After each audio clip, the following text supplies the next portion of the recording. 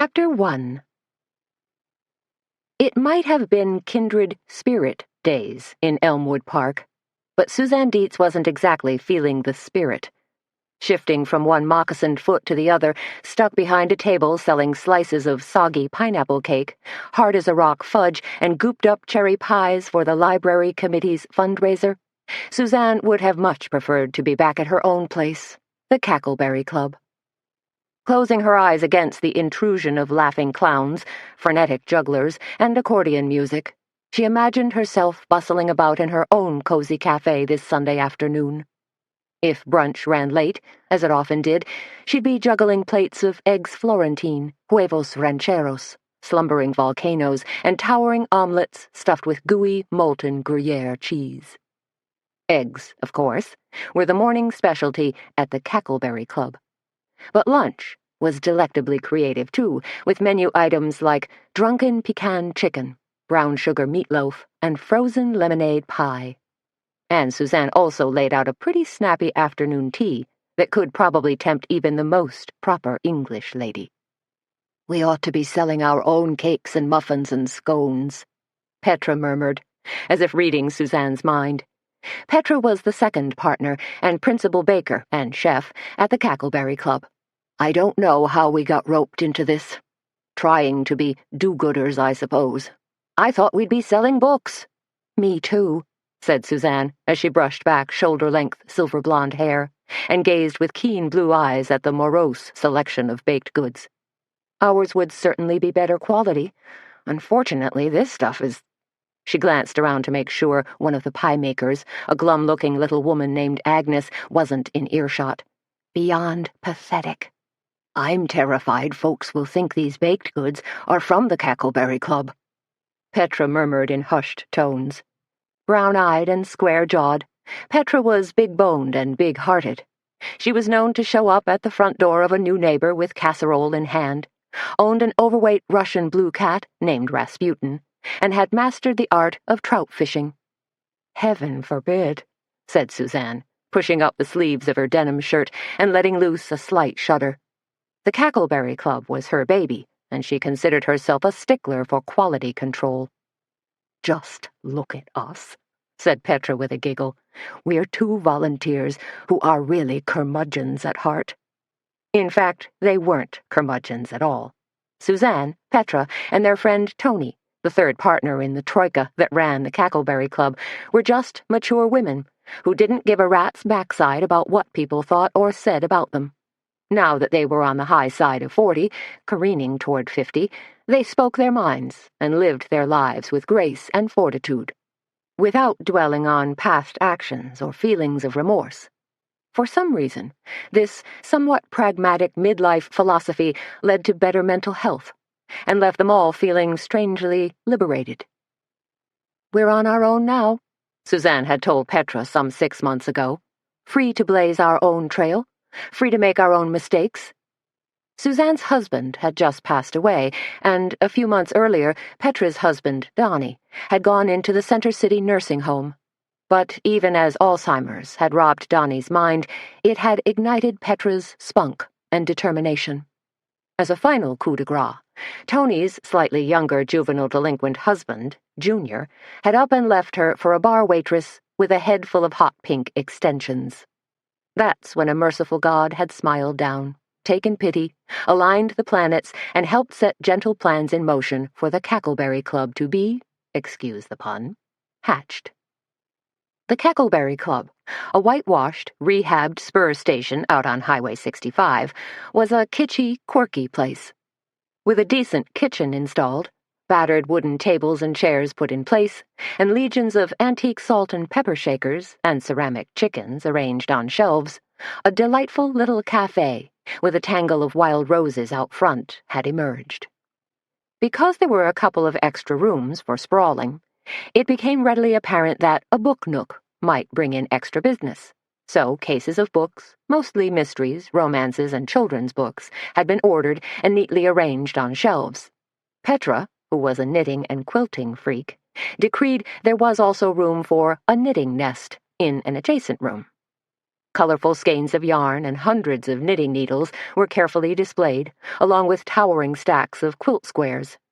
And once rump-sprung armchairs were liberated from attics, draped with woolly afghans and arranged in a cozy semicircle, customers felt more than welcome to sit and stay a while. In a relatively short time, a few months to be exact, the Cackleberry Club had emerged as the crazy quilt apex for food, books, knitting, quilting, and good old-fashioned female bonding that drew fans not just from Kindred, but from all over the Tri-County area. Petra nudged Suzanne with an elbow. "Look, Mayor Mobley's squeezed in a little campaigning." Suzanne gazed past the face-painting booth and the funnel cake wagon to watch their pudgy mayor swagger along, glad-handing folks and slapping oversized campaign buttons into their palms. "What a slime ball," she muttered to herself. Though Kindred was a picture-postcard little town with historic brick buildings and well-kept homes skirted by towering bluffs and remnants of a hardwood forest, their mayor, as top elected official, left something to be desired. Suzanne always had the niggling feeling that Mayor Mobley was just this side of legitimate, and that various permits, licenses, and easements could be more easily obtained by greasing his sticky palms. "Ozzy never came back for his pie," observed Petra, looking at the paltry few that had been reserved. Ozzy Drysden was the local funeral director, as well as a civic booster. Of course, what funeral director wasn't a civic booster? They all wanted to win friends and influence people for that final trip to the great beyond. "Hmm?" murmured Suzanne, still keeping a watchful eye on the swaggering Mayor Mobley. "Ozzy bought a cherry pie earlier, but hasn't been back to pick it up." "Tell you what," said Suzanne, frantic to ditch out. "I'll run the pie over to Ozzy, and you pull out your squishy black magic marker and slash prices on all this stuff. Hopefully, it'll magically fly off the table so we can boogie on out of here." "Deal," said Petra, as Suzanne snatched up Ozzy's pie. "But I think I'm going to slip a few ginger spice cupcakes to that poor fellow sitting by the picnic tables. He looks like he hasn't had anything to eat in a week." "Better taste them first," warned Suzanne. "You wouldn't want to kill him." Delighted to be done with the bake sales, Suzanne set off down Front Street, finally able to relax and enjoy the afternoon, what little was left of it anyway. An orange September sun hung low in the sky, but the faint rays were still warm and relaxing on her back, a lingering, lazy day feeling before the crispness of autumn took hold. In fact, Suzanne was casting admiring glances at fire maples and daydreaming about riding her horse across a sunny hillside of blazing sumac when she pushed open the front door of the Drysden and Draper funeral home. That's when the day's warmth and Suzanne's good humor suddenly came to a crashing halt. The mingled aromas of overripe flowers, chill air, and what else? Chemicals? Jarred her mind and assaulted her sensibilities. Suzanne wrinkled her nose and set her jaw firmly. Well, of course it's going to smell funny, she told herself, taking a few tentative steps into the entryway. It's a funeral home. There's always going to be chemicals. She shook her head as a shiver oozed its way down her spine. When Walter had died, they'd held his visitation right here, in this very place. Squaring her shoulders, Suzanne crossed the whisper-soft celadon green carpet and called out, "Ozzy?" in what she hoped was a confident yet slightly authoritative voice. She waited a few moments, keeping company with a grandfather clock, a wooden podium reserved for guest books, and a small brocade fainting couch that had a small table with a box of Kleenex snugged up next to it. Sighing, Suzanne decided it was time to be a little more proactive. Gripping the pie tighter, Suzanne struck off to her left and peered through the open doorway into the smaller of the two chapels. The room was tastefully furnished in shades of dove gray and mauve, and it was empty, except for a nondescript sofa and a semicircle of black metal folding chairs that looked like a cluster of skinny crows. "Ozzy?" Suzanne called out again. "I brought your pie." But there was no answer, save the ticking of the staid grandfather clock. Suzanne recrossed the entry hall. Maybe Ozzy was scurrying about in the other chapel. She touched fingertips to an ornate brass pull and slid open a heavy wooden pocket door. As she glanced in expectantly, a bronze coffin met her eyes. Lid propped up, resting on a wooden bier. The coffin was flanked by 2 pots of slightly drooping irises. Oops, this room is occupado. Suzanne caught a quick glimpse of cream-colored satin brocade, as well as the coffin's occupant, lying in still repose. Letting out a quick breath, she quickly turned her gaze to a brass candle holder that held 6 white tapers, and couldn't shut the door fast enough. Shifting uncomfortably, a little unnerved, Suzanne stared at the double doors that led to the back of the funeral home, the room where Ozzy did his sad business. "Hey, Ozzy?" she called out again, drumming her fingers nervously on the underside of the tin pie plate. No answer. Nada. And the insistent ticking of the grandfather clock was beginning to seriously grate on Suzanne's nerves. Glancing at the offending antique clock, she suddenly recalled fragments of a long-ago childhood story, whispered at night around a flickering campfire. Something about a grandfather clock that stopped dead the exact moment its creaky old owner drew his final rattly breath. Silly, Suzanne murmured to herself. She wasn't a big believer in legends or signs or portents. Suzanne was a woman who believed in living fully and wholly in the present, and not fretting unduly about what might be coming down the road. That didn't mean Suzanne hadn't noodled a 5-year plan, or even a 10-year plan, because she had. But that was for business. Mostly, in her personal life, she just tried to keep things on an even keel and obsess as little as possible. She found this approach helpful in retaining positive mental energy. It wasn't a bad way to keep crow's feet and wrinkles at bay, either. Shifting the pie to her left hand, Suzanne smoothed the front of her blouse, then placed her palm flat against one of the double doors. They were swinging doors, of course, similar in design to the service doors restaurants installed between dining room and kitchen, except in this case, there was no eye-level window to peek through. Because who in their right mind wanted to see into the back of a funeral home anyway? Suzanne pushed lightly, felt the door move inward. So, not locked, she told herself, which meant Ozzy was probably puttering around in back. And since there was a body out here, there probably wouldn't be one in back. At least, she hoped there wasn't. Suzanne couldn't recall any recent obituaries in the Bugle, could only think of the one last Thursday for Julius Carr. And she'd just encountered him. So, okay. But as the door continued to swing inward, it clanked hard, hitting a rolling metal cart. Suzanne did a double-take. The cart lay wheels up, half blocking the door. To either side of her, stacks of blue and white pharmaceutical boxes, no longer lined up nice and neat on their grid of shiny metal shelving, were tumbled haphazardly on gray linoleum. Suzanne could read the labels on the upended boxes. Hyzone, Lynch, ESCO. What just happened here? She wondered, and suddenly heard a faint clink. What was that? The snick of a metal door. The click of an instrument being set down? Sure it was. So Ozzy was back here. Probably. Ozzy? Suzanne called, rounding a corner. What the heck Suzanne stopped dead in her tracks, her words segueing to a sputter, then a dying gasp. Her mouth opened reflexively, snapped shut, then opened again, but no sound issued forth. Because Ozzy was back here, all right, splayed out on an enormous metal table like some sort of medical experiment gone horribly wrong. Suzanne's eyelids fluttered uncontrollably as she took in the ghastly scene. Plastic hoses kinked around Ozzy, his right arm stuck rigidly out to one side. And there, sticking into that arm, his very white, waxy arm, was a large needle attached to a length of tubing. Suicide? The word exploded in Suzanne's brain like 1,000 points of light. Oh, no. Not Ozzy Drisden. He wouldn't do that, would he? Suzanne's stomach lurched unsteadily, and the beginnings of bitter, hot bile rose in the back of her throat.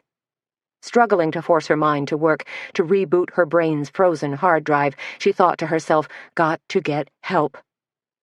As that thought popped into her head, like a bubble above a cartoon drawing, there was a sudden, sharp snap, like a freshly laundered towel jerking on a clothesline. A soft shuffle sounded behind Suzanne, then a cold, wet, foul-smelling rag was clamped viciously across her nose and mouth. Throwing up her hands in protest, the pie flipped end over end and crashed to the floor. Struggling blindly, not thinking clearly now, Suzanne inhaled sharply and involuntarily breathed in the prickly chemical that soaked the rag. Her heart lurched painfully in her chest and her lungs burned like hot coals. Staggering, drunkenly, Suzanne's spinning mind spat out a single word. Camphor? Then her head was filled with the drone of 1,000 angry hornets, and her knees began to buckle like a cheap card table. No. Chloroform was Suzanne's last semi-lucid thought, as blackness descended and she crumpled atop the ruined cherry pie. Chapter 2. Breathe deeply, urged a voice from above her. Suzanne's eyes fluttered wildly for a few moments, then peeped open, and Suzanne found herself gazing up into the face of a kindly-looking EMT wearing a blue uniform with a red and white patch. He was young and good-looking, with an olive complexion and curly dark hair. When did EMTs get so young? Suzanne wondered to herself. And when did I start thinking guys in their early 30s were young? That brought a semblance of a giggle mixed with a few hiccups. She's coming around, said Petra. At hearing her friend's calming voice, Suzanne lifted her head. Not a great idea. Her brain was still spinning like a centrifuge, even though her body was laid out flat on the floor, right where she'd fallen. Cotton in my head, Suzanne thought crazily, and bright red cherry pie all over the floor. The EMT, whose name tag read J. Jellin, held a plastic mask to Suzanne's mouth and smiled encouragingly. Breathe, he instructed. Suzanne fought to bat the mask away. It's only oxygen, Jellin told her calmly. Help clear your head. Breathe the O's, honey, Petra pleaded, kneeling down next to her. Suzanne breathed in deeply, and, a few moments later, really did feel better. She relaxed, inhaled a few more O's, then raised a hand and pushed the mask aside. What happened? She asked Petra. How did you get here? When you didn't come back right away, I sent Sheriff Doogie over to check on you, explained Petra. He'd been hanging around in the park, snarfing down hot dogs and cookies. After he left, and when I saw the ambulance heading over there, Doogie must have found you and called for it right away. I came running, like the proverbial cavalry. Petra put a hand to her ample chest. Well, a cavalry that walks awful darn fast, anyway. Doogie's here? Asked Suzanne, struggling to sit up. Petra nodded. And a deputy. She peered anxiously at Suzanne. How much do you remember, honey? It was starting to come back to her now. Suzanne touched a hand to her head and sighed deeply. Oh, man. Ozzy... Petra gave a solemn shake of her head. Dead? Asked Suzanne. Her mouth felt parched. Afraid so, Petra whispered. Suzanne pushed herself into a sitting position, gritted her teeth as her head spun wildly, then struggled to get her legs under her. The paramedic, Jellin, curved an arm around her waist and asked, You sure you want to do this? Suzanne nodded and suddenly found herself being lifted with ease by the helpful paramedic. She continued to stare down at the floor for a long moment, noting the sticky smear of cherry pie and a flattened hunk of golden crust that seemed to carry the partial imprint of a shoe. Then she raised her eyes. Ozzy was still lying there, of course. That harsh reality hadn't changed one iota. But now, Sheriff Roy Doogie and his deputy Wilbur Halpern were circling the metal table like coyotes surveying roadkill. Another fellow, George Draper, the Draper of Drysden and Draper, was standing there with them, making nervous, futile hand gestures. Obviously, Draper had been summoned post-haste. Killed himself, said the deputy. He shook his head even as he hooked both fingers in his belt in a kind of post-mortem show of disapproval. Sheriff Doogie, a big bear of a man in rumpled khaki, turned toward George Draper, Ozzy's partner, now the sole owner of Drysden and Draper. Had he been depressed? Draper, who was tall, gangly, slightly stooped, and looked like he might be suffering a mild bout of depression, gave a slightly furtive shrug. Maybe. A little bit. What are you talking about? Suzanne suddenly croaked as she staggered toward them. She was fighting mightily to get her feet and legs to coordinate with her brain, but walking a straight line wasn't easy. Sheriff Roy Doogie shifted his bulk and bobbed his head at Suzanne. He was the duly elected sheriff of Logan County, and had been in office for more than a dozen years. With his meaty face, cap of gray hair, and rattlesnake eyes, Doogie only looked slow-moving. Truth was, not much got past him. "You feeling better now, Suzanne?" Doogie asked as she continued to wobble toward him. "You must have had quite a start, seeing poor Ozzy like this. No wonder you fainted dead away." "I didn't faint," Suzanne protested. "I've never fainted in my life." The young deputy let loose a slightly derisive snort. "Then how come you was sprawled on the floor?" "If you give me a minute, instead of jumping to conclusions," snapped Suzanne, "I'll tell you." "Tell us what?" asked Doogie. A frown and something else, curiosity, had insinuated itself on his lined face. "Someone attacked me," Suzanne told him in a rush, "from behind, clamped some kind of damp cloth over my mouth and drugged me." She touched the back of her hand to her head, trying to recall the exact sequence of events.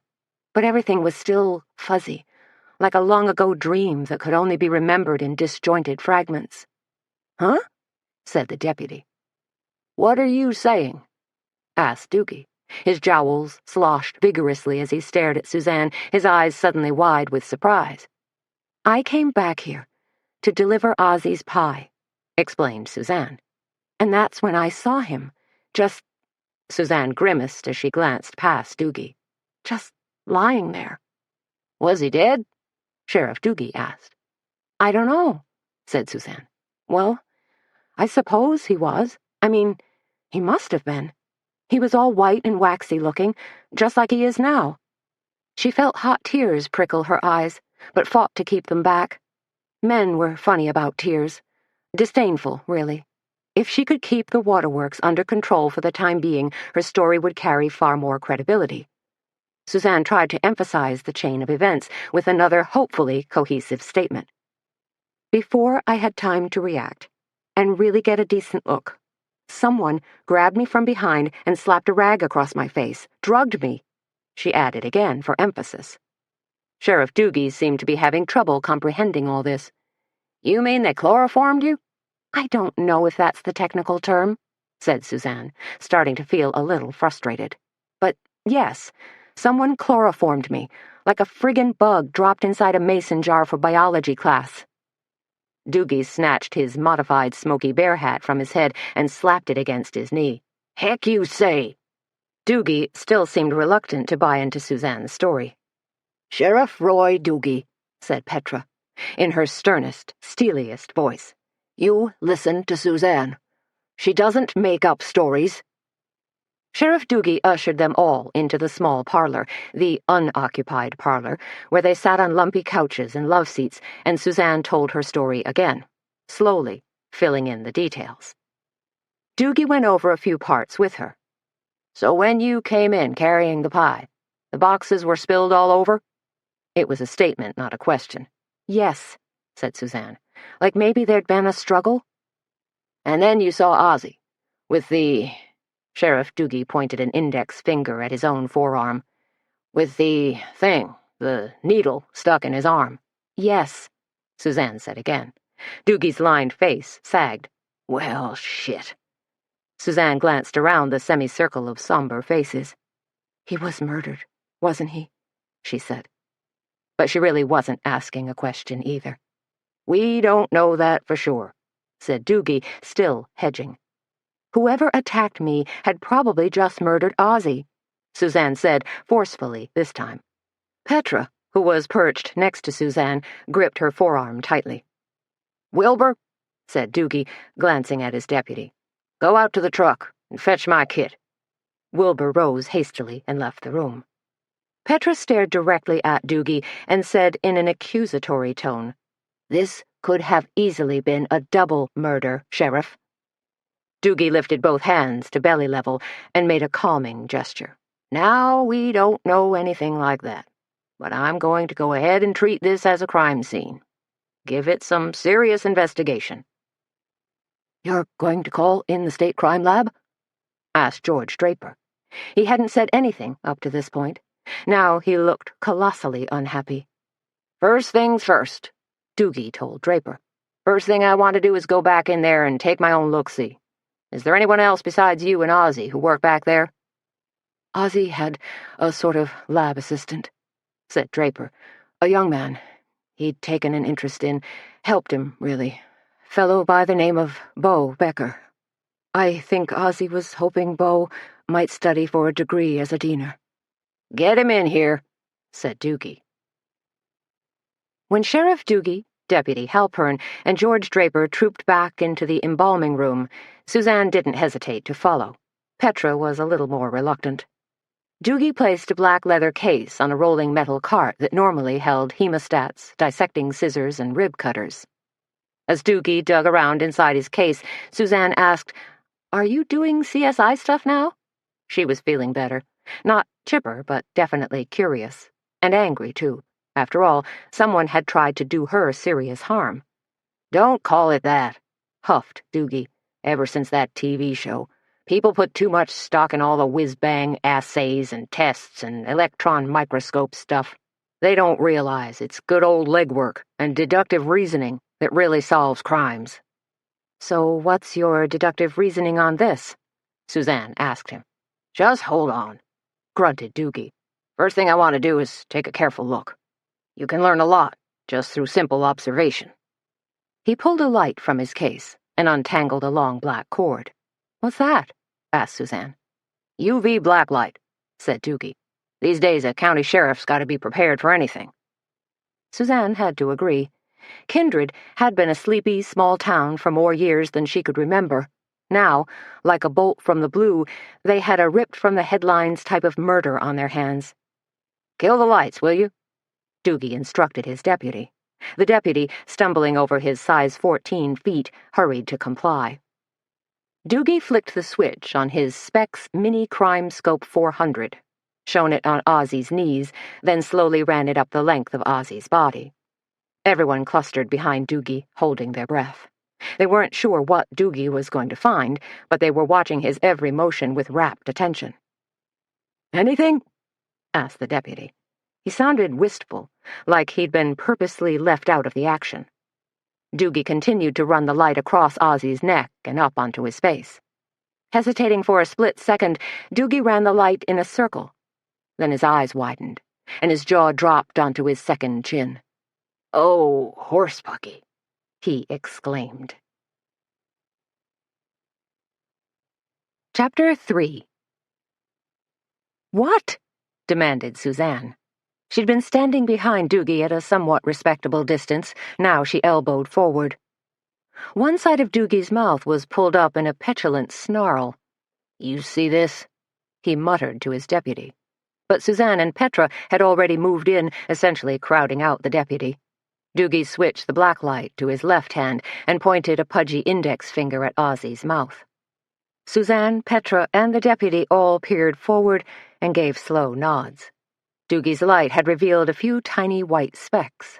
Suzanne wondered if they were faint remnants of food or toothpaste, or some kind of drug Ozzy might have ingested or been force-fed. But Doogie quickly answered her question. "Somebody put sticky tape over Ozzy's mouth," Doogie said slowly. It seemed to be dawning on him that this was the pivotal point where taking a look-see had suddenly turned into a full-fledged murder investigation. Now Doogie was more aggressive with his study. He shone the light slowly across every part of Ozzy's body, returning again and again to certain areas. "Doggone," muttered Doogie. "Stuff's on his wrists, and ankles, too." Deputy Halpern's face had blanched white, and he looked a little shaky. "So, what exactly are you saying?" pressed Suzanne. There was a nasty churn in the pit of her stomach. She wasn't sure if it was the residual effects of the chloroform or just the psychic shock of gazing at Ozzy's dead body and knowing he was for sure murdered. But Suzanne mustered her inner grit and forced herself to focus. She wanted to hear an explanation directly from the sheriff's own mouth. Doogie snapped off the blacklight and gazed directly at Suzanne with tired, hooded eyes. Some maniac tied Ozzy down before draining his blood. You could have heard a pin drop. So, murder, not suicide, murmured Suzanne. She glanced at Deputy Halpern and took a certain amount of grim satisfaction in the fact that he looked awfully green around the gills. Gotta call the state crime lab in on this, said Sheriff Doogie. This is a bad situation. We're gonna need technical assistance. He clumped across the room, hit the light switch. Everyone blinked when the overhead fluorescents buzzed on. Under the suddenly glaring lights, the stainless steel looked much harsher, and Ozzy's body looked even more pathetic. I'm going to wait outside with Mr. Draper, Petra told Suzanne, slipping away. Suzanne nodded, but resolutely remained in the embalming room. She watched as Halpern packed up Doogie's case, listened half-heartedly as Doogie made his phone call to alert the guys at the state crime lab.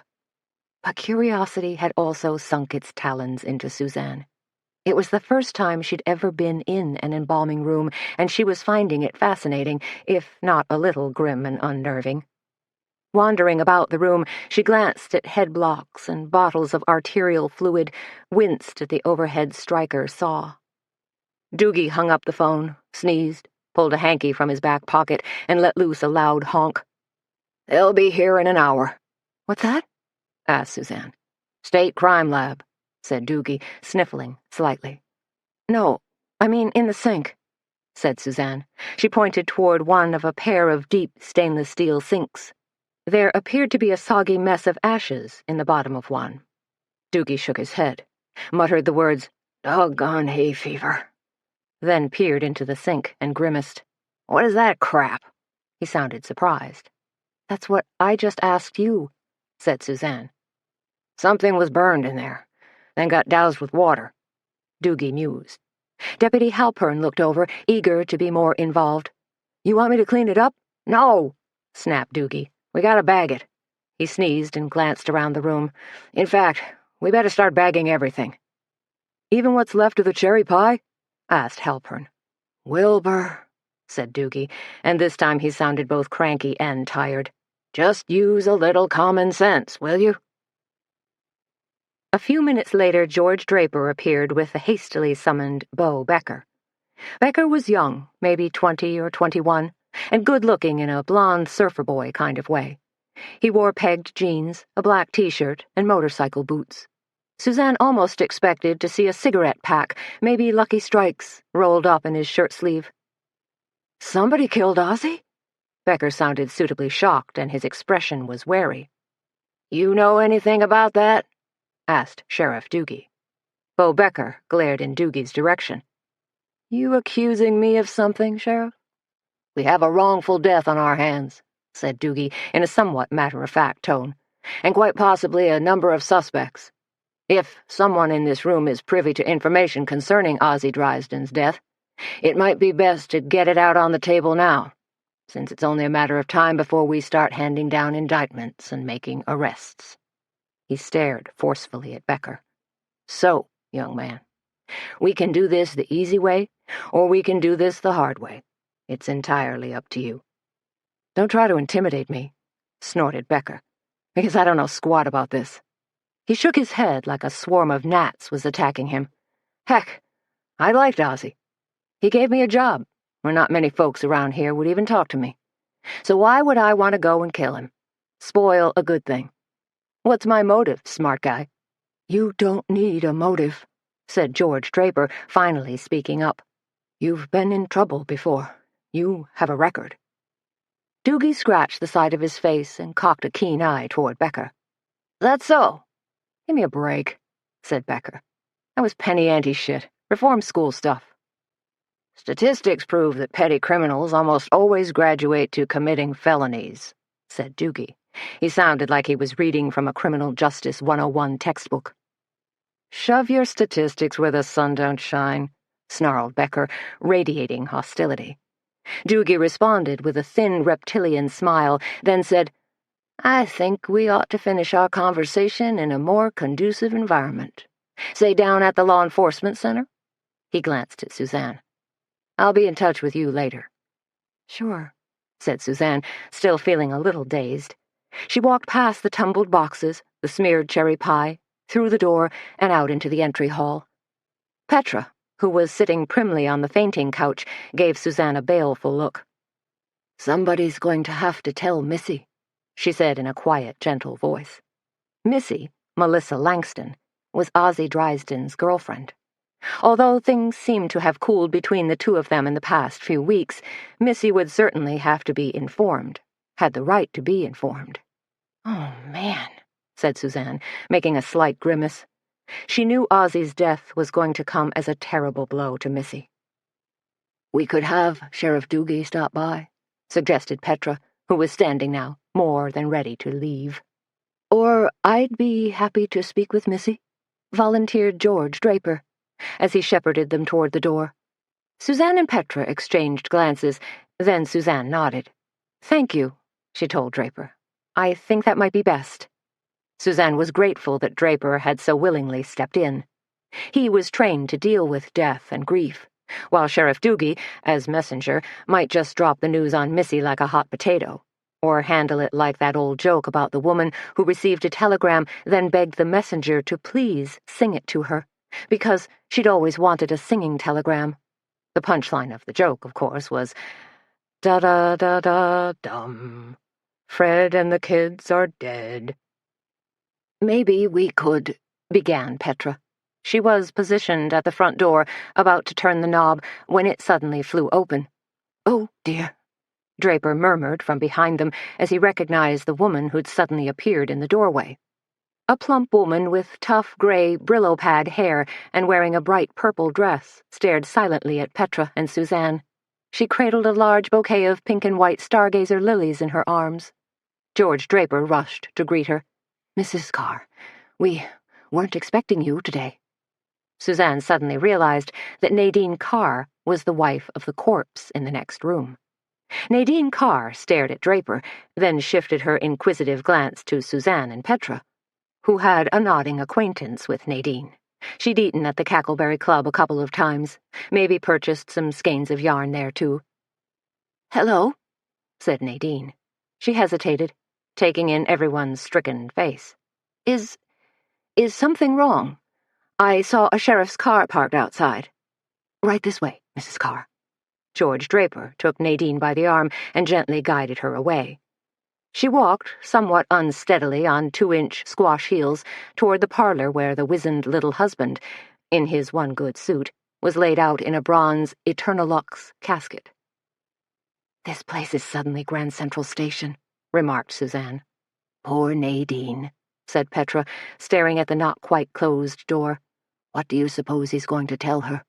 "Whatever it is," said Suzanne, "it's going to come as a bombshell."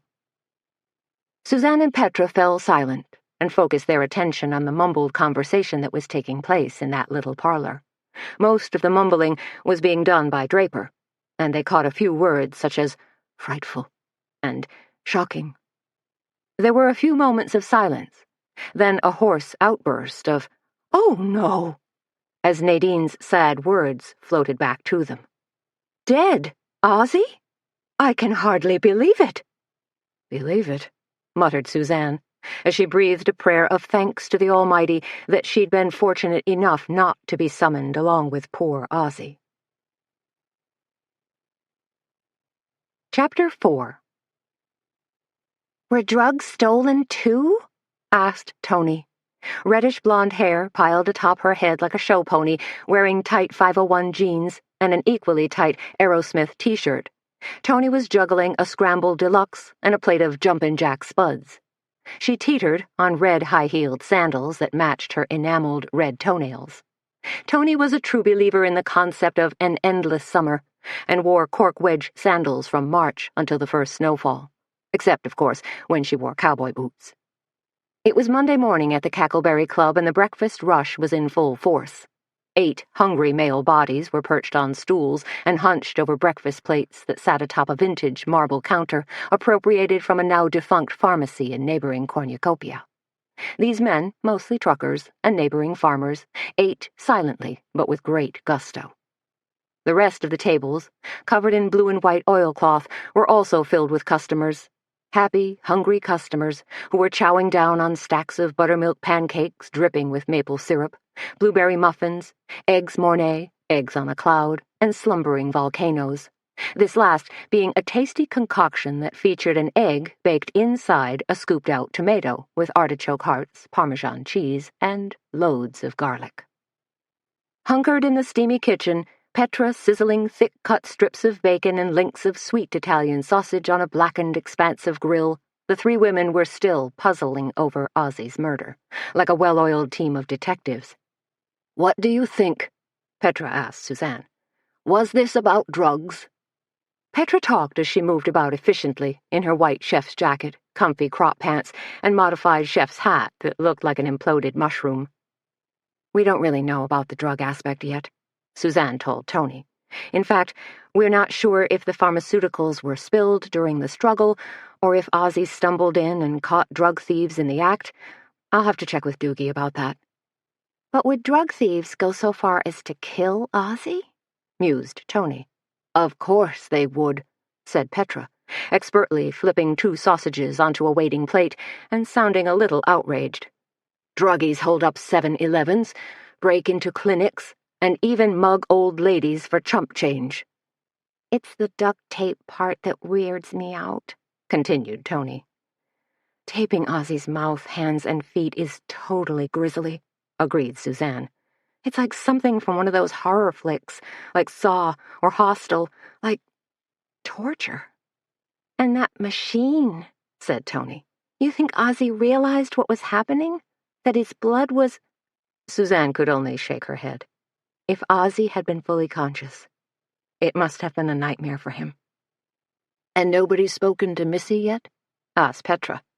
She spun around like a ballet dancer, dipped her ladle into a bowl of pancake mix, then dropped 3 little puddles of batter on the grill where they made a satisfying sizzle. "It's not that I haven't tried," Suzanne told her. "Call her again," urged Tony. "We've got to make sure she's okay. Do it now while I cover the cafe out front." Grabbing a large silver tray, Tony artfully arranged 5 plated breakfasts onto it, as though she were fitting together pieces of a Chinese puzzle. Suzanne snatched the phone off the wall and punched in Missy's number. Because she'd tried calling so many times, she had it memorized. And since Missy was a good friend and constant customer at the Cackleberry Club, Suzanne was growing more and more concerned that she couldn't get a hold of her. Missy had experienced her own share of bad luck over the past few months. She'd been the office manager for Bobby Waite, Suzanne's former lawyer, who'd suffered a very untimely death. Bobby's passing had pretty much rocked everyone's world. When the law office closed, Missy had accepted a job as general manager of Alchemy, a new fashion boutique that was slated to open this Friday in Kindred's picturesque downtown. "Doggone," exclaimed Suzanne, frowning. "Number's still busy. And when I called last night, there was no answer at all." "She's probably just too upset to talk to anyone," said Petra. "Just letting her phone ring into oblivion." "I suppose," said Suzanne. She glanced out the back window and saw her dog, Baxter, lying in the sun. Most days she brought Baxter to work with her, and he enjoyed his day, alternately snoozing and terrorizing gophers that popped their ratty little heads up from the neighboring soybean field. He was getting older, his muzzle going white, but he hadn't lost his spunk for shagging rodents. "Cheddar cheese strata's up," said Petra, quickly plating 2 more breakfasts. She blew a wisp of hair from her face, then muttered, "Now I gotta get my cookies in the oven." "Chocolate chip?" asked Suzanne. Petra was renowned for her chocolate chip cookies. Suzanne was renowned for taking a 6 home with her and polishing them off while watching Sex and the City reruns. "Chocolate chunk walnut cookies," said Petra, giving a slow wink. Suzanne delivered more breakfasts, poured refills of coffee, joked with a few customers, delivered checks, and cleared tables. Tony was behind the counter, slicing a loaf of freshly baked wheat bread and making a ham, Gruyere cheese, and tomato sandwich for an early takeout lunch. Suzanne smiled to herself, feeling content. This was the time of day she enjoyed most, when things were humming but not too crazy yet, when the aroma of cinnamon muffins, spicy kielbasa sausage, and fresh-brewed Kona coffee hung redolent in the air, and when she could stand behind the old brass cash register and accept both money and compliments from their customers. The Cackleberry Club, in all its cozy, homespun glory, was a bit of a throwback. No frozen, prepackaged foods were heated in microwaves like chain restaurants were wont to do. In fact, the Cackleberry Club prided itself on serving made-from-scratch baked goods, using only cage-free eggs, and sourcing the freshest local ingredients, which, interestingly enough, was one of the hottest trends going in the fine dining industry today, whether it was Jean-Georges in New York, Chez Panisse in Berkeley, or the French Laundry in Napa Valley. Of course, none of those restaurants boasted a book nook and knitting nest, or a fine collection of salt and pepper shakers, battered tin signs, and ceramic chickens crowded into a colorful flock on the cafe's high shelves. And Suzanne was pretty sure that none of those fancy restaurants had antique egg crates piled outside their front door, or a tangle of wild roses crawling up a white trellis. 10 minutes later, when Sheriff Roy Doogie swaggered into the Cackleberry Club, Suzanne really wasn't surprised. She figured he'd show up sooner or later. Doogie had a nose for questions and a craving for caramel rolls. "Sheriff?" said Suzanne, as Doogie slid onto the red vinyl stool at the far end of the counter. "How did it go with the crime scene boys?" Doogie tilted his head back and peered down his nose at her. "They did their thing, and I did mine." "And your thing is?" asked Suzanne. "Interviewing suspects." Tony eased her way down the counter to join them. "You have suspects?" she asked. "So soon?" She sounded impressed. Petra stuck her face through the pass-through and asked, "You want something to eat, Sheriff? I got hot Italian sausage and a couple of cakes with your name on them. Oh, and a caramel roll, too." "I ain't gonna say no," responded Doogie, as Suzanne laid out flatware in a white paper napkin, and Tony poured coffee into an oversized ceramic mug with a chicken on the front. "So," said Tony, sliding the coffee across the counter to Doogie, "who exactly are these suspects of yours?" Doogie took a long slurp of coffee, set his cup down, and smiled a cat who swallowed the canary smile. "Sometimes they're right under your nose." "What are you talking about?" asked Suzanne. "Who are you talking about?" Doogie continued to be coy. "Let's just say a certain girlfriend has caught my attention." Suzanne almost choked. "What?" she screeched, her voice rising a few octaves. "Please tell me you're not talking about Missy." Doogie waggled his head up and down in a sort of tacit nod. "No way!" exclaimed Tony. "Missy and Ozzy were in love." "Not so much recently," said Doogie. He took another sip of coffee, then peered across the top of his cup at Suzanne. "You and Missy are friends, Suzanne. How much has she told you lately about her relationship with Ozzy?" Suzanne thought carefully before she answered. "Not much," she had to admit. "But I don't think anything's changed. Of course, Missy's been up to her eyeballs with preparations for the launch of Alchemy Boutique." "Huh?" said Doogie. "Alchemy," said Suzanne. "I'm sure you read about it in the Bugle. It's the new boutique in the Chandler Building, next to Route 66 Hair Salon." When Doogie still looked puzzled, Suzanne added, "The shop that Carmen Copeland is opening." Carmen Copeland was a rather flamboyant romance author who lived in neighboring Jessup. Suzanne figured that by launching Alchemy, Carmen, in her somewhat snooty, superior manner, was attempting to instill a new level of style among the women of Kindred. Suzanne felt pretty darn comfortable in her faded denim jeans, soft white cotton shirt tied at the waist, and turquoise jewelry. But she wasn't totally adverse to casually perusing Alchemy's offerings. But no way was she slipping on platform shoes, or any kind of top or tunic that sported oversized shoulder pads. Been there, done that. "I'm going to ask you a question, and however you answer it," said Doogie, "I want to make sure I have your complete confidence." He made a zipping motion across his mouth. "Okay?" Tony nodded, while Suzanne gave a reluctant, "Okay." Doogie leaned forward across the counter. "How much do you know about Earl Stensrud?" Now Suzanne was really confused. Earl? You mean Missy's ex-husband?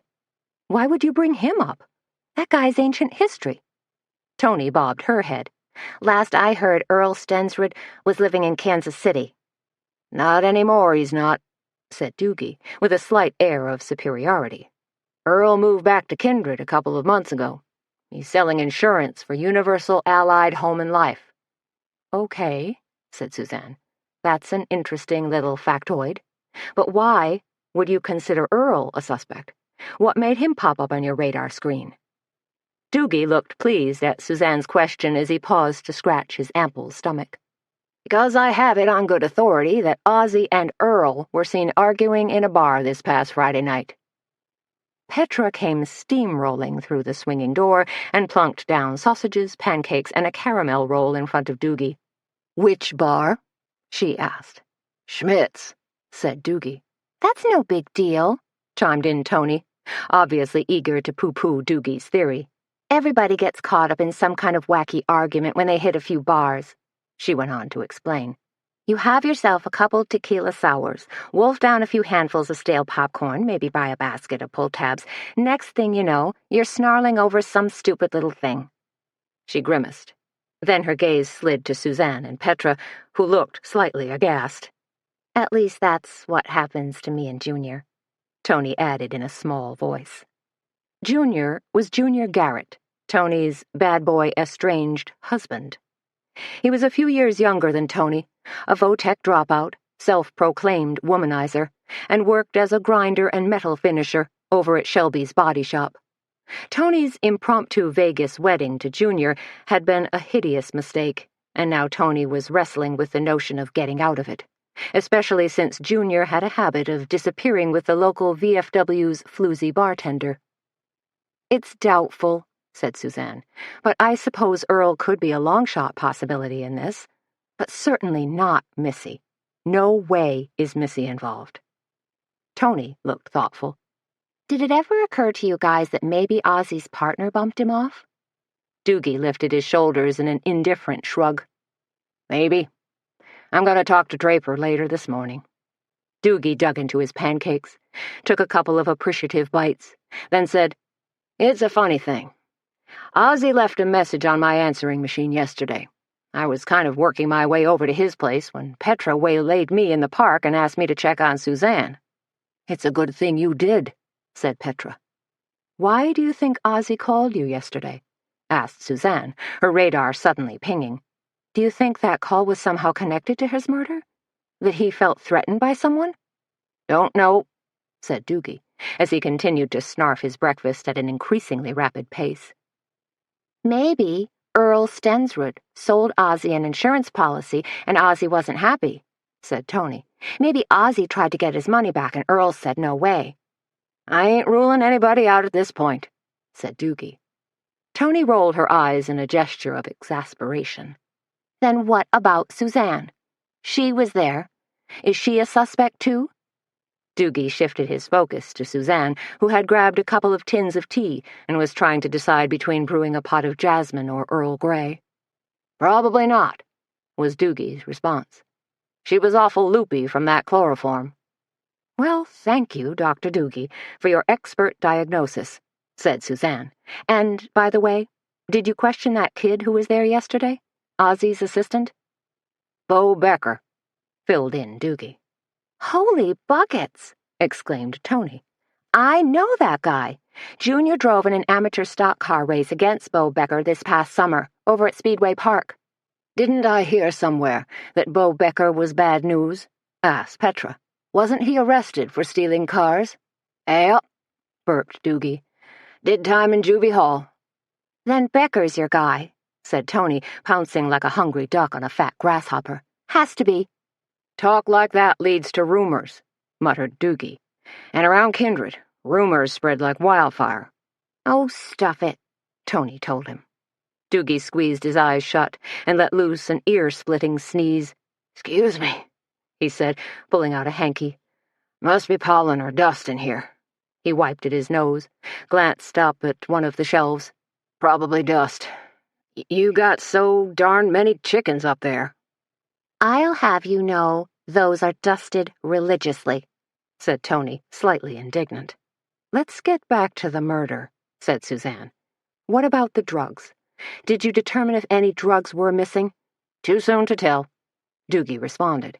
Draper's got to go through the inventory list, and that's in some computer file. And the sticky tape remnants and stuff? Said Suzanne. The crime scene evidence? What if you found out about that? Still at the state lab. Gonna take a while, said Doogie.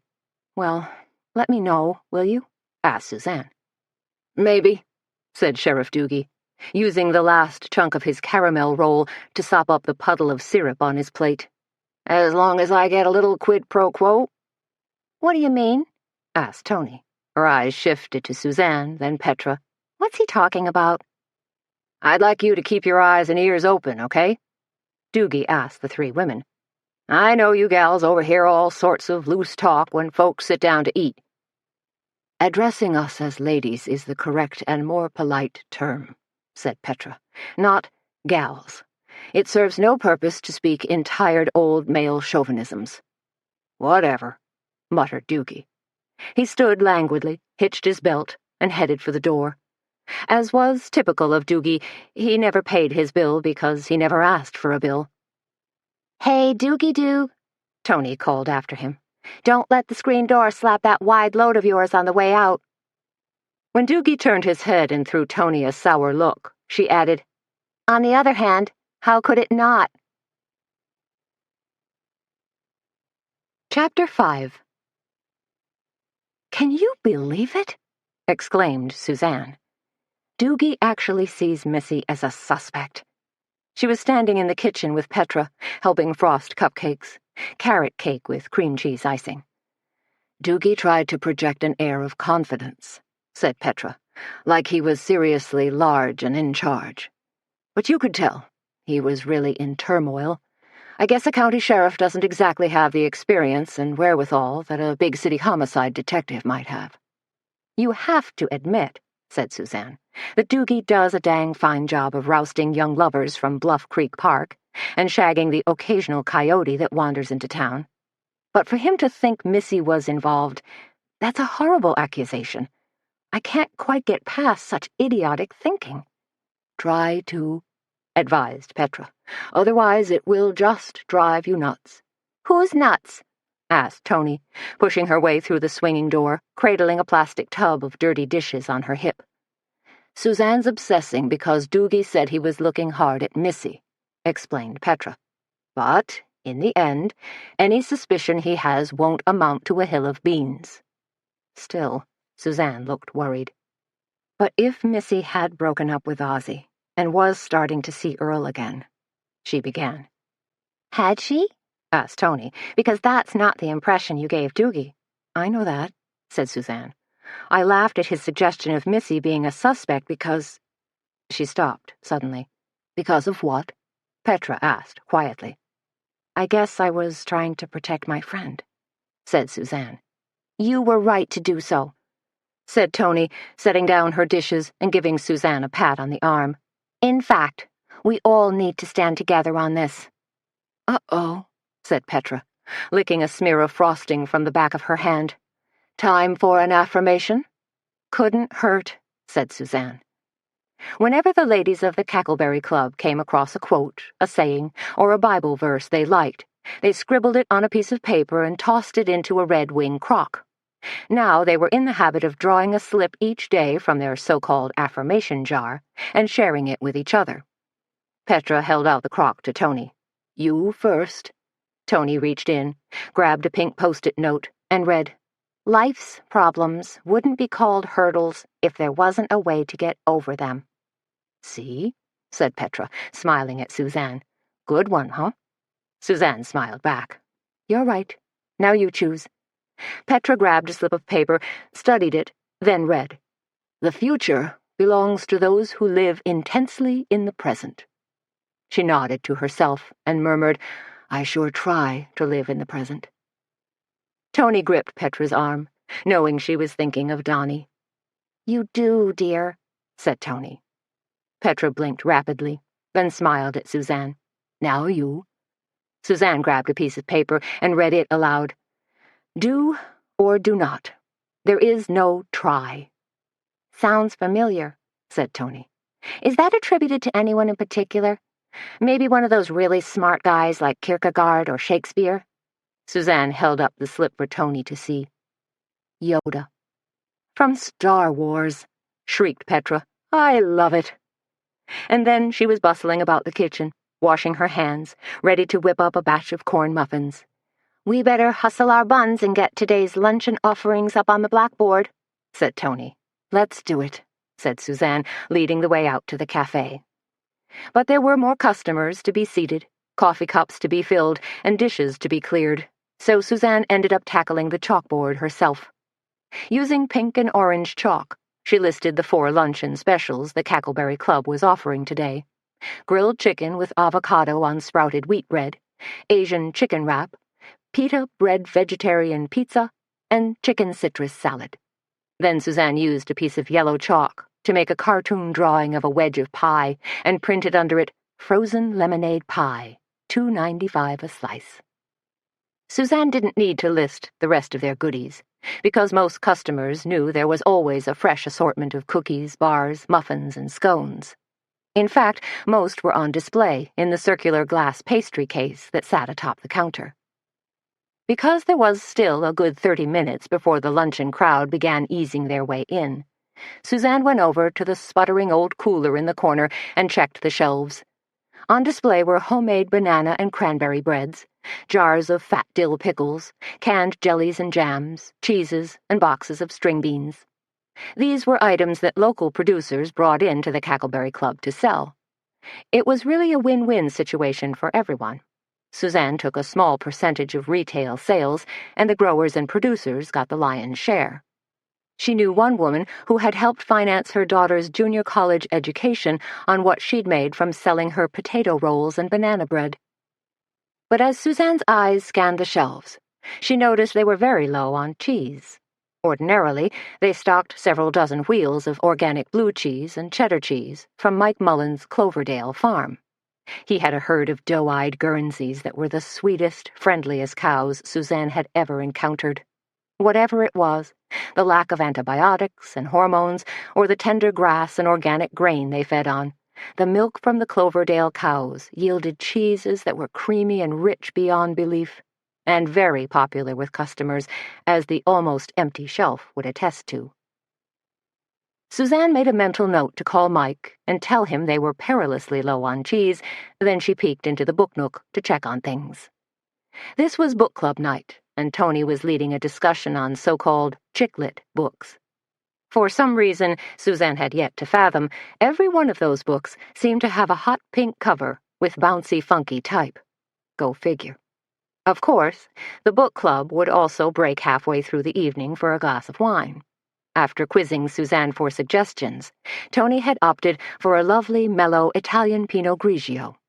A fine choice that would no doubt help the group segue from discussing sarcastic chick-lit to bodice-busting romance novels. Romance novels. Doggone it. Scurrying across the well-worn Aubusson carpet to the romance section, Suzanne carefully checked the shelves. Carmen Copeland, their local romance author, was coming in Wednesday afternoon for a book signing, and she wanted to be stocked and ready. Well, okay, phew. They had at least 25 copies of Carmen's new book, Ramona's Rhapsody, on the shelf, along with at least 2 copies of each book in Carmen's backlist, so that ought to do it. Carmen was one of a handful of authors who had jumped from mid-list mediocrity to the top of her genre. In leapfrogging thousands of other authors, Carmen had become rich, haughty, and imperious, not necessarily in that order. But Carmen's snippy attitude wasn't Suzanne's problem at the moment. Right now she was concerned about Missy Langston, and was wondering how in heck she could get in touch with her. Maybe drive over to her house after lunch? Stop by the boutique? Missy was probably there, unpacking boxes, frantically steaming garments, and arranging them on racks. Grabbing a couple of empty coffee mugs that had been left on the book nook's small counter, Suzanne scooted through the cafe and headed into the kitchen. When Petra saw Suzanne burst through the door, she said, "Do you realize what a ferociously busy week this is going to be?" Suzanne gave a knowing nod. She knew exactly what they had on the docket. "We've got the Silverleaf Tea Club coming in tomorrow afternoon," said Petra, ticking off the events on her fingers. "Then the knit-in for charity on Thursday, and our Take the Cake show on Saturday." "I know," said Suzanne. "It's a lot." "More than a full week," muttered Petra, as she dipped her frosting knife into a bowl of creamy vanilla frosting. "That cake's for Saturday?" asked Suzanne. Petra was frosting a 3-layer chocolate cake and had sketched out a Take the Cake logo and design. Her plan was to add mini fondant cakes and blue ribbons as decoration. "It is, in a way," said Petra. "Jenny Probst offered to display it in the front window of the bakery. Advertising made delicious." Tony came slaloming in with a stack of clean dessert plates and slammed them down on the wooden butcher block table. "What's wrong?" she asked, at seeing Suzanne and Petra with such serious faces. "We were just talking about how much we've got scheduled this week," said Petra. "What were we thinking?" She picked up a spatula and twirled it in the air. "We're going to run ourselves ragged." "We just got over-enthusiastic," said Tony, matter-of-factly.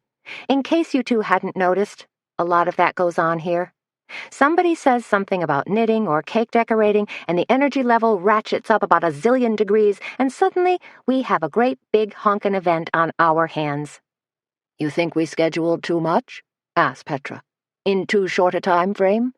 Now she and Tony both cast sideways glances at Suzanne. "Of course we did," said Suzanne, "but I don't think we'd want it any other way.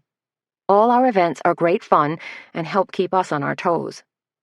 Petra gazed down at the purple Crocs on her size 10 feet. "Such as they are." "Petra seems a little edgy, don't you think?" asked Tony, as they laid flatware and set water glasses on the tables. "Mostly because of Saturday's Take the Cake event," said Suzanne. "She sort of spearheaded that whole idea, so I think she's feeling responsible." "But we'll all pitch in," said Tony. "We always do. And we've got volunteers lined up like crazy." "Thank goodness," said Suzanne, "because I'm pretty sure we're going to have tons of entries in the cake decorating contest, and a whole lot of folks coming in for the cake social." "The cake judging is going to be my favorite part," said Tony. "I love watching Ace of Cakes on TV. And now we're going to have our own mini competition." Suzanne put the last water glass in place and surveyed the cafe. "We all set?" "We better be," said Tony, slipping a long black Parisian waiter's apron over her jeans and t-shirt. "Because here comes our first customer." Both women stood there with smiles on their faces as the door slowly swung open. Only it wasn't a customer at all. Standing in the doorway, staring at them with a stricken look on her face, was Missy Langston. Suzanne took in Missy's sad expression, haggard look, and slumped shoulders, and murmured, "Oh, no."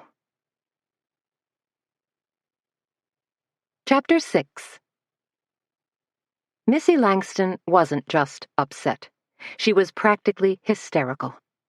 "My poor Ozzy is dead, and now Sheriff Doogie says I'm at the top of his suspect list," she wailed. Suzanne led Missy to a table and got her seated. Tony quickly brought a glass of ice water. "Take a sip," urged Tony. "Why do people always bring you water when you're upset?" asked Missy, taking a tentative gulp. In her mid-30s, Missy possessed fair, almost porcelain skin, hair the color of fine corn silk, and a full, ripe figure.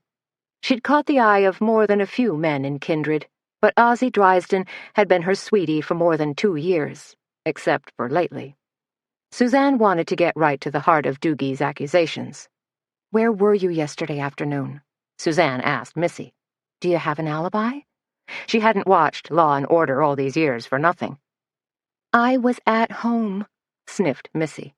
"I was planning to go to Kindred Spirit Days, maybe hang out a little, but I was just so tired from working 12-hour days, trying to get Carmen's boutique ready. So I gave myself a break and took a nap." "Poor dear," said Tony. "Next thing I know," said Missy, "Sheriff Doogie is pounding on my door, telling me Ozzie is dead." Suzanne wrinkled her nose. George Draper had offered to break the news to Missy. Obviously, Doogie had engineered a serious change in plans. So Doogie just barged in? Asked Tony. Just dropped the terrible news on you? Now Missy pulled a white hanky from her bag and dabbed at her eyes. Yes. Her voice dropped to a hoarse whisper. And it was shocking. Just shocking. The news hit me like a ton of bricks. Missy took another sip of water. What did Sheriff Doogie say after he broke the bad news? Asked Suzanne. Missy sniffled again. Just rattled off a string of questions. Didn't display a speck of sympathy or decency, she added. And the questions were all concerning you and Ozzy? Asked Suzanne. Missy bobbed her head. Exactly. Sheriff Doogie asked me how long we'd been dating, how close we were. She blushed slightly, then added, really personal questions. Then he asked if Ozzy and I had cooled it over the past couple of months. What did you tell him? Asked Suzanne. I told him we'd cooled it a little bit, said Missy, that I'd been so busy with the new boutique that I hadn't had a lot of free time. But your relationship had cooled off, hadn't it? Asked Suzanne. She felt so sad asking about Ozzy in the past tense. Yes. Missy's voice was a soft whisper again. It had. What was the real reason? Suzanne asked, although she wasn't sure she'd get a straight answer. But Missy surprised her. Biting her lip, twisting her hanky around her thumb, Missy said, A couple of months ago, I kind of pressured Ozzy for a commitment. Okay, said Suzanne. I can certainly understand that. Missy let loose a deep sigh. But Ozzy said he wasn't ready for marriage, that he preferred the status quo, as he so inelegantly phrased it, and told me that maybe he wasn't even the marrying kind. Tears trickled down Missy's face. Why do men do that? She wailed. Why do they get all cozy and buy you little gifts and lead you on like that? Then when you dare to broach the subject of marriage, they turn completely squirrely. What is it with this fear of commitment? It's part of the male genetic code, said Tony, like being unable to put the toilet seat back down. Not all men are like that, said Suzanne. But let me guess. Sheriff Doogie asked if you were hurt and angry about Ozzy being so non-committal. He did, said Missy. In fact, he broached the subject a couple of different ways. Just kept coming at me. Were you angry? Asked Tony. Missy frowned and studied her French manicure. Yes. Seconds ticked by. Maybe a lot angry. Furious, I suppose. Suzanne pressed on. And Doogie thought that Ozzy's cool-down might have put you over the edge, might have served as an impetus to kill him. Missy's face turned harsh. I think Sheriff Doogie's convinced I'm one of those scorned, revengeful, stalker-type women. You mean like in Fatal Attraction? Asked Suzanne. Except you'd never boil a rabbit in a pot, pointed out Tony. Missy shivered. No, of course not. And what exactly did Doogie ask you about Earl? Said Suzanne. Said Missy. Earl? He asked if you'd been seeing your ex-husband, right? Pressed Suzanne. Dating him? Yes, murmured Missy. And you have been seeing Earl? Isn't that correct? Asked Suzanne. Really? Said Tony. Earl? Missy looked slightly sheepish. Yes, some. Why would you do that? Asked Suzanne. I thought you were through with him. After Missy's divorce was final, she referred to Earl Stensrud as a cretin, not fit to sell watermelons by the side of the road.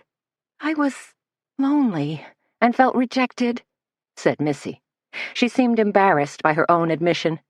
I can see that, said Tony. When Junior left me, the first time anyway, I thought I'd go berserk. She shrugged. Now I'm getting used to it. The thing with Earl, said Missy, is that absence really did make our hearts grow fonder. And once Earl moved back here, we kind of picked up where we left off, and one thing led to another. She touched her hanky to her nose, sniffled, and continued.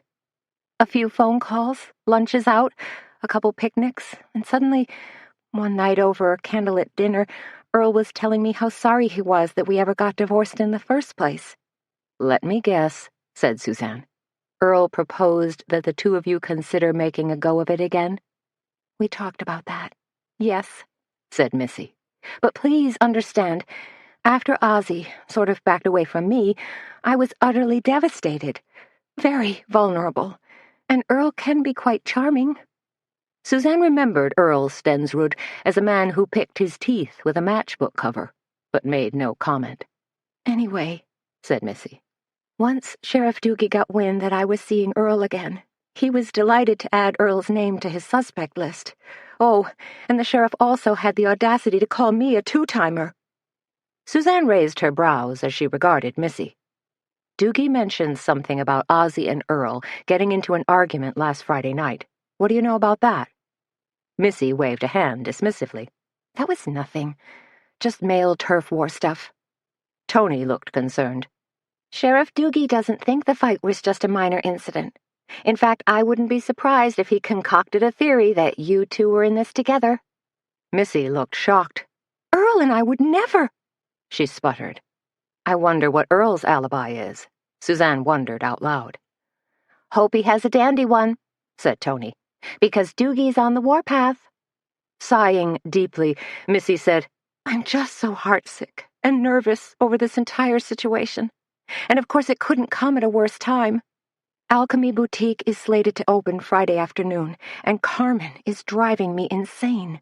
She nitpicks absolutely everything I do. The other day I mistakenly hung silk tank tops on the same rack as wool slacks, and she threw an absolute hissy fit, shrieked at me, told me I'd committed a dreadful fashion faux pas." "What a biatch," said Tony. She harbored no love for Carmen Copeland whatsoever, even if her books were constant bestsellers in their book nook. "Suzanne?" Missy turned needful baby blue eyes on Suzanne. "Do you think you could kind of look into things?" "I don't think that's a good idea," Suzanne responded hastily. "But you're so good at sleuthing around and unraveling things," said Missy. "Remember when Bobby Waite was murdered? You were the one who—" Suzanne gave a reluctant nod. "Yes, I know. But this is completely different." "No, it's not," said Tony, jumping in. "Missy's in trouble, and she needs our help. Your help," Tony corrected. Moments passed as both women stared at her. Then Suzanne finally said, "Maybe I could just, I don't know, ask around." Leaning forward, Missy threw her arms around Suzanne and gave her a big squeeze. Thank you, very much." "I'm not promising anything," Suzanne cautioned. "But you're tight with Sheriff Doogie," said Tony. "So maybe you'll have an inside track." "I don't think Doogie ever gives anyone an inside track," replied Suzanne. "But I'll see what I can pry out of him." Still looking shaky, Missy said, "I better get going before your luncheon crowd comes swarming in and sees me looking all red-eyed and awful." "Here, honey," said Tony, handing Missy her handbag. "I'll walk you out to your car." "Thank you," said Missy. "And thanks for being such good listeners." She started to stand, then sat down again, a look of pain on her face. "Oh, I almost forgot to tell you. There's going to be a visitation for Ozzy tomorrow night at Drysdale and Draper, and then the funeral will be Wednesday morning at Hope Church." "So soon," murmured Suzanne. "Isn't it?" said Missy. "But Ozzy only had the one brother, and I guess he just wants to move things along." Now if only I could do that too, thought Suzanne. Lunch was packed today, and ran for a good 2 hours. At one point, Suzanne had to run in and help Petra make a dozen more chicken wraps. Then Suzanne and Tony had to clean up quickly so they could set up for afternoon tea. While Petra assembled small tea sandwiches of curried chicken salad and carrot pecan and cream cheese, Tony brewed pots of Yunnan black tea and rose hips tea. That gave Suzanne a little free time to putter around in the book nook again. While customers came, browsed, and bought books, Suzanne worked at unpacking several new boxes of books that had arrived via FedEx that morning. By looking back at the last 6 months of sales, Suzanne had determined the reading trends of the local populace, and so had ordered mysteries, as well as books about the stock market, quilting, knitting, and Mediterranean-style cooking. Just as she was ringing up a children's book for a young mom and her 5-year-old daughter, Suzanne caught a flash of jet-black hair and the unmistakable sparkle of diamonds. She glanced up to see Carmen Copeland, romance author and owner of Alchemy Boutique, gazing at her intently from across the room. That was the wacko thing about Carmen. She never smiled, never displayed any interest in anyone but herself. Carmen just appeared and projected the air of an entitled, wealthy duchess, waiting for court buglers to announce her arrival and the red carpet to be rolled out. "Carmen," said Suzanne, determined to be friendly even if it killed her. "Wonderful to see you." Carmen crossed the carpet and dumped her handbag, a gorgeous mahogany-colored alligator bag with a dangling charm, D for Dior, on the counter. "Did you hear about the murder?" she asked, a trifle breathless. With her dark hair, heart-shaped face, and drop-dead figure, Carmen was a truly gorgeous woman. Of course, the slinky emerald-green dress, strappy Gucci heels, diamond necklace, diamond ring, and twin diamond bracelets didn't hurt either. Projected a certain air of luxe living. Suzanne decided not to tell Carmen that she'd actually been at the scene of the crime. "I heard all about it," she told Carmen. "And then Missy dropped by a couple of hours ago, right before lunch. As you can imagine, she was extremely upset over Ozzy's death. Heartbroken, really." Peering closely at Carmen, Suzanne noticed that the tiny lines around her eyes seemed to have disappeared. Her lips were also much plumper, almost a trout pout, as one Hollywood gossip rag referred to collagen-enhanced lips. Yes, Carmen must have made a trip to a skillful cosmetic surgeon who specialized in injectables. "Don't you find it weird, Ozzy being murdered on his own table like that?" Carmen's eyes sparkled, as though she was thinking about switching from writing romance novels to true crime. "It's bizarre," agreed Suzanne, wondering just how much Carmen knew about the murder, how she'd picked up her facts. Carmen gave a slight frown. "I just hope Missy is able to pull herself together. We've got our grand opening Friday, and there are still a trillion details to take care of." Sighing, she said, "It's just so hard to find people you can count on." Suzanne decided Carmen must have been born without a heart, or else it had been surgically removed and replaced with a mechanism of stainless steel or some other hard metallic substance. And Carmen was a romance writer at that, made her millions penning love stories. "Missy's got a good head on her shoulders," said Suzanne, "but she's going to need time to grieve. It's only natural." "As her employer, I'd prefer she do it on her own time," responded Carmen.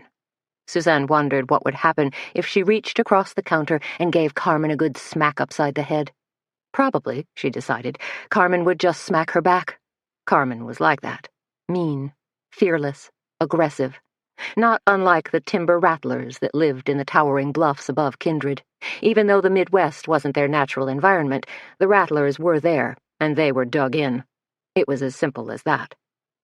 Something clunked against the counter, and then Carmen held up a large 2-by-3-foot laminated poster that featured the colorful cover of her new book.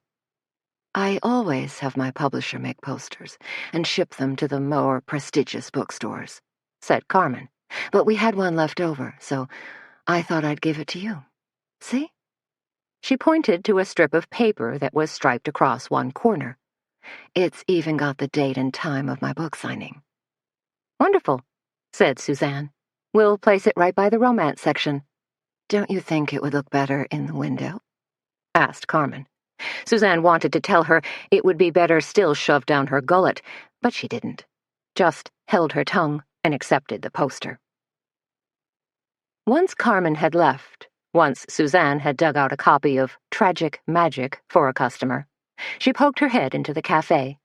3 tables, each held groups of 4 women, all enjoying tea, triangle-shaped tea sandwiches, and gingerbread scones. So, good. I can kick back in my office and place a few orders. Because Petra was such a prolific baker, and business had been awfully good, knock on wood, they were forever ordering flour, sugar, butter, and spices from their local restaurant supply house. But the minute Suzanne sat down in her chair and snugged it up to the antique oak library table that served as a desk, the phone jangled.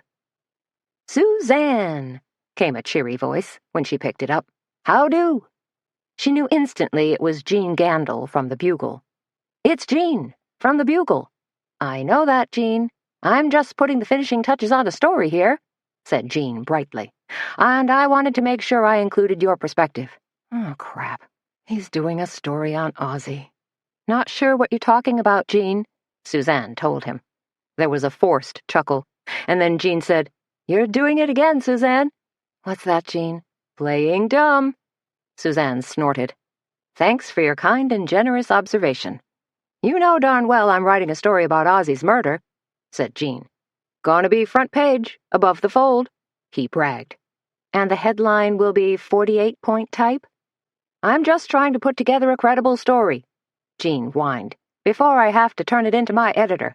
I'm sure Sheriff Doogie told you everything that he's able to release to the press, said Suzanne. Or to the public, for that matter.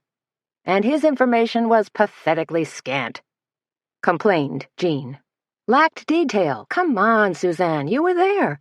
You saw poor old Ozzy dead on the table. Suzanne dropped the phone to her chest and stared at a small framed needlepoint that Petra had finished last week and set on the desk. She'd created a lovely montage of weeping willows, bubbling brook, and birch forest, along with a quote by Dante that read, Nature is the art of God. How did you know I was there? Suzanne asked. It's my job to know things, said Jean. I don't think I can add anything, Jean. Then how about you share your suspicions? He asked. No way, said Suzanne. Come on, said Jean. This is hot stuff. So far we've got a scorned girlfriend, a jealous ex-husband, and a young kid with a serious history of violence. Sounds like a made-for-TV movie, remarked Suzanne. Jean's voice was upbeat, doesn't it? That's why I wanted to add your take on the matter, help stir the pot, so to speak. That's the last thing I want to do, Jean. My editor's gonna want something, wheedled Jean. Put her on the phone, will you? Asked Suzanne. Laura Benchley was the managing editor of the Bugle and a terrifically smart businesswoman. Laura came on the phone. Hey, Suzanne. Things still humming along at the Cackleberry Club? Can't complain, said Suzanne. Any chance I could get that recipe for oatmeal scones you guys served last week? Asked Laura. They were fantastic. I'll email it to you, said Suzanne. Okay if I publish it? Asked Laura. Sure, said Suzanne.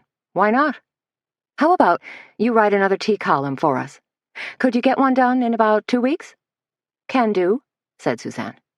We're going to do a nice write-up in Thursday's paper on your Take the Cake show, Laura told her. Get even more buzz going. Appreciate that, said Suzanne. Okay then, said Laura. I'll put Jean back on. Oh, but you're so much nicer than Jean, Suzanne said with a laugh. Don't pay any attention to him, said Laura. He thinks he's Dan Rather. She laughed wickedly. Or Dan Rather not, added Suzanne.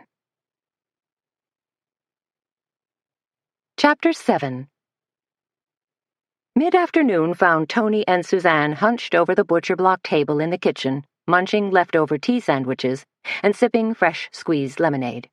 Afternoon tea service was winding down in the cafe, with just a few ladies lingering over a final cup. What did the nasty old dragon lady want? Asked Tony.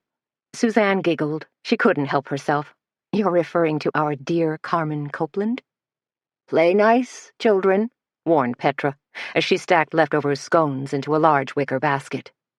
Carmen brought in a poster to advertise her book signing on Wednesday, said Suzanne. Big whoop, said Tony. I thought maybe she sashayed in to try to Shanghai more workers for her snooty boutique. She already did that to Missy, Petra interjected. Then she gazed worriedly at Suzanne. You think Missy will be okay? Okay about Ozzy's death? Or okay working for Carmen? Asked Suzanne. Both, I suppose, said Petra. Missy will be fine, Suzanne assured her. She's a survivor.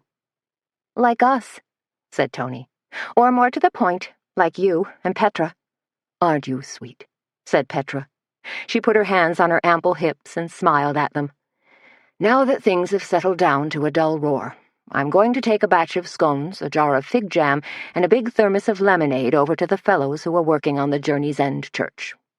Last month, the church, which was just down the frontage road from the Cackleberry Club, had been tragically torched by an arsonist. Now the site had been cleared, A foundation poured, and the church was slowly being rebuilt. "Need any help?" asked Tony.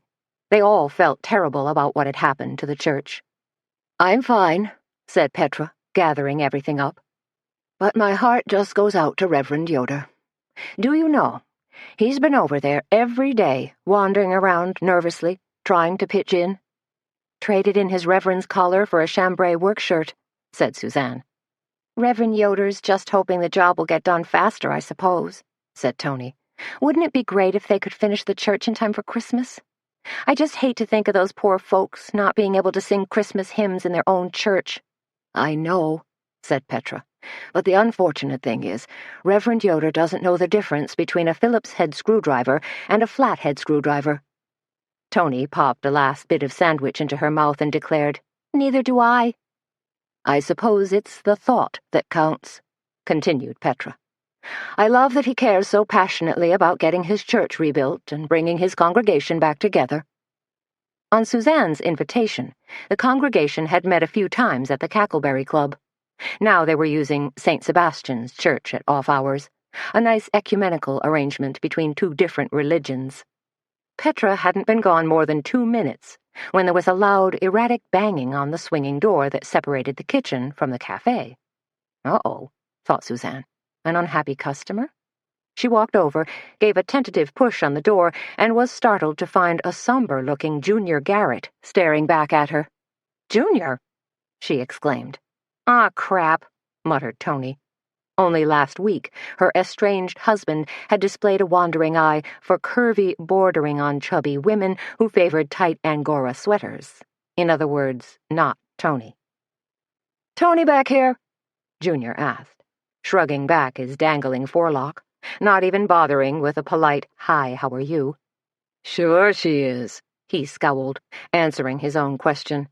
"She's always hanging out at your little sorority house. You girls probably have your own secret handshake and decoder rings." Tony lunged for Junior. "Don't be an ass, Junior," she said, swatting at his head. "Hey, lay off," Junior cried, ducking as her fingernails grazed him, then hastily retreating a few steps. "What do you want?" asked Tony, lunging again, and this time getting a firm grasp on the back of his shirt. She twisted sharply, gathering fabric while she shoved Junior back out into the cafe and steered him to a seat at the counter. "And keep your voice down," she hissed at him. "We still have customers." "Jeez," said Junior, looking like a puppy who'd just been walloped with a rolled-up newspaper for making doo-doo on the floor. "I just dropped by to say hi." "Hi," said Tony through gritted teeth. "Now, goodbye," Suzanne said airily. "No need to give me the bum's rush," complained Junior. "I just wanted to get something to eat." He turned innocent eyes on both of them. "I've been working since 5 this morning." "A quick bite, and then you'll leave?" asked Suzanne. She wasn't fond of Junior Garrett, and she knew he wasn't good for Tony. Treated her like a doormat. Cheated on her, too. Only problem was, Tony wavered between wanting a divorce and having second thoughts about getting back together with Junior. Lot of that going around these days. "I suppose we could spare a sandwich or two," Tony told him, ripping Junior's trucker's cap from his head and plopping it on the counter in front of him, like she was lining up Exhibit A for the jury. "You'll settle for leftovers?" asked Suzanne, relenting some. "Sure," said Junior. "Whatever." "You'll get whatever," breathed Tony. But when they brought Junior a plate of tea sandwiches and a scone, he peeled the top slice off his sandwich and stared suspiciously at the chicken salad. "What's this?" he demanded. "Don't you girls got anything fresher?" "When you're getting something for free," said Tony, "you take what's set in front of you and don't make a fuss." "Hey," protested Junior. "I can pay for this. I just got myself a brand new job." "What do you mean, a new job?" asked Tony. "I thought you were still working at Shelby's body shop. Please don't tell me you got fired. Again." No, nothing like that," said Junior, suddenly looking a little smug. "I should have been more specific. What I meant to say was, I've taken on another job. You girls think I want to fix fenders and do paint touch-ups all my life? No way. Not this paisano." "You have a second job?" asked Suzanne. That Junior was able to hold down one job was remarkable. That he'd taken on a second job was an alert the media event. "I'm double-dipping from the trough of commerce," Junior chortled, as he greedily stuffed a cucumber and cream cheese sandwich into his mouth. He seemed delighted with his mini bombshell. Better not let Shelby's hear you talk like that, or they'll bounce you on your skinny butt and send you packing," warned Tony. "You haven't even been there 6 months. Aren't you still on probation?" "Probation's a way of life with Junior," muttered Petra, who had returned and was now banging pots and pans in the kitchen. "What is this other job, anyway?" Suzanne asked him. Junior hunched his shoulders and looked slightly evasive. "I got a kind of delivery service going." "And what is it you deliver?" asked Suzanne, praying one of their suppliers hadn't hired Junior to schlep eggs and milk all over the county. "Yeah," said Tony. "And where exactly are you delivering it to?" She'd noticed Suzanne's suspicion toward Junior. Now she was feeling that way, too. Junior puffed out his chest, trying to look important. "Are you kidding? They got me running all over the doggone place. Supposed to drive up to Minneapolis tonight, and then to Des Moines next Wednesday." "And just what is it you're delivering?" Suzanne asked again. "Auto parts," snapped Junior. The fact that he said it a little too quickly and the answer sounded a little too rehearsed made Suzanne doubly suspicious. "That's interesting," said Suzanne, "because I thought most parts supply places had their own fleet of delivery trucks and drivers." "Yeah," said Tony. "You see those panel trucks with the little orange caps on top driving around all the time." Junior's scowl was almost menacing. "Why can't you girls ever be happy for me? Why do you have to put me down all the time? Bash me like all I am is some stupid piñata." "Maybe because you always seem to be just this side of the law?" Suzanne shot back. "Maybe because you were miserably remiss in giving your wife the love and devotion she deserved, and now you're dragging your clodhoppers when it comes to giving Tony a well-earned, well-deserved divorce." "What if she don't want one?" asked Junior. "Oh, she wants one," chimed in Petra. "Don't you just wonder what Junior's up to?" Suzanne asked Tony as they set the tables for tomorrow's breakfast.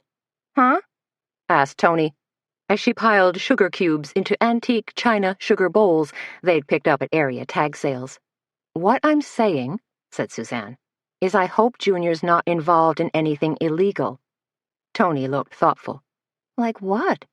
"Oh," said Suzanne, "maybe like drugs?" Tony looked startled. "He wouldn't do that. Junior's not that idiotic." Suzanne gazed at Tony and lifted an eyebrow. "Okay," hedged Tony. "Junior may be one taco short of a combo plate, but I doubt he's involved in drugs." "I don't know," said Suzanne, still not convinced. "You hear all these rumors about meth labs in rural areas. Just like in big cities, a lot of small towns have terrible problems with stuff like crystal meth and methamphetamines." "Holy buckets," said Tony. "Sheriff Burney over in Deer County busted a meth lab just last month."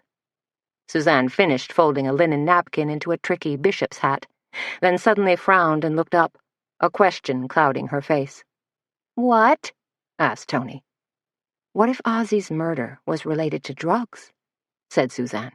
"What if he was killed by some amateur meth lab chemists who were desperate for chemicals?" "That's quite a brainstorm," allowed Tony. "You ought to give Sheriff Doogie a jingle and share your theory with him."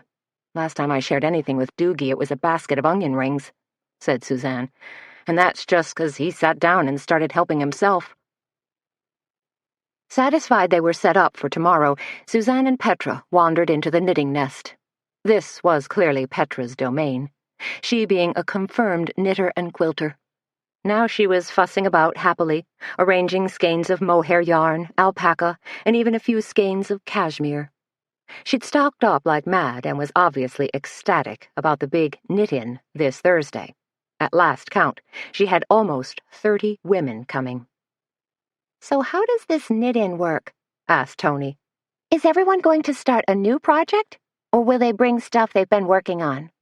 "A little of both," said Petra, dumping an assortment of knitting needles into a large flat basket. The important thing is, all our knitters have gotten pledges from friends and family, and all the finished garments will be put on sale and the money given to charity." "You are such a sweetheart," said Suzanne. She fingered a cowl-collared shawl that was hanging on the wall. It was knitted with Noro yarn from Japan, and done in subtle colors of rust, orange, blue, and yellow. "Did you knit this?" Petra nodded. "And it's for sale?" asked Suzanne. "Oh, sure," said Petra. "Then put a red dot on it for me, will you?" said Suzanne. "Like those fancy art galleries do, to mark a piece sold." "La-dee-da," sang Tony. "Suzanne's been to an art gallery." "It was more of a framing store," said Suzanne, "over in Cornucopia." Plopping down in one of their squishy chairs, Tony wiggled her butt and unfurled her latest issue of the National Inquisitor. Petra didn't approve of Tony's subscription to the Hollywood gossip rag, but it was one of Tony's guilty little pleasures, like Suzanne's passion for chocolate, and fine Bordeaux wine, and Sarah Beth's peach preserves from Dean and DeLuca, and a few other things she couldn't go into detail on. "Looky this," said Tony, holding up a page. "Here's a photo of Jessica Simpson wearing a checked shirt a lot like mine." She squinted at the grainy color photo, except she's got more in the cha-cha department. "Give her another 15 years, said Petra.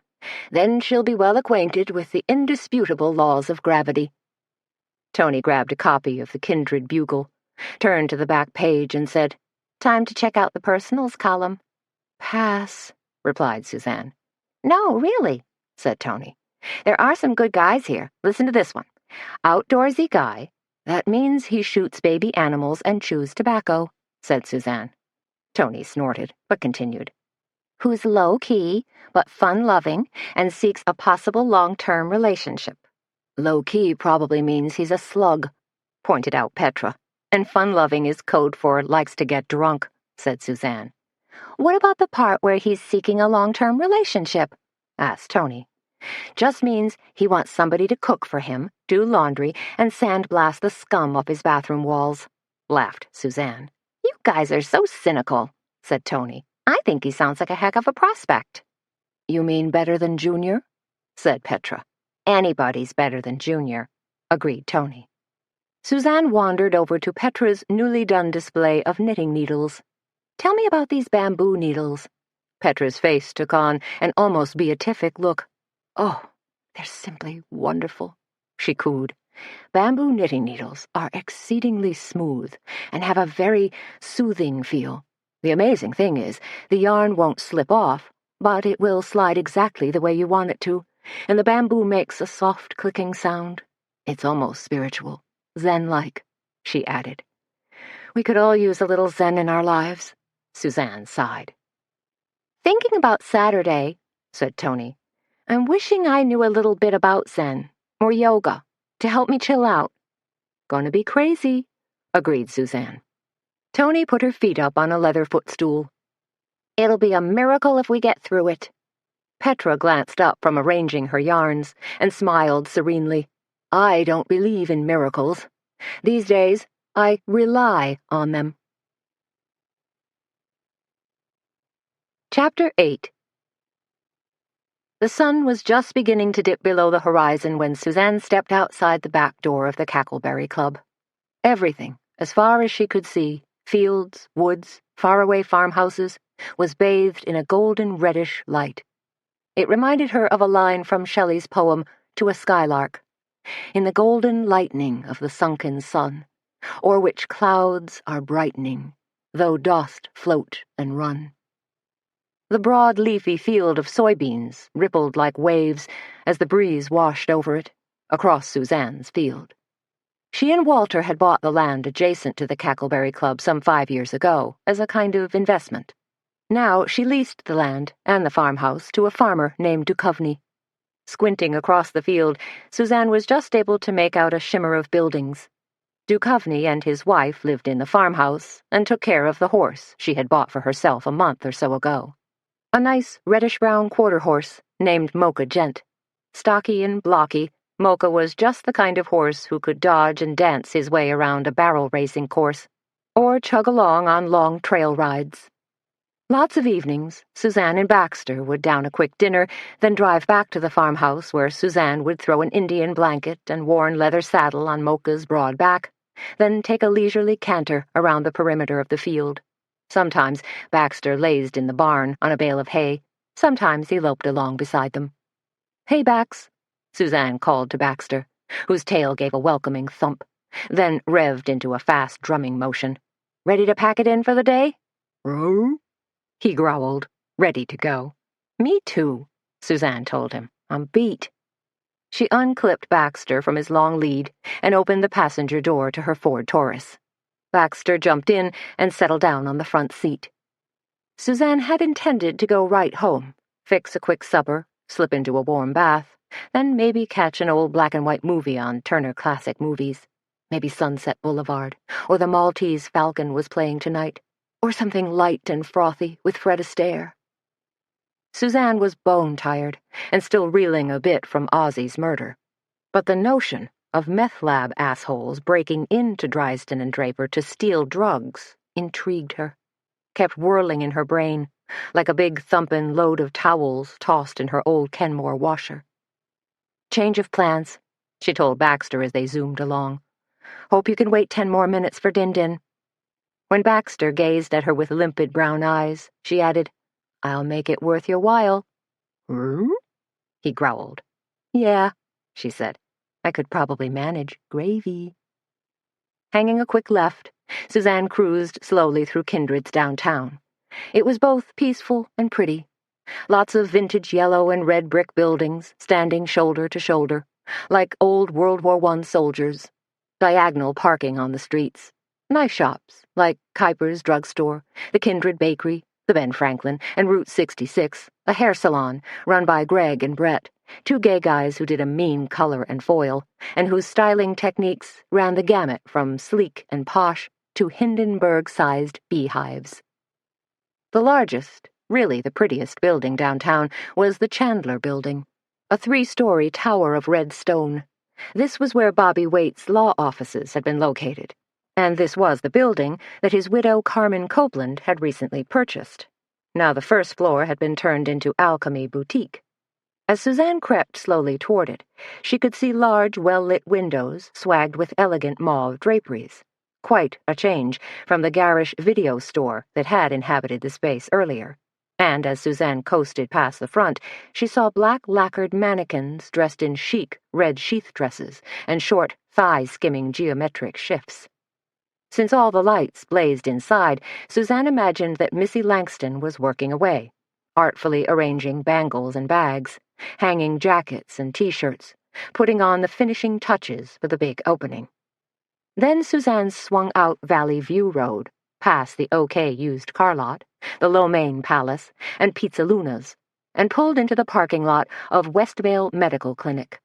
Turning the engine off, Suzanne listened to the tick-tick-tick of her engine cooling.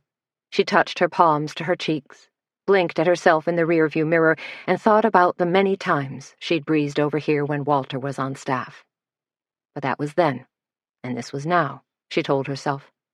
Grief was still a part of her life, but she tucked it deep inside her heart, where it would always remain a part of her, but hopefully mellow, like a sand pebble in an oyster that, over time, acquires a shimmering luster.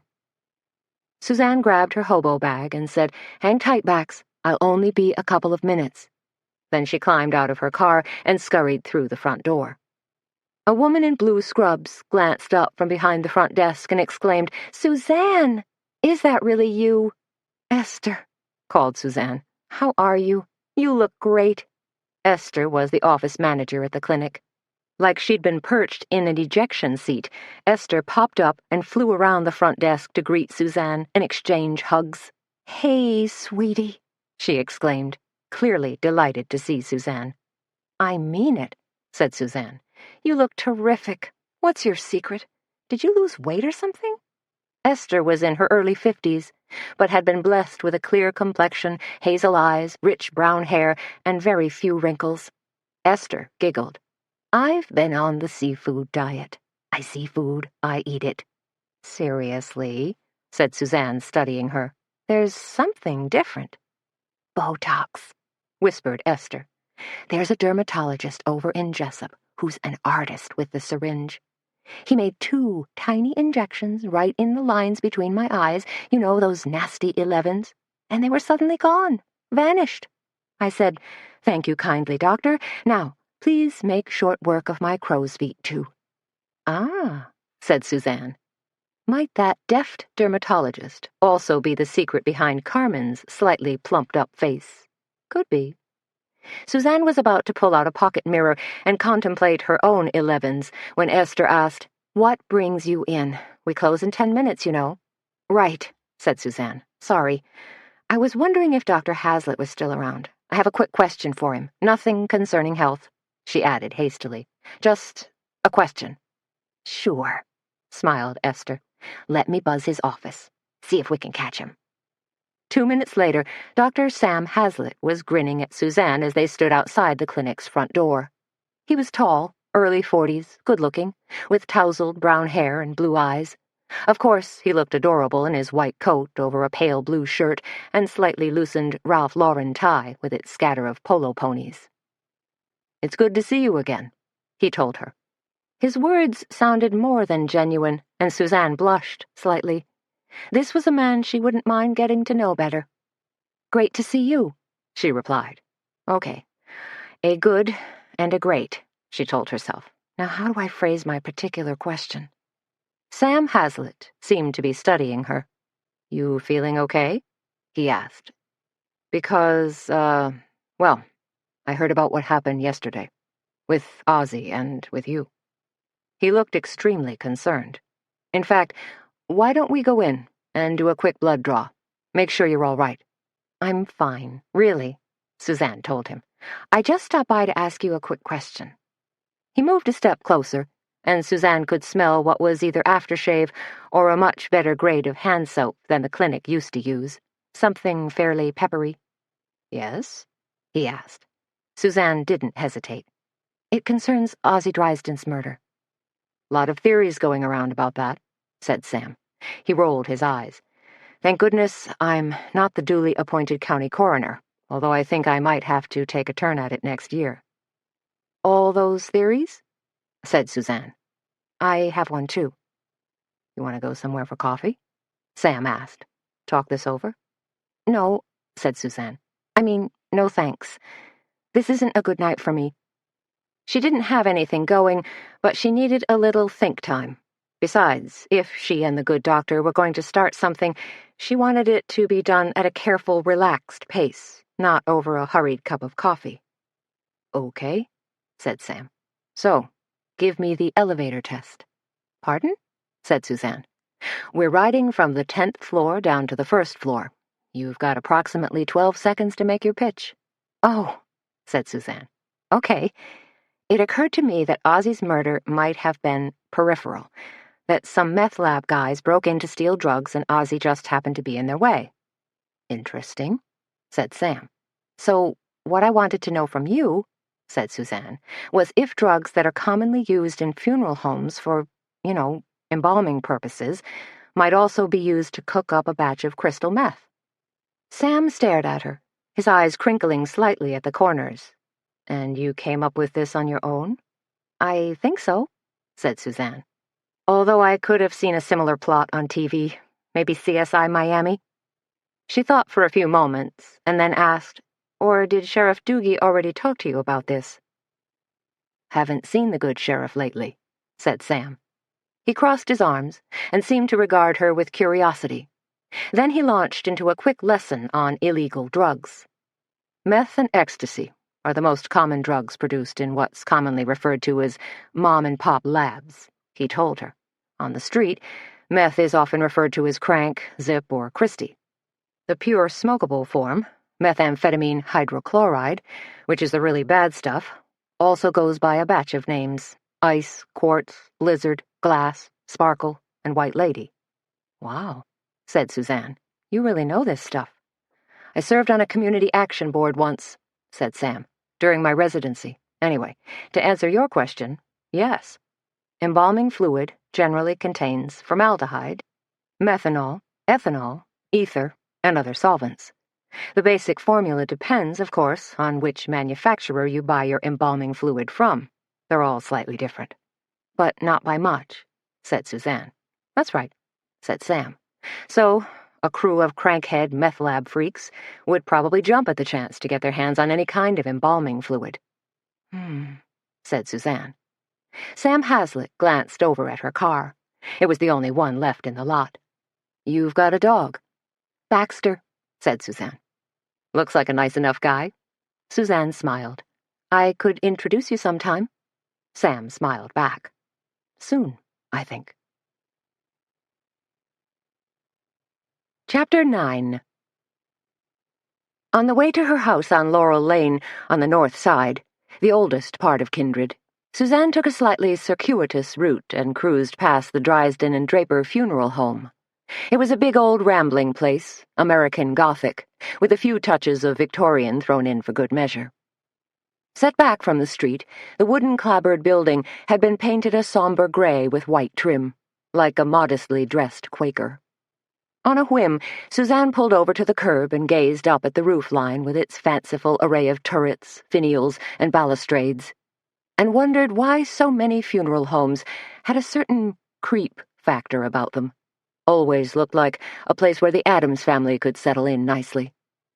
Then, for no reason at all, except pure curiosity, Suzanne crept around the corner and crunched down the back alley that ran directly behind the funeral home. A thick tangle line of cedars formed a sort of natural barrier on the right side of the alley, probably helping to screen the loading and unloading of caskets.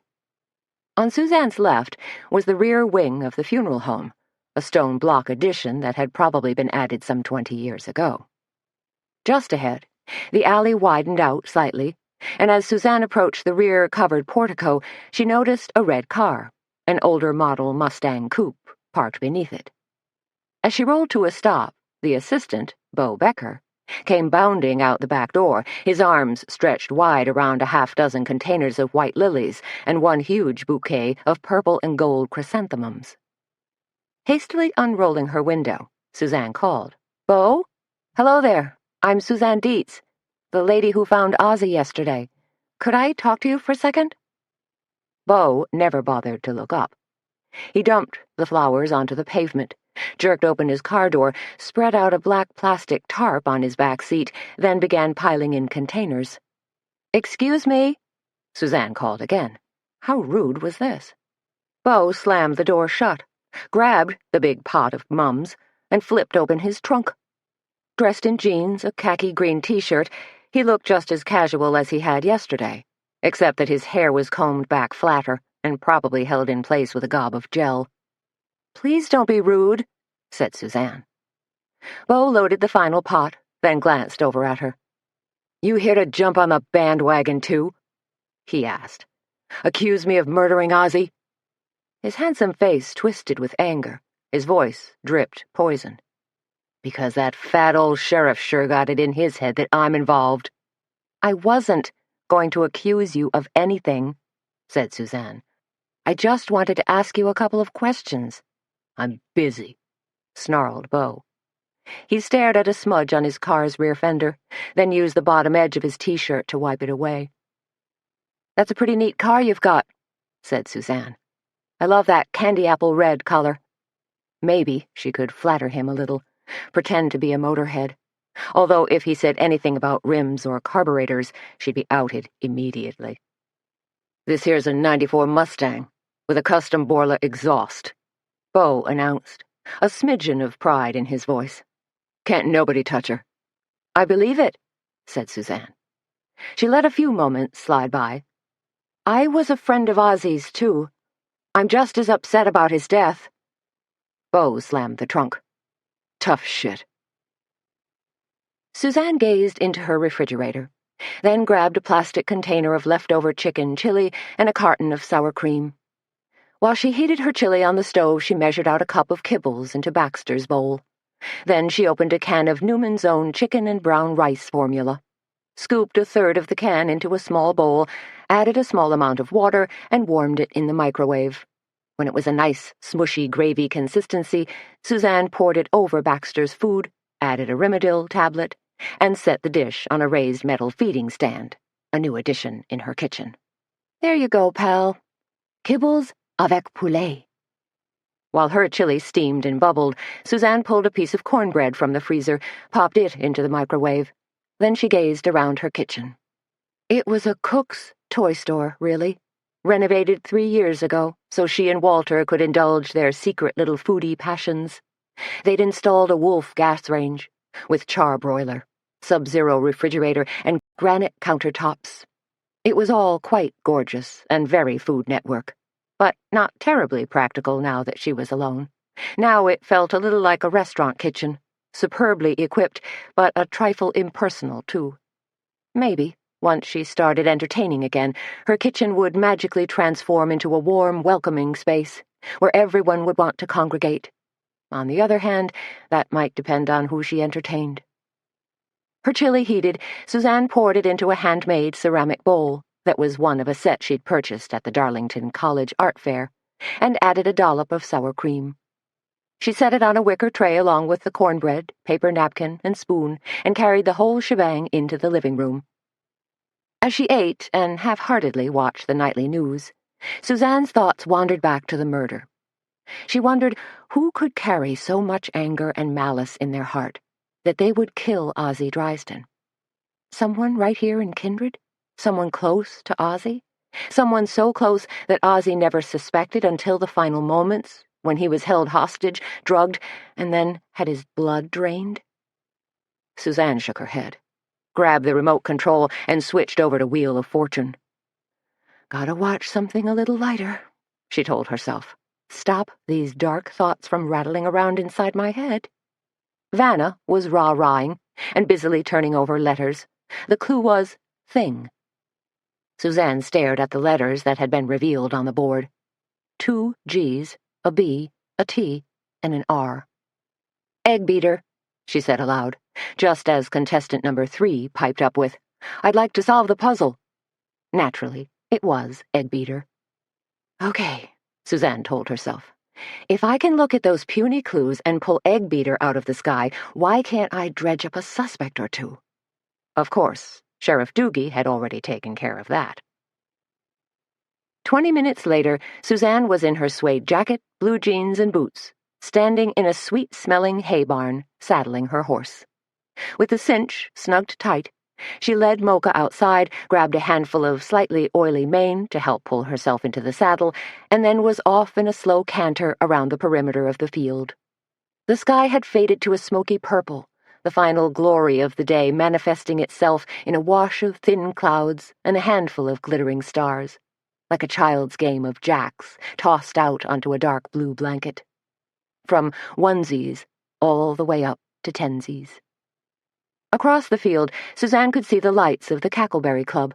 The little place glowed like a beacon, and Suzanne figured that book night, romance book night, was probably a rousing success. At least it would be once Tony trotted out the cheddar cheese biscuits and Pinot Grigio. Suzanne worked her horse for a good 45 minutes, practicing from going from a fast walk right into a canter, doing a little remedial work on neck reining while they were at it. Mocha had spent his summer grazing with a herd of cows, so he was lazy, obstinate, and a little out of practice. Then again, so was she.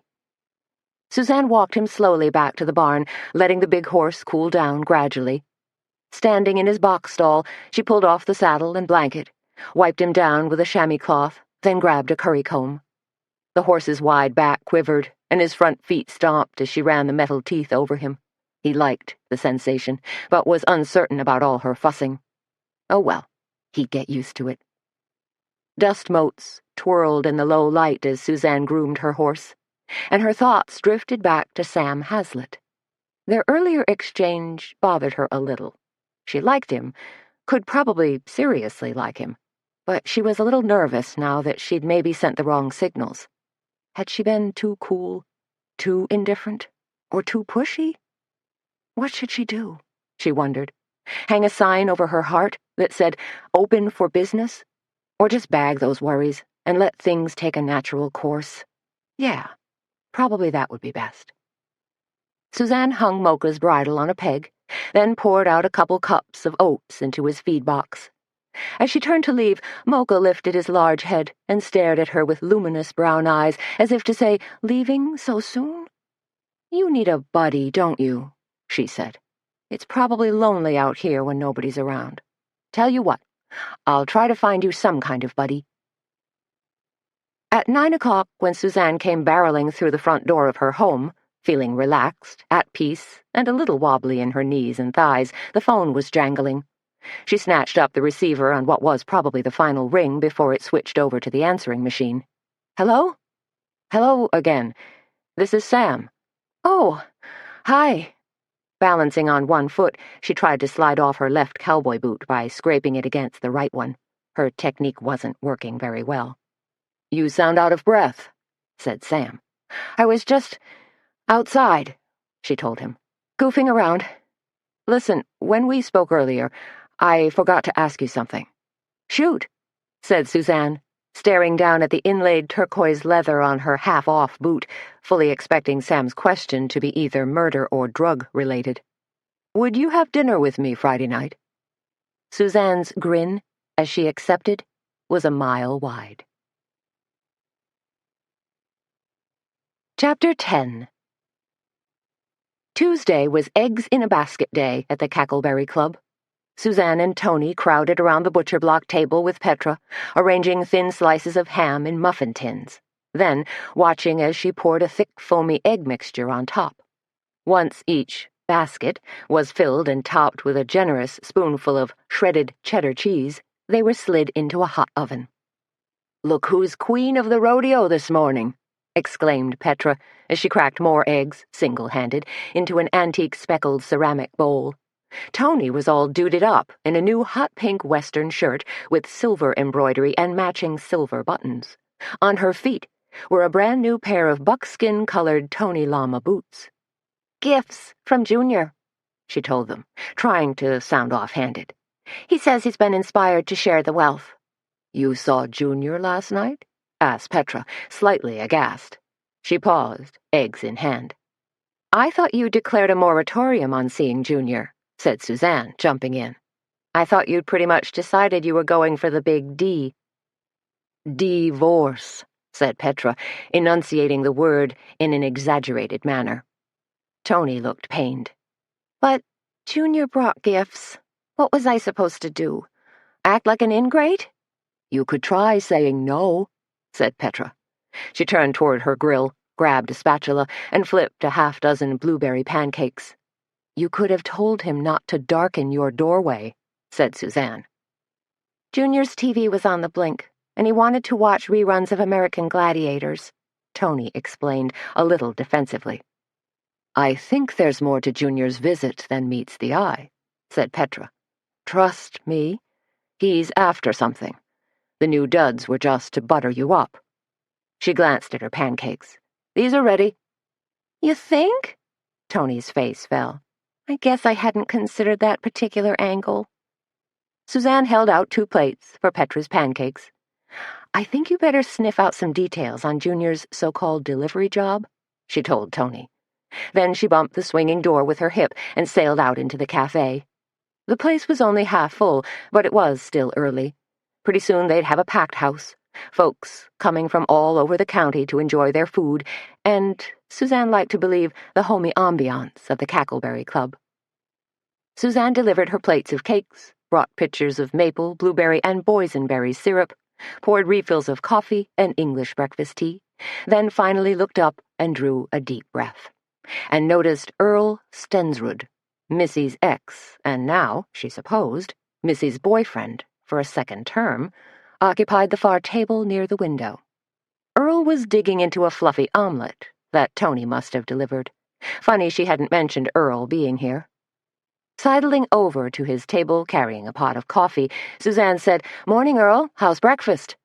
Earl grinned up at her with his narrow face, receding hairline, and a speck of spinach caught between his front teeth. "Tasty," he told her. "Best spinach and feta cheese omelet in town." "Well, I could have told you that," said Suzanne, pouring out a slow stream of coffee into his cup. She added, "I understand you moved back here to sell insurance." Earl's head bobbed like it was spring-loaded. For Universal Allied Home and Life. Most people are unawares, but insurance is the most important financial instrument a person can have. He paused, then gave a questioning squint. You got enough insurance, Suzanne? Business insurance, I mean, for the Cackleberry Club? We're pretty well set, she told him, hoping to avoid the inevitable sales pitch. I could offer a free analysis, said Earl. You might find a need to up your coverage. He glanced around. Place looks fairly profitable, but if something were to happen... Now Earl looked serious, like he'd peered into the not-so-distant future and seen an unhappy vision looming before him. I'm not losing any sleep, Earl, Suzanne told him. Got flood insurance? He asked. What if there's a flood? Catawba Creek, a babbling little trout stream that hadn't flooded its banks even once in the last century, was at least 6 miles away. Suzanne told him so. Unfazed, Earl plowed on. Hit by lightning? Suzanne sighed. I'll take my chances. Fire? Earl glanced sideways out the window where workers were hoisting beams and pounding away at 2x4s, busily rebuilding the Journey's End church. Don't even breathe that word in here, warned Suzanne. The Journey's End church fire was a trauma for everyone. Suit yourself, Suzanne, said Earl, taking a slurp of coffee. I always do, she replied. I understand Missy's got you nosing around town concerning Ozzy's murder. Now Earl gave her a hard stare. Maybe, said Suzanne, being a little evasive. She thinks you're quite the little Nancy Drew. He let loose a mirthless chuckle. Missy's a friend, said Suzanne. I'd do anything to help her, especially after the rude treatment she's received from Sheriff Doogie. Earl cocked an index finger at Suzanne. If you're such a hotshot investigator, maybe you ought to take a look at George Draper. Ozzy's partner? Suzanne's brow furrowed. I'd say you're out of your mind. The thing of it is, said Earl, glancing around and lowering his voice, I sold Drysdale and Draper an insurance policy a few months ago. So what? Replied Suzanne. You've probably been offering free analyses to everyone and his brother-in-law. They just happened to take the bait. It was key person insurance, said Earl, enunciating each word carefully. Suzanne stared at him, wondering where Earl was going with this. Meaning? She tapped her foot impatiently. Meaning, said Earl, that if one partner died, the other would receive a rather tidy sum of money. He paused. Enough to buy out the other's interest, and then some. How tidy is that sum? Asked Suzanne. Can you give me a number? Now Earl looked aghast. That would be unethical. But it's okay to point fingers, Suzanne chided, to toss out innuendos about your client. Earl threw up both hands in a gesture of frustration. I'm just saying, Suzanne. Back in the kitchen, Suzanne said, Earl Stensrud is a real slimeball. Petra ducked down and peered out through the pass-through. He's out there? Yes, said Suzanne. And interestingly enough, he's trying to deflect any scrutiny that might be directed at him onto George Draper. Call it the old pinball technique. Scrutiny on Draper for Ozzy's murder? Petra couldn't quite believe it. Earl assured me that George Draper was going to benefit greatly from an insurance policy he sold to Drysdale and Draper, said Suzanne. Huh, said Petra, pulling a tin of bubbling golden brown eggs in a basket from the oven. I didn't think anyone ever benefited. Insurance companies are tighter than razor clams. She sprinkled on some additional shredded cheddar for good measure. They just hate opening their pockets and paying out claims. Tony came bustling in with a stack of dirty dishes. I just caught the tail end of your conversation. And you're right about insurance companies and insurance salesmen being tightwads. Guess how much of a tip that moron Earl left me? How much? Asked Suzanne. Earl Stensrud did strike her as a parsimonious ass. 50 cents, shrilled Tony. Can you believe it? That comes to something like 6%. Makes Junior look like Rockefeller, mumbled Petra. Doesn't it?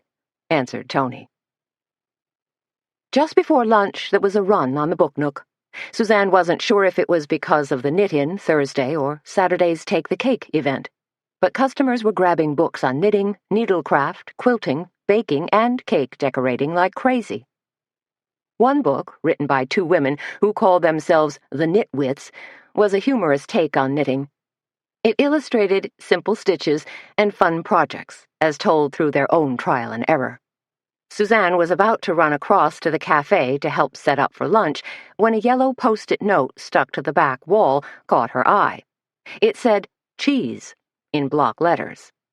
Slipping into the office, Suzanne thumbed through her Rolodex and dialed the number for Cloverdale Farm. "Mike," she said, when she finally got him on the line, "we're down to our last 2 wheels of cheese. Are you planning a delivery anytime soon?" "Sure am," he told her. "But it ain't the kind you're thinking of. I got 2 prime Guernseys ready to calve any time now. And, wouldn't you know it, this is the week Ruth Ann picked to visit her sister in Sioux Falls." "What if I drove over to your place?" asked Suzanne. She could hear a barnyard symphony of mooing, chewing, and clip-clopping in the background. "That'd be fine, Suzanne," replied Mike. "I got a cooler full of cheese, so you know where to find me." "I'm guessing in the barn?" said Suzanne. But he'd already hung up. Then, just as Suzanne was scratching a note to herself, the phone rang. She snatched it up. "Hello?" "Suzanne? It's Missy." "Hi, honey. How are you?" Suzanne hated to ask if Missy had been burning the midnight oil last night, because she was pretty sure she had been, judging by the stress and tiredness in her voice. "Hanging in there," said Missy, sounding slightly bereft. "I was just wondering if you'd heard anything, or done a little, I don't know what you'd call it, sleuthing?" "Lots of rumors flying around," said Suzanne, "but nothing concrete." She sure as heck wasn't going to tell Missy that Earl, her ex-husband, and beau du jour, was casting aspersions on her former beau's business partner. Suzanne shook her head. It was all very confusing. "I'll keep my ears open, though," Suzanne promised. "Well, okay." Missy sounded disappointed. "Are you coming to the visitation tonight?" "Of course," said Suzanne, thinking it might shake out as a rather strange gathering. "If you come up with anything," said Missy. "Absolutely," said Suzanne. "You'll be the first to know. Hey, maybe Sheriff Doogie will drop by, and I can pump him for information." "I think he'd sooner have his stomach pumped," Missy replied in a sour tone. But Missy was wrong about that, because Sheriff Doogie did drop by right before lunch, just as Suzanne was jotting the specials on the board. And for some reason, Doogie seemed far less reticent in discussing Ozzy's murder. "How goes the investigation?" Suzanne asked, as Doogie slid his khaki bulk onto a nearby stool. She continued to scratch away with her colored chalk, writing down corn chowder, egg salad sandwich, turkey fajita, Cackleberry Club brown sugar meatloaf, and pumpkin pie. Doogie gave a low whistle. "That's a fine lineup today," he told her. "Yes, it is," agreed Suzanne, dotting the I in pie. Doogie was a man who appreciated real home cooking, probably because he didn't get much anymore. He was a widower whose wife had died of breast cancer some 5 years ago. After her death, he'd resigned from the state patrol and run for sheriff. Opposed by a former garbage hauler, he'd been elected in a landslide. Over the years, a few women had made a run at Doogie, but none had caught his eye. Doogie remained polite but standoffish. "Is that pie made fresh, from real pumpkins?" asked Doogie. "'Cause if it is, I'll have me a piece." "Of course you will," said Suzanne. When did Doogie not get a free ride at the Cackleberry Club? "I was asking about the murder," she prompted again. Doogie sucked air in through his front teeth. "Things are going slow.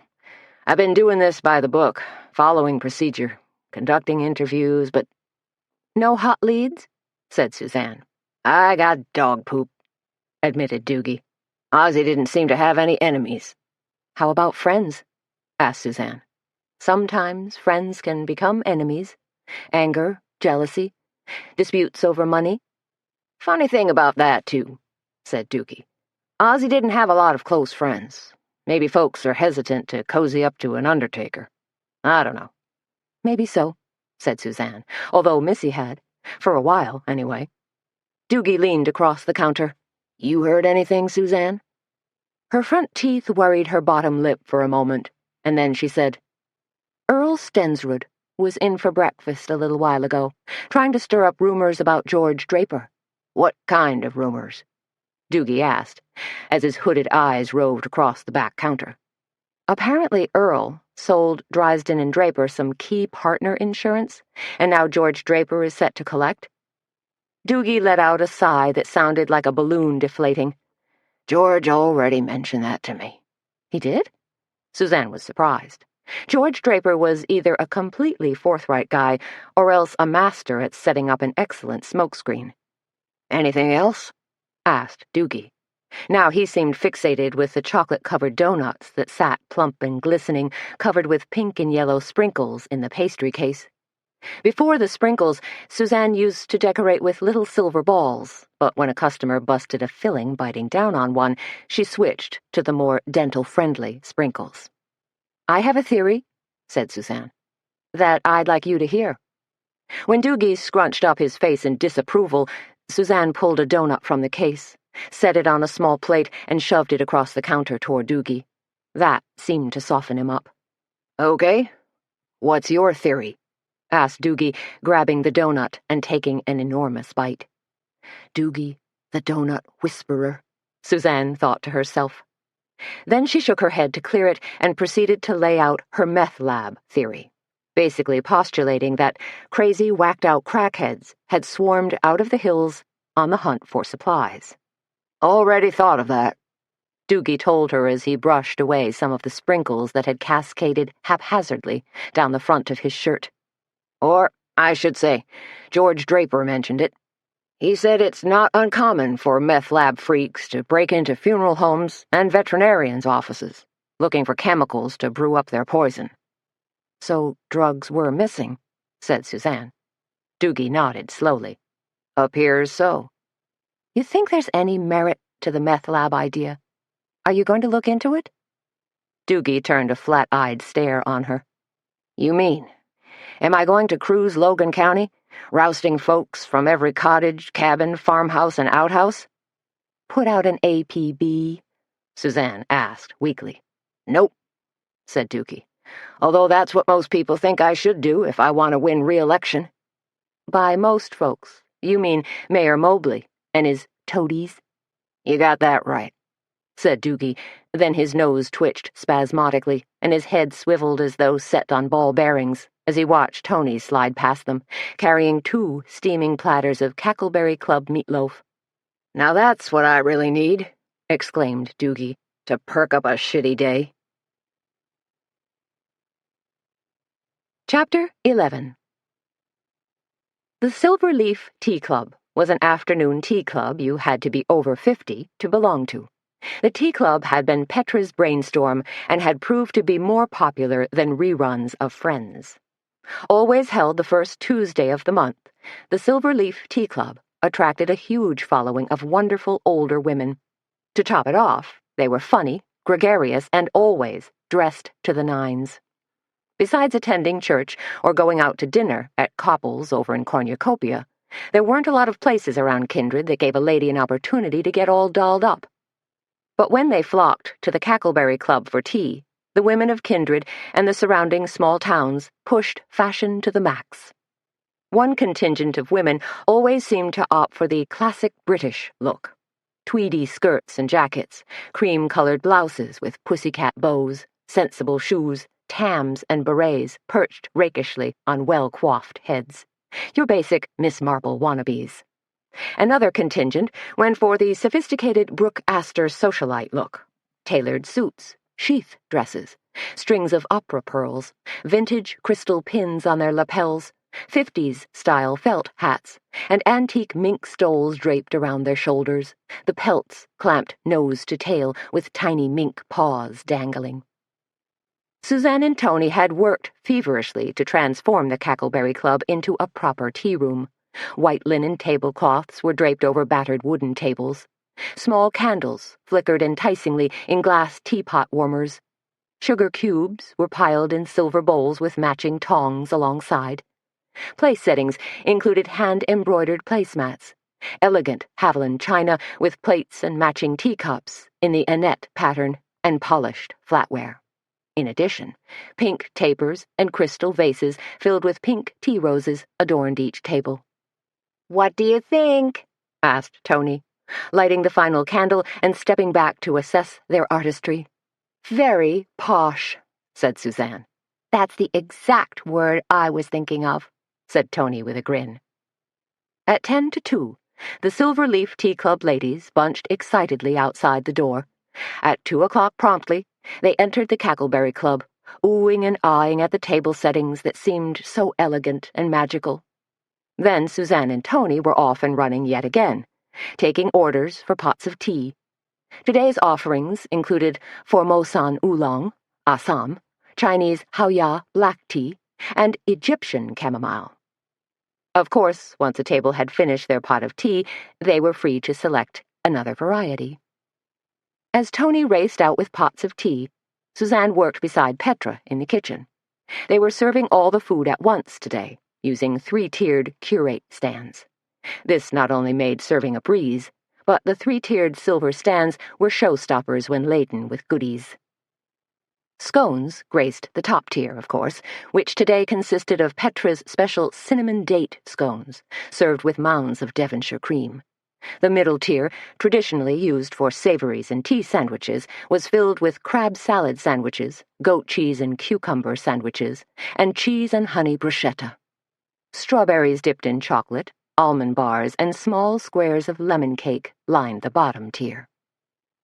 Suzanne was finalizing the arrangement of the strawberries and almond bars when Tony came flying into the kitchen. "Everything ready?" she chirped. "Our dear ladies are sipping away and making polite inquiries regarding food." She glanced at the trays laden with food. "Oh, wow. Don't those look special?" Petra gave an elfish grin as she added a few edible flowers to the arrangements. And pretty, too. "You're so right," exclaimed Tony. "Our guests are going to jump out of their skins when they get a load of all this gorgeous food." "Shall we carry out the trays, ladies?" asked Suzanne, "and make our presentation?" With great care, each partner picked up 2 of the food-laden trays, then carefully eased through the doorway and into the cafe. And their guests did not jump out of their skins at all, but instead gave their hostesses an enthusiastic and well-deserved round of applause. Halfway through the tea, Suzanne introduced herself, though they all knew who she was, and did a light-hearted presentation on tea etiquette. First up was a quick lesson on scones. "The proper way to eat a scone," Suzanne explained, "is to split it in half horizontally with your knife, then spread a little butter on the scone's crumbly side, and top it with jam." "What about adding Devonshire cream?" asked a lady in a plum-colored suit. "Put a judicious dollop right on top of your jam," said Suzanne. "Enough for a bite. Then use your small spoon to keep adding more dollops if you want." "What about lemon in tea?" asked a woman in tweeds. "Personal preference," said Suzanne. "But the accepted method is to put a thin, almost translucent slice of lemon in your teacup, then add your tea." There was a soft murmur. Then Suzanne added, "But never add lemon and milk to your tea. The citric acid in the lemon will surely make your milk curdle." A woman way in back raised her hand tentatively. "Yes," said Suzanne. "How long do you boil your water for tea?" "Ah," said Suzanne, "you really don't. The trick is to pull your kettle off the stove just as it begins to boil."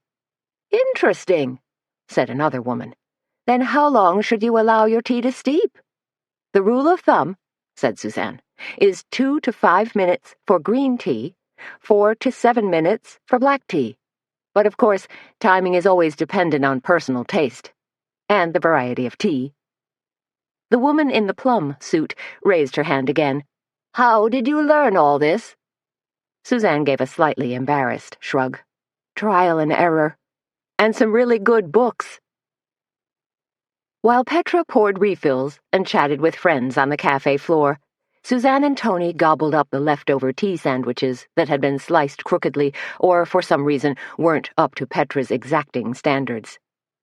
"They still taste good," mumbled Tony.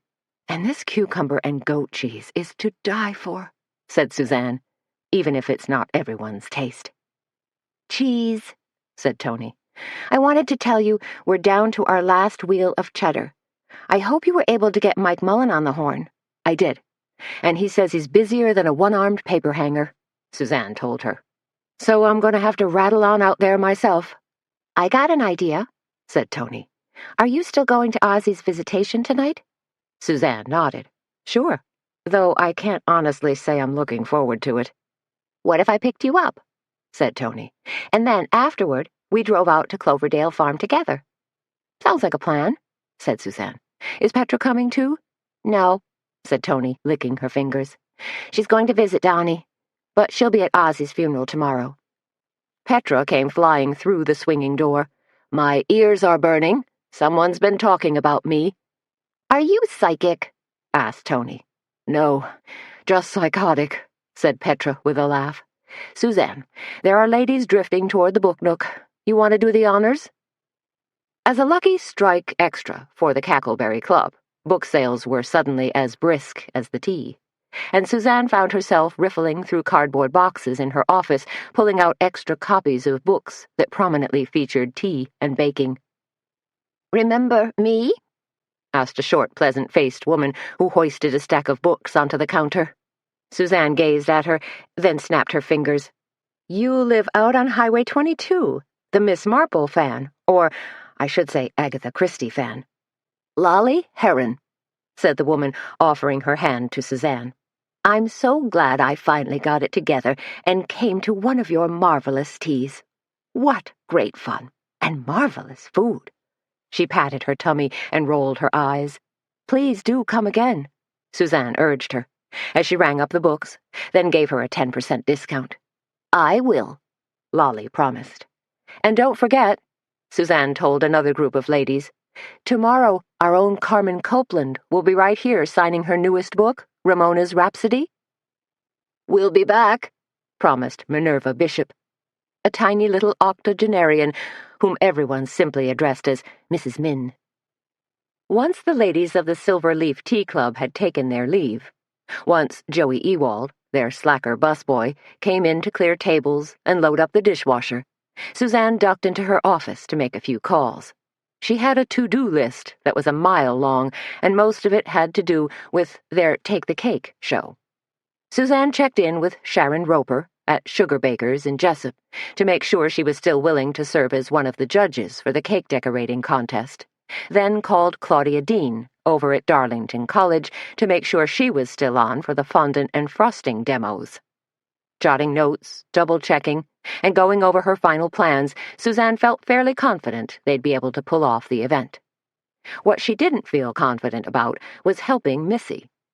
She'd noodled the various suspects around in her mind. Earl Stensrud, Bo Becker, George Draper, and even Missy herself. And nothing seemed to add up. No one seemed to have held that much of a grudge against Ozzy Drysdale. Of course, you never knew what anger or despair a person could hold or hide deep within their heart. But a significant piece of the puzzle still seemed to be missing. Even Sheriff Doogie had pretty much said the same thing, in his own inimitable, shit-kicking way. Wandering back into the kitchen, Suzanne was suddenly struck by a weird sensation, a memory thing, synapse or flashback, that felt very unsettling, though she couldn't quite put her finger on it. "Honey, what's wrong?" asked Petra. "You look like you just saw a ghost." "It's nothing," said Suzanne, trying to figure out what had made her so jumpy. But the memory or sensation or whatever it was wouldn't dredge up. You know how sometimes you get a weird déjà vu thing going in your head? You think you saw or heard or smelled something familiar? Something kind of unsettling, but you can't quite figure it out? Petra continued frosting her almond cake, a special order for tonight's PTA meeting. "Uh-huh, I guess." "That's what Oh, never mind," said Suzanne. "It's probably just some crazy synapse thing." "Or hormones," said Petra. When Suzanne jogged down her sidewalk that evening and climbed into the passenger seat of Tony's car, the first thing she said was, "You got a new car." Tony generally drove an old navy blue Honda, infamous for belching black clouds of oil, until Junior hauled it into the garage and installed a new exhaust system. This car was a Ford Custom 500, not so new, but not so dotted with rust either. "Nah," said Tony. "This is Junior's car. He wanted mine for his deliveries, so he traded with me. I guess my Honda has newer tires or something." "But this one's got a bigger engine," said Suzanne, fastening her seatbelt as Tony rumbled away from the curb. "It does have that touch of muscle car," said Tony, sounding pleased. "And a CB radio." Suzanne pointed at a box with dials and a backlit digital tuner display that had been haphazardly bolted to the dashboard. "Police scanner," corrected Tony. Suzanne frowned. "Seriously?" "Monitors police, fire, and EMS channels," said Tony. "You're telling me that Junior monitors police channels?" said Suzanne. This seemed like a red flag to her, another indication that Junior could be up to no good. Tony spun into a left turn so fast, Suzanne had to clutch the dashboard to steady herself. "You say stuff like that," said Tony. "You make me nervous." "You know," said Suzanne, "I think you might have good reason to be nervous." Chapter 12. To see Ozzy laid out in his own funeral home was bizarre beyond belief. For years he'd been the sober meter and greeter for most of Kindred's deaths and burial services. Now here he was, lying in a gunmetal gray casket, wearing his black three-piece funeral director's suit. Or at least Suzanne hoped it was his funeral director's suit, and not one of those awful cheesy suits that were slit up the back. "Creepy, isn't it?" murmured Tony, standing at Suzanne's elbow and peering at Ozzy. "It's like watching a bad movie," said Suzanne. "Only this is really happening." She took a step backward, took in the arrangements of peace lilies, listened as Amy Grant's "Say Once More" played discreetly from the hidden sound system in this, the largest of the two visitation parlors, and wondered who had made all these decisions. Who had selected the casket, the flowers, the music? Ozzy's brother, she supposed. Although glancing around at the crowd, which was already quite sizable, Suzanne didn't see anyone that particularly resembled an Ozzy-type relative. "This is totally freaking me out," whispered Tony. "Maybe we should go out into the lobby and sign the guest book or something. Besides, it's freezing in here." Shivering, Suzanne nodded. "Good idea. Sign the guest book. Take a good hard look at the guests, because, well, you never know." They grabbed each other and scurried out into the entry hall. "Sad, isn't it?" said a tall, white-haired man as Suzanne finished writing her name. "Ozzy was such a wonderful man."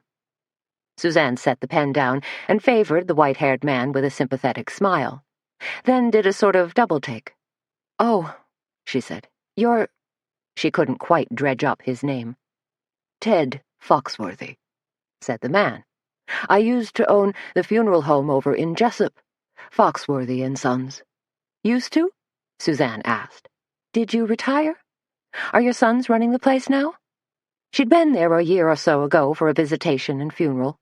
Foxworthy glanced at his feet for a moment, then said, "No, nothing like that." "Business couldn't have been that bad," offered Tony. Foxworthy gave a rueful smile. "The whole funeral industry has changed," he told them. "In a bad way?" asked Suzanne. She figured now that the baby boomers were aging, business would be booming, so to speak. "Changed in a big way," said Foxworthy. "Now the big conglomerates are taking over and running things." "Isn't that always the case?" sighed Tony. "So what exactly happened?" asked Suzanne, curious now.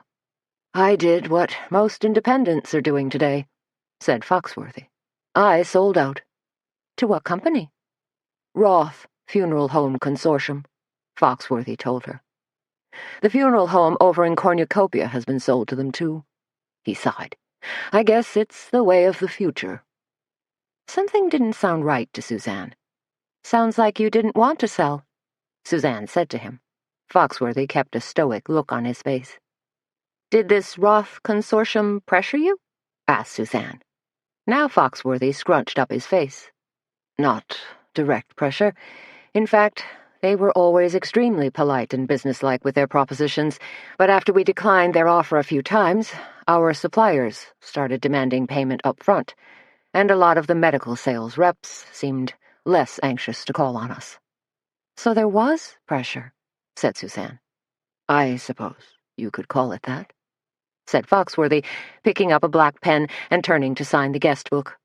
"Just nothing illegal." "But you made money?" said Tony, trying to find some solace in the situation. "Oh, yes," said Foxworthy, but he didn't look happy. As Suzanne stepped aside, she noticed a small camera hung overhead. It seemed to be focused directly on the front door, probably installed up there so whoever was working in back could keep a watchful eye on whoever came in, or at least that was the probable intent. Suzanne wondered if Doogie had checked out this camera and vowed to mention it to him. "Oh, no," Tony hissed. "Missy's here." Suzanne turned toward the front door and saw that Missy, accompanied by Earl Stensrud, had just entered the funeral home. Dressed in a somber black suit, Missy looked tired, drawn, and sad. Earl just looked bored. When Missy saw Suzanne and Tony huddled together, she sped over to greet them. "Thanks for coming," she said in a breathless voice, administering hugs and air kisses to each of them. "How are you doing, honey?" asked Tony. "Okay," said Missy, trying to keep a game face. "A tremendously big turnout," said Suzanne. "Probably tomorrow for the funeral," said Missy. "The place will be even more jam-packed." Interesting, thought Suzanne. Hadn't Doogie mentioned that Ozzy didn't seem to have a lot of friends? So this big turnout signified what? Professional interest? Or just a macabre fascination with Ozzy's death? Probably so, since word had traveled like wildfire, just as Doogie had predicted, that Ozzy had indeed been murdered. Missy put a hand on Suzanne's forearm. "I have a favor to ask of you," she said. "Of course," said Suzanne. "Anything." "I was wondering," said Missy, "if you'd be one of the models in our informal fashion show this Friday." "Oh, no, I couldn't," said Suzanne. "You just said you'd do anything," Tony pointed out, giving Suzanne a sharp poke in the ribs. "Anything, reasonable," said Suzanne, feeling a little embarrassed. "You'd be a wonderful model," said Missy. "You're, what, about a size 10? Suzanne nodded. "About, on a good day, if I've sworn off carbs for 2 entire months." "And still great-looking for your age," said Missy. "Thank you," said Suzanne. "I think." "You should do it," urged Tony. "You'd be great. Plus you're well-liked around town as a businesswoman," added Missy, which would certainly lend credibility to the new boutique. "Suzanne's got street cred," chirped Tony. After a few more encouraging words from both Tony and Missy, Suzanne finally relented. After all, Missy just looked so sad. When Suzanne finally spotted Sheriff Doogie's Smokey Bear hat bobbling above the crowd, she sidled back into the parlor to talk to him. "Suzanne," he said, staring at her with eyes that were red-rimmed and tired, as though he'd stayed up late for too many nights. "There's a camera out in the foyer," she told him. "I was wondering if you looked at the tape." "Yep," Doogie told her. "Nothing." "So the killer came in the back door?" asked Suzanne, hypothesizing. "Maybe he had a key?" "Or Ozzy knew him and let him in," said Doogie. "Knew him," said Suzanne, mulling over the idea. "If Ozzy knew him, that could be significant." "Sheriff!" called a loud, aggressive voice. Suzanne and Sheriff Doogie both turned at once, saw Mayor Mobley signaling with one chubby hand in the air. "A moment of your time," called Mobley. It was more of a command than a question. "I'll get back to you," said Doogie, turning away from Suzanne. "Soon as I talk to the grand poobah shithead over there." And still the surprises kept coming. "Suzanne," called Carmen Copeland. "I was hoping to see you here tonight." She sped across the floor, elbowing people out of her way. "Hello, Carmen," said Suzanne, not exactly thrilled to be cornered by the obnoxious author. "Hey, Carmen, what's up?" asked Tony as she joined them. Carmen ignored Tony completely and instead launched into a litany of requests concerning tomorrow's book signing. "I don't know how well my publicist briefed you," said Carmen, "but I'm going to need a comfortable swivel chair with a seat height of at least 38 inches. I will also require bottled water, still not effervescent, classical music playing in the background, and an assistant to open books to the correct front page." Suzanne just stared at Carmen, while Tony giggled. "Oh," said Carmen, "and I must have my back against a wall." "Excuse me?" said Suzanne. Had she heard Carmen correctly? "I detest people moving around behind me," said Carmen. "Makes me uneasy. Gives me the creeps, in fact." "Carmen," said Suzanne, fighting now to keep a straight face, "I'd be delighted to back you into a corner." "Good evening, ladies." They all three turned to find Dr. Sam Hazlitt smiling at them. "Sam," said Suzanne, "you know Tony, and this is Carmen Copeland." Carmen thrust a gloved hand at Sam. "Delighted to meet you. These are sad circumstances, of course, but the pleasure is all mine." She batted her eyes at him, and Suzanne wondered about the feasibility of simply reaching out and pulling off Carmen's false eyelashes. Too radical? Or not rad enough? "I've just come from the most wonderful art dealer over in Cornucopia," Carmen said, moving in on Sam Hazlitt. "He has a tiny little gallery, but access to the most amazing outsider artists." She paused. "That's what I'm collecting now. Outsider art." "No," thought Suzanne. "You're trying to collect compliments. And my date for Friday night. I understand that type of art is a hot commodity right now," Sam Hazlitt replied, his eyes dancing with mirth. "But so much more speculative than the modern art being done in New York right now, or some of the very contemporary British artists," said Carmen. Sam stole a glance at Suzanne, smiled, then said, "I've got to speak with George Draper, if you'll excuse me." "Isn't he a cutie?" said Carmen, narrowing her eyes at the retreating Dr. Hazlitt. "And divorced, I understand." Suzanne edged away from Tony and Carmen. She really didn't need to hear Carmen's fawning remarks. Carmen finally acknowledged Tony's presence with a knowing smile and said, "I wouldn't mind getting to know him better.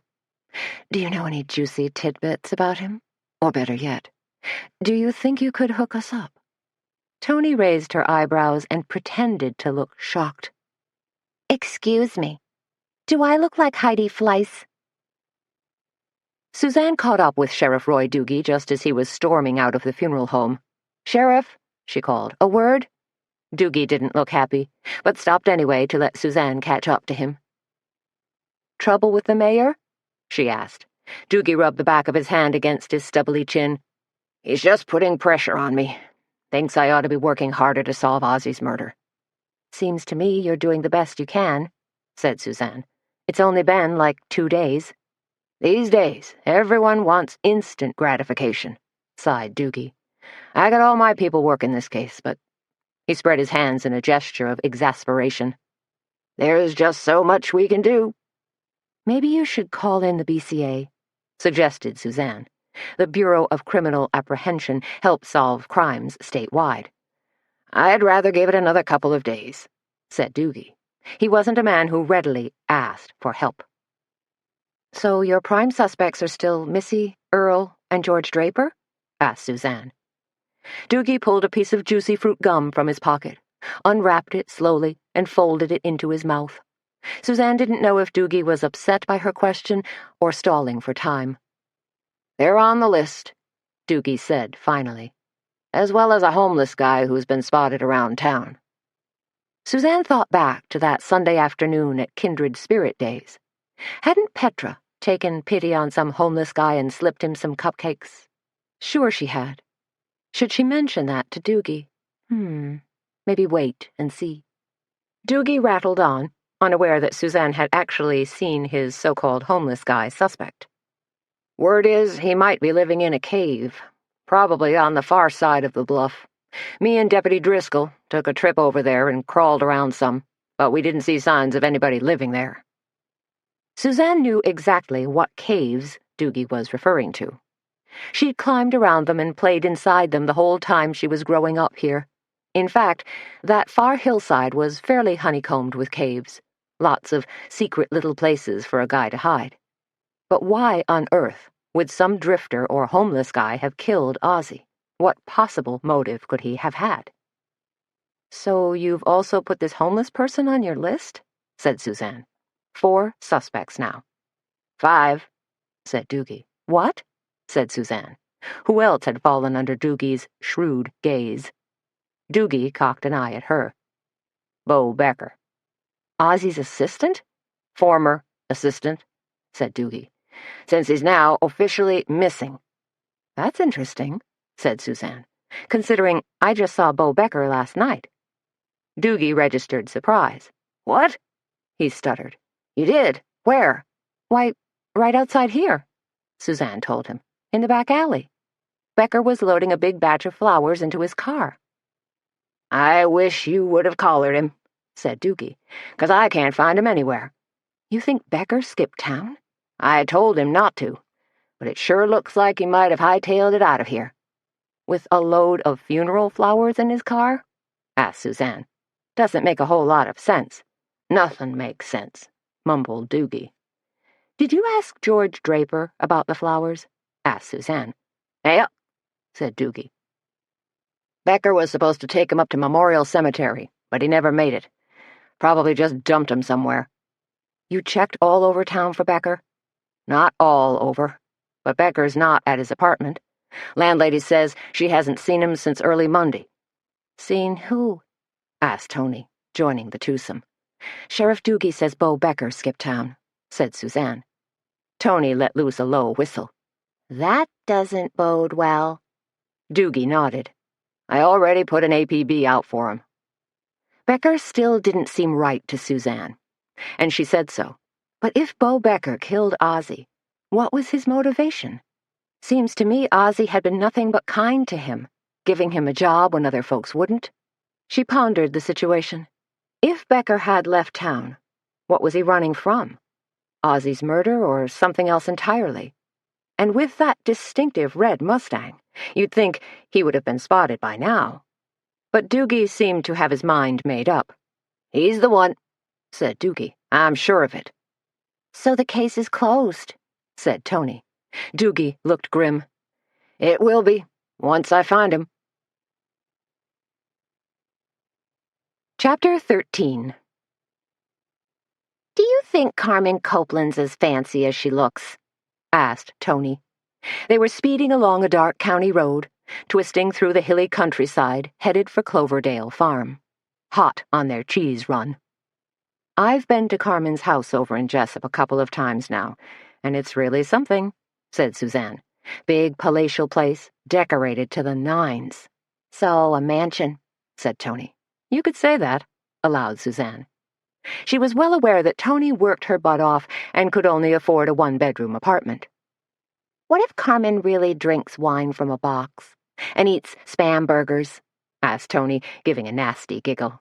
"Nothing would surprise me with that woman," said Suzanne. She gazed out the side window, saw trunks of trees and lights from farmhouses flicker by. "So pretty out here," she murmured. "Better without lights," said Tony.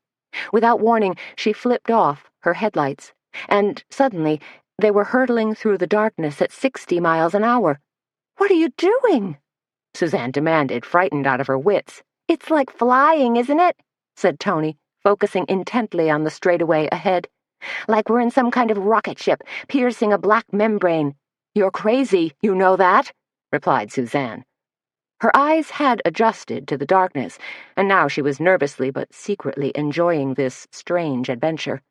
A stand of pine trees and a small pond slipped by, blue and black, like wispy images from an art film. "Oh, yeah," said Tony, happily. "I know I'm a little loco." "Good thing you've got excellent night vision," said Suzanne. Tony nodded as she flipped her headlights back on. Thank you, said Suzanne, her respiration and heartbeat slowly returning to normal. Oh, we could have gone a lot farther, said Tony. But we passed the marker for Deer County a little while back. So I think Mike's place is coming up. And there it is, said Suzanne. A sign advertising Cloverdale Farm. Farm fresh milk and cheese flashed by. Then Tony swerved into the driveway and bumped down the dusty drive that led to the farmhouse and barns.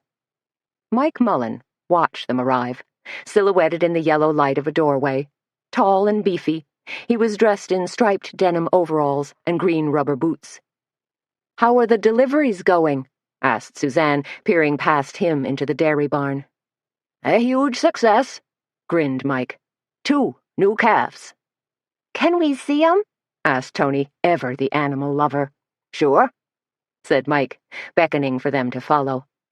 They trod down a narrow cement walkway, between 2 rows of stanchions, where dairy cows contentedly munched organic alfalfa. At the end of the barn was a row of box stalls. In there, said Mike. Suzanne and Tony peered through wooden slats into a dimly lit stall. A lovely brown Guernsey lay placidly with her hours-old calf nestled beside her. Ain't she a beauty? Asked Mike. He was acting like a proud papa. Adorable, purred Tony. You said there's 2? Over here, said Mike, leading them to the next box stall. This one was born just an hour ago. Oh my gosh, exclaimed Suzanne, gazing at the calf that was all legs and enormous, soft doe eyes. What a beautiful baby. With wheels of Gouda, cheddar, and Swiss cheese packed in cardboard boxes in their back seat, Suzanne and Tony headed back toward Kindred. Do you know Earl is in the $1 Million Club? Asked Tony. You mean Mrs. Earl? Said Suzanne. Tony nodded. She told me he's already sold $1 million worth of insurance. The thing is, said Suzanne, if an average life insurance policy is, say, $100,000, then you really only need 10 sales to hit that number. When you put it that way, the number's not so impressive, said Tony. I guess $1 million isn't what it used to be. Only if you have it, cash money in the bank, replied Suzanne. Tony reached over and flipped a dial on the scanner. For a lark, she said. Let's just listen in. Sure, said Suzanne, gazing out the window, pressing her forehead against the cool of the glass. Sniffed Tony. Nothing but static. She batted at the dial, trying to give it another twirl. Want me to do that? Between Tony's so-called flying and her fussing with the scanner dial, she wasn't exactly the most conscientious driver on the road. Have at it, replied Tony. Suzanne bent forward and slowly turned the dial. It blipped and beeped, and a few crackly noises faded in and out. Not much, she said. Keep trying, said Tony. If you get, like, the highway patrol or something, it's really cool. They're always 10-4ing or 10-20ing about something. Suzanne worked the dial some more, picking up some hollow-sounding chatter, but nothing all that discernible or even particularly interesting. No luck, she told Tony. Wait, said Tony. You just went by something. Suzanne turned it back, and the tuner burped a few words that sounded like dispatch ambulance. Hear that? Said Tony. I think you got the EMT guys. Maybe a car accident somewhere. Now it's faded, said Suzanne, frowning. I don't think it's the best, she began, then hesitated as the scanner suddenly let loose a high-pitched beep, and a man's voice, crackly but understandable, uttered the words, Red Mustang. Say what? Said Tony, perking up. Suzanne's nimble fingers were already working the tuner, trying to pull in a stronger signal. Reported on County Road 47, came the gruff voice again. Eastbound. Tony cocked her head. Sounds like that old coot, Sheriff Burney. Sheriff Bill Burney was the sheriff in Deer County. Possible 1029, came Burney's voice again. What's he babbling about? Asked Tony. He said Red Mustang, didn't he? Asked Suzanne, a little excited now. I think that's what he said. And County Road 47, added Tony. She cast a sideways glance at Suzanne. What? I think he might have been putting out a call on Bo Becker's car, said Suzanne. I thought you told me Becker skipped town, said Tony. He did, said Suzanne. Does this look like town? No, said Tony, slowing her car slightly. In fact, if we backtracked a mile and cut over that twisty old sawmill road, we'd intersect with 47. I'm not sure I've ever been out that way, said Suzanne. That's 'cause it's like the back end of the county. I'm sure all the local residents would be thrilled to hear you talk that way. Are you kidding? Hardly anybody lives out that way, said Tony. There's just an abandoned church that's half falling down. Huh, said Suzanne, thinking. You want to check it out? Tony asked. Because we could, be over there in 10 minutes. No way, said Suzanne. We should stay out of this. Yeah, said Tony, speeding up again. You're probably right. On the other hand, said Suzanne, I did kind of promise Missy. You sure did, said Tony, whipping her car into a quick U-turn before Suzanne could finish her sentence. But we gotta be careful, cautioned Suzanne. If Bo Becker's driving around out here or for some reason parked his car out this way, we gotta make sure law enforcement moves in first. Then maybe we can cruise in, real casual-like. How are we going to explain our showing up? Asked Tony. If anybody asks, we'll tell them the truth, said Suzanne. That we were out this way and heard the broadcast on Junior's police scanner. Scanners aren't illegal, are they? Asked Tony. Not that I know of, said Suzanne. I think you can pick one up at any Radio Shack. Okay then, that's our plan, said Tony, putting the pedal to the metal and barreling down the road full bore. They found the turnoff for the sawmill road and turned onto it, a narrow blacktop road filled with twists and turns and dipsy-doodles. This is like a roller coaster, said Suzanne. But kind of fun, added Tony. Suzanne peered out at scraggly pines and what looked like soggy fields and wetlands. You're right, not a lot of homes out this way. Bad farmland, I guess, said Tony. She came up a narrow draw, then hit the brakes when her headlights caught the marker for County Road 47. Now what? Asked Suzanne, as Tony's car rumbled beneath them. We went through so many twists and turns it's hard to tell which way's east. Hang on a minute, said Tony, while I consult my onboard navigation system. Wow, said Suzanne, impressed. Where did you pick up one of those gizmos? Tony reached down into a pile of empty Lay's potato chips bags and Zagnut wrappers and pulled out a tattered map. At the Sunoco station, said Tony with a laugh. She turned on the overhead light, wrinkled her brow as she studied the map, then said, Left. They drove for the next 3 miles and didn't see a doggone thing. One desultory-looking farmhouse with a dim yard light, but nothing else. No red Mustang, no Bo Becker hunkered down with an accomplice, nothing. Disappointing, muttered Tony. Suzanne leaned forward, concentrating on the road. I think that might be the turnoff for that old church you mentioned, just up ahead. There was a broken wooden cross on a hill of weeds. Take a look, said Tony, pumping the brakes and cranking the steering wheel.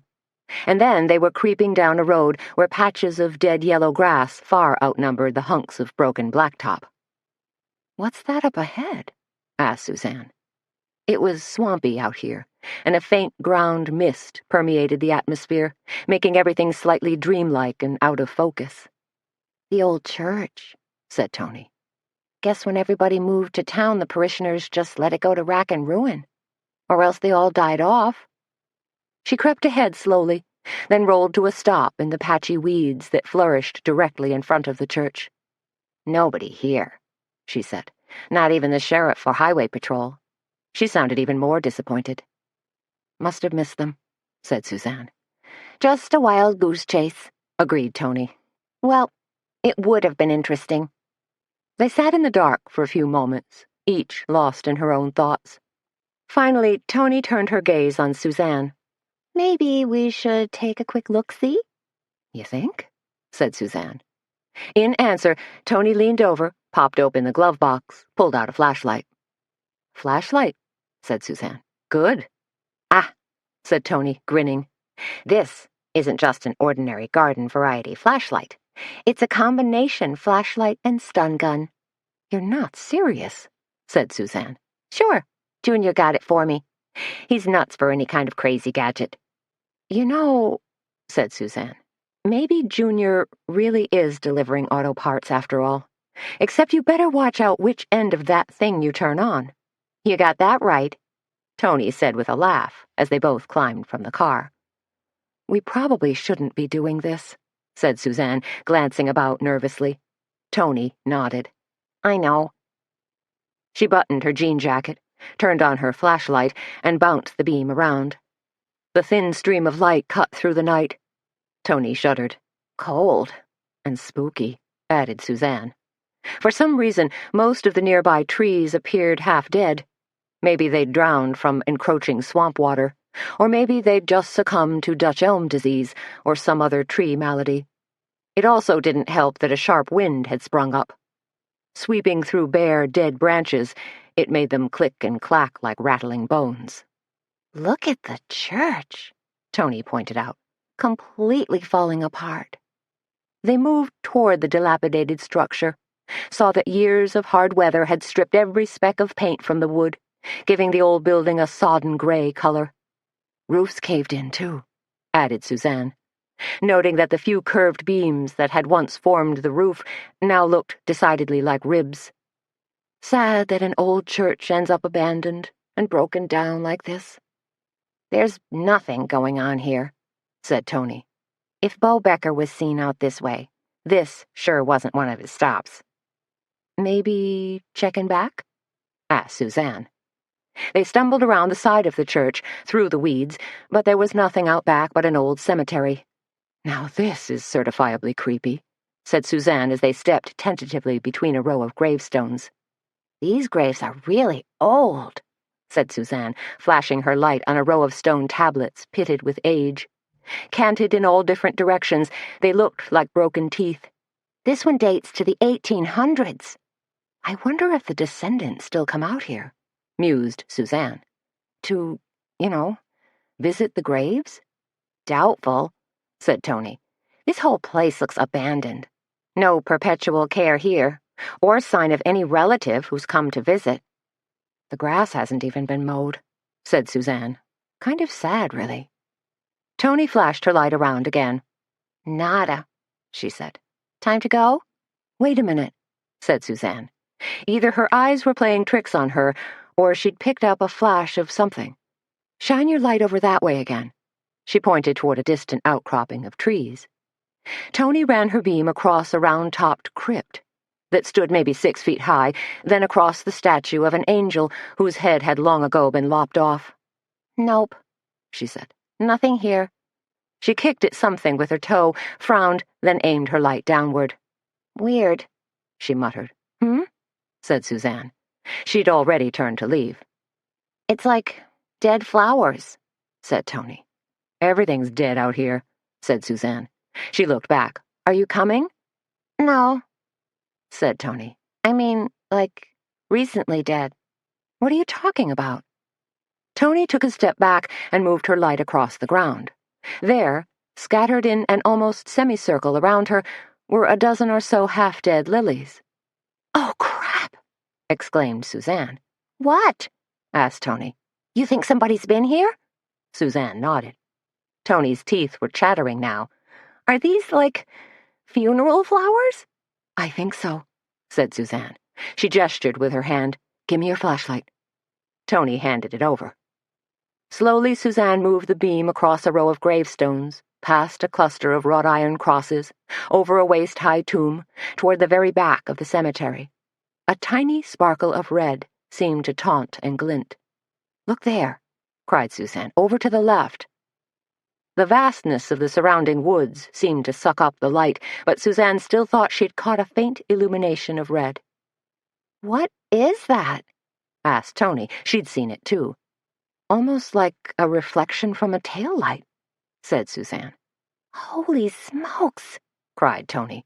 There's a car over there. The two women stepped carefully through waist-high grasses, moved slowly and nervously. Finally, as they drew closer, they were able to see the dark outline of a car parked beneath a gnarled oak. Definitely a car, said Suzanne. What if it's Becker's car? Asked Tony. What if he ditched it here and made a switch or something? Had an accomplice? Here, give me that light. Tony took the light and walked slowly toward the car. It's red, she called back. Mustang. Becker's, said Suzanne. She reached up, pushed her hair behind her ears, listening for footsteps, for danger. Out here in the darkness, she'd noticed that her eyes and ears seemed to play tricks on her while the wind whipped by and touched her with chilly tendrils. We gotta call this in, said Tony. This is big time. She spun back toward Suzanne, her light tracing a circle. Dear Lord, Suzanne gasped suddenly, her voice tight with fear. Tony's moving flashlight had picked up a dark shape that suddenly materialized right beside her. Huh? Said Tony abruptly. She frowned, glanced at her friend, and aimed her light at the thing that seemed to hold Suzanne in a grip of terror. There, hanging from a tree limb, slowly twisting in the wind, was a dead body. Oh, my God. Now Tony's voice rose in a pained, horrified wail. You see those black motorcycle boots? I think it's Junior. Oh, no, somebody hanged Junior? Her flashlight tumbled to the ground as Tony threw her hands over her face and let loose a high, keening howl. No, no, Suzanne cried, pulling herself together and scrambling for the flashlight. It's not him. I'm sure it's not him. Tony's fingers spread apart gingerly, and two dark, doubtful eyes peeked through. Then who? She asked in a jittery voice. Suzanne steadied herself and directed the beam up the hanging body, moving it slowly, feet to head. Finally, she said, It's Bo Becker. Get out, said Tony, aghast. Bo Becker hang from a tree? Murdered? Her words seemed to resonate within the both of them, and they backed up several paces. As if they feared that Becker's limp body might suddenly be injected with life, like Frankenstein's monster, to twist loose and come lurching after them. This is some crazy stuff, Suzanne muttered. Tony's teeth chattered loudly from cold and fear. What if he hung himself? She whispered. She quickly made the sign of the cross. It's a sin, you know. The worst sin of all. Suzanne grimaced as she studied the limp, swaying body. The rope was tossed over a branch maybe 3 feet above his head, then stretched across to a V in the trunk, then... The rest of her sentence was lost in the loud wail of a siren. Oh, cripes! Screeched Tony, as they were suddenly caught in the spotlights and high beams of 3 different vehicles that roared along the edge of the cemetery, then converged directly upon them. The driver's side door flew open on the lead vehicle, and a tall, thin man jumped out, his gun pointed directly at them. Suzanne could have sworn it was a pearl-handled revolver. Hands up, he ordered. Lord love a dog, muttered Suzanne. It's Sheriff Burney. Sheriff Bill Burney, head law officer of Deer County, was joined by 2 other deputies who were just as stone-faced and serious as he was, and aiming even more firepower at them. Suzanne wasn't sure if they had actually crossed official lines into his county, but Burney and his men had obviously responded to the call about the sighting of Becker's car. Only now, it wasn't just the car that was the problem. Excuse me, said Suzanne. This is not... Quiet, snapped Sheriff Burney. I'll do the talking. How deep in doo-doo would you say we are? Whispered Tony, her hands extended up over her head. Suzanne managed a quick glance around. We got a dead body swinging from a tree, and the 2 of us goofs standing right next to it, she whispered back. I'd say we're in way over our heads. And still, the excitement continued as another siren wailed, and a 4th vehicle, blue and red light bars pulsing like mad, roared up to join their little circle of Dante's hell. But this time, Suzanne and Tony caught a small break, because the new arrival was Sheriff Roy Doogie. He climbed from his cruiser, hitched at his pants, and scowled ferociously at them. We got a homicide here, Sheriff Burney called to Sheriff Doogie. Burney was a by-the-book kind of guy, tall, rail-thin, a former Marine drill sergeant. "Dang!" yelled Doogie. He snatched his hat from his head and threw it to the ground. "Dang!" he shouted again. "What?" called Bernie. "What?" "They aren't your killers," cried Doogie. "They're just pain-in-the-butt pests." Suzanne and Tony were given a chance to explain themselves, of course, and then they were given a lecture that fairly scalded their ears. They knew all the fiery words, of course. They weren't complete innocents, but they'd never heard them strung together in the context of such barbarous, blistering prose. Chapter 14. Wednesday morning dawned overcast and gray. Wind stripped yellow and gold leaves from trees and sent them swirling in miniature tornadic clouds down the black-topped streets of Kindred. To add insult to injury, rain spat down in icy little pellets. It was the kind of weather that set the stage perfectly for Ozzie Dryasden's funeral. Suzanne, Tony, and Petra were huddled in the back of Hope Church, whispering among themselves. Obviously, Suzanne and Tony's big adventure last night was their topic du jour. "I can't believe you actually found Bo Becker's body," breathed Petra. She was stunned and a little taken aback by their crazy confession. "I mean, what were you two doing out there? What on earth were you thinking?" "Geez," said Tony, glancing at the conservatively attired mourners, then buttoning the top button of her black cowboy shirt. "We were just on a cheese run." "That escalated into a harebrained plan," admitted Suzanne, "and ended in a complete debacle," scolded Petra, gazing from one to the other. "You know, it was really Junior's fault," said Tony, looking studiously innocent. "How do you figure that?" asked Suzanne. They'd both been complicit in their urge to snoop, hadn't they? "If Junior hadn't traded cars with me," said Tony, "we'd never have had access to that police scanner." She gave a sharp nod of her head, and her frizzled, pinned-up hair bobbed in silent indignation. "That's bordering on situational ethics," said Petra. "No," said Suzanne. "What happened was, we were just plain stupid last night, and morbidly curious." "Speaking of morbid, my friends," said Petra, dropping her voice, "we'd better go in and take our seats. Ozzie's funeral will be starting soon." Glancing out the double doors of the church, Suzanne saw a long black hearse glide to a stop. It bore a discreet Dryasden and Draper crest-shaped logo etched on the side window. "Since our guest of honor has just arrived," she told them. "Oh, you," fluttered Petra. "Please be serious, for once." Suzanne decided that Ozzie's funeral ranked about a 7 out of 10 possible points as funerals go. There was a full house, of course, with a few curiosity seekers shuffling around in the back of the church, so all the mourners from last night and then some. The flowers and decor were quite lovely. A large cross made out of white mums and red roses with a lemon leaf border stood behind Ozzie's gunmetal gray coffin. A casket spray of gladiolas and carnations sat on top. Black velvet bunting was draped across the front pews. Eulogies were delivered by several of Kindred's more prominent citizens, including Mayor Mobley. Mobley, dressed in a black suit that wouldn't quite button, came across as upbeat mixed with his own brand of greasy charm.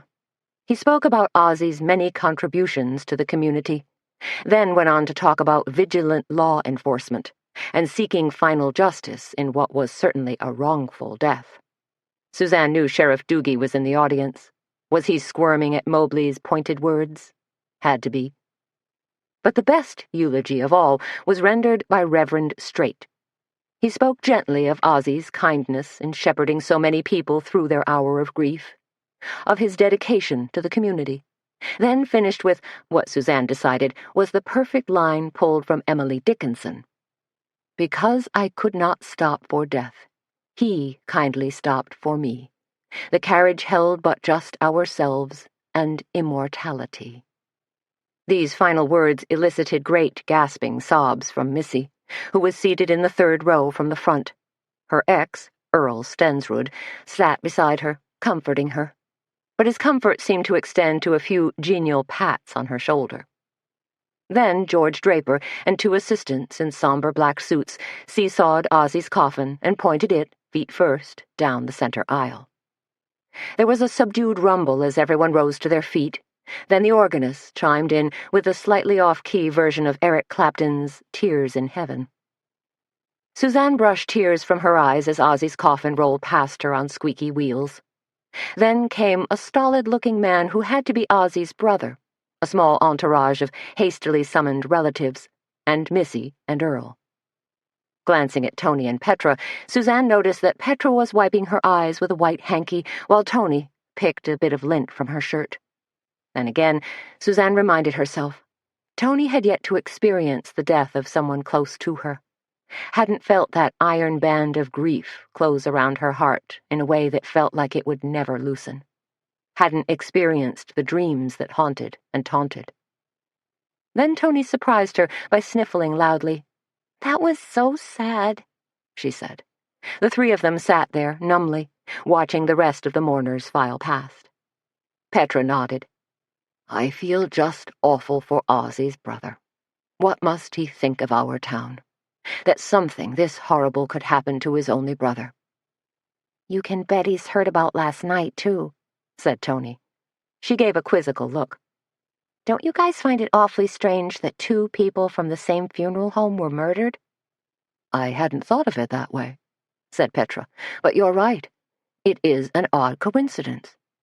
Maybe not a coincidence at all, said Suzanne. Once everyone was milling about outside the church, Suzanne looked around for Sheriff Doogie and saw him clumping toward his cruiser. I'll be right back, she told Tony and Petra, then scurried after him. Now what do you want? Asked Doogie when he caught sight of her. He had his hand on his car door, looking like he'd been hoping for a clean getaway. About last night, began Suzanne. You and your friend are in serious trouble concerning that, came Doogie's stern warning. Charges could be filed. We didn't do anything wrong, said Suzanne. Interfering with the law? Stumbling across a dead body is hardly interfering, said Suzanne. It's just bad luck. Bad luck and trouble seem to follow you around, snarled Doogie. Suzanne backed off then, hoping to deflect some of Doogie's anger and get to the point where she could ask him some serious questions. I'm sorry about that, she said. We really didn't mean to get in the way. You should be sorry, sniffed Doogie. He was still nursing hard feelings. Or maybe he'd just felt embarrassed in front of Sheriff Burney. What I wanted to ask you, said Suzanne, since law enforcement packed us on our merry way rather hastily last night, was, did Bo Becker hang himself? What? Said Doogie. Because if Becker did kill Ozzy, maybe he was overcome with remorse. Doogie folded his arms across his broad chest and stared at Suzanne with flat eyes. No remorse, he finally said. You don't think Becker murdered Ozzy, do you? Said Suzanne. You've changed your mind, shifted your paradigm. Sheriff Roy Doogie continued to stare at her. Sometimes no answer was an answer. And Becker didn't hang himself either, did he? Said Suzanne, a little excited now. Let's just say we now have parallel investigations, said Doogie. Suzanne knew she shouldn't, knew it was probably in horrible taste, but she just had to talk to George Draper. She caught him just as he and his assistants slid the casket into the hearse and slammed the back hatch. George, Mr. Draper, she called. George Draper stood by the side of his hearse, looking even more gaunt and haggard than usual. Hello, Suzanne, he said. Suzanne didn't waste any words. I'm assuming you heard about Bo Becker. Draper's face sagged. Of course. Sheriff Doogie phoned me last night. Roused me out of bed, in fact. I drove out there immediately. Had to see for myself. He shook his head. Shocking. Absolutely shocking. So you think Becker was murdered too, said Suzanne. Not a suicide. That seemed to stun Draper. Well, yes, I suppose so, he finally stammered. That was all Suzanne needed to hear. Do you have any idea what Bo Becker might have been involved in? I mean, outside of the funeral home? Not really, said Draper. Of course, he was mostly Ozzy's assistant. I think Ozzy had been trying to get him into a program, to be a morgue assistant. When was the last time you saw Becker? Asked Suzanne. Draper scratched his head. He helped with the car funeral Monday morning, then took off immediately afterward. I never saw him again. Must have, I don't know, run into some kind of trouble. He sighed. Obviously, he did. But Becker was loading flowers into his car Monday night, said Suzanne. I saw him. George looked stunned. Where? At the back door of your funeral home. Did you tell Sheriff Doogie about this? Of course, said Suzanne. What I'm trying to figure out is, why did Becker end up at that deserted cemetery? George Draper stared at her. I don't know. Was he supposed to deliver flowers there? Asked Suzanne. Draper blinked. There were a few flowers in the back seat of Becker's car. I saw them last night. They let me look inside his car. Whose flowers were they? I'm guessing they might have been from the car funeral on Monday, said Draper. They didn't get left at Memorial Cemetery with the body? Obviously not, said Draper. He had a look on his face as though someone had screwed up. Must have come back in the hearse. So why would Beau have taken them to that particular cemetery? I don't know, said Draper. He didn't always listen terribly well.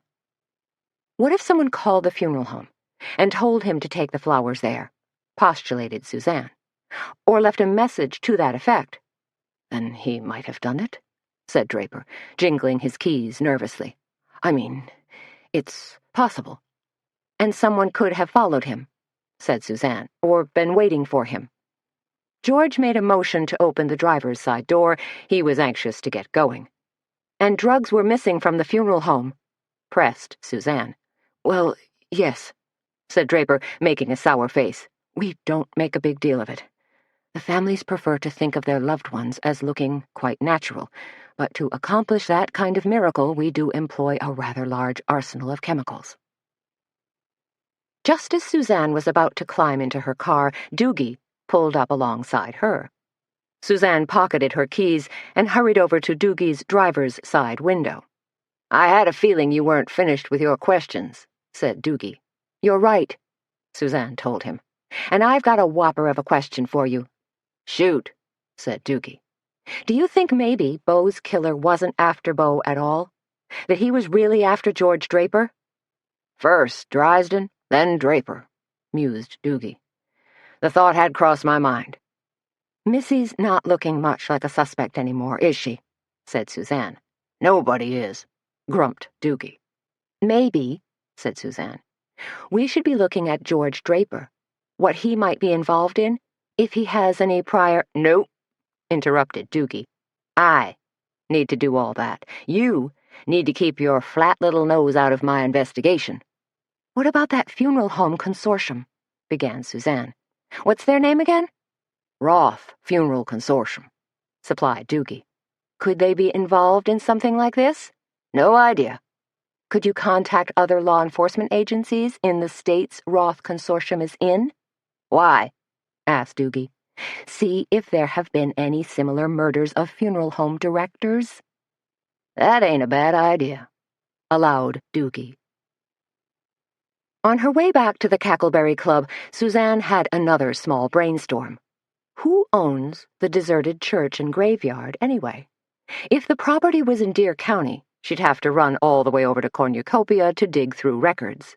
But if the church was situated in Logan County, well, then she might be able to pull up that information at the county courthouse. 5 minutes later, Suzanne parked in front of the red brick building, sped up the sidewalk, then hurried down a linoleum-tiled hallway that smelled faintly of disinfectant. At the battered wooden desk that stretched 10 feet across, a barrier that separated the record keepers from the record seekers, Suzanne ran into Nadine Carr. Nadine seemed to be in the middle of filing papers related to her husband's death. Suzanne's heart went out to the poor woman. It wasn't so long ago that she'd had to deal with the same heartbreaking tasks. I'm so sorry about your husband, Suzanne told her. My sincere condolences. Nadine's husband, Julian, had been a soft-spoken man, who'd eaten at the Cackleberry Club a couple of times, purchased books at the Book Nook, too, on World War II and the Korean War. "Thank you, dear," said Nadine. "But Julian had been sick for a very long time. We all were, prepared, as they say." "Still," said Suzanne, "these things are never easy." "I saw a poster down at Kuiper's drugstore about the knit-in at the Cackleberry Club," said Nadine. "I thought I might drop by. Give me something to focus on." "You'd be more than welcome," said Suzanne, wishing now that she'd gone to Julian Carr's funeral the other morning. It probably would have really meant something to Nadine. Now Nadine's lower lip trembled slightly, as if the harsh realization of her husband's death had struck her yet again. Suzanne put her arms around Nadine and embraced the woman who was at least a head shorter than she was. "I know how you feel," she commiserated. "I know you do, honey," said Nadine. "I know you had a tough time yourself a while back." They held each other for a few more moments, sniffling, tears hot on their cheeks. Then Suzanne said, "I have kind of a strange question for you." Wiping away tears, Nadine looked up at her. "Yes?" "The flowers for your husband's funeral. Do you know, were they left at the cemetery or brought back to the funeral home?" Nadine gazed at her. "That's a strange question." "It has to do with Ozzy's murder," said Suzanne, "and another strange development." She didn't know if Nadine had heard about Beau Becker yet. Turns out she hadn't, so Suzanne hastily filled her in. Nadine's eyes widened in horror as Suzanne's story unfolded. She put a chubby hand to her chest as if her heart could barely withstand this terrible news. "Awful. Just awful," she murmured. "It sounds like someone's targeting people at the funeral home." Needless to say, Nadine was more than a little stunned. Suzanne nodded. "It sounds strange, but that's what I was thinking too." "Why would someone do that?" asked Nadine. "No idea," said Suzanne. Nadine peered at Suzanne with a questioning, half-fearful look. "And you're involved in this?" Her voice trailed off. A reasonable question, for sure. "Because I found Ozzy," said Suzanne, "and because my friend, Missy Langston, has come under suspicion." Nadine's mouth opened and closed in surprise. "Ah," she finally said. "She dated Ozzy." "That's right," replied Suzanne. "And I've been sort of investigating a couple of different angles." "Missy? As a suspect?" said Nadine in a weary tone of voice. "I simply don't see it." Then her expression morphed from sadness to approval. "But aren't you a dear?" she told Suzanne, "standing up for one of your friends." "So, about the flowers?" asked Suzanne. Nadine shook her head. "There were so many details that, well, I have no idea where they ended up." Once Nadine had finished her business, Suzanne filled out a request form for a title search. The young woman at the counter, clad in black t-shirt and leggings, her eyebrow pierced with a skinny silver bolt, gazed at Suzanne's request and looked blank. "Oh," she said, "I don't know if we can do this." "It's a fairly straight-ahead record search," Suzanne pointed out. The young woman, who couldn't have been more than 20, reached up and twirled a tendril of long dark hair. "Yeah, but I'm not sure how to do this. See, I'm only temporary. The regular lady's on vacation, so it's gonna be a couple days." "There's nothing you could do to expedite things?" asked Suzanne. The young woman shook her head. "No, sorry." Chapter 15. By the time Suzanne got back to the Cackleberry Club, every seat in the house was occupied, and a few latecomers milled about on the front porch. "We're getting slammed," cried Petra.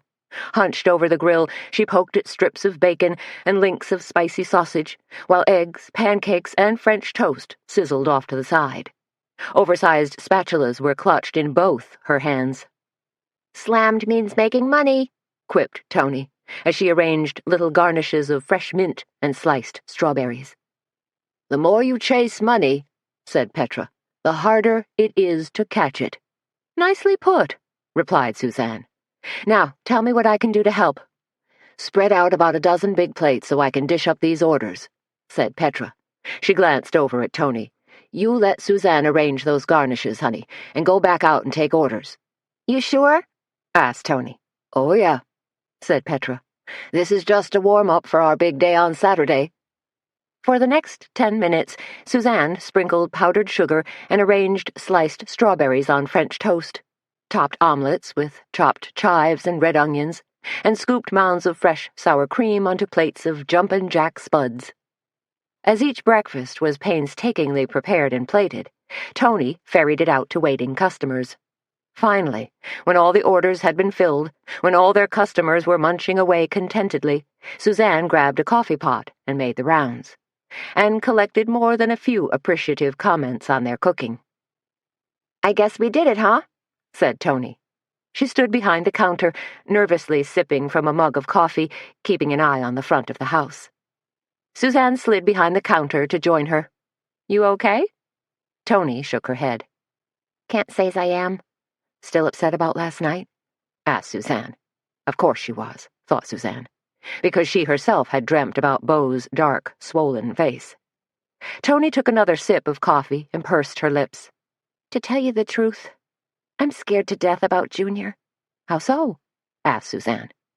"Maybe I'm just picking up your vibes," said Tony. "but I've got the worst feeling he might be involved in this mess." She seemed afraid to meet Suzanne's eyes. "You know, the drugs, maybe even the murders. Not that he'd actually kill somebody, but he could be, involved, peripherally." "And you're basing your fears and suspicions on what?" asked Suzanne. Tony made a face. "A bunch of things. First, Junior's a dope. Anybody with half a brain can turn his head with a little fast talk, especially if you promise him money." "Okay," said Suzanne. No contest there. "And I know Junior's been hanging around Hubley's Roadhouse a lot. Factor in all those deliveries he's been making." Suzanne decided not to pull any punches.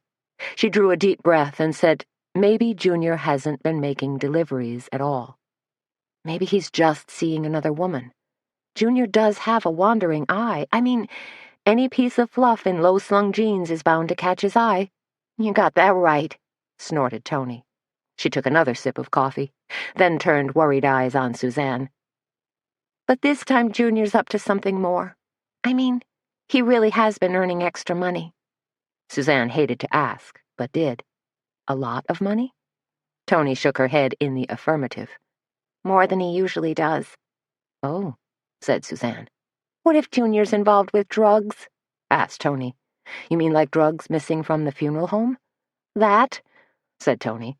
"or any drugs." Grimacing, Suzanne said, "Then I'd say he's in big trouble." "Which means I've got to pull his sorry butt out of the fire," said Tony, "before he ends up like Beau Becker, swinging from some lonely bare tree with his boot heels dangling 5 inches above the ground."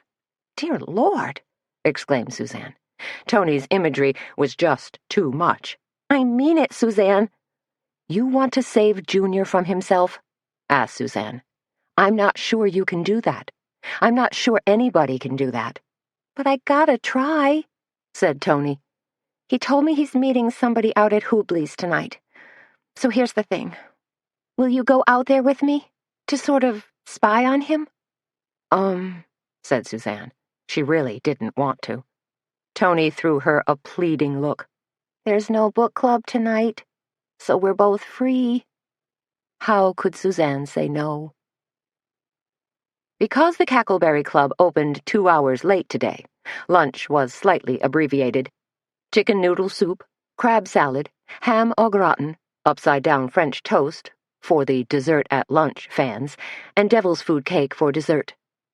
Just as Suzanne finished writing their luncheon offerings on the blackboard, their busboy, Joey Ewald, came charging in. He was a skateboarding freak who dressed the part and was perpetually being reprimanded for hitching rides on the back of cars. In fact, Suzanne had once towed Joey a couple of miles without even knowing he was hanging on behind her like a remora. Scared her to death. "Hey, Mama," was Joey's offbeat greeting today. "I'm not your mama," said Suzanne, "and you're 10 minutes late for work." "Whatever," said Tony. He gave her a wink and a winsome smile and shrugged. Kids, she thought, what can you do? "You guys get busy," said Joey, grabbing a gray plastic tub, ready to go to work, clearing tables. "And we're gonna be a whole lot busier for lunch," Suzanne told him. "So kindly march yourself in back, wash your hands with antibacterial soap, please, and slip on an apron." "Do I get to wear a scarf, too?" asked Joey. Ever since Suzanne had let him pinch hit as a wait person, Joey wanted to wear a headscarf fashioned as a do-rag. "There's a clean bandana of Baxter's you can use," Suzanne told him. "Be sure to leave it when you're finished. It's his favorite." "Cool," said Joey. He ducked in back, then emerged a few minutes later with his apron and a bandana worn pirate style. "See?" he said, arms extended, striking an exaggerated pose. "All duded up." "Cool," echoed Suzanne. "Is your back bothering you again?" asked Tony. Petra seemed like she was more hunched over her grill than usual. Petra placed her hand in the small of her back and rubbed. "Gotta call the chiropractor." "Is your guy a back cracker?" asked Tony. "Yes and no," replied Petra. "He uses modified chiropractic, a touch of osteopathy, creative visualization, and good old-fashioned prayer." "Nothing wrong with prayer," said Tony. "But not quite your AMA-sanctioned treatment," said Suzanne. "Except it works," exclaimed Petra. "I need to run something by you guys," said Suzanne as she centered blue ceramic bowls on white plates. "Uh-oh," said Petra. "Something to do with the murders?" "No," said Suzanne. "Nothing that colorful. It's about me being a model this Friday." "What?" squealed Petra. This little bit of news made her straighten right up. "Haven't you heard?" Tony giggled. "Our Suzanne has been asked to strut her stuff, such as it is, on the catwalk." "More like a quick loop around a garment rack," said Suzanne, a little embarrassed. "It's the grand opening of Alchemy. Missy asked me last night. I think they want a middle-aged model so everyone else looks fresh and young." "They do start 'em at an early age," allowed Tony. "Kate Moss was just 15 when she started working the runways in Paris." "Where'd you read that?" asked Petra. "The Inquisitor," said Tony. "All the hot, hip people are profiled in there." Yeah," said Petra. Then she peered at Suzanne. "Are you going to do it? 'Cause I think you should." "That's what I said, too," said Tony. "Suzanne's a natural." "Sure," agreed Petra. "She's got a nice long stride." "Especially when she's wearing her cowboy boots," said Tony. "She's like, 'Hey, I'm a lady gunslinger.'" But Suzanne was still anxious. "I'm just afraid Carmen's only gonna stock the tiny sizes, 2, 4, 6. "I'm a 14, volunteered Petra. "And that's on a good day." "What constitutes a good day?" asked Tony. Petra made a sour face. "Right after a bout of stomach flu, when I'm totally dehydrated." "Oh, man," marveled Tony. "I have trouble keeping weight on." "That's so unfair," said Petra, "since you eat like a truck driver."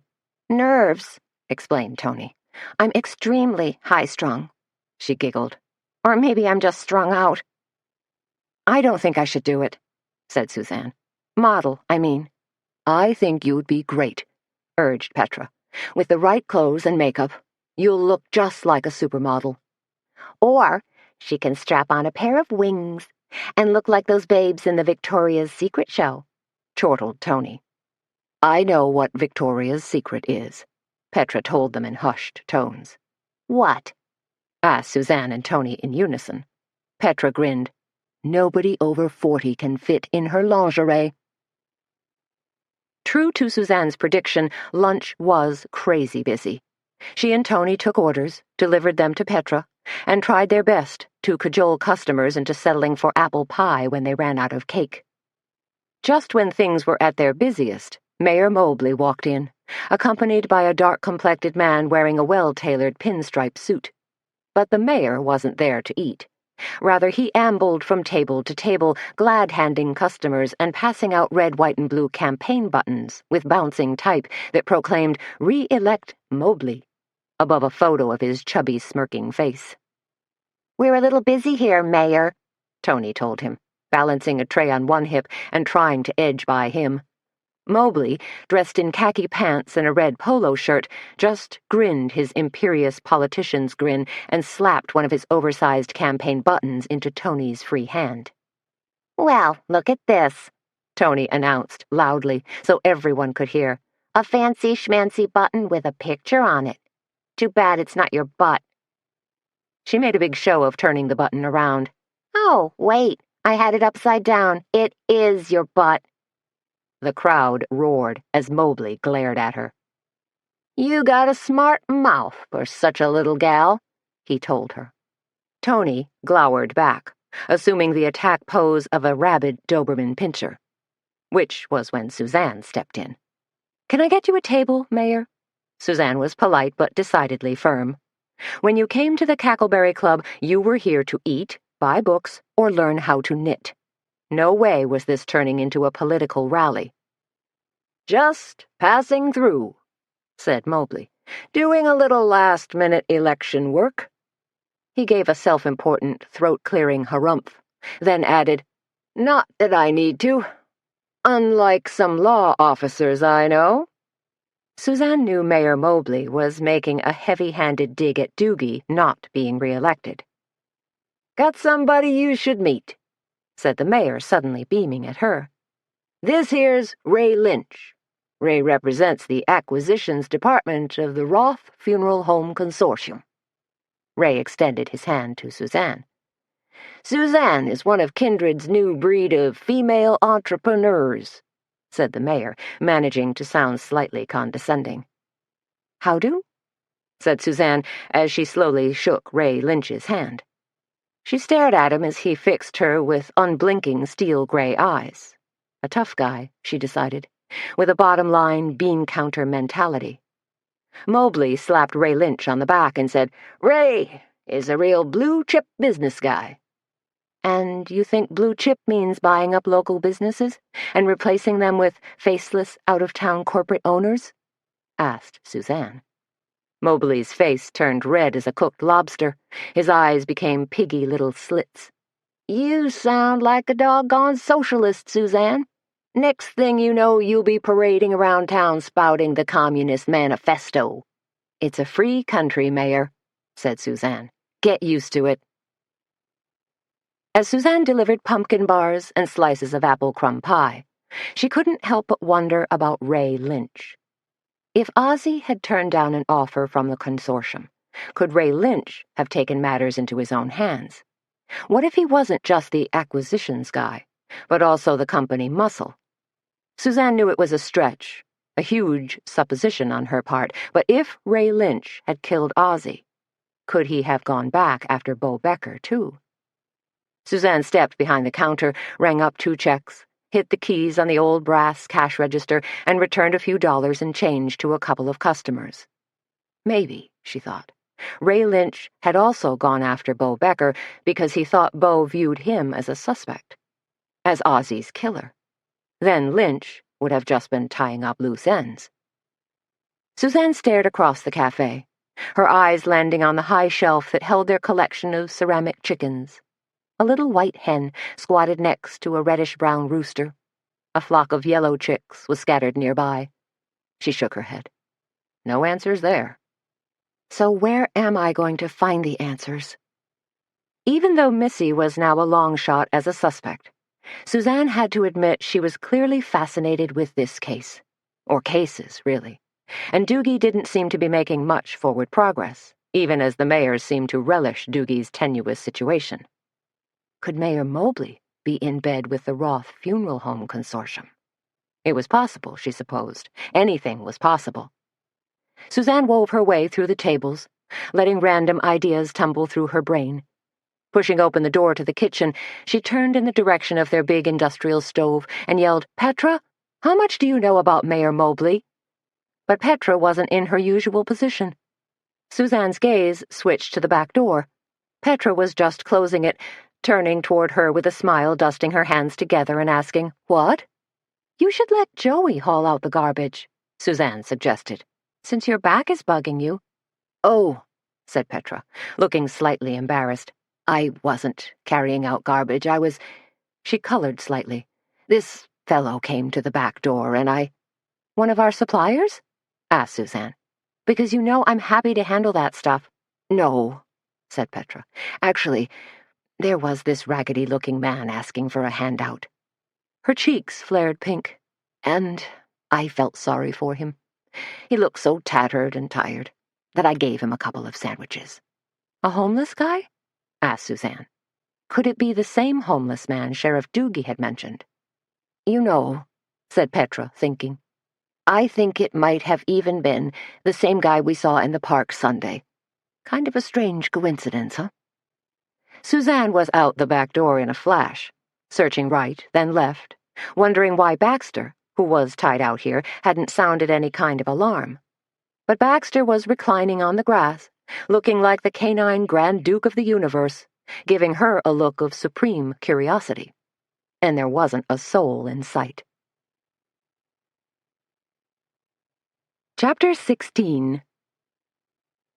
Things went from barely normal to strangely bizarre when Carmen Copeland came sweeping in for her book signing. "Good Lord," muttered Tony, as Carmen posed in the front hallway, then strode forcefully toward them. "Batman just dropped in from Gotham City." Carmen was, indeed, wearing some kind of black cape.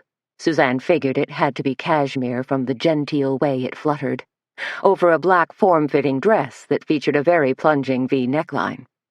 At least a dozen chains of twisted, intermeshed gold nestled in that deep V. "Oh, good," said Carmen, dropping a bright blue bag on the signing table and whipping off her cape in one carefully calculated motion. "You've stocked plenty of books." She waggled a finger at Suzanne and Tony, who gazed placidly at her. "I have a tingly feeling about today. I think we're going to sell beaucoup books." "I sure hope so," thought Suzanne. "I hope having Carmen here is worth all the drama." "Dear," said Carmen, plopping down in the author's chair and addressing Tony, "I'd like a bottle of water. Still, not carbonated." Tony rolled her eyes and sauntered off. Suzanne figured Tony would probably just bring her a glass of tap water. Warm tap water at that, filched from Baxter's dog dish.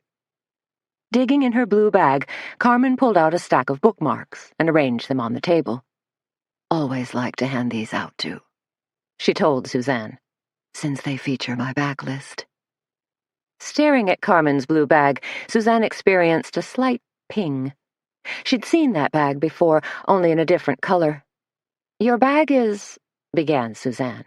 Carmen reached a hand out and caressed her bag gently. "A Birkin bag," she said, with just a hint of a satisfied smile. "From Hermes." "Like Samantha's bag on Sex and the City," said Suzanne. She really was a hardcore viewer. "Yes, I believe they did feature a similar bag. A bag that cost $7,000, thought Suzanne. Holy cow, how many books does this lady sell in a year?" Suzanne forced herself to stop thinking about Carmen, her money, and the intimidation factor that went along with it. Instead, she said, "You might be interested to know that the Cackleberry Club is offering a special purchase with a purchase today." "Oh?" said Carmen. Her dark eyes, lined top and bottom with black coal, burned into Suzanne. "Customers who buy your new hardcover book can also get a special tea plate for $6.95, Suzanne explained. Carmen wasn't impressed. "And what exactly does a tea plate consist of?" "A bottomless cup of jasmine tea, and a plate with 2 tea sandwiches, small slice of quiche, brownie bite, and miniature scone." "All that for $6.95? asked Carmen. Suddenly, she seemed impressed. "Only if you buy the book. Otherwise, the price is $9.95, Suzanne pointed out. "I wouldn't mind having one of those tea plates myself," said Carmen. She batted her eyelashes. "Is it too early?" "Not really," said Suzanne. "But your fans are starting to line up, so you might want to hold off." 2 women had already sidled up to the table, wanting an autographed book, and Suzanne could see a couple more fans heading toward the book nook. Carmen waved a manicured hand. "No problem. I'll just make it all work. I'm an expert at multitasking. You'll see." "Okay," said Suzanne. "Sure." Turns out Carmen was worth the trouble. A long line snaked from the book nook out into the cafe. Dozens of romance fans showed up to meet Carmen in person, as well as other book lovers who were naturally curious and wanted the chance to rub shoulders with a top-selling local author. Surprisingly, to Suzanne anyway, Carmen conducted herself like a total pro. She signed books, chatted with her fans, and even posed for pictures. And, of course, there was a huge spillover into the cafe, which kept everyone hopping. When there was a slight break in the action, Carmen murmured to Suzanne out of the corner of her mouth, "I understand. You were first on the scene last night. How did you hear about that?" asked Suzanne. Carmen seemed to have a direct pipeline for current information. It was as if she'd bugged Doogie's phone down at the law enforcement center. Carmen crinkled her eyes, trying to look mysterious. "I have my ways," she purred. "Thinking about getting into the mystery writing business?" asked Suzanne. "You never know," was Carmen's cryptic reply. "I have quite a few irons in the fire right now." Suzanne wondered if Carmen knew she was modeling at Alchemy this Friday. "You must be excited over the opening of your boutique," she said to Carmen. "Absolutely," purred Carmen. "I'm all about high style, which, until now, has been sadly lacking in Kindred and the surrounding communities." Suzanne smoothed her white blouse, which she knew wasn't remotely high style. "Missy seems to be handling opening plans nicely." Carmen touched the end of her pen to the tip of her nose. "She's doing a passable job." "Like I mentioned last night," said Suzanne, perturbed. "Missy's still pretty upset about Ozzy." Carmen waved a hand in an imperious Grand Duchess gesture. "And like I said, she'll get over it soon enough." "Carmen Copeland," called an energetic male voice. Suzanne and Carmen both looked up to find Gene Gandil of the Bugle loping toward them. Tall and gangly, his squarish head seemed to bob on his thin stalk of a neck. Gene didn't wait for an introduction, just grabbed Carmen's hand in a gesture of sheer delight. "I'm so glad to finally meet you," he simpered. Carmen narrowed her eyes. "And you are?" "Of course, introductions," murmured Gene. He flashed her a large, hopeful smile. "I'm Gene Gandil, from the Bugle." "Charmed," said Carmen. "Come to do a little write-up, if you don't mind, Miss Copeland," said Gene. "Publicity," cooed Carmen. "Another one of the necessary evils of my profession." "The oldest?" murmured Suzanne. "I promise, Miss Copeland, this little interview will be a breeze," said Gene as he pulled out pad and pencil and juggled his camera. Suzanne could only watch in amusement. She'd never seen Gene simper over anyone quite so much. In between signing books, nibbling scones, and sipping tea, Carmen managed to give Gene the semblance of an interview. She yapped on about herself, her writing style, her rule of thumb for plotting, and her meteoric rise to fame. "According to the information on your website," said Gene, "you've inked yet another book contract with Pennington Publishing." Carmen dimpled prettily. "A 3-book contract." "For 6 figures?" asked Gene, his pencil poised eagerly above his notepad. 7, corrected Carmen. Gene made a few quick scratches, then looked up and said, "A little bird told me you've got a few other projects going as well." "Whatever are you referring to?" asked Carmen. "I hear you might be opening a fine dining establishment," said Gene. At this, Suzanne almost choked. A fine dining establishment? That was her dream. How could Carmen Copeland just waltz in and usurp her special dream? "That's still in the early planning stage," said Carmen, trying to sound mysterious. "Very sketchy." "My understanding," said Gene, "was that you made an offer to George Draper on his funeral home." "What?" exclaimed Suzanne. At this point, it's a competing offer, said Carmen, since Mr. Draper's already entertaining another possibility. Are you serious?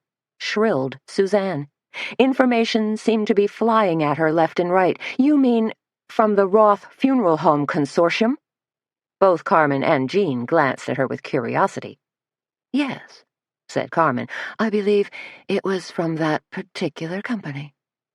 Jean bent closer to Carmen. You're a woman who deals in rather sensational storylines and plot twists. What do you make of all that's going on in Kindred right now? Strange times, murmured Carmen. And you? Said Jean, suddenly focusing on Suzanne for the first time. Discovering a second murder victim?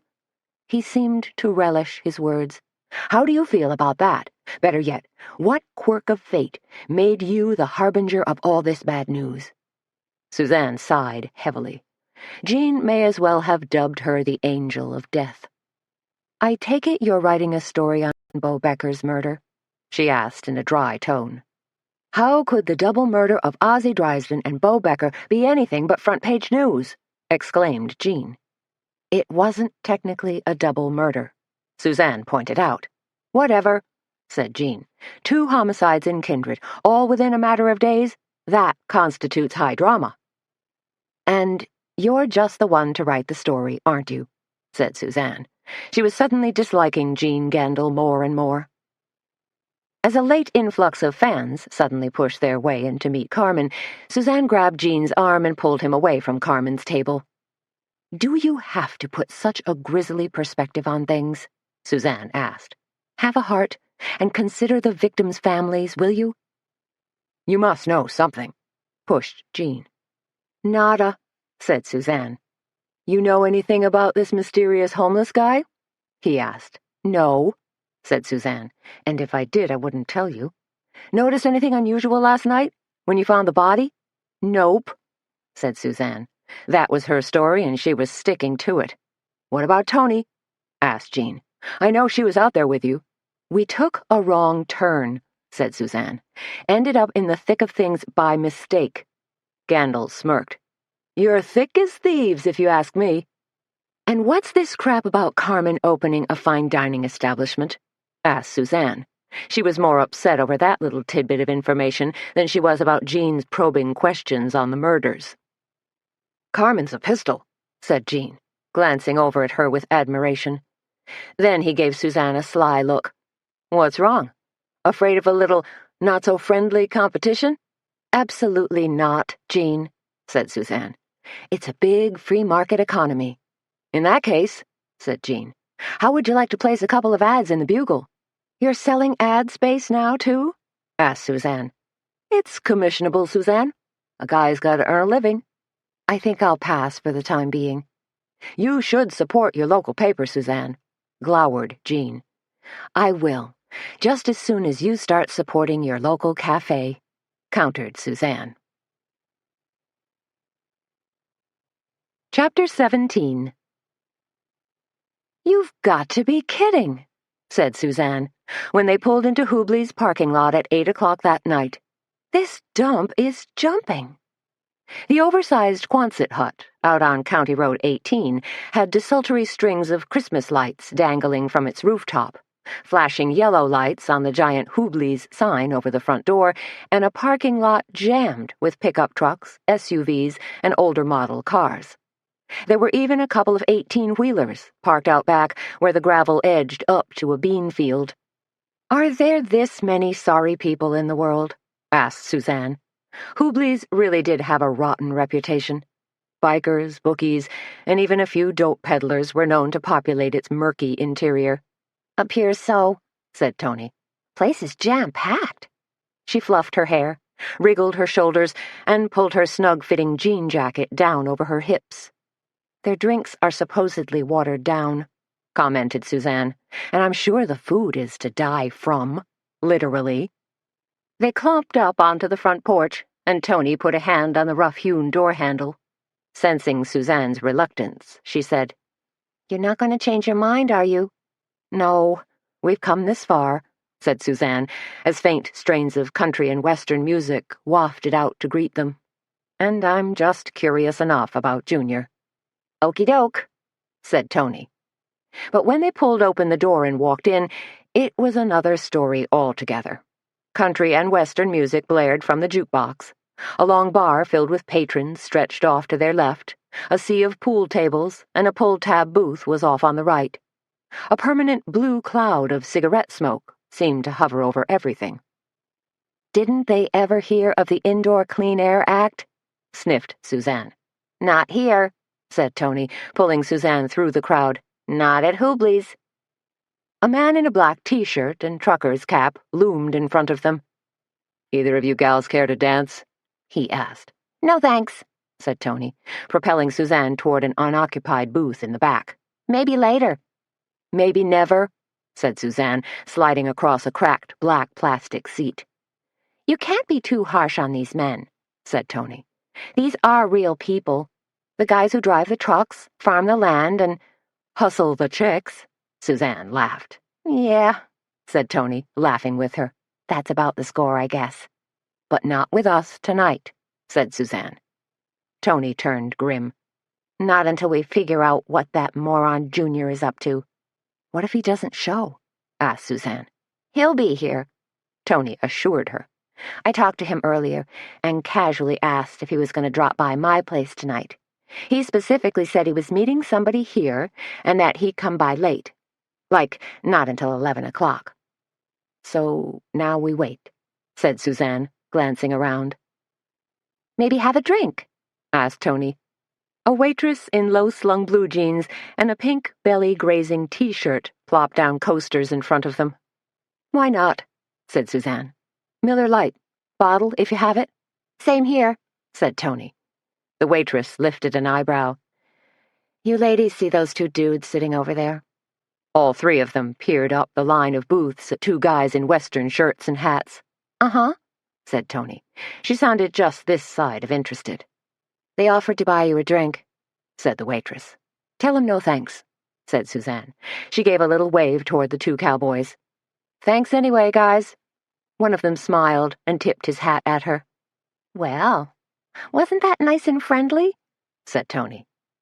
"Tony," said Suzanne, "we're here to spy, not to do a meet and greet with Cowboy Bob and his sidekick." "Still," said Tony, a little wistfully, "it's nice to get hustled once in a while. Helps build a girl's ego." But Suzanne had turned her eyes on a tawdry red velvet curtain that was rigged across a postage stamp-sized stage. The music had suddenly changed from Kenny Chesney's Down the Road to Rod Stewart's Do You Think I'm Sexy? "Oh, man," said Suzanne. "They have strippers."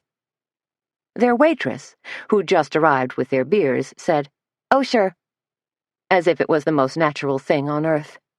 "You didn't mention strippers," Suzanne hissed at Tony. "I thought you knew that," said Tony. "Heck, I thought everybody knew that."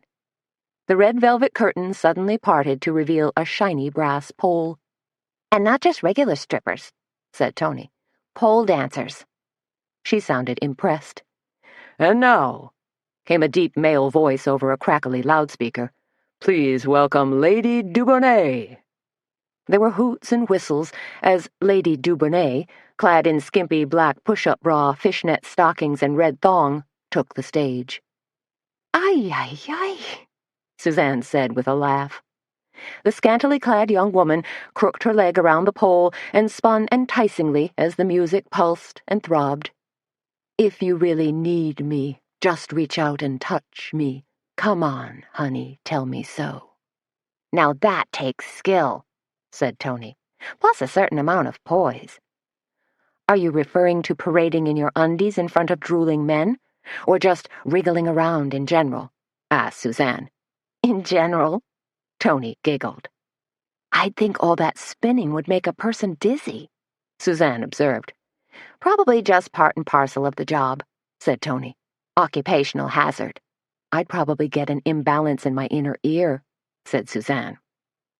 They sipped their beers and watched Lady Dubonnet perform her routine. When the song ended, she bowed to an energetic round of applause and picked up several dollar bills that had been carefully placed on the stage. When Lady Dubonnet came hustling toward them, on her way to the ladies' room, Suzanne did a slight double-take and said, "I think I know her." "Who is she?" asked Tony. "Kit Caslick." "Oh, wow," said Tony. "I'm going to talk to her," said Suzanne, and just as Kit went flying past their booth, Suzanne reached out and grabbed her arm. "Watch it," snarled Kit, jerking away fast, her dark eyes snapping with anger. "You can't treat a girl like—" Then she saw Suzanne and Tony and paused mid-sentence. "Who are you two?" she asked, thrusting out a hip and placing a hand on it in a confrontational gesture. "The local Salvation Army do-gooders? Come to save my sorry soul?" "It's me, Kit," said Suzanne. "Suzanne Dietz. You remember? I used to teach at your high school." "Oh, yeah." A faint smile flickered across Kit's face, and she seemed to relax a bit. "And this is Tony Garrett," said Suzanne. "Hey," said Kit, nodding slightly. "How do?" said Tony. "I really like the way you wiggled your way through that song." "She didn't really," said Suzanne hastily. "Fact is, you shouldn't be working here at all." "I guess it's not exactly a high-test career path," added Tony. "Tips are good," said Kit. She projected a wry smile, but there was sadness in her eyes. "Honey," said Suzanne, sliding over and pulling Kit into the booth with her. "You are so much better than this. So much better." That was all it took. Kit shook her head and sighed deeply. "It's hard to find a really good job around here." "It sure is," agreed Tony. "Don't tell me you enjoy this," said Suzanne in a soft voice. "Not really," said Kit, sniffling now. "Frankie, the manager, is always pushing us to fraternize with the customers. That's what he calls it, fraternizing. But he really means hitting on them, hard. Get the guys to offer to buy a drink, then order something fancy and expensive, like a pink squirrel or a golden Cadillac, or a bottle of $5 champagne that Frankie marks up to $30. "Whatever happened to a plain old brewski?" muttered Tony. But Suzanne was focused on the bigger picture. "This is not a job with a good future," she told Kit. "From here, it's a slippery slope to gosh knows what." "Or a slippery pole," added Tony. "Tell you what," continued Suzanne. "The Cackleberry Club. You've heard of the Cackleberry Club?" Kit nodded. "We're having a big event this Saturday," explained Suzanne. "A take-the-cake show, plus an evening gourmet dinner. And we could use a little extra help. Maybe, well, would you be interested?" "You mean like waitressing?" Kit wasn't particularly thrilled. "More of an assistant for the cake event," said Suzanne. "And, yes, a waitress in the evening. But I can pretty much guarantee you wouldn't have to wear fishnet stockings." "Or take anything off," added Tony. "That's a really nice offer," said Kit. "And you both seem very kind, but can I think about it?" "Seems like you already are." Suzanne smiled as Kit slipped out of the booth. "Sweet girl," said Tony, once Kit had left. "Too sweet for this place," said Suzanne. She was relieved there weren't any more pole dancers performing for the time being. Just a song playing on the jukebox with one of the longest titles in history.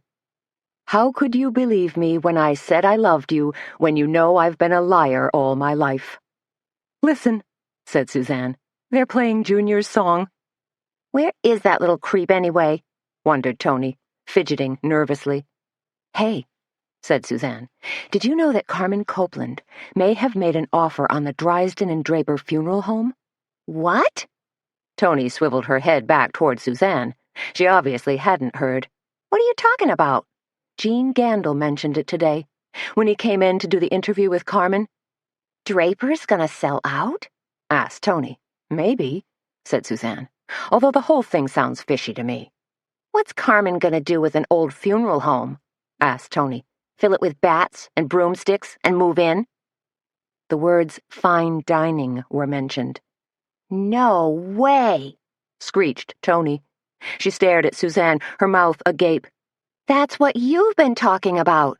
"Yes, it is," said Suzanne, a little glumly. "In fact, I already checked out a little house over on Arbor Street." an adorable bungalow-style place that has a dining room with French doors that would convert perfectly into a wine bar, and room for about 7 or 8 tables in the rest of the downstairs? Cackleberry Club West? Asked Tony. I was thinking more of Crepe Suzanne's. A grin lit Tony's face. Perfect. Oh, Suzanne, you're such a smarty, a real entrepreneur. Still, said Suzanne, all that's a pipe dream. Gotta make the Cackleberry Club profitable first. I thought we were making a profit. Making a living, said Suzanne. Big difference. See, said Tony, that's why you're CEO. You're plugged into all this tricky business stuff. Unless Carmen aces me out. She's one mean malefactor, said Tony. 20 minutes later, they'd nursed their beers about as much as they could and fended off several unwanted advances. Where is Junior anyway? Worried Tony. She alternated between nervousness and full-blown hostility. Maybe he came and left, suggested Suzanne. She was ready to call it quits herself. No, said Tony. I've kept an eye out. He'll show up. He has to. Those seemed to be the magic words, for suddenly Junior Garrett swaggered in through the front door. There's the little runt now, Tony hissed, as she watched Junior walk halfway down the bar, then swing up easily onto a bar stool. Gonna have himself a drink? Mused Suzanne, sliding down in her seat but still keeping an eye on him. But Junior didn't seem to be placing any kind of drink order. Instead, he reached inside his leather jacket, pulled out an envelope, and slid it across the top of the bar. A youthful-looking bartender quickly put his hand on the envelope and made it magically disappear. "Whoa," said Suzanne. Junior lit a cigarette and looked around nonchalantly for a couple of minutes, seemingly studying the crowd of bikers and truckers that stood arguing by the pool table. Then he stood up and casually sauntered back outside. "Did you see that exchange with the bartender?" asked Tony, looking morose. "Junior is up to something." Was Suzanne's measured response. "I don't suppose those were auto parts." "You ever see a crankshaft fit inside a business-size envelope?" Tony snapped. "Can't say as I have," said Suzanne. "Now I gotta follow him," said Tony. "See what the deal is. See if Junior's gonna run back to some lab that's pumping out crystal meth." "You're talking about investigating," pointed out Suzanne. "We stuck our noses in somebody else's business last night, and look where it got us." "Suzanne, please." There was real panic in Tony's eyes. Okay. Suzanne couldn't bear to see Tony in such turmoil. They tossed down a $5 tip, sped along the dingy hallway that led past the restrooms, then slipped out the back door. As they were climbing into Tony's car, Junior rumbled past them. "There!" exclaimed Suzanne, pointing. "He's pulling out onto the road." Tony gunned the engine, and her tires spit gravel. "Easy," warned Suzanne. "We don't want to tip him off." "I'll hang back," promised Tony. Suzanne glanced at her friend. Tony looked determined but sad, as though Junior, who'd betrayed her time and again, had finally managed to drive a stake through her heart. On the other hand, Tony had resolved to save Junior from himself, or whatever drug-dealing loonies he was involved with. So she must still have feelings for him. Suzanne shook her head. Tony was between a rock and a hard place, without a cushion to sit on. They spun down County Road 18, hanging back but always keeping Junior's taillights in view. When they came to a series of S-curves, Suzanne said, "Now draw back a little more. We don't want Junior to catch us in his rearview mirror." I will, said Tony, following him through the turns. Then they were on the straightaway again. "I wonder where he's going?" asked Suzanne. This part of the county was hilly and slightly woodsy, populated mostly by cattle ranches and dairy farms. Then again, most drug operations weren't set up in the heart of town, right next to the post office for ease of shipping. "He's turning," said Tony in a tight voice. She slowed way down, and they both watched the sweep of headlights and flash of taillights as Junior hung a left turn. "If we follow him through that turn," said Tony, "he's gonna catch on sooner or later that he's being tailed. He's not blind." "Then do your flying thing," prompted Suzanne. "Are you serious?" asked Tony as they turned onto the gravel road behind him. "Really?" "Do it carefully," said Suzanne. Tony punched out the lights. Just pray we don't hit a deer or skid on a loose patch of gravel. They didn't. In fact, the road was fairly straight, and Junior's taillights, a quarter-mile ahead, served as a solid beacon to guide their way. Then the road twisted through a grove of trees and dipped across a narrow single-lane bridge, the boards echoing loosely as they crossed. Lost him, said Tony, wrinkling her nose. Where'd he go? Wondered Suzanne, peering into the night.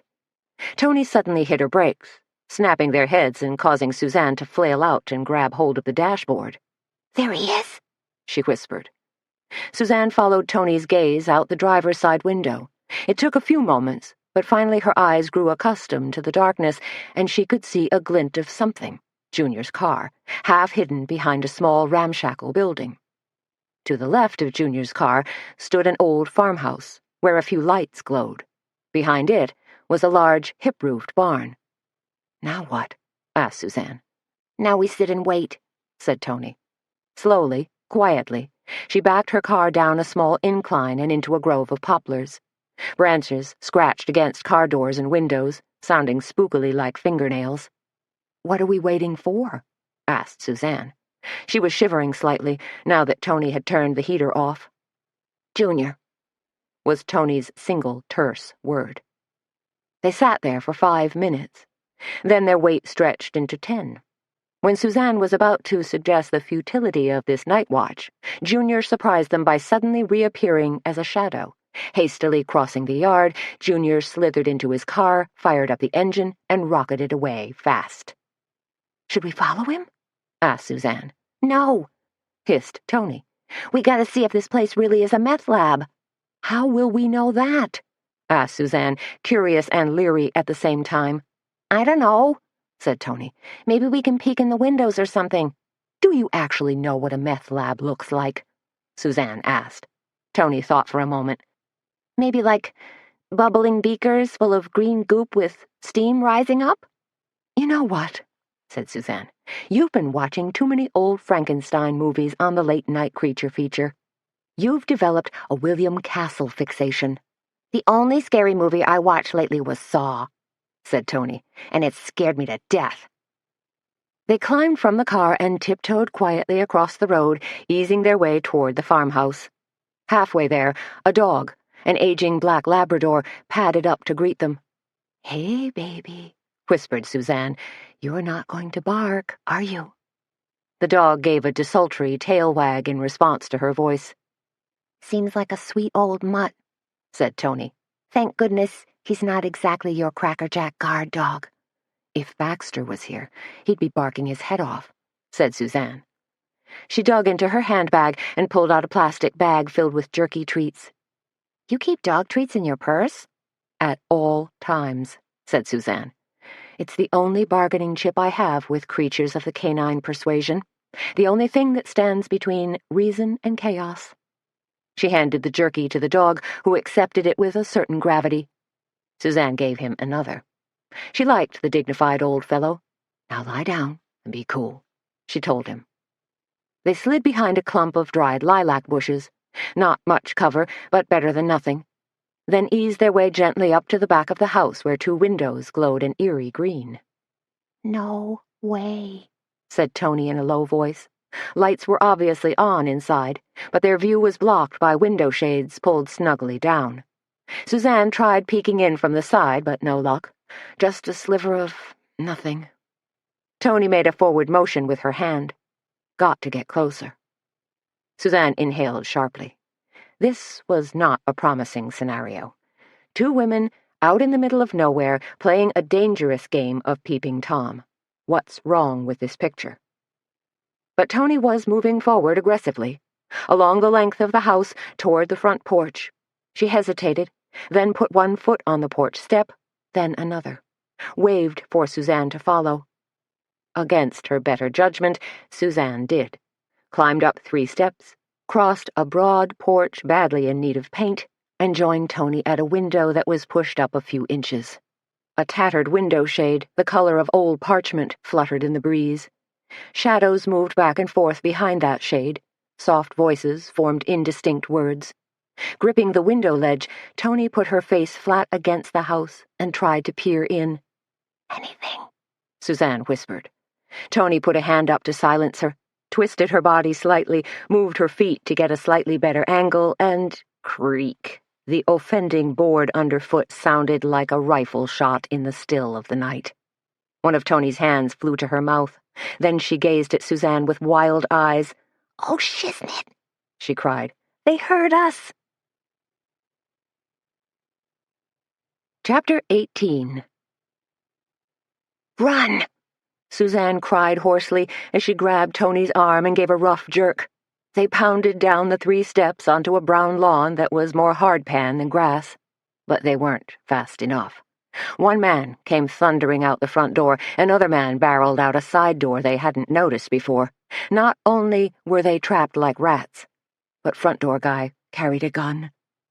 "Who are you?" demanded the guy with the gun. He was in his late 20s, wearing jeans and a dirty Pantera t-shirt. Suzanne slid to a stop. Tony bumped hard against her. Is this where the party is?" asked Suzanne. She tried to still her wildly beating heart and sound upbeat and a little coy, too, slightly flirtatious. That stopped the 2 guys dead. "Party?" said the one in the dirty t-shirt. He lowered his gun slightly. "You know anything about that, Eel?" Eel, who wasn't much of a prize in his rumpled blue shirt and gray sweatpants, leered at Tony. "Can't say as I do, Lenny." "Sure," said Tony, grinning like a maniac, picking up on Suzanne's ruse immediately. "We were just tipping back a few beers at Hoobley's and heard a rumor about a party out here." "No party," said Eel. He sounded a little wistful. "Okay, then," said Suzanne, backing away. "Wrong house. Sorry about this, guys. We sure didn't mean to barge in on you, uninvited." "Maybe some other time," added Tony. "Not so fast, Snoopy lady," said Lenny. He waggled his gun, a gray snub-nosed revolver, directly in Suzanne's face. "Hey," said Suzanne, "do you guys know a fellow named Beau, by any chance?" She sounded far bolder than she felt. If she could put together a connection here. Eel gaped at her. "Who?" There wasn't the slightest bit of recognition in his voice. "Don't know who you're talking about, lady." "Man," said Tony, giving a goofy smile and smacking her palm against her forehead. "We really got our signals crossed. Crazy us, huh?" Again she and Suzanne tried to pull away. Lenny moved to block them again. "No," he said. This time he sounded decidedly thoughtful. "Something's going on here." Eel frowned. "You think they, like DEA?" DEA, thought Suzanne. That's Drug Enforcement Administration. These guys do have something to do with drugs. "Nothing like that," Lenny said slowly. "But we gotta think this through. We can't just let 'em waltz out of here scot-free." "What do you want to do with them?" asked Eel, as Tony threw him a hopeful smile. "Lock 'em in the barn for now," said Lenny, "till I make a couple of phone calls and figure this out." "I'm going to kill Junior when I get my hands on him," snarled Suzanne.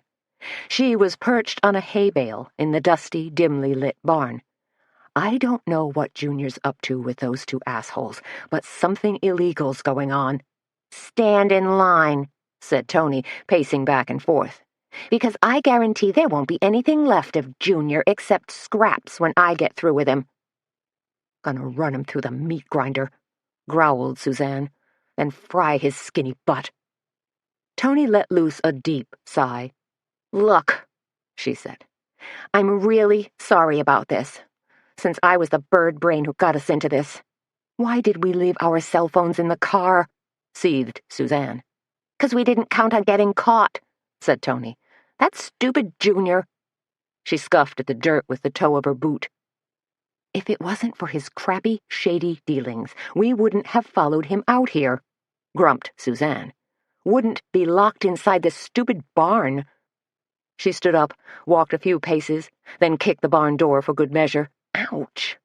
"The thing is," said Tony, as Suzanne hopped around on one foot, "what are we gonna do now?"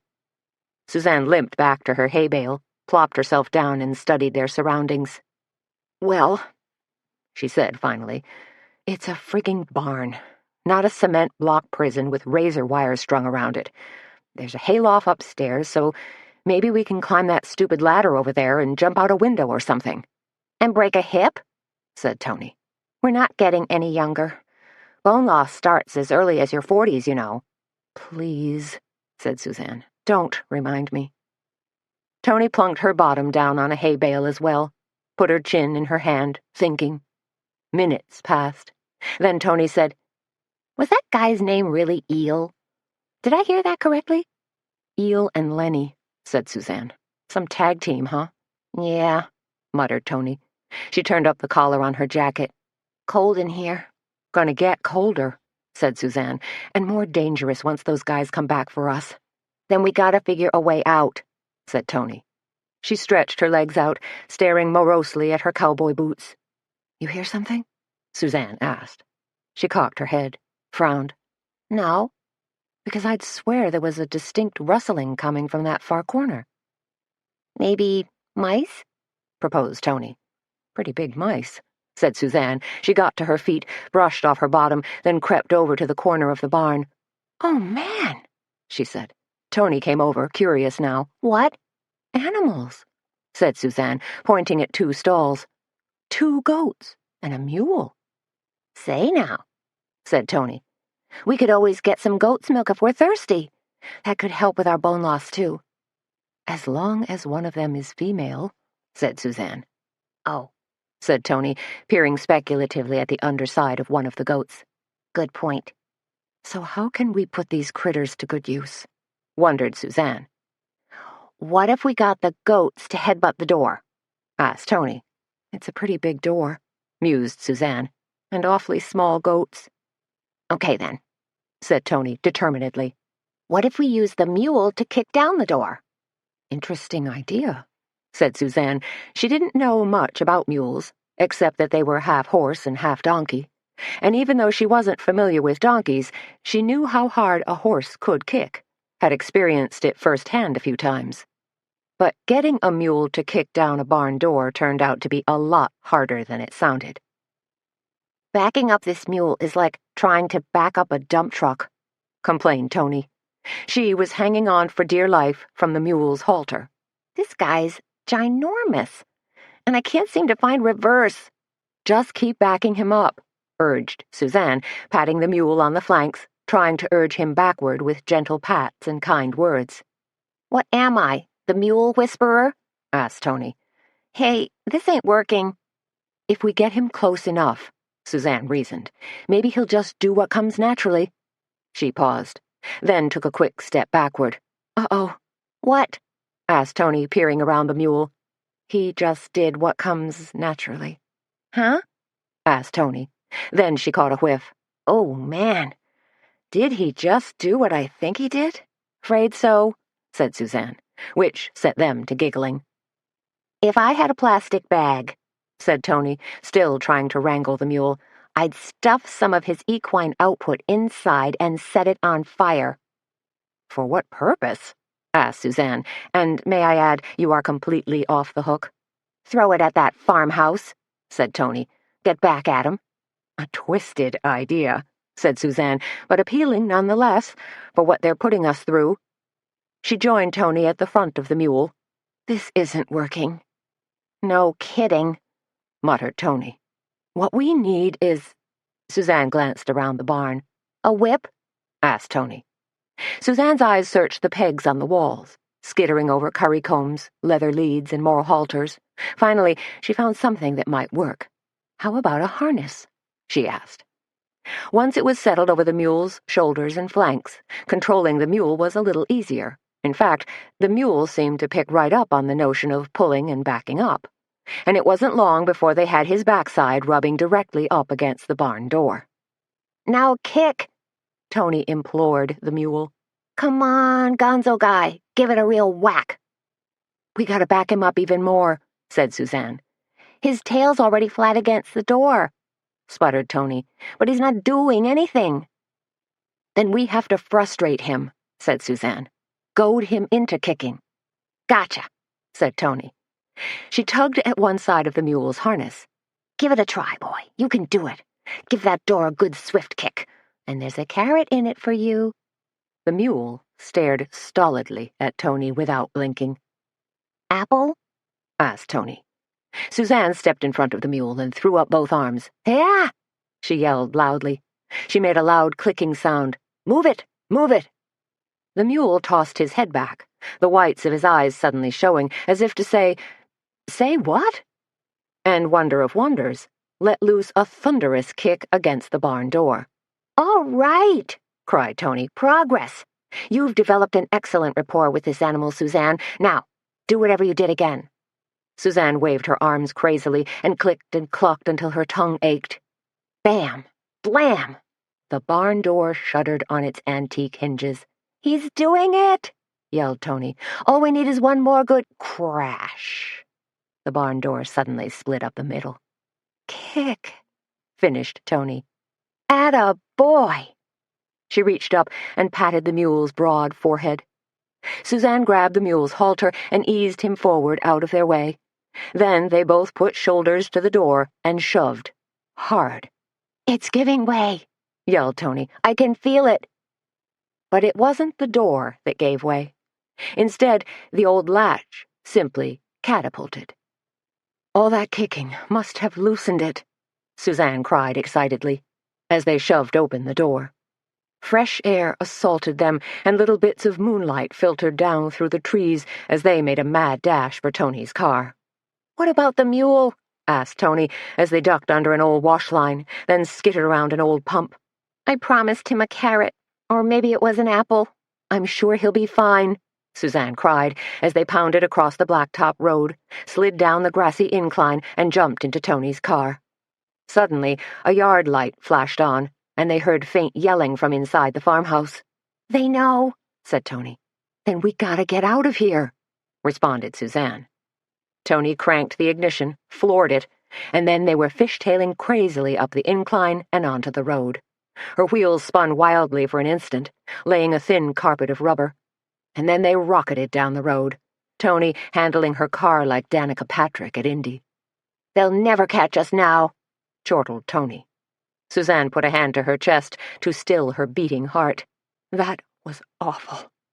She reached over and put a hand on Tony's shoulder. Take it easy. Don't put us in a ditch. What a rush! Cried Tony, still reveling in her surge of adrenaline. It was a disaster, replied Suzanne, enjoying the gush of warmth from the car's heater. We have to drive directly to the law enforcement center and tell Doogie or whoever's on duty what just happened. What do you mean? Cried Tony. She'd gone from crazy happy to flustered and upset. I'm talking kidnapping and probably drug dealing. No way! Screeched Tony. If we tell the cops what happened, we implicate Junior. She slowed the car down. Please, she begged.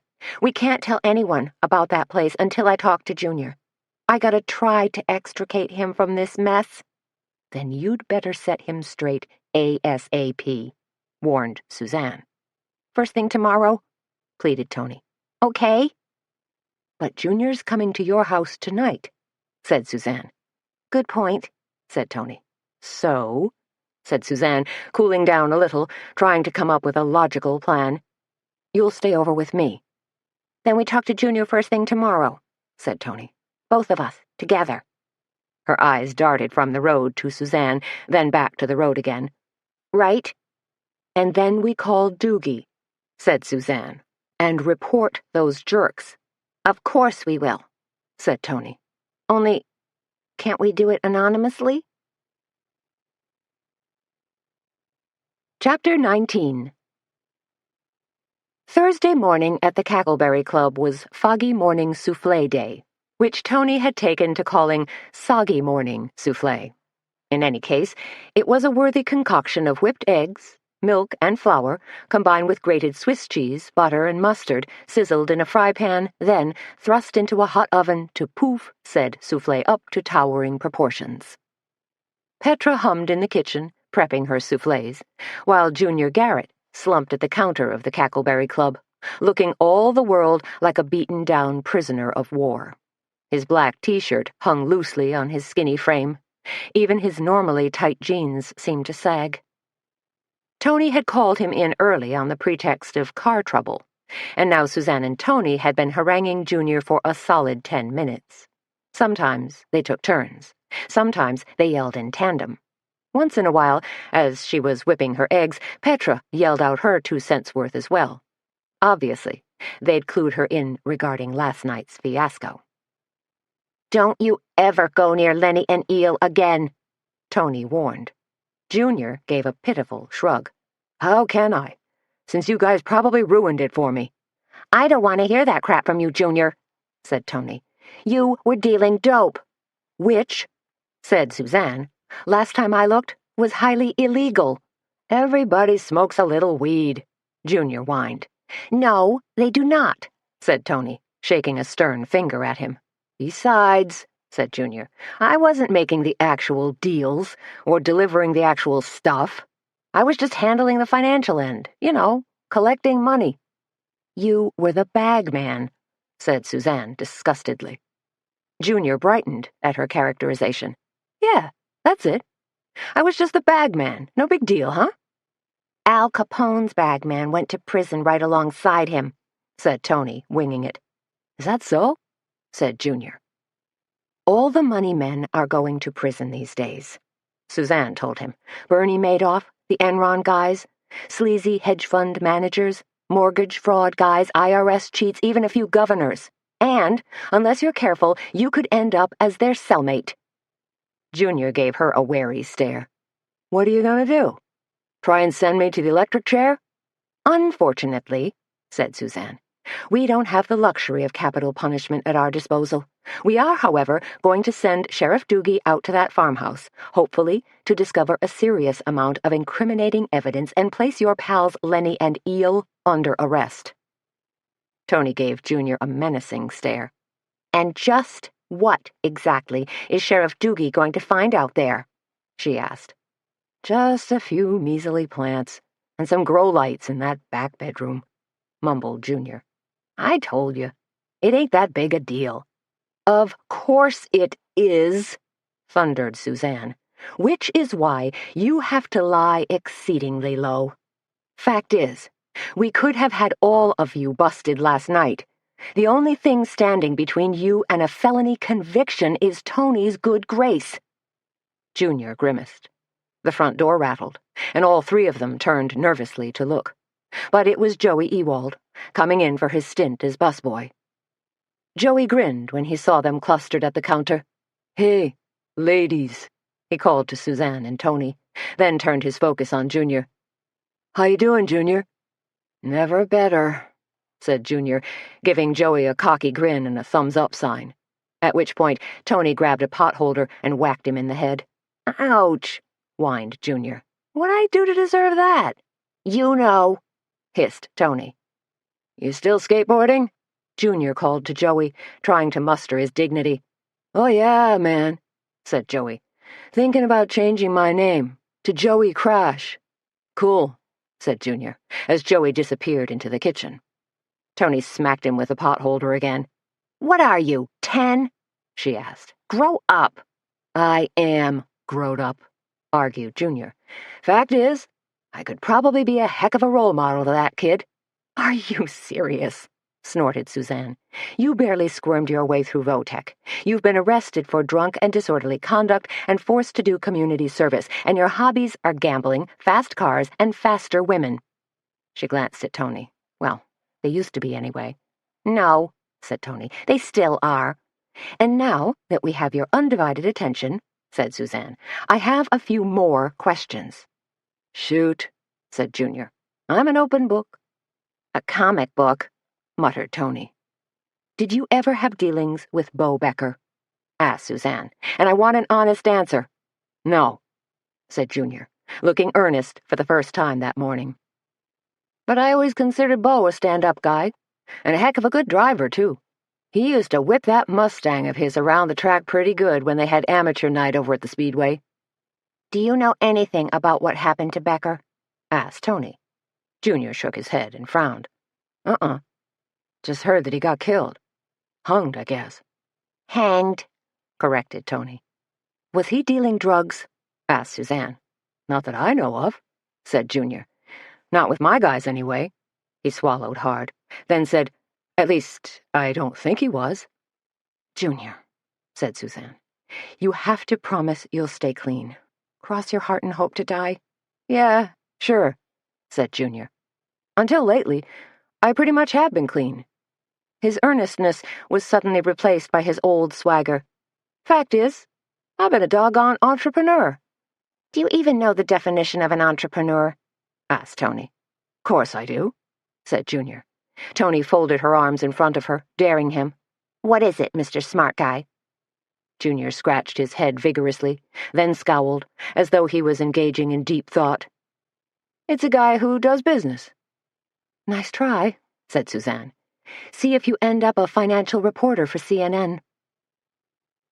A few minutes later, they allowed Junior to make his escape, giving him a final cautionary warning and a freshly baked corn muffin. I'm gonna call Doogie right now, said Tony. Anonymously. Jeez, said Suzanne, thinking. Won't he be able to trace the call right back to us? I thought of that, said Tony. So I'm gonna use a trick I learned. She pulled a phone card from her jeans pocket and waved it at Suzanne. I'll use a phone card, which is virtually untraceable. I saw how the whole deal worked on an old episode of The Sopranos. This mob guy used a phone card, so there was no way the cops could trace his call. Good to know, said Suzanne, spinning on her heels and heading into the kitchen. She really didn't want to know too much about Tony's phone call. She was way too involved already. Petra was in the kitchen, humming to herself and whipping up a batch of pancake batter. How's your back? Asked Suzanne, draping an arm lightly around Petra's shoulders. I saw my chiropractor last night, who helped enormously, said Petra. Excellent, said Suzanne. But then he told me to go home and do bicycle crunches. Sounds athletic, said Suzanne. Oh, they are, said Petra. They're nasty semi-sit-up things where you lie on the floor and touch your elbow to your opposite knee, alternating sides. Ouch, said Tony, pushing her way through the swinging door. I heard that. But I have a confession to make, continued Petra.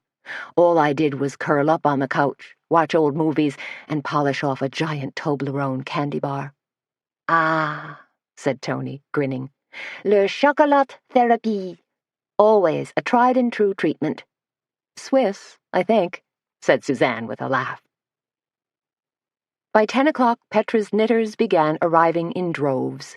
Some of them hustled into the knitting nest, where dozens of extra chairs had been installed.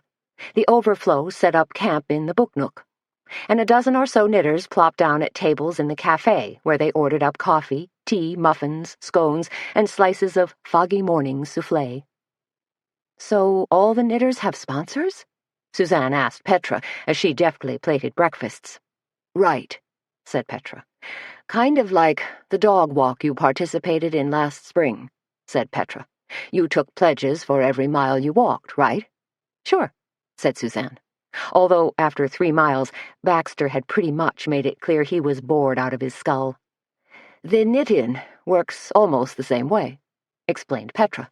All my knitters have sponsors who'll pay so many cents for each row knitted. That's pretty cool, said Suzanne, as she pulled a tin of blueberry breakfast squares from the oven. And then, once the items are finished— That's right, said Suzanne. It's all coming back to me now. Phew, guess I had a senior moment. Happens to me all the time, said Petra. All done, said Tony, bursting into the kitchen. She made a big show of dusting her hands. I made the call. I don't want to know, said Suzanne. Neither do I, said Petra. Then mum's the word, said Tony, putting her thumb and index finger to her mouth and making a little zipping motion. Just before lunch, amidst the low hum of conversation and gentle clacking of needles, Suzanne took a quick tour of the knit-in, and was charmed by what she saw. One knitter, who was curled up in a cozy armchair in the knitting nest, was working away on a cranberry red cardigan with cable accents down the front. Delicious. Another knitter was using an almost iridescent green and gold-flecked mohair yarn to knit a shawl-collar sweater. In the book nook, Suzanne fell in love with an indigo-blue sweater vest with a generous flounce of ruffles down the front. She wondered if she could ever learn that type of stitch, then quickly relegated it to that part of her brain where she secretly nursed a desire to parlez-vous français, take classes in ballroom dancing, and learn how to snowshoe, none of which had come to pass yet. Petra had tried to teach her to knit, but she hadn't been the most gifted student. "Hey, Suzanne," one knitter greeted her. "Grab a pair of needles and join us." Suzanne glanced over and recognized Toby Baines, who worked part-time at the phone company and wrote a fun advice column for the Bugle. She was in her mid-50s with smiling brown eyes and shoulder-length brown hair pulled back into a loose, low ponytail. Though she didn't wear a speck of makeup, her complexion was smooth, clear, and practically unlined. "Hey, Toby," Suzanne said as she eased over to see what she was working on. "Hasn't Petra taught you how to knit yet?" Toby asked, with a mischievous smile. "She tried, but I'm a poor student," confessed Suzanne. "I tried a couple of times, then flunked out." "You didn't flunk knitting class. You just flunked attendance," Toby told her. "You didn't put in enough time. There is a bit of practice involved, you know."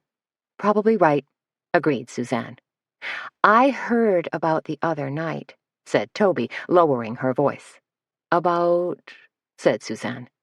"You finding that young man swinging from a tree. And, of course, helping out the sheriff and all." "Who said I was helping Doogie?" asked Suzanne, her curiosity roused. Did everyone in Kindred know she was looking into things? Toby gave a benign smile. "Oh, that's just the talk around town. You know how folks gossip." Yes, she did. "And such an awful thing about Ozzy," whispered Toby. "It's very strange. 2 murders. 2 people who work together." Her voice trailed off as she seemed to gather her thoughts as well as her stitches. "People are locking their doors at night, giving strangers an extra-wide berth." "What else are people saying?" asked Suzanne. "Lots of speculation," said Toby, as she continued to work on what was taking shape as a beret. "Of course, there's always the chance the deaths aren't connected." "Maybe not," said Suzanne, "though I'm still wondering why Bo Becker ended up at that abandoned church." "You're a smart lady," said Toby. "I bet you'll figure it out." Chapter 20. Because of the knit-in, the luncheon menu at the Cackleberry Club was fairly simple. Cackling chicken salad, corn and red pepper pancakes, and green eggs and ham. Nothing put a damper on customers, though.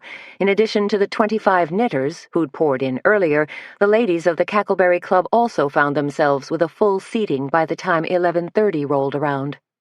And wouldn't you know it, Ozzy's partner, George Draper, was one of them. "George," said Suzanne, as she hastened to his table to take his order. She hadn't known him all that well, had always referred to him as Mr. Draper. But since their terse conversation following Ozzy's funeral, it just seemed easier to call him George. "Suzanne?" he said back to her. Obviously, they were on the same wavelength. "I understand you're thinking about leaving the business," said Suzanne. Draper hunched forward and puckered his lips. "Well, perhaps." "What happened?" asked Suzanne. "What made you change your mind? Did Ray Lynch get to you? Were you threatened?" No, said Draper, frowning slightly. "I'm just rethinking things, getting my priorities straight." "And one of those priorities might be to accept the Roth Funeral Home Consortium offer." "Could be," Draper responded. He was trying to appear agreeable, but seemed unhappy deep down. "Sounds like you're drinking the Kool-Aid, George." Suzanne smiled at him, but not all that warmly. "Not at all," said Draper. "Fact is, I'm entertaining another offer, too." He managed a hoarse chuckle. "When it rains, it pours." "You're talking about Carmen Copeland?" asked Suzanne. George looked slightly taken aback. "How would you know about that?" Everybody knows about Carmen's offer by now, said Suzanne. She's probably Facebooking and Twittering her little head off. And if someone hasn't heard, Carmen will make it a point to inform them personally. Draper nodded.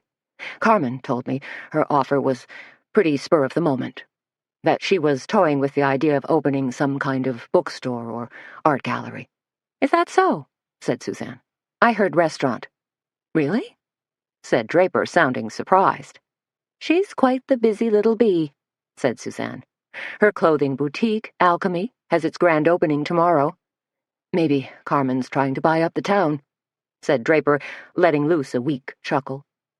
That was one angle Suzanne hadn't thought of, a rather unpleasant angle at that. Carmenville. Draper squinted at the chalkboard. Does that really say green eggs and ham? Yes, but only the eggshells are actually green, Suzanne told him. A lovely mint color, laid by Araucana hens. Said Draper.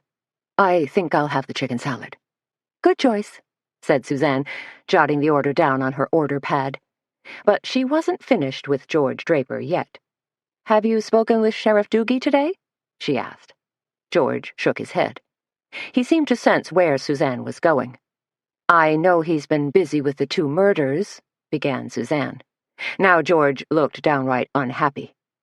That's all folks want to talk about, the murders.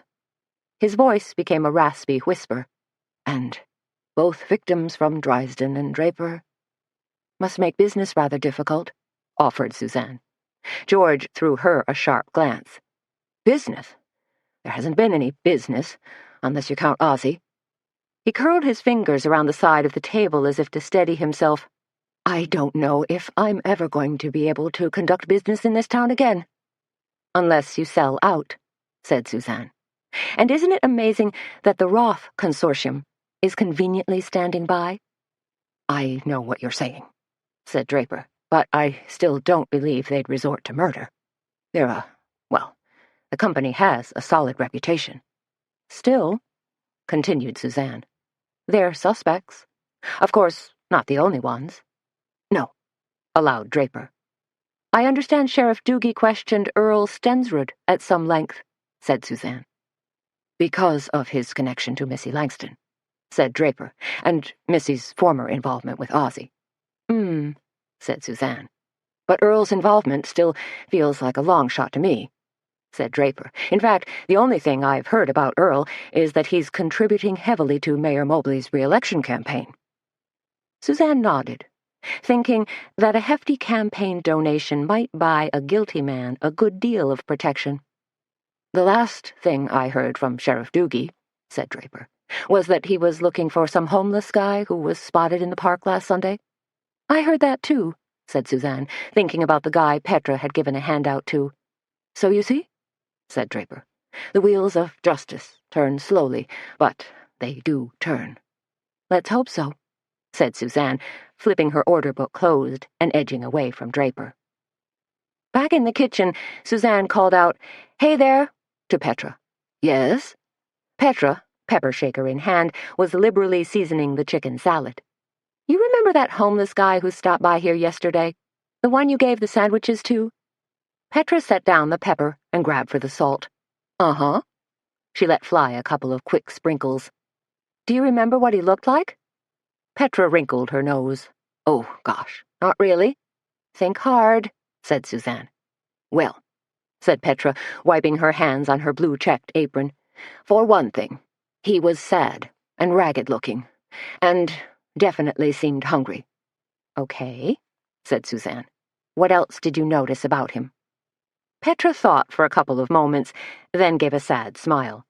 His skin looked awfully weathered and worn, and he wore a faded green jacket, kind of like an army jacket.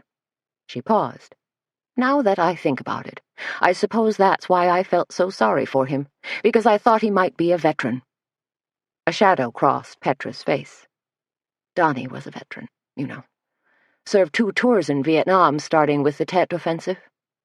The doctors at the VA won't admit it, of course, but I think the chemicals, the so-called rainbow herbicides they used over there, are to blame for his Alzheimer's. I know you do, honey, said Suzanne. And I don't think you're far from wrong." She paused. "Anything else come to mind about this guy you saw?" Petra shook her head. "Nope." She slid her hand into an oven mitt, pulled open the oven door, grabbed a pan of oatmeal muffins. "Okay," said Suzanne. "You've been a big help." "Is that homeless guy a suspect in the murders?" Petra asked. "I don't know," said Suzanne. "Maybe." "Too bad," said Petra.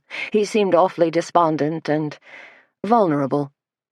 She tumbled the steaming muffins onto a bright orange Fiesta platter, righted them, then arranged them in a tight cluster.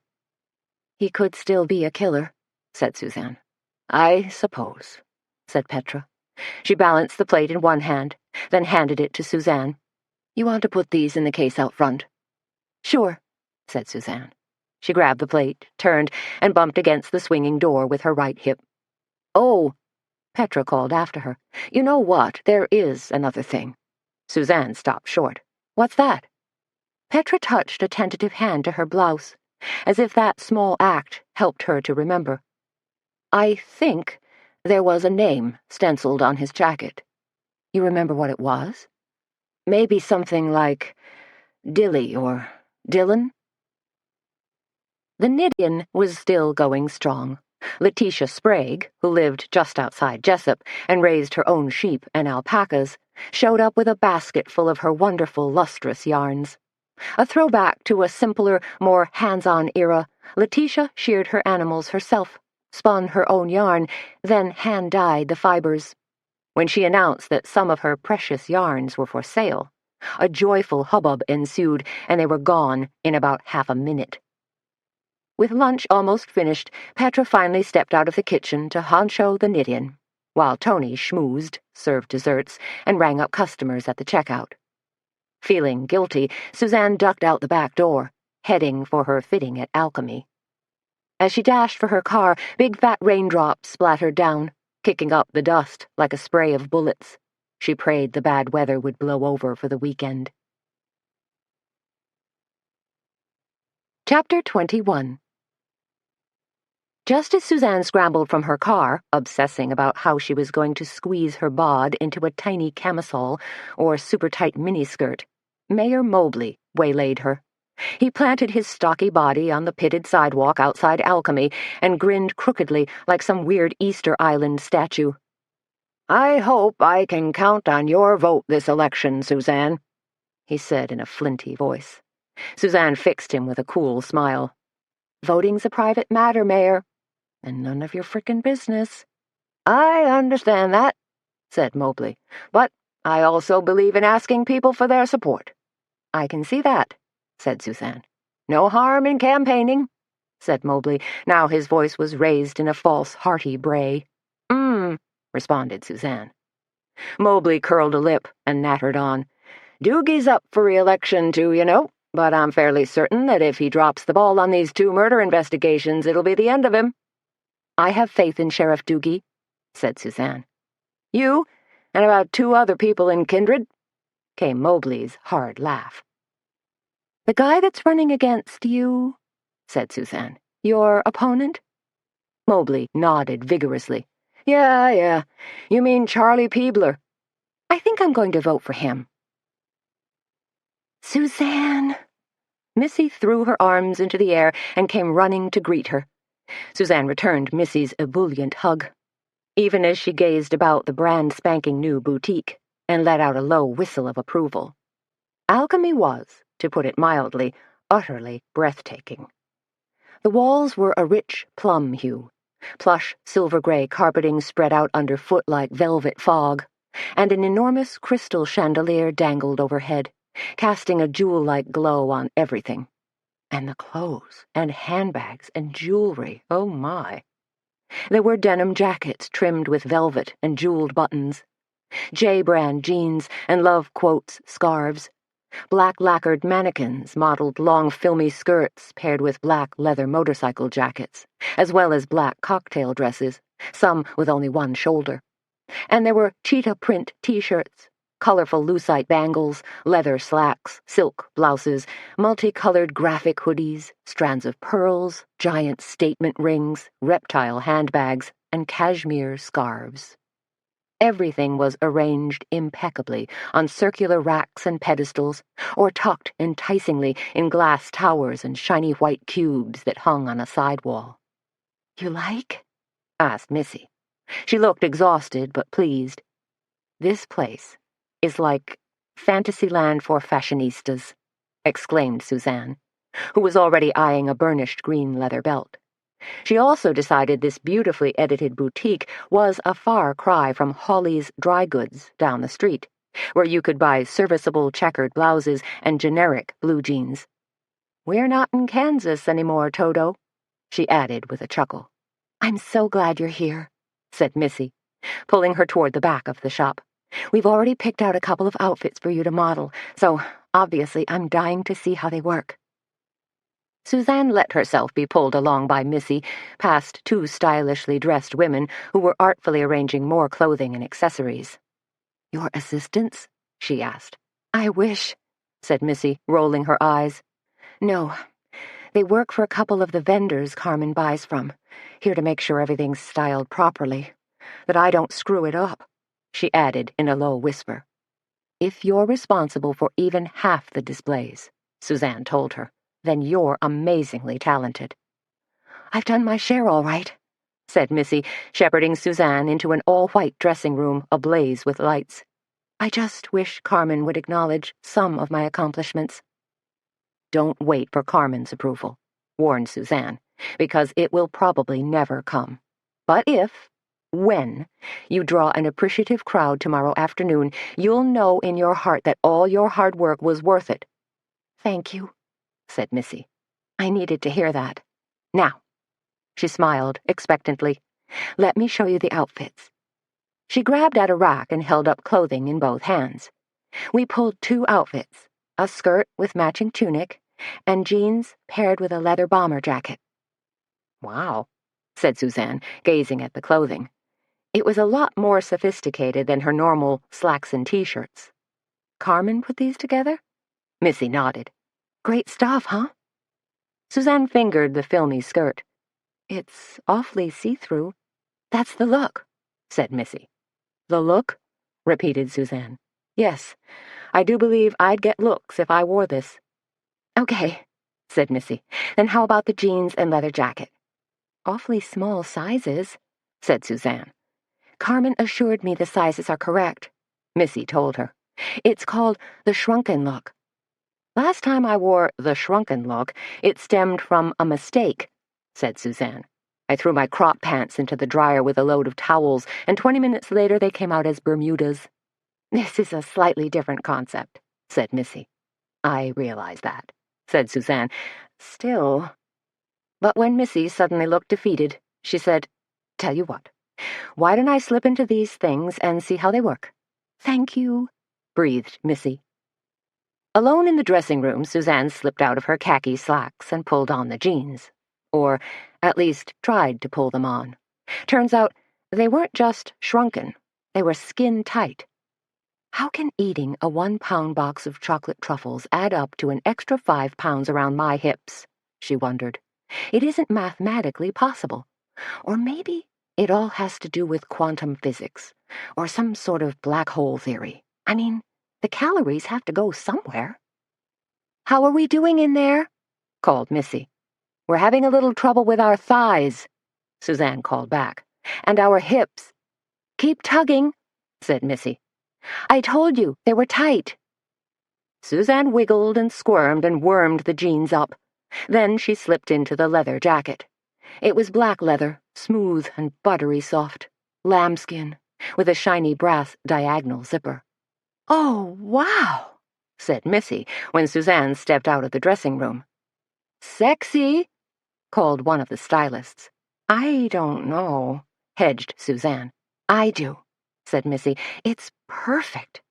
She spun Suzanne around and aimed her at the 3-way mirror. "A little tough-looking, don't you think?" asked Suzanne. She decided she looked like a motorcycle thug from the Wild Bunch, or maybe the Fonz. "The outfit's edgy," said Missy, touching both shoulders. "Just like you." "In my dreams," said Suzanne. "Oh, did I tell you?" cooed Missy. Brett and Greg from Route 66 will be here tomorrow doing hair and makeup. Oh, dear. One of Suzanne's hands flew up to her hair. She was slightly overdue for a cut and touch-up on her roots. Not to worry, chuckled Missy. They're not going to get radical or anything. No purple extensions or whacked-out Amy Winehouse streaky eye makeup. Thank goodness, said Suzanne, wondering which one Amy Winehouse was. The singer with the smeared lipstick and ripped fishnets? Or was that Courtney Love?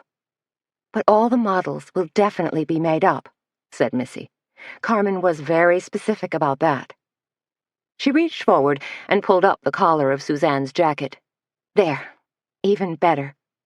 Missy, said Suzanne. Missy smiled. Has Sheriff Doogie been asking you about Earl? Missy took a step backward. What are you talking about? Suzanne tried to phrase her next words delicately.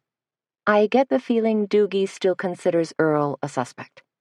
Missy shook her head. From the way Doogie treats me, I think I'm still his #1 suspect. Her eyes clouded over slightly. You don't think I had anything to do with Ozzy's death, do you, Suzanne? Suzanne shook her head. No, I don't. At least I hope not. And you don't think Earl's a killer, do you? Suzanne managed another small shake. I don't know what to think. Missy surprised her with a quick hug. You're a dear to model this outfit, she told Suzanne, and an absolute angel for looking into things. I know you've been trying to deflect Doogie's scrutiny off me, and for that I'm eternally grateful. Not a problem, said Suzanne, although it really kind of was. When Suzanne emerged from the dressing room, happily back in civilian clothes, she saw that a white satin curtain had been draped across the entire back of the store. Groups of white folding chairs were being arranged out front. Wow, said Suzanne. There's going to be a runway? Of sorts, said Missy. We'll lay down white vinyl runners and weave them through the shop. That way everyone will be able to get a good look at the clothing. Gulp, said Suzanne. Then she and Missy both turned as a little bell tinkled and the front door swung open. It was Earl Stensrud. Hiya, sweetheart, he called to Missy, a big smile on his face. You paced up that program I'm supposed to take to copy shop? I'll grab it, said Missy, hustling toward the back counter. Earl finally noticed Suzanne. Hey there, he said to her. You thought any more about that extra insurance? Not really, said Suzanne. I'm not anticipating any earthquakes, floods, or fires of biblical proportion. Okay, said Earl. Suit yourself. He bounced from foot to foot, waiting for Missy, looking pleased. Earl, said Suzanne, you look like the cat who swallowed the canary. That sounds awfully accusatory, Suzanne, said Earl. His smile had suddenly vanished. Chipper, then, Suzanne amended. I'd say you're looking exceedingly chipper. Now that Missy's available again, said Earl, brushing past Suzanne and homing in on Missy, I feel like $1,000,000. Back at the Cackleberry Club, the knit-in was still chugging along. A few finished pieces were already up for sale, and the cafe had drawn a large crowd of women for afternoon tea. Petra had gone back into the kitchen to whip up crab salad and ham and Swiss cheese tea sandwiches and bake a few pans of blueberry scones. Tony had just finished brewing pots of lemon verbena and orchid tea, so those lovely aromas wafted languidly across the cafe, turning the Cackleberry Club into an aromatherapy bazaar. I have to have that ruffled shawl, Suzanne said as Petra positioned the second tier on a newly baked cake. Then you better hustle into the knitting nest and claim it, Petra advised. Everything's flying out of here like crazy. So a big success, said Suzanne. Totally, agreed Petra. In fact, some of us gals who are also quilters have been so inspired we're going to do a quilt trail next month. Never heard of that, said Suzanne. Oh, said Petra. It'll be really neat. We're going to display large wooden quilt squares as well as some actual quilts on the sides of historic barns, churches, and homes. Then there'll be an accompanying quilt trail map that will lead tourists along the most scenic back roads and also indicate fun stops like antique shops, farmers markets, restaurants, and orchards. Wow, said Suzanne. Talk about weaving history into the mix and helping boost business. I bet you can even partner with the County Historical Society and get lots of sponsors, too. I think so, Petra smiled. In fact, I'll do anything I can to help, said Suzanne. She nodded toward a couple of cakes that were cooling on the window ledge. What's the deal with those cakes? For us? Petra shook her head. Nope. Special order for Carmen Copeland. Gonna make her a cake in the shape of a handbag. You're kidding, said Suzanne. Really? Petra nodded. Carmen ordered it when she was here yesterday. Even gave me a magazine photo to work from. See? Petra reached in her apron pocket and pulled out a Vogue ad that featured a fancy pastel blue quilted leather bag with a chain strap. For her grand opening tomorrow. Gats, said Suzanne. Carmen really was going overboard to woo the local ladies. Hey, take a plate of those scones into the knitting nest, will you? Those ladies have been holed up in there all day. Gotcha, said Suzanne. But just as she grabbed the scones from the display case, just as she was about to swerve into the knitting nest, Suzanne spotted Sheriff Doogie edging his way through the front door. So she changed direction and headed him off. Suzanne, said Doogie, sweeping his hat from his head, running a hand through his thinning gray hair, all in one motion. What's going on? He seemed surprised and curious to see so many women sitting around with knitting needles clacking and balls of yarn unrolling. A knit-in, she told him. It's a kind of charity event. Ah, was his response. I don't mean to criticize, Sheriff, but you're looking a little discombobulated. Heck of a thing, said Doogie. We got an anonymous tip this morning on a couple of guys who are growing marijuana. No kidding.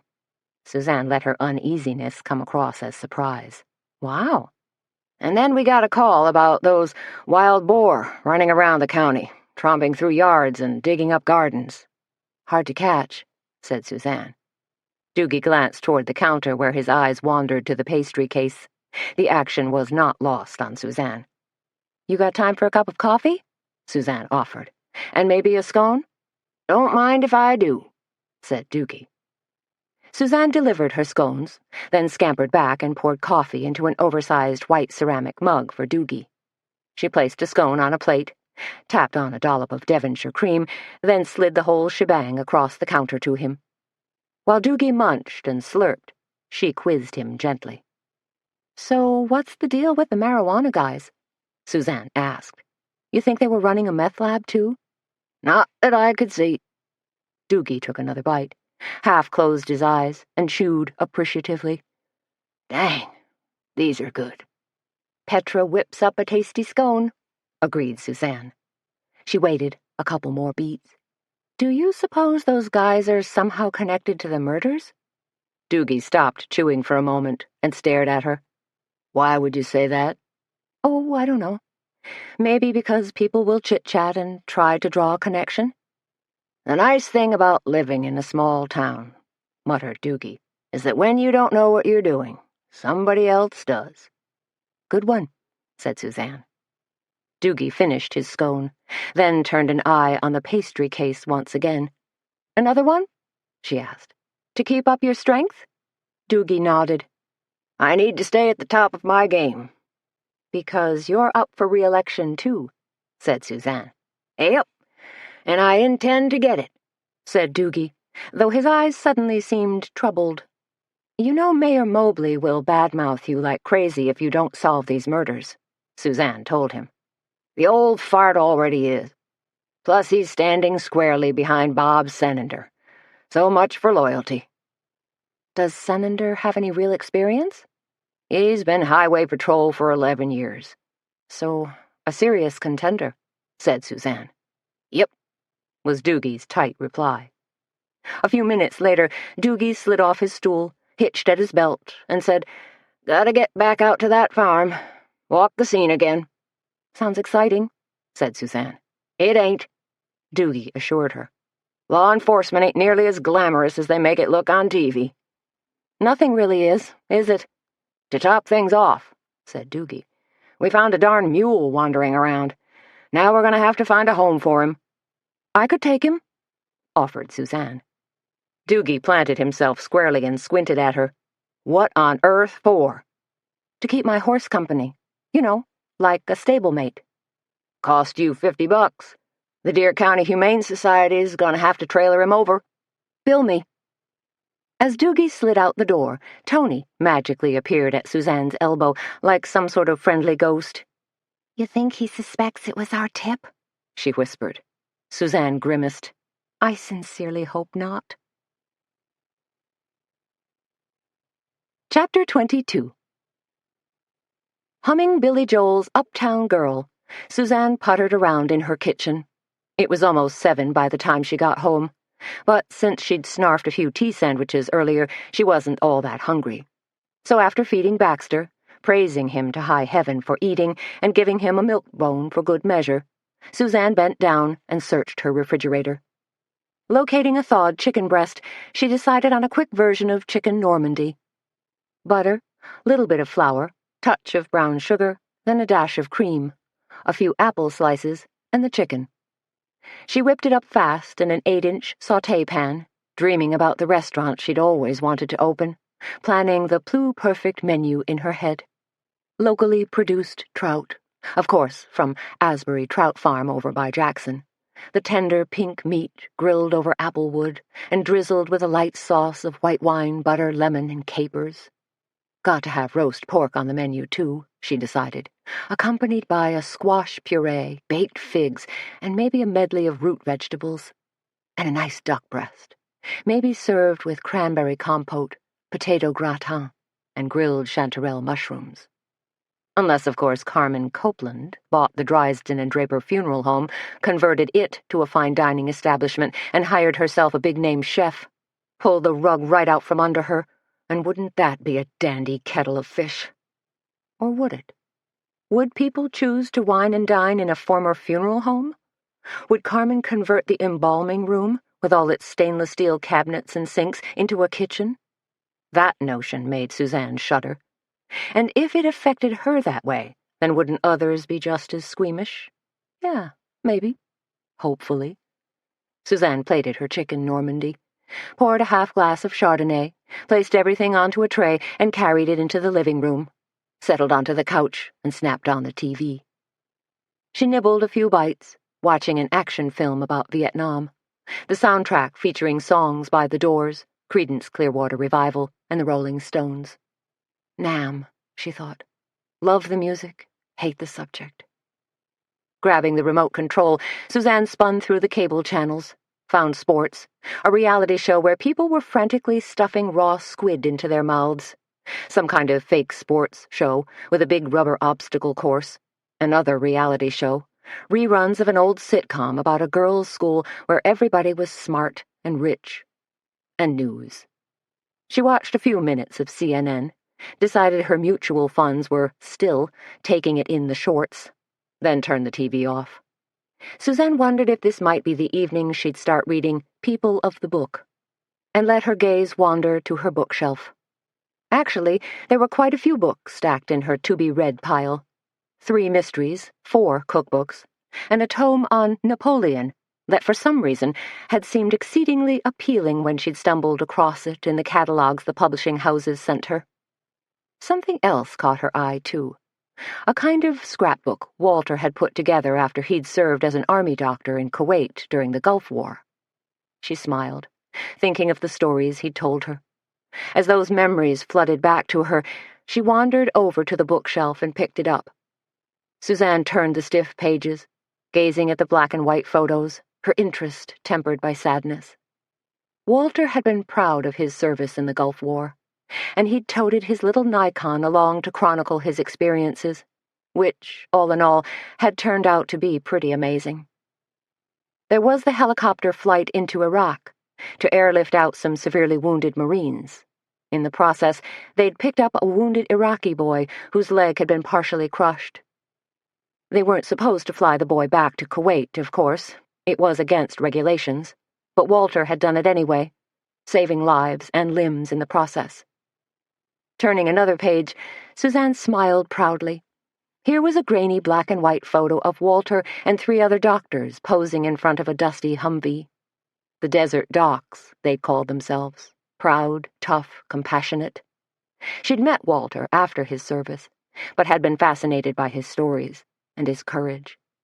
Suzanne continued to turn pages, wondering what these people were doing today, some 20 years later. Soldiers cast back as civilians. Had their memories long since dimmed? What were their feelings about the more recent Iraq War? She smiled as she scanned the rest of the photos. All good men, she murmured to herself. The final photo showed Walter and another man standing in front of a large tent. Walter and another doc? Suzanne studied the picture. No, this fellow was a combat soldier, dressed in telltale desert camo gear. He had an M16 slung carelessly across his body. The two were facing each other, all sunburned faces and crinkled eyes. Suzanne was about to close the album when she glanced at the photo again. There was something about it. She squinted carefully, studying the photo, and noticed that the soldier's camo jacket carried the name tag Dilworth. Her brain pinged with sudden recognition. Good heavens! Could this be the same guy she'd seen in the park last Sunday? The one Petra had given a handout to this morning? Whose jacket Petra thought bore the name Dilly or Dylan?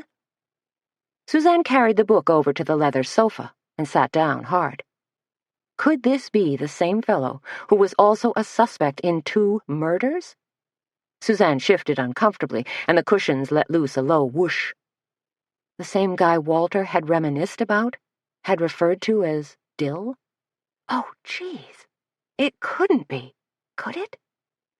She thought it could.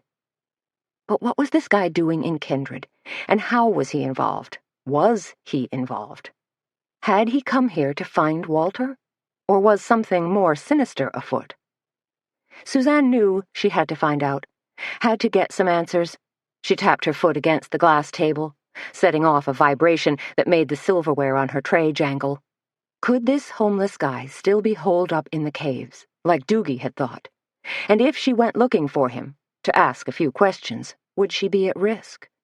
Suzanne pondered that notion for a few moments, wondered about the wisdom of taking things into her own hands. Bad idea, really bad idea. She settled back on the sofa, glancing over at Baxter, who was stretched out on the carpet, and said softly, "Hey, Bax." His tail twitched once. She hesitated, then said, "Want to go for a ride?" Driving through the dark streets, Suzanne's brain whirred like a cyclotron. Tuesday night, Sheriff Doogie had definitely been on the lookout for a homeless guy who'd been seen wandering through town. Doogie had postulated that the man was hunkered down in one of the caves that honeycombed the hills and bluffs just outside Kindred. And Petra's homeless guy with the faded camo jacket, same guy? Could be. Had to be. The rational part of Suzanne's brain told her she couldn't go looking for this guy by her lonesome. She should get on the horn to Doogie, tell him what she knew, and hope that he'd round up a proper search team. On the other hand, Doogie and his deputies might go cowboying in and launch a SWAT team-type assault. Scare the bejeebers out of the guy, roust him, drag him down to the law enforcement center, shout questions all night. Better if she and Baxter go alone? No, probably not. But, for now, that was how it was going to be. "Easy, Bax," Suzanne told her dog as she clipped a long leash on him, then stood aside as he jumped from the car. It was pitch black in the empty parking lot just below Bluff Creek Park. Low-hanging clouds had driven the temperature into the low 40s. A crisp, nagging wind carried the promise of rain, and Suzanne was pretty sure there was another storm hanging out over the Dakotas, ready to steamroll its way in. Baxter stretched languidly, lifted his leg on a nearby post, then turned to stare at Suzanne. "Just do your thing," she told him in a low whisper. "Sniff around. See if you come up with anything." That seemed to suit Baxter just fine, and he was soon leading Suzanne along a narrow path, pulling her deep into the dark, dense woods, even as the path he chose rose in a steady grade. Bare branches tugged at Suzanne's hair as they scrunched through overgrown passages of buckthorn. Clusters of burrs snagged on her denim jacket. 20 minutes of hard climbing led them to a small outcropping of rocks, where the park's committee had constructed a small wooden bench on a sort of ledge. Feeling slightly winded, Suzanne plopped down to rest. Baxter took a cue from her and sat back on his haunches.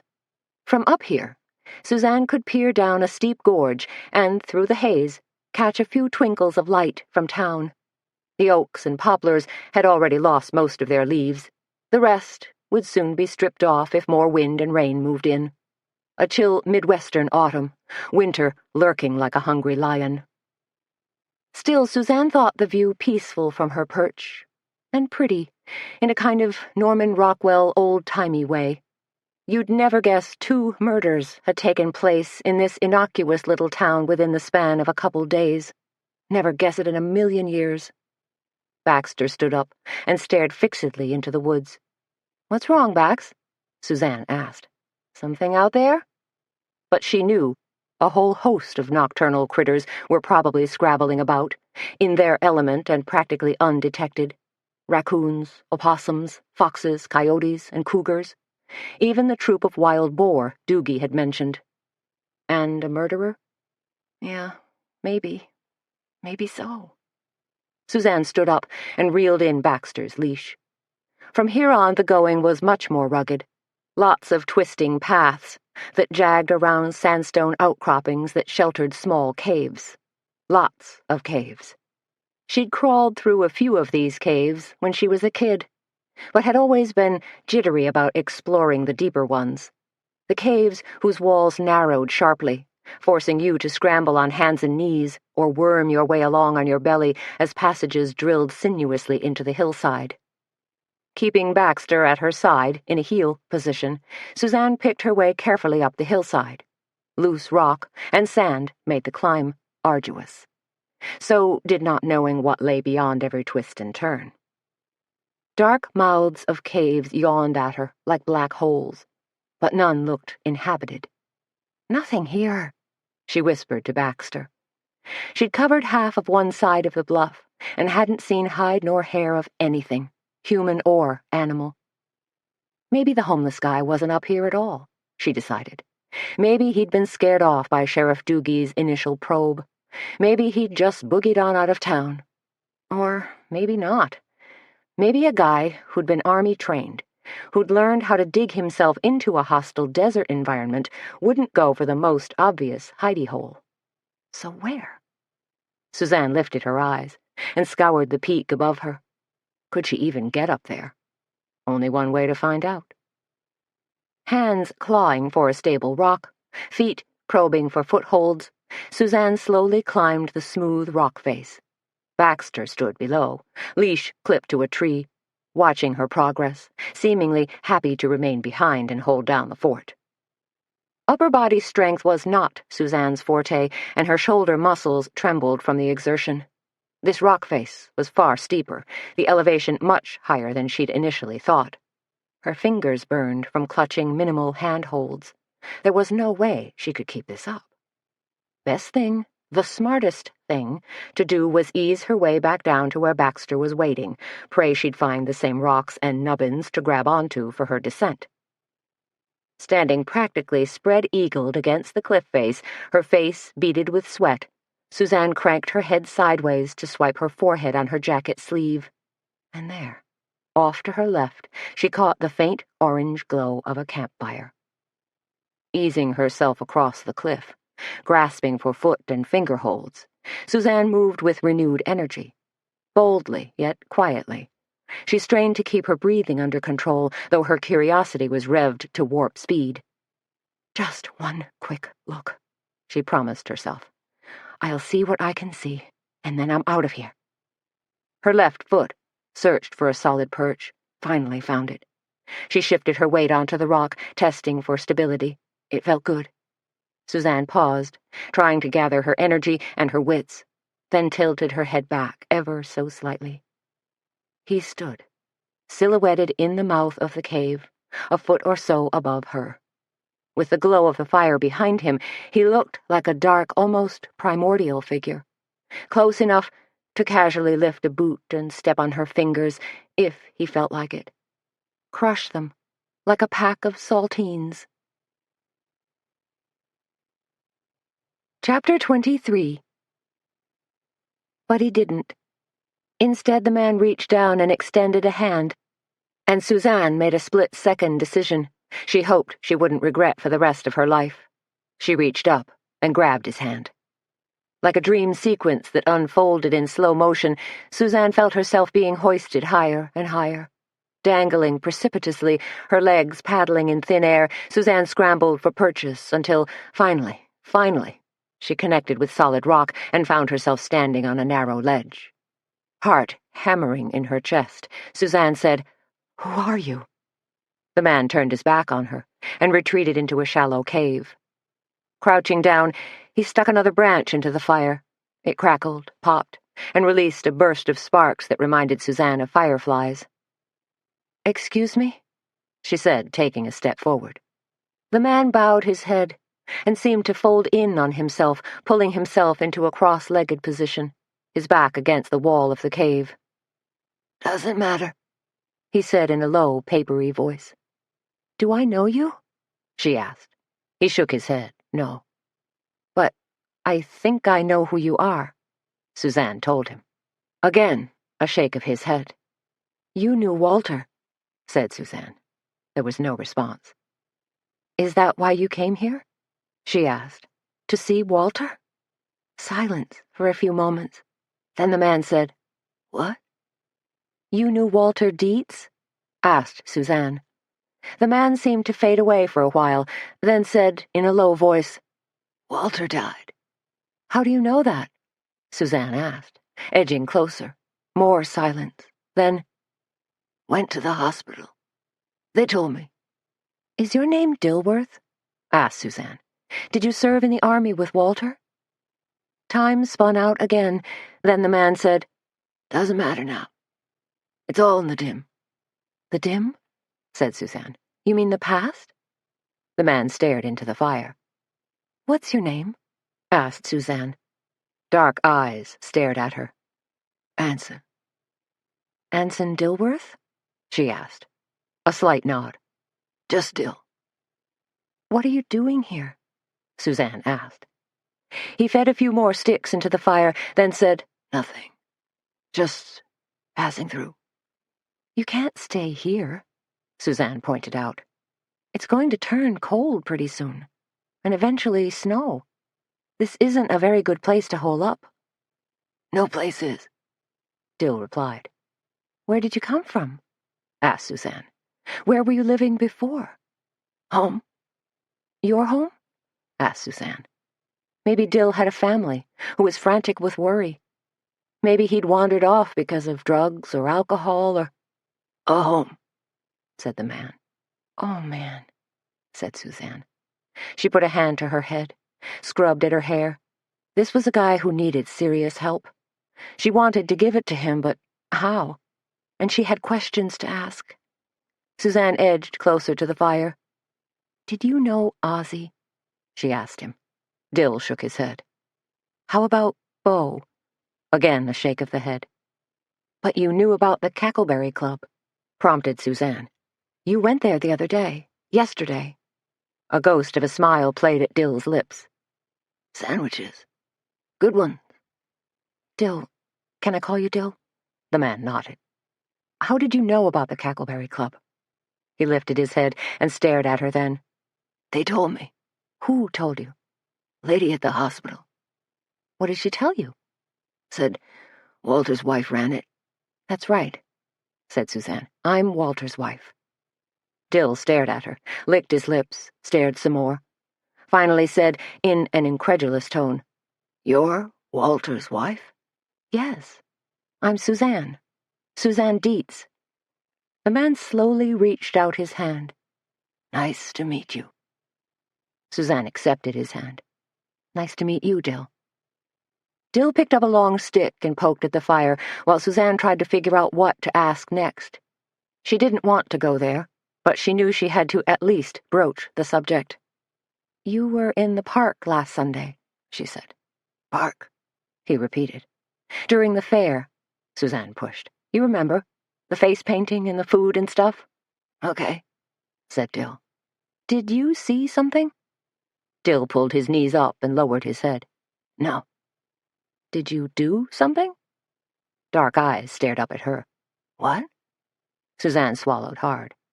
In that big house over on Front Street. I walked by it, he said. That's all. Did you see anything? Asked Suzanne. Anything at all? Dill's eyes were glassy. I don't know, he whispered. I don't think so. But you came up here, said Suzanne. You were hanging around downtown, then you came up here. She paused. To hide? People were looking for me. Do you know who? She asked. He shook his head again. No. But they scared you. They scared me, Dill echoed. He gave a little shiver. Sometimes it's hard to remember things. I understand, said Suzanne. She sat with him by the fire for a while, talked to him softly, trying to pry a little more information from him, pretty much convinced that he couldn't have had anything to do with Ozzy's murder, and certainly not Bo Becker's. As Suzanne carefully cajoled Dill, he finally let loose with a jumbled, rambling explanation. She learned that he'd seen combat in the Gulf War, returned home and gotten divorced, then fallen on tough times. He'd been treated for depression, held down menial jobs off and on, and then landed in a halfway house for veterans somewhere in St. Louis. One day, Suzanne wasn't clear if it was 2 years ago or 6 years ago, Dill had finally walked away from his halfway house and embarked on an aimless journey that had led him from one town to another. Dill had seemingly crisscrossed the country, occasionally circling back to the Midwest where he'd originally had roots. Last week, when he'd randomly hit Kindred, some spark of memory had ignited within his brain and he'd remembered Walter, his long-ago buddy from the Gulf War. But of course, Walter wasn't here anymore. It took a world of convincing to get Dill to come down the bluff with her, and then some more fast talking to put him at ease with Baxter. But in the end, Dill relented, drawn finally by the promise of a cheeseburger and french fries and a motel room at the local Super 8. Wait here, Suzanne told Dill, pulling up in front of Schmidt's bar on Main Street and taking the car keys with her, just in case. I'll be 5 minutes at most. She held up a finger to Baxter. You, be good. Then she hopped from the car and scampered into the bar. Schmidt's was dim, semi-crowded, reeked of stale beer, and easily cooked up the best burgers in town. Greasy beef patties, sizzled on a hot grill alongside piles of stringy, crunchy onions. Big fat sesame seed buns steamed atop the burgers. While she waited for her order, Suzanne chatted with the bartender, an amiable coot who wore old-fashioned round John Lennon glasses and sported a braided goatee, Freddie. I understand there was quite an argument here last Friday night. Freddie eyed her warily. Says who? Says Sheriff Doogie, said Suzanne. He and Ozzy Drysden and Earl Stensrud really got into it? And then Ozzy got himself killed, mused Freddie. He peered quizzically at Suzanne. The sheriff thinking Earl done it? I think it crossed his mind, said Suzanne. Nah, said Freddie. That was just bar talk.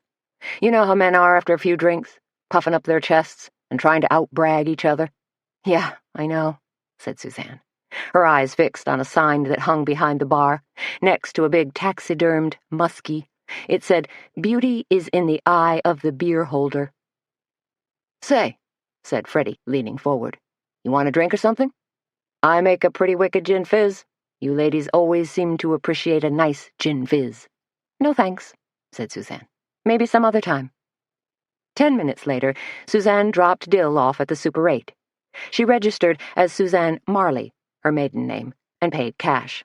That way she could hopefully keep Dill hush-hush until she figured out what to do with him.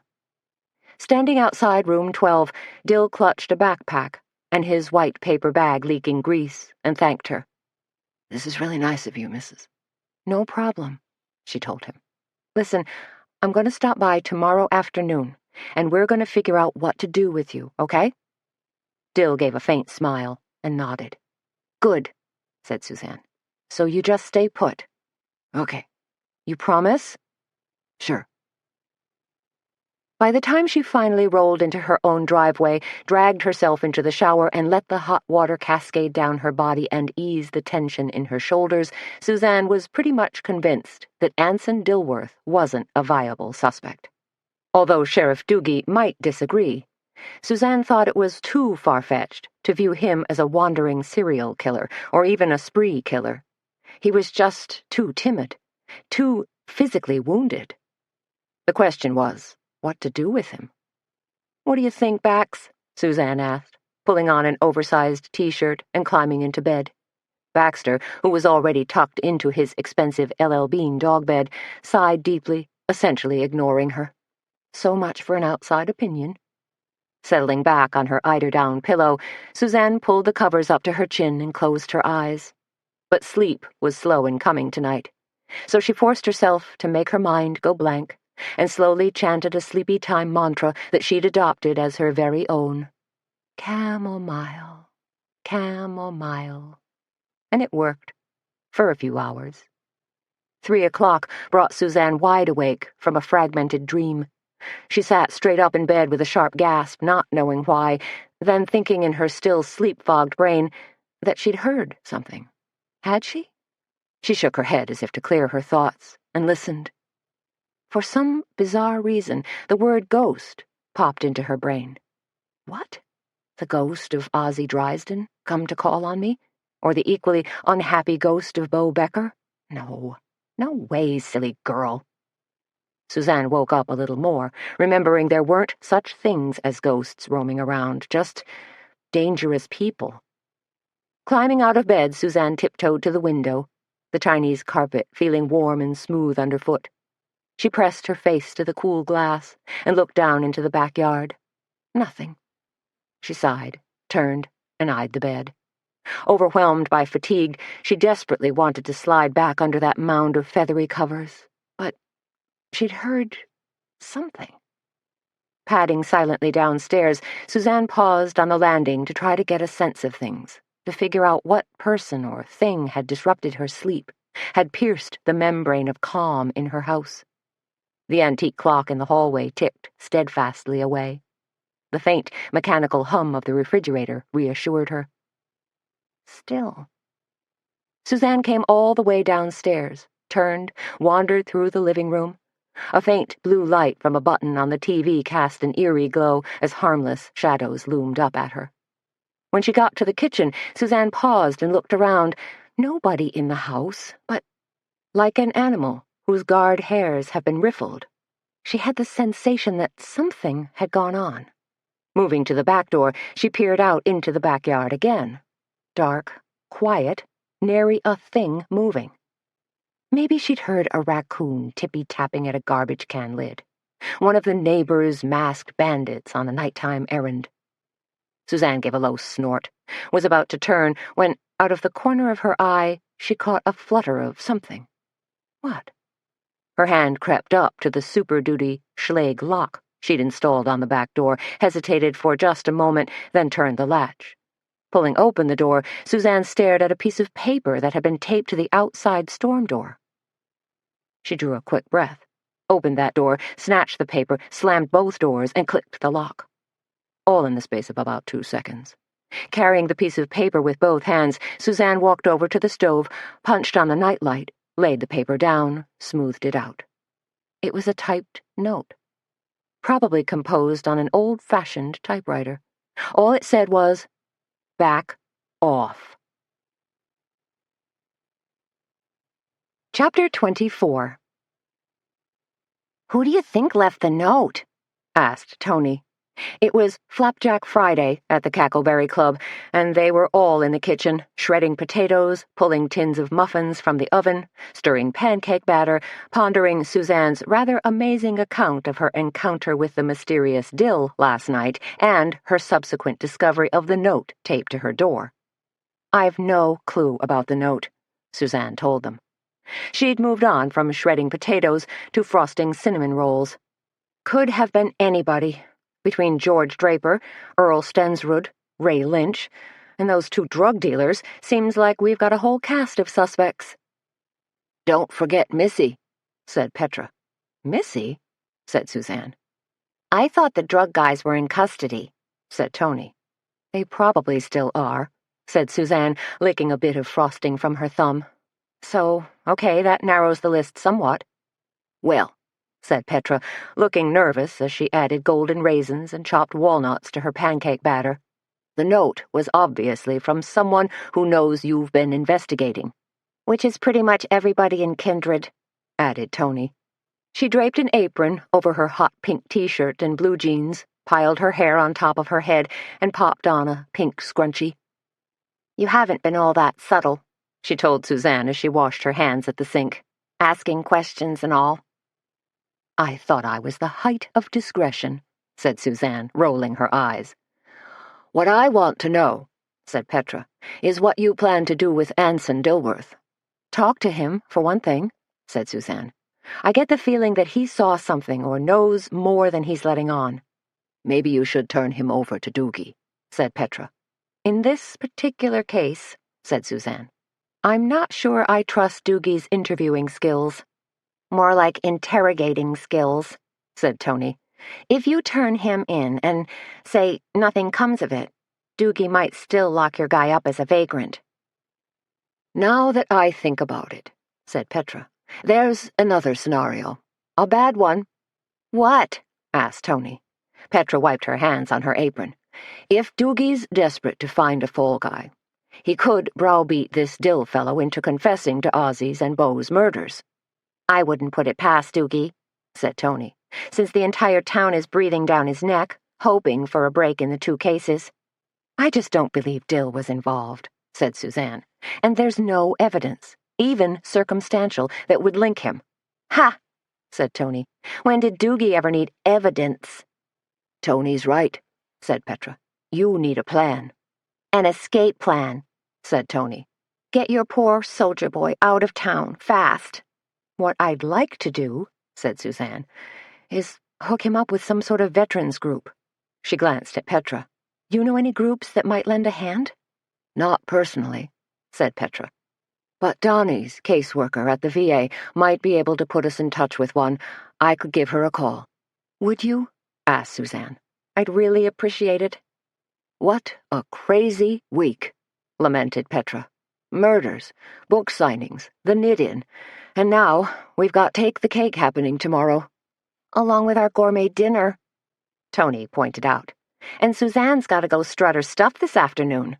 Wish I didn't, muttered Suzanne. There was way too much going on in her head as well as her life. We're never going to get all this done, exclaimed Petra, suddenly looking frustrated. You know what they say, joked Tony. If life hands you lemons, get a receipt. One good thing, said Suzanne, pulling back a chintz curtain and gazing out the window, is that the sun is starting to come out. And, oh, hey, here's the truck with the tents and chairs, I think. Excellent, said Tony. I'll run out and show them where to set up. Hang on a minute, exclaimed Petra. Group hug and a prayer, okay? I think we could all use it. The three of them linked hands and bowed their heads. Dear Lord, began Petra, be with us today, and bestow upon us your gifts of peace, serenity, and wisdom. And dear Lord, added Tony, please, especially, give me patience. And if I could get it right now, it sure would help. Amen, said Petra, shaking her head as Tony dashed out the door. Suzanne was busy then, as customers began piling into the Cackleberry Club. She took orders, hustled them back to Petra, delivered breakfasts, poured refills on coffee and tea. When things finally settled down, Suzanne brewed herself a quick cup of Earl Grey tea and hovered in the kitchen near Petra, who was pouring batter into various-sized cake pans, getting ready for a marathon bake. How much money did you raise yesterday? Suzanne asked her, from the knit-in. Almost $2,000, said Petra, pouring batter into 3 5-inch round pans. What you going to use the money for? We all voted to donate it to the Baby Lamb Club, said Petra. Lovely, whispered Suzanne. The Baby Lamb Club was a small band of dedicated women who knitted tiny hats, booties, and blankets for premature babies, as well as critically ill infants. These tiny knitted treasures were distributed in the neonatal and PICU units at nearby hospitals. Once in a while, the Baby Lamb Club was even asked by one of the nurses to knit a small burial gown, since the last thing on the minds of bereaved parents was finding suitable clothing for their infant. "The club will use it to buy the very best yarns," said Petra. "Alpaca, Angora, cashmere, lamb's wool." "You and your Baby Lamb Club friends are so kind and unselfish," said Suzanne. A tear oozed from the corner of her eye as she put an arm around her friend and gave a quick squeeze. Petra smiled back, looking both sad and hopeful. "I can't stand the thought of a sick or dying infant not having one item that's been crafted with love." "Ye cats!" exclaimed Tony as she banged through the swinging door into the kitchen. "The tent's up and billowing, and the tables and chairs are being unloaded." "How's it all look?" asked Suzanne. "Like the Ringling Brothers Barnum and Bailey circus just lurched into town," said Tony with a laugh. "That's because it is a circus here," added Petra. "All we need is a dancing bear." She barked a sharp laugh. "Maybe we could get Doogie to step in." "I prefer to take the high road and think of our situation as organized chaos," said Tony. "But, please, will you two stop worrying? After lunch, I'm going to check in with all our volunteers and cake decorating people to make sure they're locked and loaded for tomorrow." "Maybe I should stay and help?" said Suzanne hopefully. "Not on your life," shouted Tony. "No way you're chickening out of modeling today. And you better believe we're going to demand a full report on your runway activities." "Tony's right," said Petra. "The opening of Alchemy is a milestone for Kindred. It's a big deal." "Our Take the Cake show is a big deal, too," said Suzanne. "I know," said Petra. "But the boutique is different. Kind of a watershed moment for our little town to be suddenly thrust into the mainstream of fashion." "We'll see about that," said Suzanne, wondering if liquid leggings and Ed Hardy t-shirts really were that big a deal. Suzanne was still worrying about Anson Dilworth, as well as her modeling gig, when she printed the luncheon offerings on the board. Lentil soup, coconut shrimp, lemon dill egg salad, chicken croquettes, and chocolate flapjacks. Two farmers in plaid shirts sitting at the marble counter watched carefully. "Is that croquet?" asked the first one. "Like with mallets and balls?" "Couldn't be," the second sniggered. "Croquettes," said Suzanne. "Like with chopped chicken and onions made into little patties and fried to a toasty brown?" Suzanne moved about the Cackleberry Club, taking orders, keeping a watchful eye on the clock.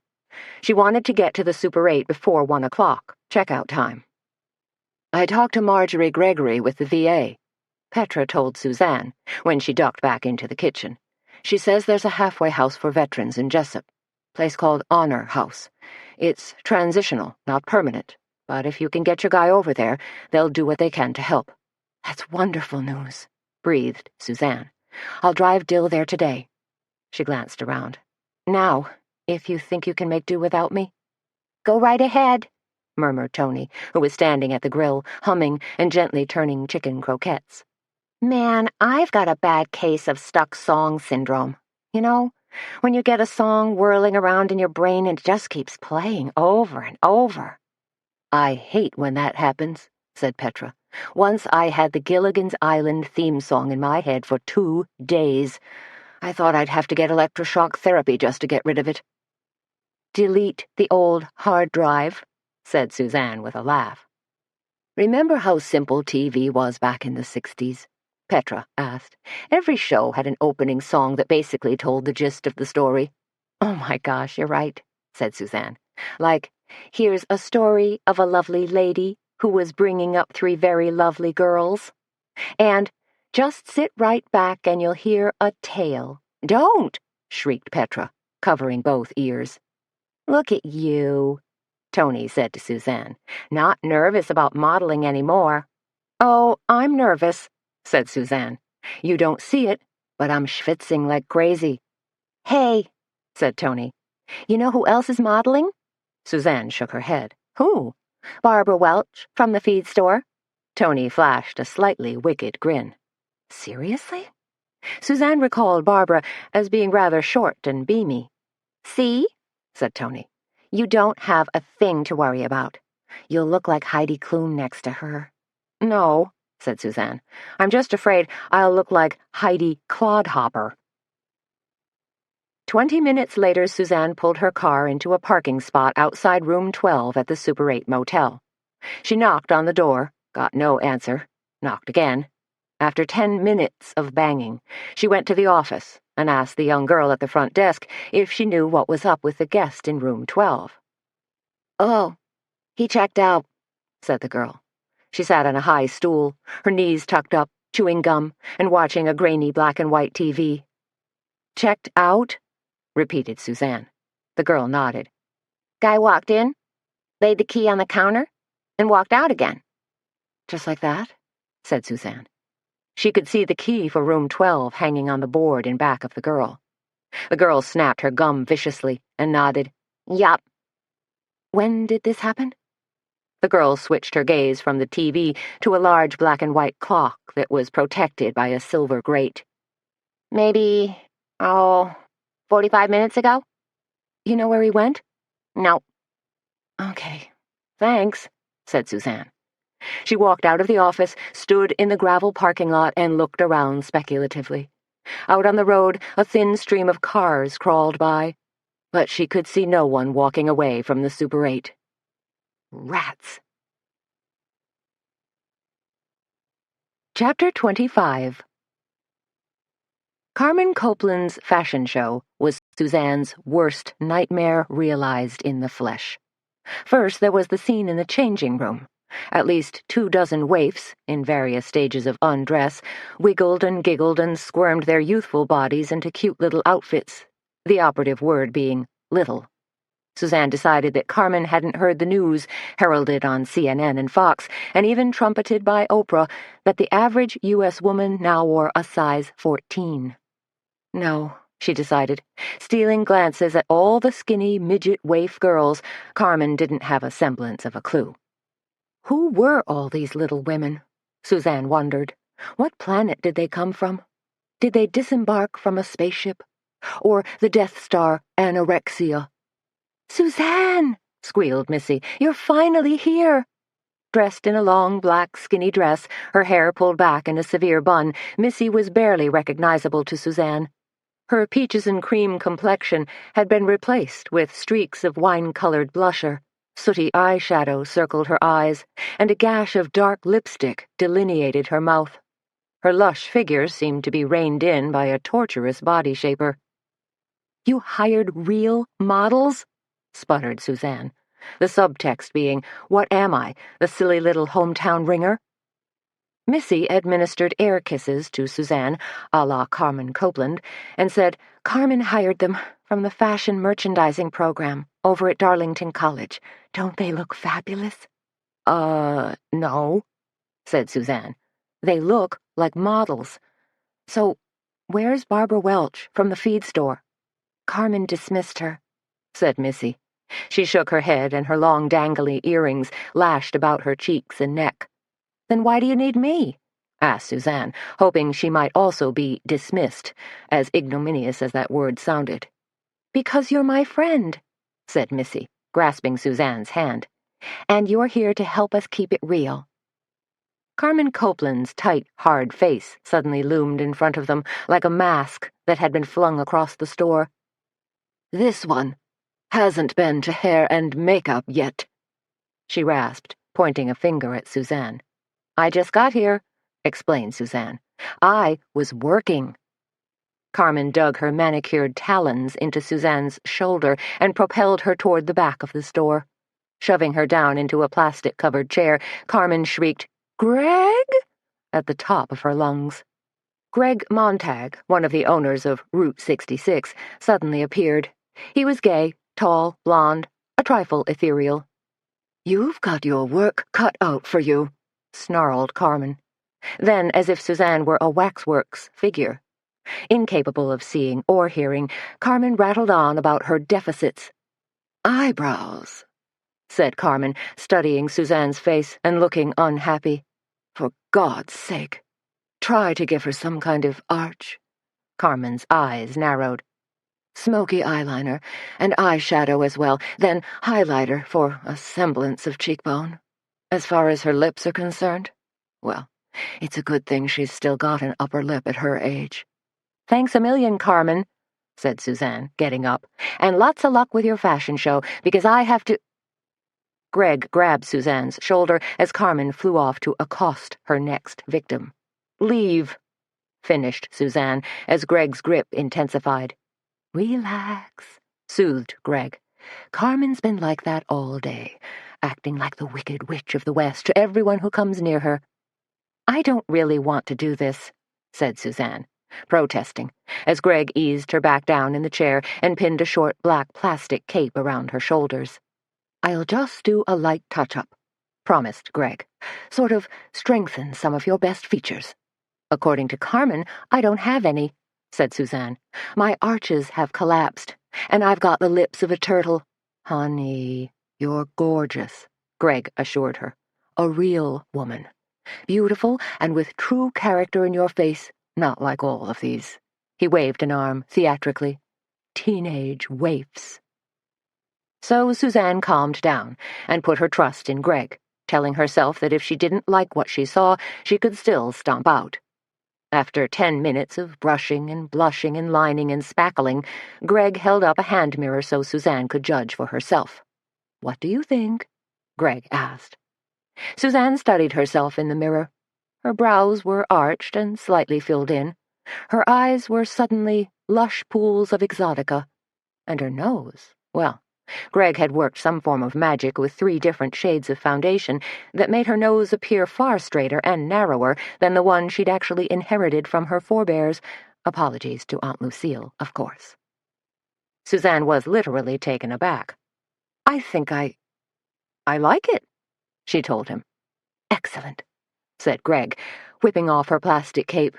Now, let's get you over to Brett's chair so he can work on your hair. That proved far less dramatic. 10 judiciously placed hot rollers, then a quick blowout, were followed by some fussing, teasing, and hairspraying.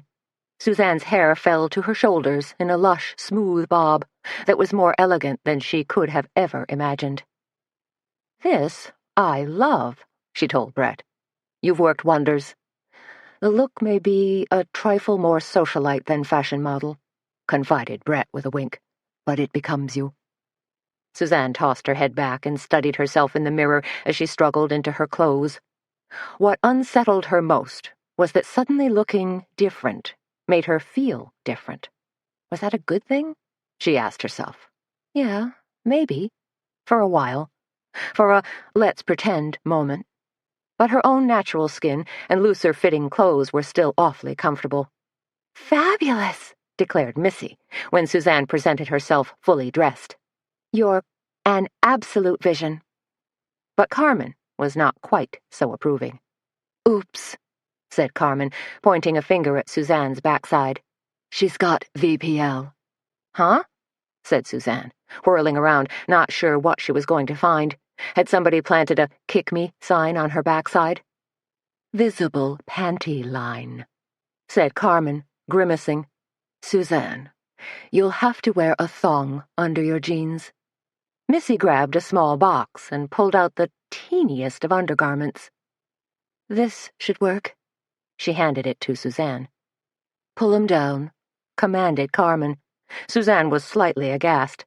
No way I'm giving up my underpants, she told them. Her hand crept down to the waistline where her Hanes 3 for $9 undies lurked underneath. The jeans will look terrible, Carmen moaned. The entire effect will be ruined. You're asking me to wear what amounts to a piece of dental floss, sputtered Suzanne. A thong isn't as uncomfortable as you might think, said Carmen. No, said Suzanne. I imagine it's worse. Suit yourself, sniffed Carmen.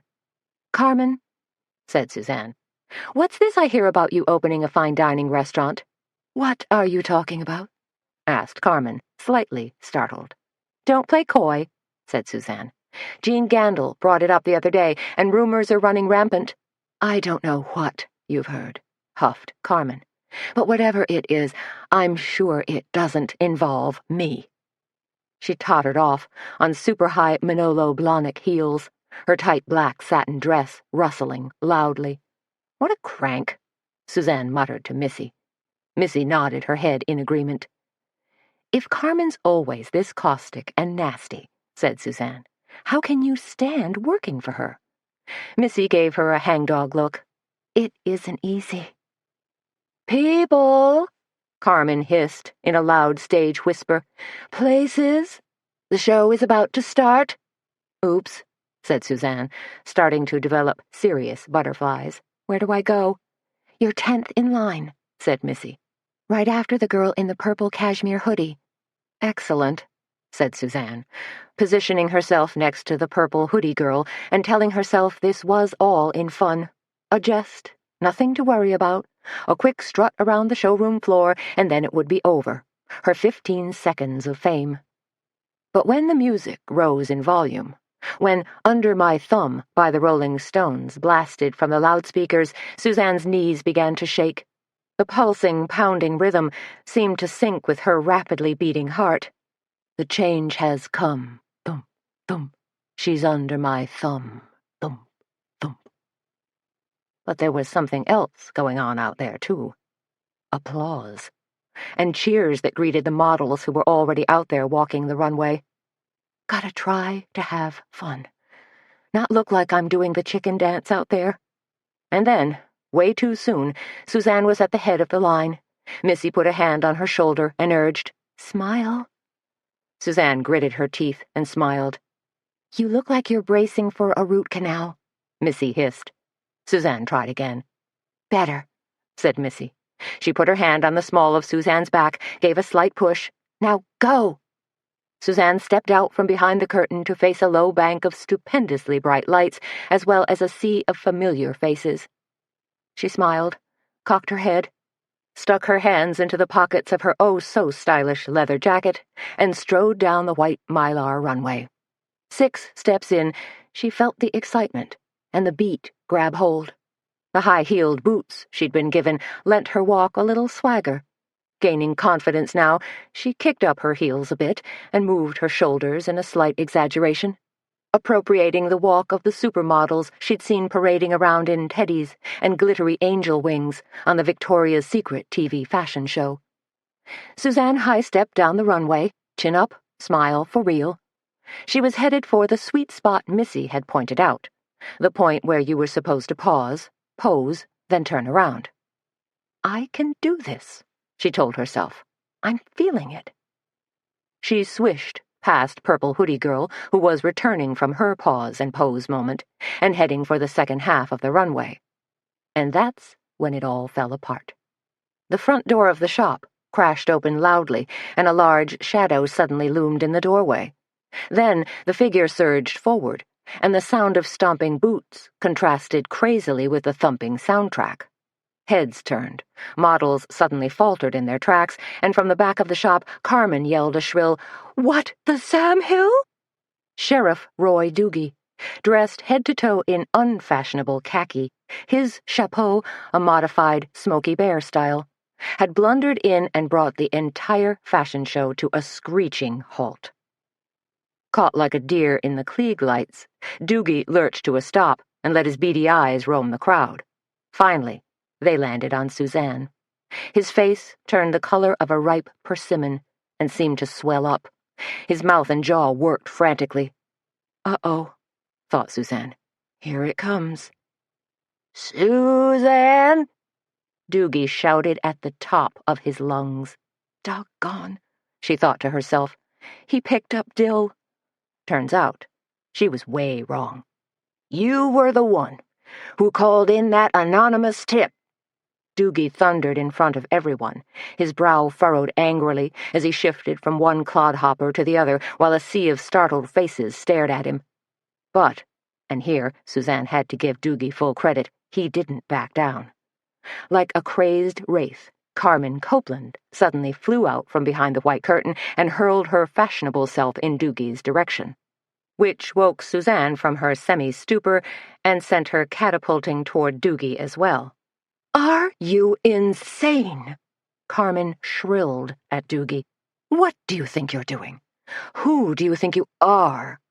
Her hands, clutched like claws, were poised to inflict bodily harm on the sheriff. Carmen, pleaded Suzanne, as she threw herself between them like a human sacrifice, let me take care of this. Grabbing Doogie's arm, Suzanne tried to pull Doogie away from the spotlight and toward the still-open front door. Excuse me, Doogie muttered to Carmen, but he still wouldn't budge as he cast furious glances at Suzanne. Please, Suzanne begged, tugging Doogie again.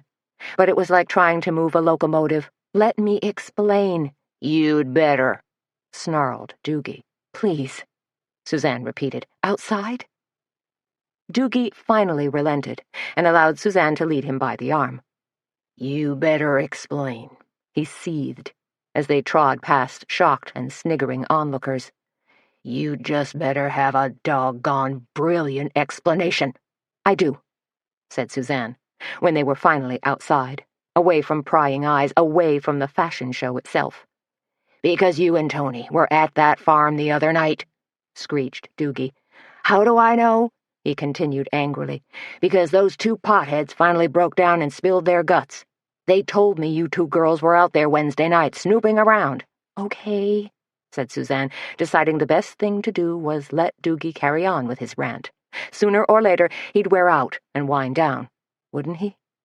Then maybe she could talk some sense into him, or at least explain. And I know for sure it was you two, Doogie rasped, because those bad boys described you and Tony to a T. Those guys pulled a gun on us, said Suzanne, trying to muster a serious amount of rage and indignation, and locked us in a barn.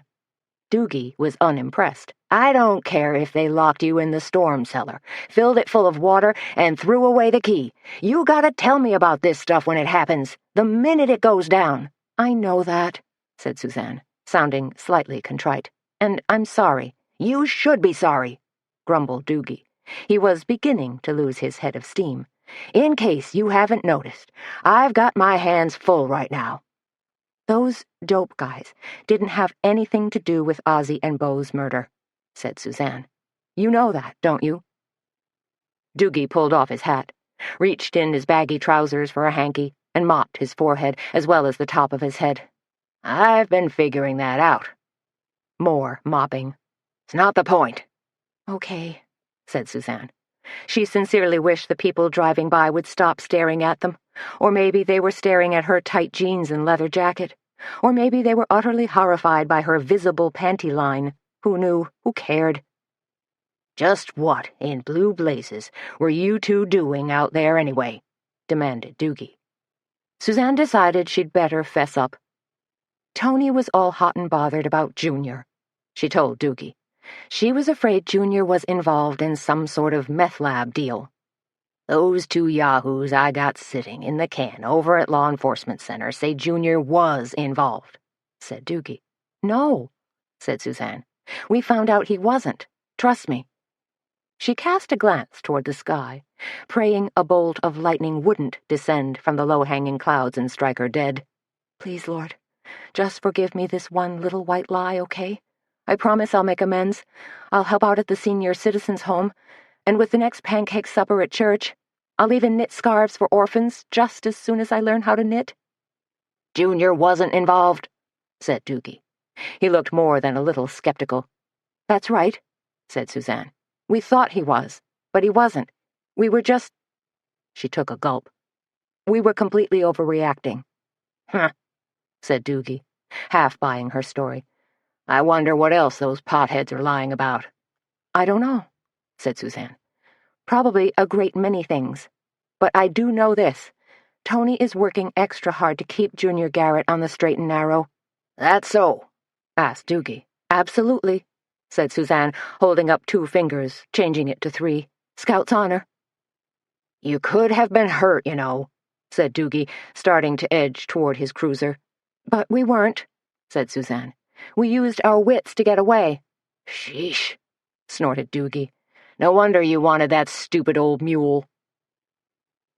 You owe me big time, Suzanne told Tony when she stopped by the Cackleberry Club around 4 o'clock. Tony looked up from where she was sweeping the floor, little bits of dust mingled with breadcrumbs and a hunk of donut. Huh? Remember our good pals Eel and Lenny? Said Suzanne. Turns out they ratted us out. Tony's broom clattered to the floor. Those dirtballs rattled us out. Oh, man. You mean they told Doogie we were out at their farm? You got it, sister, said Suzanne. Did they rat out Junior, too? Concern suddenly clouded Tony's eyes. They tried to, said Suzanne. But, BFF that I am, I lied like a rug about it. Swore up and down to Doogie that Junior wasn't involved. Told him we thought he was, but then we found out he was pure as the driven snow. Now you're making me feel bad, said Tony. I mean, I'm happy you pulled Junior's fat from the fire and all, but sorry you had to lie.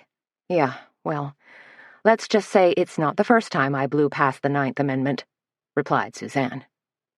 It's the other commandments that are the real biggies, said Tony. Although, she frowned, thinking, maybe it's best we don't go there. Let's not, agreed Suzanne. And you're sure Junior's safe? As long as his phony baloney story jibes with ours, said Suzanne. Tony clapped a hand to her heart. As long as Junior fibs, too, she murmured. For now, said Suzanne, let's just think of it as moral relativism. Tony blew out a glot of air. Okay. She stared down at her broom and dustpan for a couple of moments, then knelt and gathered everything up. So, how was the fashion show? I see you got to keep the clothes, and may I just say your makeup looks fantastic. Did Greg do your eyes? Because your look kind of reminds me of Kathleen Turner back in her gorgeous pre-pudgy days. I'll take that as a left-handed compliment, said Suzanne as they walked into the kitchen together. Was it really fun? Tony asked, almost wistfully. The fashion show, said Suzanne. Where to start?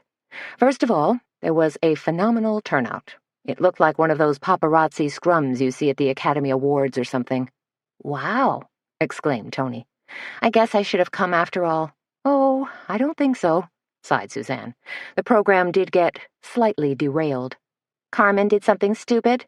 That's a given, said Suzanne, but Sheriff Doogie was a big hit on the runway, too. Tony stared.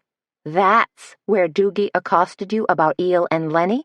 Oh, yeah, said Suzanne, right in the middle of Carmen's precious fashion show. It made for quite the dramatic moment. Tony suddenly grinned like a maniac. I can just see it, she chortled. And now the latest in wrinkled khaki, with a tarnished gold badge worn as a single bold statement piece. That's about the size of it, said Suzanne. Extra large if it was Doogie, said Tony with a giggle. She paused. But you had fun.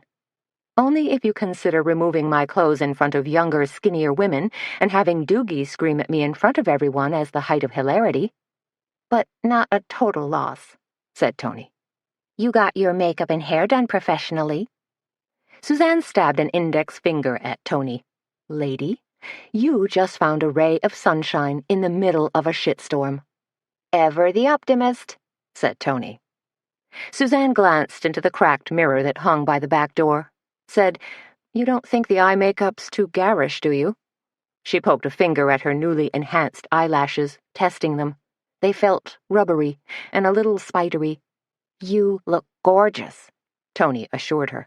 Perfect for your big date tonight. I just hope Sam doesn't think it's too over the top, said Suzanne. Honey, said Tony, take it from me. He's gonna love what he sees. She paused. You gonna wear the clothes, too? The jacket, yes, said Suzanne. The jeans, no. Chapter 26. Tony wasn't far off with her prediction. In fact, the date was going swimmingly well. Sam Hazlitt had arrived promptly at 7 o'clock, parked his BMW right in front of Suzanne's house, and ran up the walk to meet her at the door. Very proper and courteous, unlike Junior, who tooted his horn outside Tony's apartment, then scowled and drummed his fingers impatiently while he waited for her to dash out. Then they'd driven over to Koppel's restaurant and B&B in nearby cornucopia. Sam had popped a Rihanna CD into the player, and they'd chatted easily as they enjoyed the music. Once they'd arrived at Copple's, they were shown to a cozy table for two near the fireplace. Sam perused the wine list, asked a couple of questions, then ordered a bottle of Rombauer Cabernet Sauvignon. Once the cork was popped, and they'd gone through the swirling, sniffing, tasting ritual, the Cabernet turned out to be quite spectacular. "You know wine," Suzanne said, sounding pleased. "Just enough to be dangerous," Sam told her, pouring a little more into her wineglass. "You like this cab?" "Love it," Suzanne told him. Actually, she was loving the evening out. It had been well over a year since she'd sat across a candlelit table from a man, feeling relaxed, enjoying each other's company. "May you live in interesting times," said Sam, raising his glass. "Cheers," said Suzanne, gently clinking her glass to his, then taking another sip. "So," said Sam, leaning forward slightly, "how was your day?" "You wouldn't believe it if I told you," said Suzanne. "Then you have to tell me," said Sam. "I let someone twist my arm and convince me to be in a fashion show." "Huh. The one at Alchemy?" "How would you know about that?" asked Suzanne. Men didn't really pay attention to fashion and clothing trends, did they? "Are you serious?" said Sam, rolling his eyes. "That's all the women at the clinic have been talking about. They're all charged up because now they can buy K-brand jeans in Kindred instead of driving all the way to Minneapolis or Sioux Falls." "J-brand," corrected Suzanne. "And something called Spanx?" said Sam, looking puzzled. "I assume Spanx are also some kind of fashion item." Yeah," said Suzanne, deciding this might not be the ideal time to elaborate. "That Carmen Copeland's quite a go-getter," remarked Sam, "though I'm not convinced she can wave her magic wand and turn all the women of Kindred into fashion plates overnight." "She's convinced she can," said Suzanne. Sam leaned back in his chair. "I also heard something about Carmen making an offer on the Drysden and Draper funeral home." "That's the rumor around town." Sam looked interested. "I got the feeling it's more than just a rumor." "Not sure," said Suzanne. "Carmen's pretty sly about getting a buzz going, over anything. But if she wants the property bad enough, I imagine she figures now's the time to take advantage of the situation." "The murders," said Sam. Suzanne nodded. "Sure, with George Draper still being a suspect. And I heard Earl Stensrud, too," said Sam. "And, well, I probably shouldn't say anything because she's a friend of yours." "Missy Langston," said Suzanne, "who now works for Carmen at Alchemy." "Does this whole murder conundrum strike you as being slightly incestuous?" asked Sam. Suzanne thought for a moment, then said, "A little, but that's pretty much the small-town way." She peered at him. "You didn't grow up in a small town, did you?" Sam shook his head. "Not really. Lynn, outside Boston. In a small town, everyone is always slightly involved with everyone else," said Suzanne. "Or at least they think they have a pretty good bead on them." "One big happy family," said Sam. "Oh, there are always a few enemies tossed in for good measure," added Suzanne.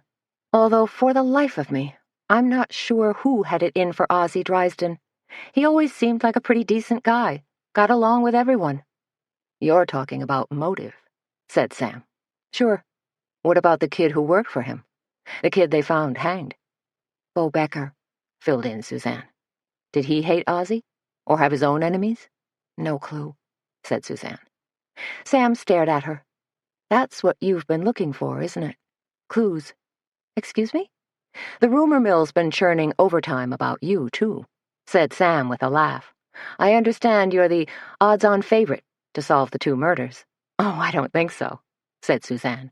She grabbed the linen napkin from her lap and blotted her lips. "But you've done it before," said Sam. "Solved a murder, I mean."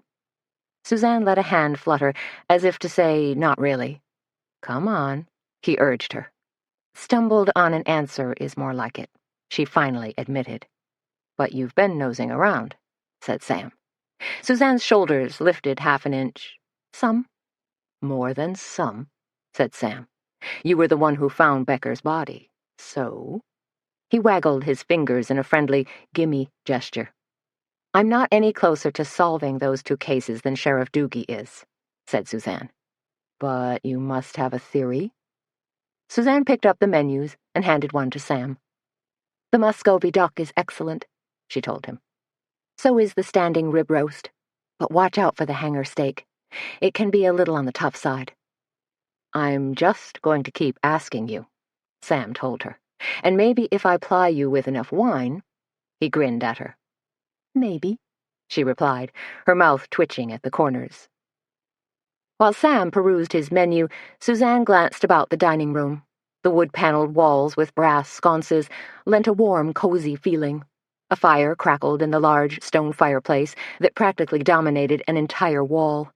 Deer antlers and a shelf of antique ceramic beer steins contributed to a German Schloss-like atmosphere. She and Walter had enjoyed their share of dinners here, of course, and had once spent a night upstairs at the B&B. There'd been an antique sleigh bed with billowing feather beds, as well as a small gas fireplace in the corner of their room. Suzanne let loose a small sigh. Just one of 1,000 good times, relegated now to that quadrant of her brain reserved for special, cherished memories. Memories she could pull out and peruse at will. Of Walter. Her parents, long gone now. A few uncles and aunts. A dear friend, Gail, who had succumbed to breast cancer. "Suzanne!" A large man wearing a chef's jacket and towering white hat suddenly hovered at her elbow. She looked up, blinked once. "Bernie! Hi!" she exclaimed. "How are you?" Bernie Affolter, the head chef at Koppel's, leaned down and brushed his stubbly cheek against her smooth one. "Great to see you here. It's been ages." He grinned again, this time in Sam's direction. "Hello." Suzanne made hasty introductions. "Sam Hazlitt. This is Bernie Affolter, head chef." "Pleased to meet you," said Sam, extending a hand. "We were just going over your menu. Everything looks terrific." "Mind a few suggestions?" he asked. "That'd be great," said Sam. "Direct from the man who knows." "The Copper River salmon is fresh, never frozen," said Bernie, "and the Muscovy duck is our specialty." "I'll keep that in mind," said Sam. "And tonight, we're doing grilled ribeye with caramelized onions and roast carrots," added Bernie. "So, Suzanne," he continued, "when are you going to open your own restaurant?" "I already did," said Suzanne with a laugh. "I mean a fine dining place," said Bernie. "That's always been her dream," he confided to Sam. Sam looked interested. "Is that so?" "More of a pipe dream, I think," said Suzanne. "Still going to be a couple years before the Cackleberry Club is humming along on its own." "Hey," said Bernie, "that recipe for crab chowder you gave me?" Suzanne nodded. "When I put it on the menu last month," said Bernie, "we sold out every night." "Wow," said Sam. "I'm thinking now," said Bernie, "that I might substitute lobster for the crab and add a little sherry." "No reason why you couldn't," said Suzanne, thrilled her recipe had been so popular. When Bernie returned to the kitchen, Sam gave Suzanne a mischievous smile. "I didn't know you were a foodie." "I'm not," said Suzanne. "Not really." "Do you own a food processor?" asked Sam. "Of course," Suzanne replied, reaching for a slice of molasses bread, the house specialty. "How about a wire whisk, and mandolin for slicing paper-thin potatoes and veggies?" "Yes," she said, spreading a thin layer of unsalted butter on her bread. "Subscription to Food and Wine?" Suzanne nodded. "Guilty as charged." "Then there's no denying you're a foodie," said Sam. "Maybe you're not a pilgrimage to Le Bernardin, Coiffe the Beaujolais Nouveau foodie, but you're right up there." "Could we please change the subject?" asked Suzanne. "Nope," said Sam. "I enjoy talking about food. It's one of my passions, too. Of course, what I really prefer is eating it. Really good food, that is." Suzanne toyed with her salad fork, thinking about their gourmet dinner tomorrow night. Should she invite Sam? Would it be too soon to see him again? Would she appear too eager? "Bag those thoughts," she told herself. "Do whatever the heck you feel like doing." "You know," she said to Sam, "the Cackleberry Club is hosting a gourmet winners' dinner tomorrow night." "Winners," said Sam. "That's right," said Suzanne. "The winners of our cake decorating contest will be there, along with a few other folks who bought tickets." She hesitated. I don't know if you already have plans, but I'd sure like it if you came." Sam dropped his chin into his hand and stared at her across the table. Really? Tell me the menu." "Oh, now you're being selective?" "I'm curious," he told her. "Let's see," said Suzanne, feeling slightly flustered.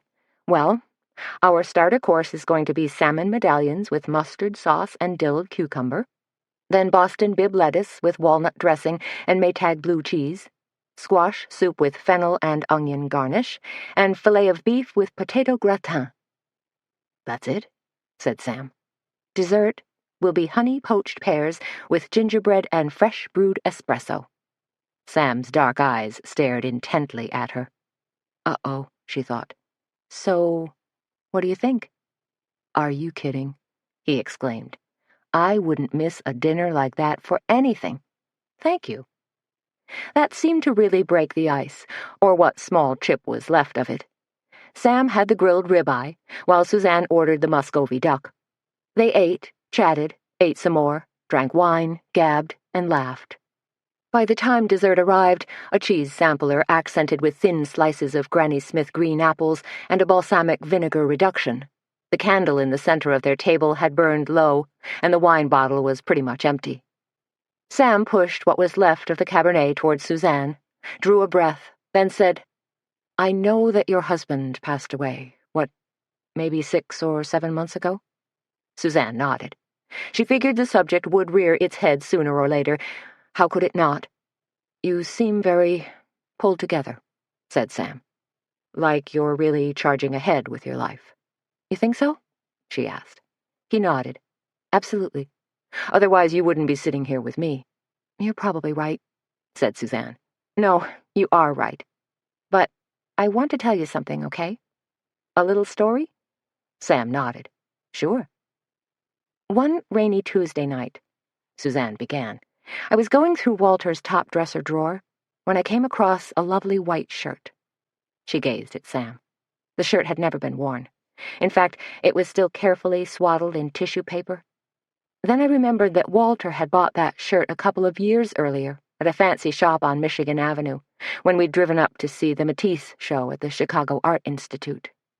I'd ribbed him mercilessly about the price of the shirt, and he'd taken it to heart. He was obviously saving the shirt for a special occasion. Sam continued to gaze at her, brows arched, not quite certain where she was going with this. "So," continued Suzanne, "I took the shirt from the dresser drawer and laid it next to the suit I was planning to take to the funeral home the next morning." Silence hung between them. "Now, I don't wait for anything," said Suzanne, in a quiet voice. "No more waiting for planets to align, the economy to rebound, or someone to hand me a blank check. And I particularly try not to worry about what others think. To be perfectly honest, I don't much care what they're thinking. Now I just try to push ahead and do my best to be optimistic, hopeful, and fearless." "Does it work?" asked Sam, reaching for her hand. Suzanne smiled back at him. "Sometimes." Chapter 27. By 10 o'clock Saturday morning, it really did look as though the circus had arrived, pitched tent, and was operating in full force. Like mainsails from gigantic ocean-going schooners, 2 shimmering white tents billowed heroically in the front parking lot of the Cackleberry Club. Riding the soft breeze were the mingled aromas of Jamaican Blue Mountain coffee, fresh-baked orange muffins, brown sugar scones, melted chocolate, fresh marzipan, and powdery confectioner's sugar. In the largest of the 2 tents, cake decorating demonstrations had just gotten underway. Cece Bishop, from the Culinary Arts program at Darlington College, and Jenny Probst, from the Kindred Bakery, had teamed up to demonstrate fondants and frostings. Cece had arrived with a 3-tiered cake that was covered in vanilla icing and just waiting to be turned into a majestic Art Deco-inspired work of art. Suzanne presided over the second tent, jammed with tables she'd positioned in a large U-shape arrangement. Gorgeous cake entries had been pouring in all morning.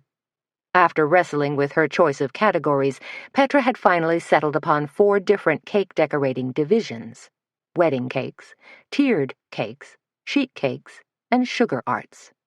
This last division being the most popular and encompassing all sorts of imaginative designs, from floral romps to swans and swags to pulled and blown sugar sculptures. Much to Tony's dismay, Petra had jettisoned her idea for a weird cake recipe contest. So no deep-fried tempura cakes, chocolate chili cakes, or potato pecan cakes. At least not this year. Suzanne sat at the registration table, checking in cake entries and handing out name tags and programs. About 15 cakes had come in so far, and she expected another 30 or so to arrive by their 2 p.m. cutoff time. She suspected that more than a few hopeful bakers were still struggling to perfect their fondant frills. "So, how was the big date?" Tony asked, sidling up next to her. "Really nice," said Suzanne, jotting a note to herself. "Nice?" said Tony, looking slightly askance. "Nice is when somebody knits you a pair of Argyle socks for your birthday." "Okay," said Suzanne. "If you must know, I had a pretty terrific evening. It was fun, challenging, and even a teensy bit romantic." She peered sideways at Tony. "There, I've spilled my guts. Happy?" Tony clasped her hands together in a grand theatrical gesture. "Ah, sweet romance. I so adore hearing the details. Hugs, kisses." "And that's all I'm going to reveal for now," cut in Suzanne. "This dating thing is brand new territory for me." "Sounds like code for you're planning to take it slow." "Absolutely I am," said Suzanne. "Think snail speed, or better yet, classier yet, escargot speed." "No, no, no," said Tony, dancing about and twirling a finger at her. "Bad idea. Romance is all about being wildly impetuous and crazy." "And spontaneous?" asked Suzanne, raising a single quivering eyebrow. "Like you were with Bad Boy Jr., running off to the Cupid's Kiss wedding chapel in Las Vegas and getting married by an Elvis impersonator?" Tony wrinkled her nose and made a face. "We did have Blue Hawaii playing in the background, but I see your point." She sounded deflated. "And thanks so much for dropping me back to terra firma, with such a resounding thud." "Truth hurts," Suzanne laughed. "Hey," said Tony, perking up again. "some of the cakes that have come in so far are really fantastic." She pointed toward the table that held the sugar art cakes. "Did you see the one with the Fabergé egg? And the one that looks like King Arthur's castle?" She eyed the castle cake thoughtfully, like she wanted to take a nibble. "What would you say that was? A toffee drawbridge with peanut brittle parapets?" "Looks like," said Suzanne, shifting her gaze to a smiling woman who just placed a pink and white 5-tiered wedding cake in front of her, replete with fondant hearts and flying doves. "Yum," joked Tony. "I'd like to storm that castle." Suzanne left Tony to handle cake entries, while she hurried into the other tent to check on demos. Jenny was hand-painting a fondant orchid, while Cece was piping silver icing. Excellent. So, now to check on Petra. "Sharon just called and cancelled," said Petra when Suzanne walked into the kitchen. "Oh, no," said Suzanne. "Sharon was one of their judges. Now we'll have to tap somebody else." "Well, think about it sooner than later," said Petra. "'Cause I'm going berserk here with everything else." Okay, said Suzanne, thinking she'd better get back outside. Petra poured olive oil into a mixing bowl that already held egg yolks and powdered mustard. "Any word on your buddy, Dill?" she asked. When she'd found out Dill had wandered away yesterday, she'd been particularly saddened. Suzanne shook her head. "No, and I don't expect there's going to be any. Dill's gone. Slipped down a couple of alleys and hightailed it out of town." "You never know," said Petra. "He could turn up again." "I don't think so," said Suzanne. "I have the feeling he's gone for good." "Pity," said Petra. "Maybe we could have helped him." "And I have this niggling feeling," said Suzanne, "that just maybe he saw something last Sunday that could have shed some light on 2 very gruesome murders." A wave of guilt surged through her. Should she have driven Dill directly to the law enforcement center and let Doogie question him? Or would her actions simply have pushed Dill over the edge? Now we'll never know, said Petra. She wiped her hands on a towel, then paused for a few moments to consider her next words.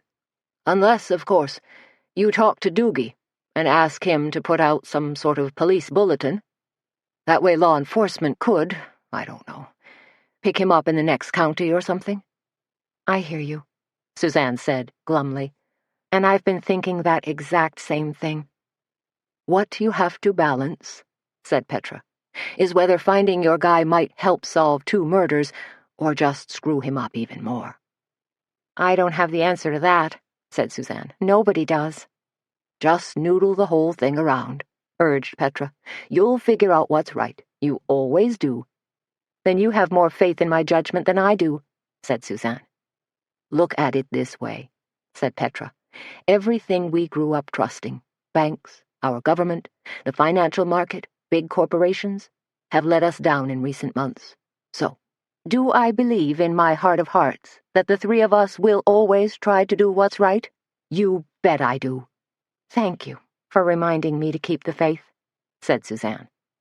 She picked up 2 coffee pots, ready to bump through the swinging door into the cafe when a sharp rap sounded at the back door. She turned and saw a wavering shadow looming on the other side of the screen door. Holy Toledo, muttered Petra. That's probably Bill Crowley, with a couple crates of eggs. She shook her head and frowned at the crates of lettuce, boxes of tomatoes, and various and sundry ingredients that were already strewn everywhere. All stuff for tonight's gourmet dinner. It's a mess back here, and the cooler's jammed. What are we going to do with the darn things?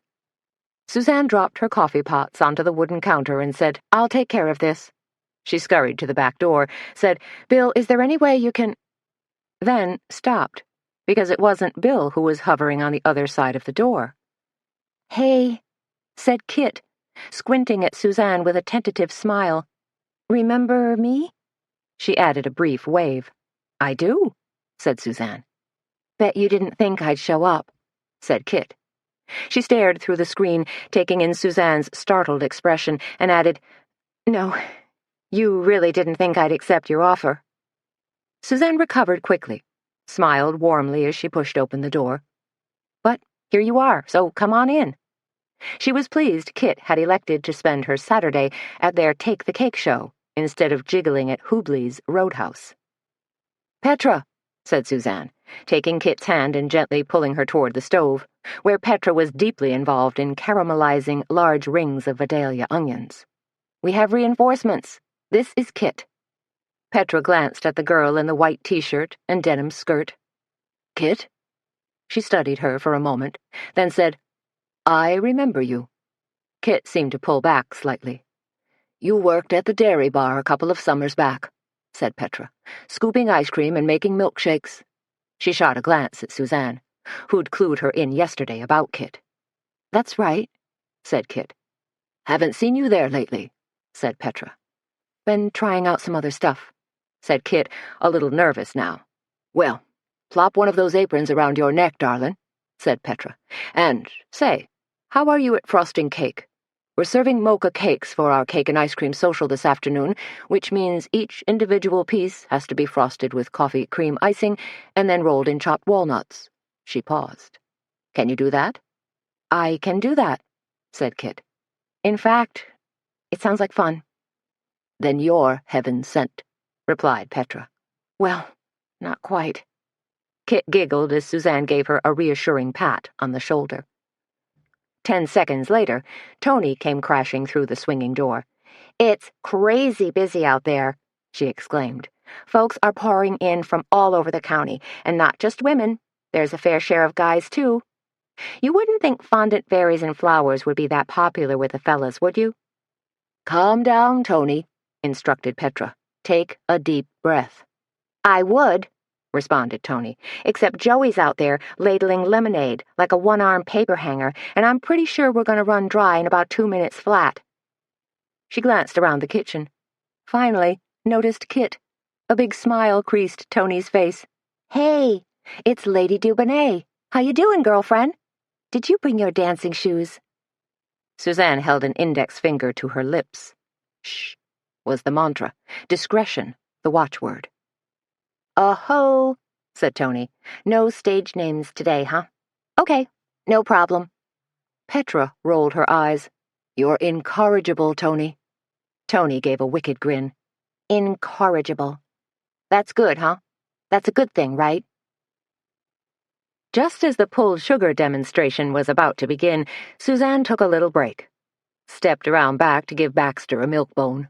She'd brought him along today, since chances were good she'd be at the Cackleberry Club until well past 10 tonight.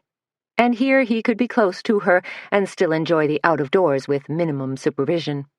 "Bax," she said, holding out the treat. Baxter's plumed tail thumped dry dirt as he pulled himself to his feet. "Got a goodie for you." "Really?" "You deserve it, because you're such a good guy," Suzanne told him. "Staying here, putting up with our silly cake party. All those cars rolling in and people out front."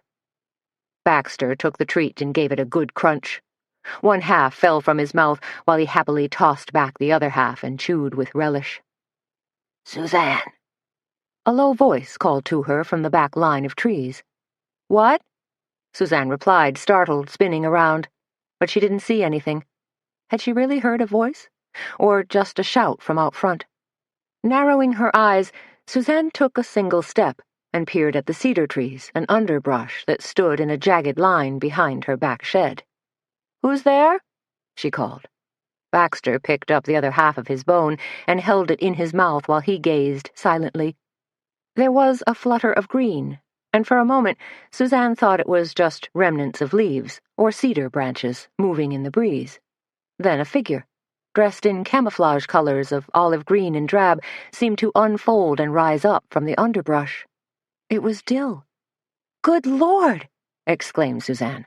"I've been wondering where you disappeared to." Dill extended both arms out to his side in a gesture that seemed to say, "I'm here now." "Where have you been?" Suzanne asked, rushing toward him. "Where did you run off to?" "Back to the cave," said Dill.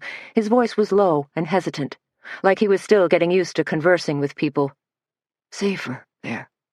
"You went back to—" Suzanne stopped, stared at him, then grabbed the lapels of his tattered jacket with her fingertips. "Never mind. We've got to get you out of here." Dill glanced around, as though he was suddenly fearful of being discovered. "There are 100 people out front," began Suzanne, "any number of whom would like to see you questioned about a couple of murders." Dill's eyes grew large. "I didn't do no murders. I wouldn't." "I believe you," said Suzanne. "The thing is, what am I going to do with you?" "I could stay by your dog." Dill volunteered. Suzanne stared at him. "What do you—" He made a casual gesture. "Over in that shed." "The tool shed?" said Suzanne, suddenly catching on. "Gotcha. Great idea. Brilliant idea." She knew she had to get Dill out of sight now. Grabbing one arm, she half-pulled, half-dragged Dill into the shed where her old Toro lawnmower was stashed. "Now, you stay here," she told him quietly, "until I figure things out." Slamming the door, Suzanne dusted her hands together. "Okay, now what?" She turned, a little unnerved, and found herself staring directly into the steely gray eyes of Sheriff Roy Doogie. Chapter 28. "Doogie!" Suzanne screamed. "Whoa!" Doogie took a step backward and held his arms out toward her, palms facing up. "Easy, easy, Suzanne," he murmured. "I didn't mean to scare you." Suzanne clamped a hand to her chest, trying to still her timpani drum-beating heart. "Well, you did," she told him, fear and a little anger creeping into her voice. She drew a deep breath, hoping against hope that Doogie wouldn't notice how discombobulated she suddenly was. "Tony said you were out here," said Doogie. His eyes slid past Suzanne toward the old shed. "Said you were just putting stuff away?" "Right," said Suzanne, adding a touch of brightness to her voice. "Packing stuff away, hoses and things. Probably don't need them anymore. Sure don't need them today." Still panicked, She glanced up at the sky where storm clouds seemed to be bunching in the west, ready to crowd out the gradually thinning sunshine. It's probably going to rain later on. Could be, said Doogie, who turned his languid focus back upon Suzanne. Suzanne smiled. How are you doing, Sheriff? How's the investigation going? She was terrified Dill would suddenly come lumbering out from the shed and announce his presence, get himself arrested, plunge her back into hot water. I'm still pretty ticked at you, said Doogie, arranging his face in a stern, stoic gaze. Going out to that farm and all. Sorry, said Suzanne, trying to lead him toward the back door, praying Baxter wouldn't give anything away. It was all a big oops, a complete blunder. No kidding, said Doogie. He stood with his feet spread wide apart, listing ever so slightly. You didn't find anything else out there, did you? Suzanne asked. Chemicals or anything? Nope, Doogie told her. If they'd had some of the same chemicals that were stolen from Drysden and Draper, then I'd be onto something. But for now, he blew out air, making a slight whistling sound between his front teeth.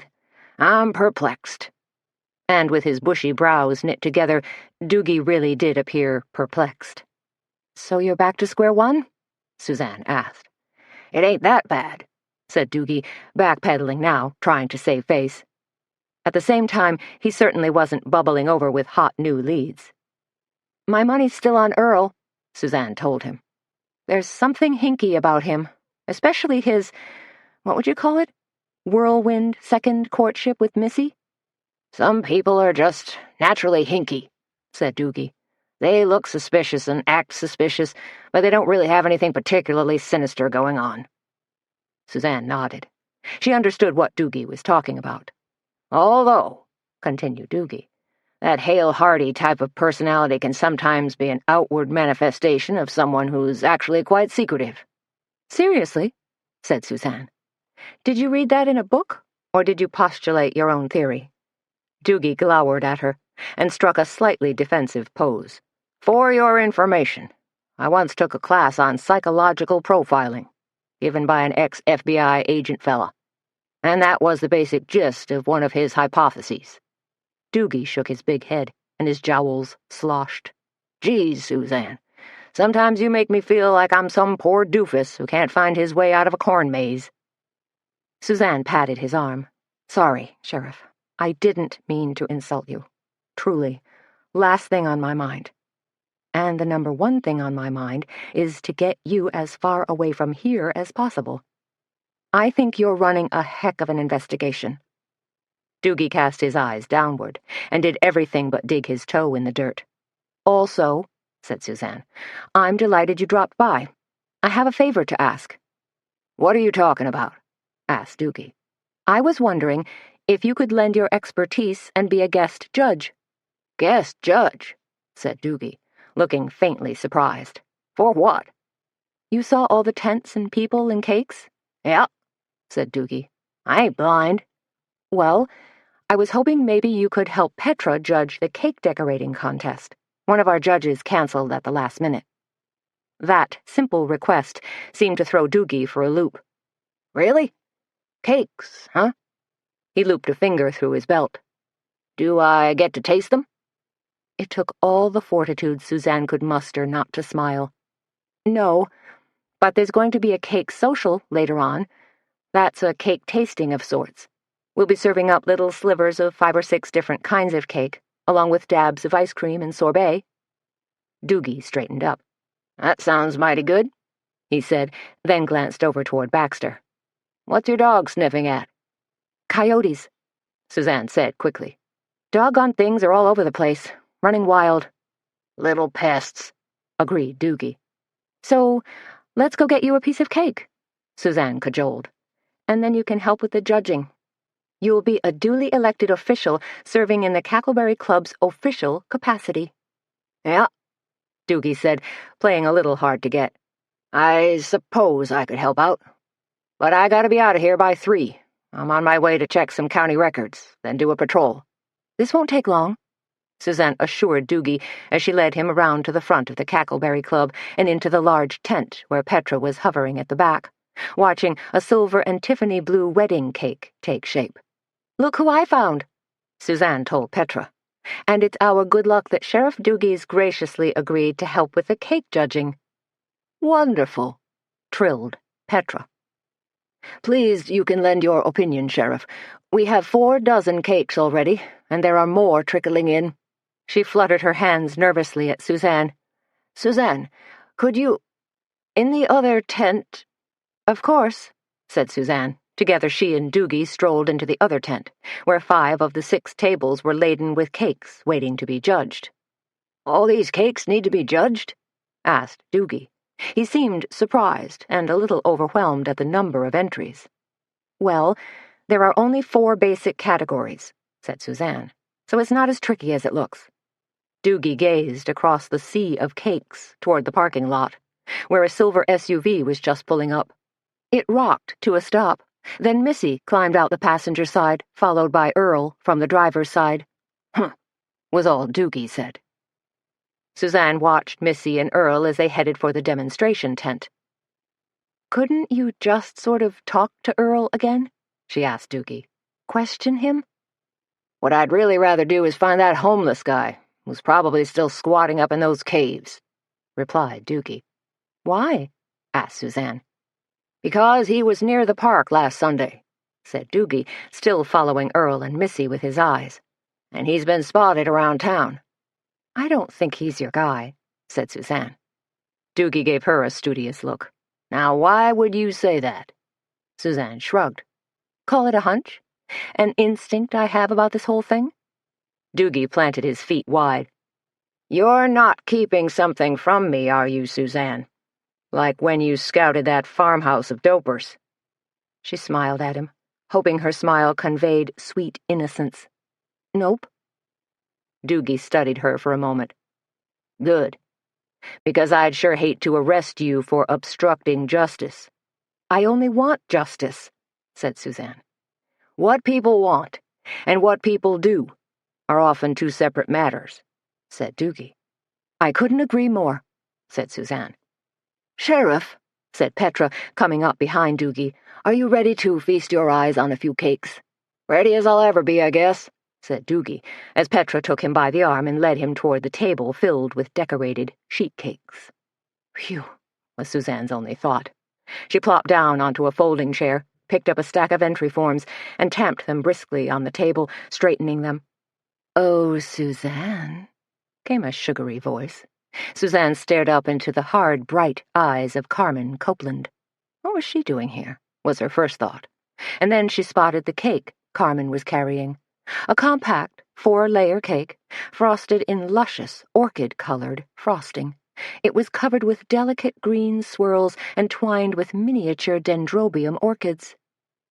I've come to enter your cake decorating contest, Carmen said in a smooth voice. See? She placed her cake in front of Suzanne, looking infinitely pleased with herself.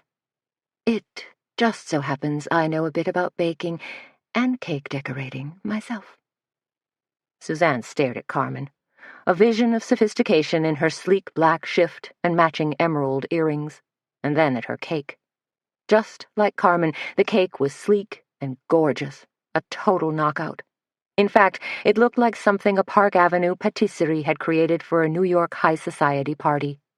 And Suzanne was pretty sure, no, she was almost positive, that Carmen Copeland had not slaved in her kitchen all morning long, sifting flour, beating eggs, baking and frosting her cake, then piping on swirls and arranging live orchids with her own French manicured pinkies. No, Suzanne figured Carmen had probably placed a discreet phone call, instructed some commercial baker to whip up this amazing creation, then nonchalantly charged it to her gold American Express card. What if she wins? Was Suzanne's next troubling thought. It won't be fair, and we won't know how to reward her. Oh, said Carmen, touching a delicate forefinger to the hollow at her neck. Looks like the judging's already started. Actually, you just squeaked in, said Suzanne, pushing an entry form across the table to Carmen. Fill this out and we'll get you registered. Carmen pulled a Mont Blanc pen from her crocodile bag and in big, swooping letters completed her form. Great, said Suzanne, without much enthusiasm, wondering if Carmen was going to scold and rebuke her about the fashion show yesterday, or demand she bring the clothes back. That should do it. Dear, said Carmen in a simpering, nattering tone. Are tickets still available for the gourmet dinner this evening? You'd have to check with Tony, said Suzanne. She tilted her head. Inside. Carmen slipped away with a whisper of Gucci-shod feet. Rats, thought Suzanne. Carmen Copeland is the absolute last person I want at our winner's dinner tonight. Chapter 29. But it turned out Carmen wasn't the only late entry. Just as Suzanne was arranging registration forms in 4 neat piles, Nadine Carr rushed in, balancing her cake. Did I make it? Nadine asked, a little breathless. Can I still enter my cake? She placed it carefully on the table in front of Suzanne with a worried, anxious look. Sorry, I'm so late. Suzanne glanced at her Timex. It was 5 minutes past the deadline they'd set, but Nadine looked so eager and hopeful, and, of course, she'd just lost her husband a week earlier, so Suzanne felt more than a little compassion for her. Of course we can squeak you in, she told her. No problem. Let's see what we have here. While Nadine filled out her entry form, Suzanne studied her cake. It was a small, round, 3-layer cake, covered with vanilla crackle glaze and artfully decorated with chocolate swirls. On top, enormous pieces of shaved chocolate formed a glistening, poofy bow. It was beautifully done. A cake that might even give Carmen Copeland a run for her money. Nadine pushed her completed entry form across the table as she uncrumpled a blue flyer. One of the flyers Tony and Petra had passed out all over town advertising the cake decorating contest. Are Sharon and Petra still doing the judging? She asked. Suzanne shook her head. Slight change in plans. Now Sheriff Doogie will help do the honors, along with Petra, of course. She indicated the 2 of them, who had their heads together, whispering down at the other end of the tent. Oh, said Nadine. Doogie. Suzanne reached out and patted Nadine's arm. Don't worry. I know what you're thinking. What does Sheriff Doogie know about cakes anyway? Am I right? Nadine's head moved slightly. But Suzanne continued. But Doogie actually has a rather discerning palate. She laughed. And at the very least, he can tell a cinnamon scone from a cake donut. Well, that's something, agreed Nadine, with a good-natured grin. It took Petra and Sheriff Doogie some 40 minutes to study all the cakes, jot a few notes, then decide the winners in each of the 4 cake decorating categories, as well as first runner-ups. In fact, they were still marking their judging sheets when Ray Lynch poked his head into the tent. Sorry, Suzanne told him, waving her hands and hurrying over to bar him from entering. This tent's closed for judging. She gazed at him, wondering why Ray Lynch, of the Roth Funeral Home Consortium, had chosen to show up here and now. Lynch seemed to spot the question mark in Suzanne's eyes, so he said, I was just driving by and noticed all the commotion. It's our Take the Cake show, Suzanne explained. Lynch regarded her with a slightly curious look. Suzanne let loose a deep sigh. If you'd like, there's a cake social starting in about 10 minutes. You can go into the other tent and take a seat. That sounds lovely, said Lynch. Lovely, thought Suzanne. This from a guy who buys distressed funeral homes for a living? Petra was suddenly standing at Suzanne's elbow. We've got a problem, she said in a terse voice. Said Suzanne, whirling about. We simply don't believe Carmen Copeland decorated her own cake, said Petra. She cast a conspiratorial glance at Doogie. Do we? He shrugged. If you say so. It's awfully nice and fancy, though. It's gorgeous, agreed Petra. But since she already asked me to create that handbag cake, do you really think Little Miss Romance writer knows how to feather frosting or do Garrett frills? Suzanne's mouth twitched. Maybe she took a class? And maybe she's outclassed, replied Petra in a huff. A lot of hard work and love went into baking and decorating all these other cake entries. They're the ones who are the most deserving. So what are we going to do? Asked Suzanne. More and more she was becoming a bottom-line gal. Define the problem, figure out a solution. Don't agonize or burst a blood vessel in the process. Petra made an unhappy face. Since I can't prove Carmen didn't decorate her own cake, we're probably going to have to award her a ribbon. Her cake is clearly the best in the sugar arts category. What about the other categories? Asked Suzanne. Petra squinted at her judging sheet. Nadine is the hands-down winner in tiered cakes, Linda Jenner in sheet cakes, and Kathy Cromley in wedding cakes. And, of course, we also have our first runner-ups. Okay, said Suzanne. So, 7 out of 8's not that bad. The contest's not a total disaster. Petra was still unsure. But don't you think everyone will guess that Carmen didn't decorate her own cake? Suzanne raised an eyebrow and flashed a snarky, knowing grin. Yes, I think that might well happen. So, it's not a total capitulation on our part, is it? Petra stared at her. Then a gradual smile stole across her broad face. Yes, she said, clearly warming up to the idea. I see what you mean. The cake social proved to be an even bigger hit than when the Kindred Sluggers faced off against the Jordan Brewers in the state finals. Tony and Kit brought out all the cakes Petra had baked and set them up as a veritable cake buffet. Thin slices of coconut cake arranged on a sterling silver tray, devil's food on a 3-tiered curate, chocolate cake decorated with fresh strawberries on a tall crystal cake pedestal, marble cake on a marble slab balanced atop 2 silver columns, petit fours on a fancy lacquer tray, and scattered among the cake display were flickering candles and elegant floral bouquets. Oh, my goodness! Laura Benchley marveled to Suzanne. Forget Old Country Buffet or the potluck at St. Sebastian's. This is what every buffet should look like. As editor of the Bugle turned eager reporter, Laura was snapping photos and jotting notes like crazy. Sugar, gobs of frosting, and fruit glazes, agreed Suzanne. I think I could live on this stuff. And sometimes I have, she thought, feeling a small pang of nutritional guilt. What kind of ice cream are they serving? Asked Laura. She pointed toward the far end of the table where Tony and Kit were doing the honors, scooping ice cream and sorbet. Vanilla bean and peach mango, said Suzanne, along with Petra's homemade strawberry sorbet. Dear Lord, murmured Laura. Petra makes her own sorbet. She's just an old-fashioned gal, laughed Suzanne. Deep down, don't we wish we all were, replied Laura.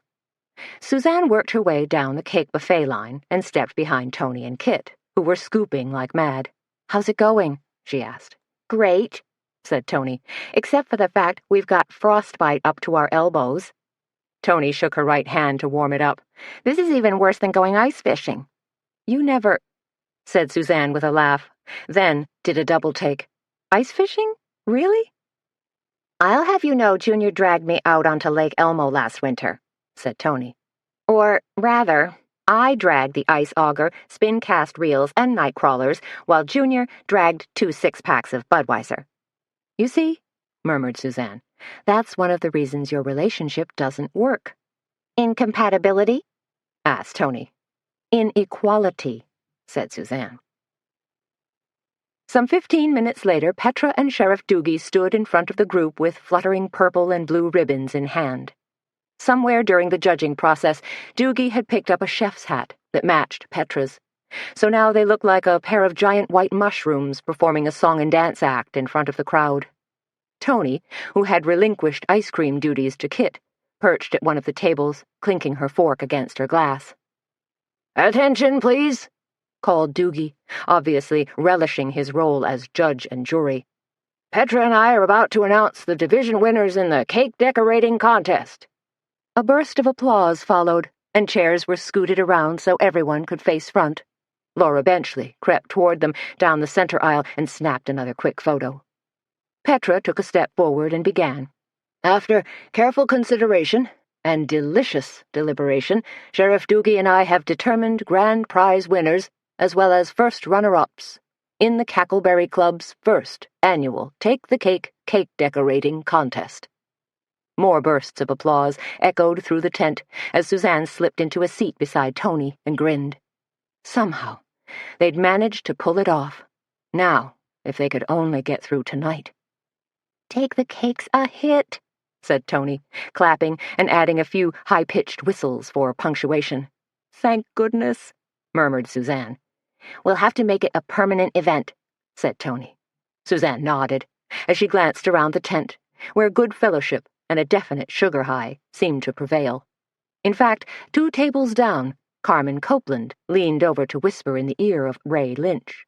And not just a discreet casual whisper, either. Carmen had a distinctly flirty conspiratorial look about her, while her body language projected something akin to, "Look at me, I'm still a little hottie." Suzanne nudged Tony with her elbow. "Carmen." Tony stole a quick glance, then rolled her eyes in disdain. "She's something else. Little Miss Muffet under Tuffet." "She does have a way of putting it all out there," admitted Suzanne. "Maybe Carmen should be shaking her money-maker at Hoobley's," whispered Tony. "Did she ask you about tickets for tonight?" said Suzanne. "Oh, yeah," snorted Tony. "Afraid so. And since we had a cancellation, Carmen bought 2 tickets." "Say it ain't so," said Suzanne. "From the looks of things," said Tony, "I'd say Carmen probably invited Ray Lynch." "Shh," said Suzanne. "Petra's going to hand out ribbons now." With a big grin on her face, Petra held up one of the purple ribbons for all to see. "In the sheet cake division, I'm pleased to award the grand prize to Linda Jenner." More thunderous applause. "In the tiered cake division," said Doogie, "grand prize goes to Nadine Carr." He looked around. "Nadine, come on up here, girl." Nadine, shy little lady that she was, shuffled forward reluctantly to accept her purple ribbon. "In the wedding cake division, our grand prize winner is Kathy Cromley," said Petra. "And last, but not least," said Doogie, "grand prize in the sugar arts division goes to Carmen Copeland." Carmen clasped a hand to her chest and dropped her jaw in mock surprise. "Me?" she mouthed, even as she leapt from her seat and ran to collect her purple ribbon. When Carmen finally settled down, Petra announced the 4 runner-ups, and Doogie proudly handed them ribbons. "And so," said Petra, wrapping up the awards ceremony, "all of our grand prize winners are cordially invited to our gourmet dinner this evening." "The winner's dinner," shouted Carmen. She searched for the camera, smiled prettily, then waved her purple ribbon like a crazed cheerleader shaking her pom-poms. "Hooray!" Tony sighed deeply. Don't her batteries ever wear down? Chapter 30. "Where's the peppermill?" shrieked Petra. She spun fast with a saucepan full of melted butter in her hand, bumped the table, and watched helplessly as butter spattered everywhere. "Oh, great!" Suzanne grabbed a rag and knelt down swiftly to wipe up the glistening mess. "Don't worry about it," she told Petra. "Calm down, take it easy." Suzanne, Petra, and Tony were all jammed in the kitchen, trying to pull together their gourmet dinner. Suzanne had just trimmed out the salmon medallions. Tony had set out stacks of plates for the various courses and had just finished rinsing and drying the Boston bib lettuce. It didn't help that it was pouring like crazy outside, rain drumming on the roof of the Cackleberry Club and gurgling loudly in the downspouts. And, of course, just steps away in the cafe sat a full complement of dinner guests, cake-decorating winners, runner-ups, and another dozen or so assorted diners. "Everything simpatico out front?" asked Petra. Quaffing their aperitifs, said Tony, who'd poured out judicious servings of Lillet into small crystal glasses. "Sipping," said Petra, still a little stressed. "They should be sipping." "They are," said Suzanne, snicking open the door to the pass-through and peering out. "And, believe me when I say this, everyone has been highly complimentary so far.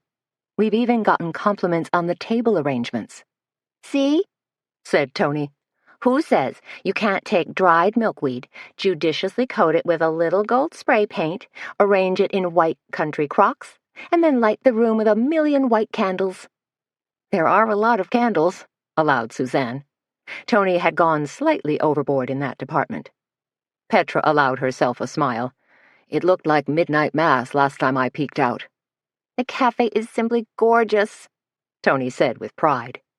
They had set the tables with crisp white linen tablecloths, laid out the good silver, and rented crystal stemware from Fancy Nancy's party rental over in Jessup.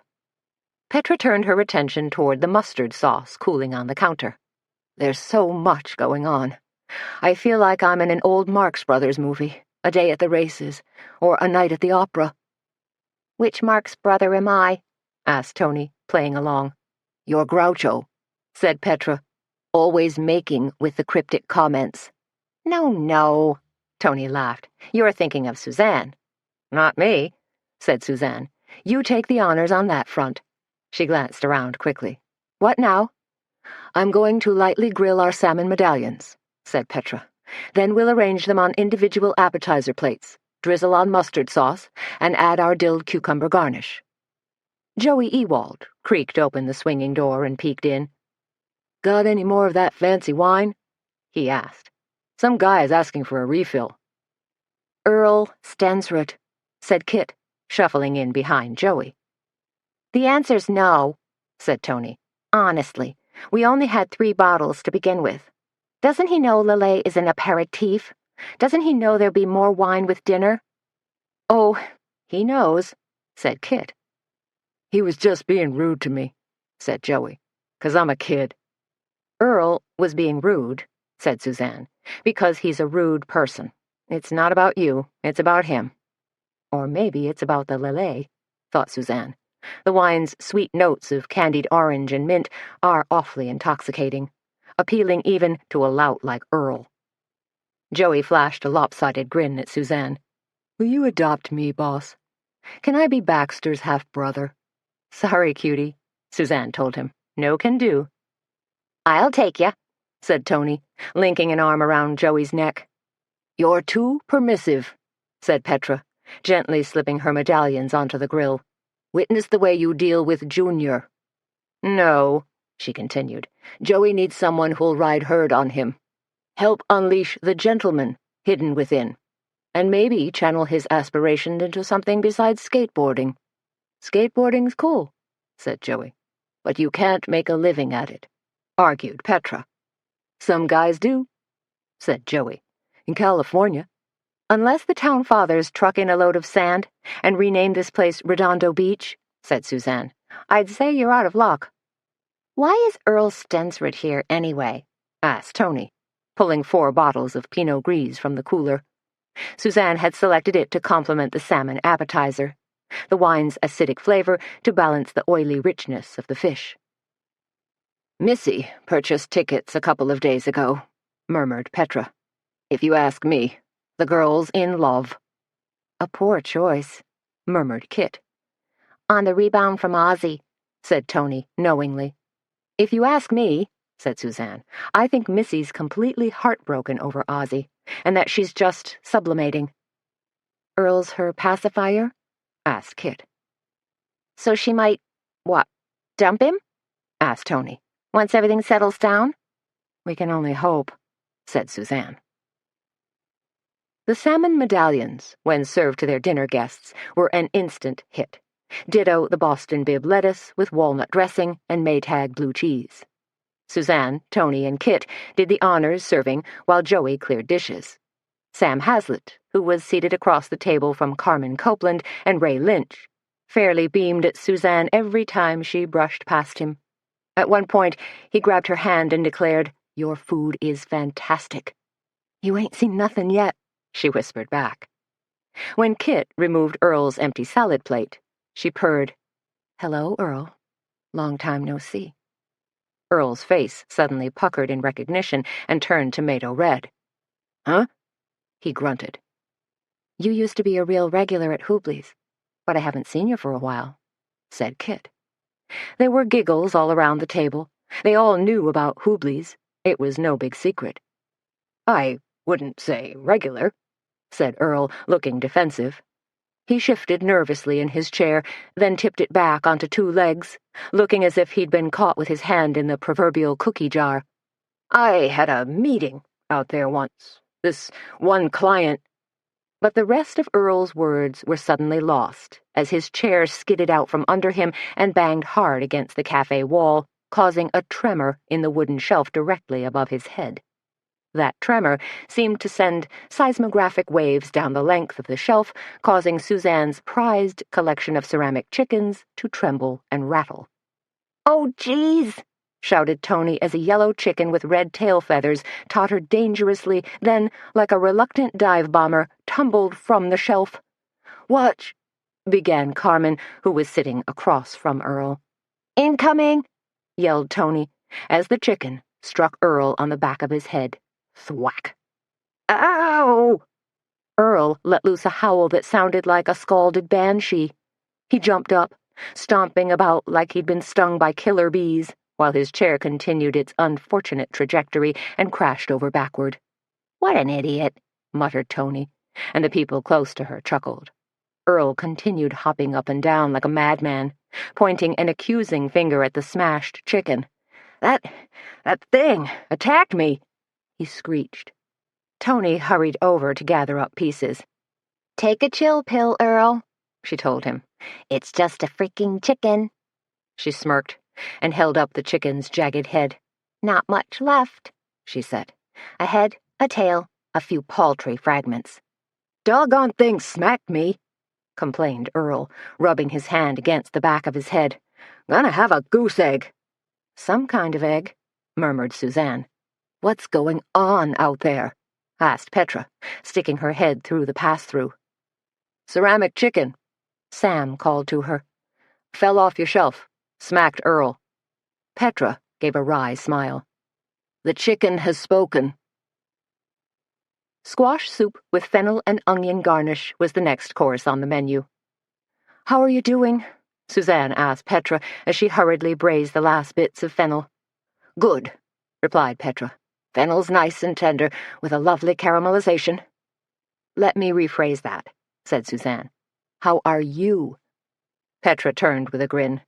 "I am woman. I am invincible. I am pooped." "Of course you are," said Tony, flying through the door. "We've been at this all day. And by the way, Suzanne, Carmen Copeland is flirting shamelessly with your boyfriend." "He's not my boyfriend," said Suzanne. "Yet," said Tony. "Besides," added Suzanne, "Carmen flirts with anyone and everyone in pants, long or short. You should know that by now." "Good point," said Tony, "since Carmen's also making goo-goo eyes at Ray Lynch." "Maybe you could con Carmen into taking Junior off your hands," suggested Suzanne. "You'd have to pretend you were super jealous," said Petra, going along with Suzanne's suggestion, "so Carmen would take up the challenge." "You mean bait her?" asked Tony. "Like she's some kind of crazed feral animal?" "I could do that. In fact, it sounds like fun." Chapter 31. Thunder pounded and lightning flashed overhead, but the rain had let up for the time being. One cell passing through, another one chugging its way toward them. Suzanne glanced out the window as another brilliant flare lit the backyard, leaching color from the grass, trees, and far farm fields, giving everything the curious appearance of a black-and-white negative. Earlier, she'd run out and stashed Baxter in the shed with Dill. Now she fervently hoped they were okay together. In fact, as soon as she got a chance, she was going to sneak out and check on them again. "I hope the power stays on," worried Petra. Their guests were enjoying the soup course, and now she was in the process of broiling the fillets. "If not, we're going to be slogging away in the dark." "Not to worry," said Tony. "We've got enough candle power out front to keep things cheery, and my handy-dandy flashlight sitting on the back shelf." "We might need it," said Petra, "if the main transformer out by the highway decides to go on the blink. Literally." "How's the potato gratin?" asked Suzanne, tactfully changing the subject. No sense courting disaster. "Looking good," said Petra, pulling open the door. bubbling away and turning golden brown. Joey struggled in with a gray plastic bin piled high with dishes, followed by an embarrassed-looking Nadine Carr. "Hey," Joey said, "I accidentally spilled soup on this lady, and she was nice enough not to yell at me. Do you guys got some soda water or something?" Nadine? Said Suzanne. Come over here and let me take a look. Nadine waved a hand. It's nothing, really. "Suzanne," said Petra, "try soda water first. Need a rag?" Got one, said Suzanne. She was already scrubbing at Nadine's blouse and making a difference. "What's the next course?" asked Joey. Filet of beef with potato gratin, said Suzanne as she continued to work on Nadine. "That's the main entree. As soon as Petra and I start plating, I want the rest of you guys to start serving. Don't wait for us to finish. Just keep moving the entrees out." We're going to be short on servers, said Tony. Kit has to leave in a couple of minutes. "What?" said Suzanne, surprised, straightening up, Nadine's blouse forgotten for the moment. She'd assumed Kit was going to stay all evening. I promised Frankie I'd do a set tonight, Kit explained sheepishly as she slid behind Tony. Suzanne sighed. I thought you weren't going to dance out there anymore. I hoped you weren't. I know, said Kit, but I haven't exactly given my 2 weeks' notice yet. You want me to be a conscientious employee, don't you? Why don't you consider yourself an independent contractor, suggested Suzanne, and declare your independence? I see why everyone says you're such a smart businesswoman, said Kit. You have a real knack for this stuff. Suzanne's got great knackers, said Tony with a laugh. Tony, said Petra. I could help serve, offered Nadine. Oh, no, said Suzanne. That wouldn't be right. It's the least I can do, said Nadine. After all, you guys awarded me a big purple ribbon today. Petra, juggling at the stove, glanced at Suzanne. "Suzanne, if it's okay with you," she said. Suzanne took a final sweep at Nadine's blouse. "In that case, Nadine, you're hired." The main course was the biggest hit yet, and garnered not just praise, but a round of applause. "You hear that?" said Petra, gazing at Suzanne. They'd just sent the last filet out the door and were taking a well-deserved breather. "They like it." She put her hands on her hips, looking both pleased and relieved. "It's a rousing success, honey," said Suzanne. "You did it." "We did it," said Petra. "Now, we just have to finish with a great big bang." "You've already got your pears poaching," said Suzanne, "so we're on the home stretch." "Your doctor seems awfully nice," said Petra, fussing at the stove. Suzanne nodded as she set out dessert plates. "You really like him, asked Petra. "I think so," said Suzanne. "There's a but there," said Petra. "It's still awfully soon," said Suzanne. Her unspoken words were, "It's awfully soon after Walter's death." "I know that, dear," said Petra. "But you'll know when it's right, and you'll know what's right." "You think so?" asked Suzanne. "The Lord knows the ways of the heart," said Petra, "and helps guide us." Hey, said Tony as she and Nadine ducked back into the kitchen. "Our guests are absolutely gaga over their fillets and potato gratin." "We heard the applause," said Suzanne. you two should go out there and feel the love, urged Tony. Everyone's dying to talk to you. "Once we get dessert served," said Petra, "I'll be able to relax. Then I'll go out and do a little chit-chat."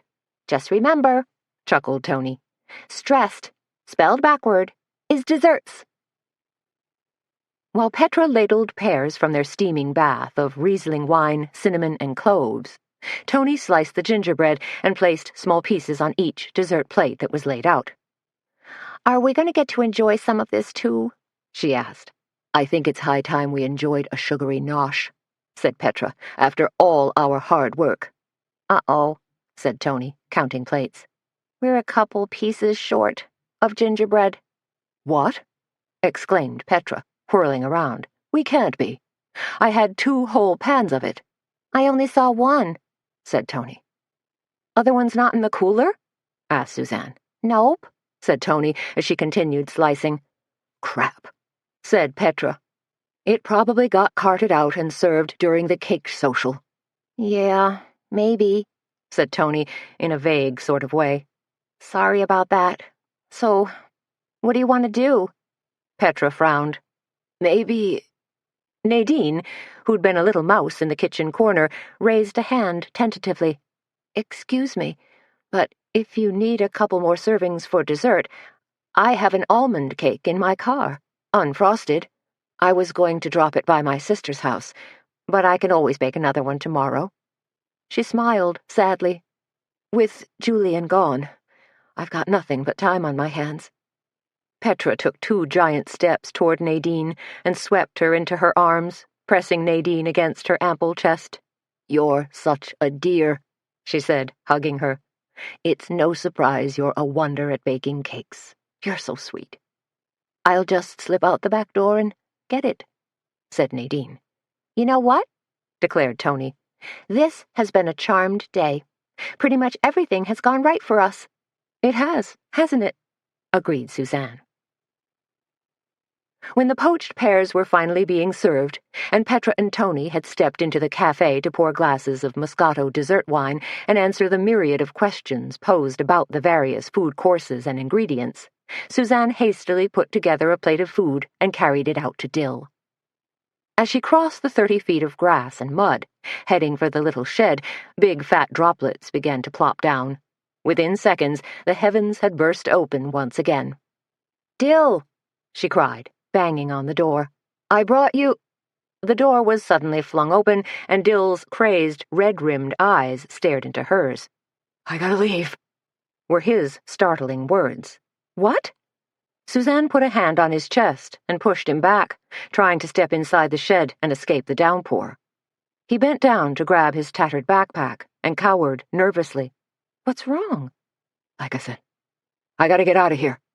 "What happened?" asked Suzanne, stunned. "What's going on?" "I just gotta go," said Dill. He looked past her, his bleary eyes rolling back and forth with fear.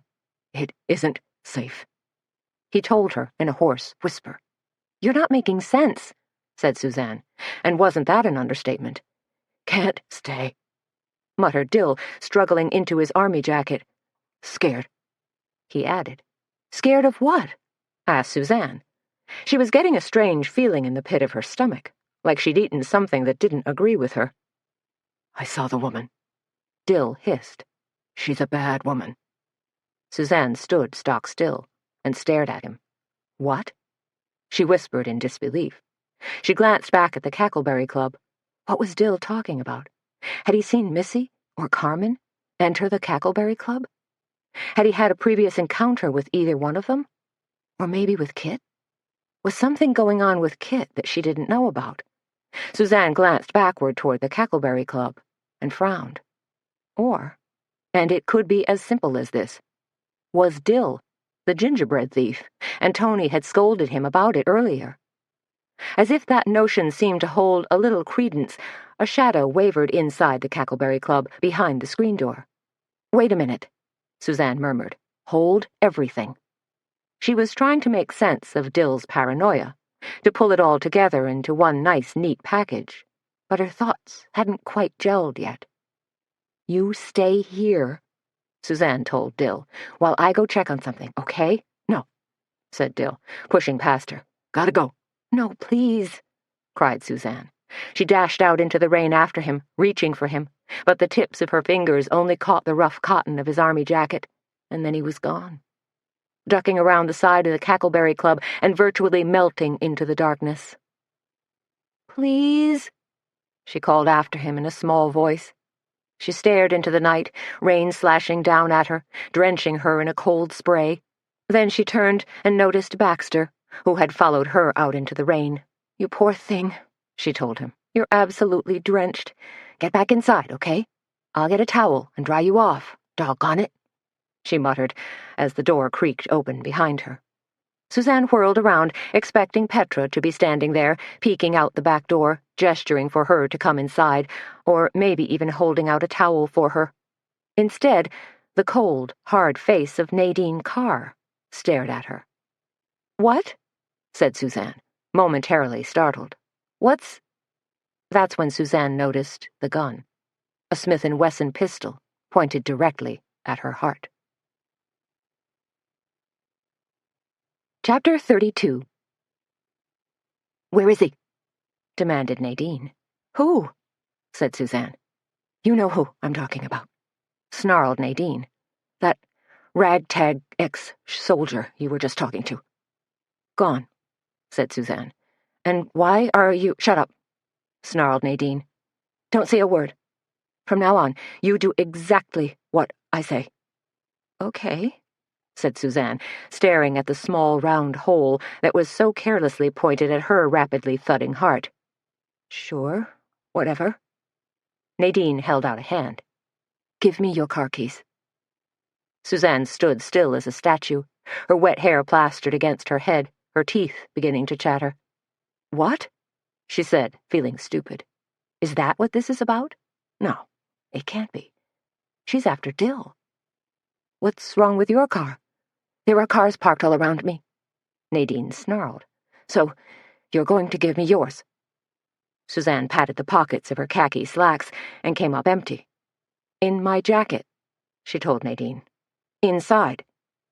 Cold water trickled down the back of Suzanne's neck.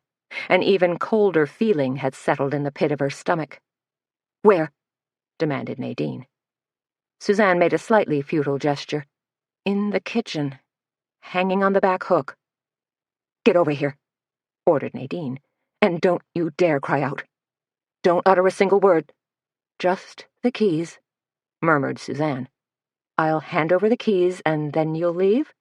"Nothing's that easy," barked Nadine. "You, Miss Snoop, are coming with me." "No way," said Suzanne, finally putting some force in her voice. "Go with this crazy lady? I don't think so." The pistol in Nadine's hand waggled back and forth. "I have ways of making you do exactly what I want," said Nadine with a giggle. Her voice was a low mix of craziness and excitement. What happened to the Nadine I thought I knew? Suzanne wondered.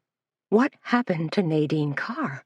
Has some hellish doppelganger suddenly invaded her body? Could this possibly be the same woman who'd come to the knit-in?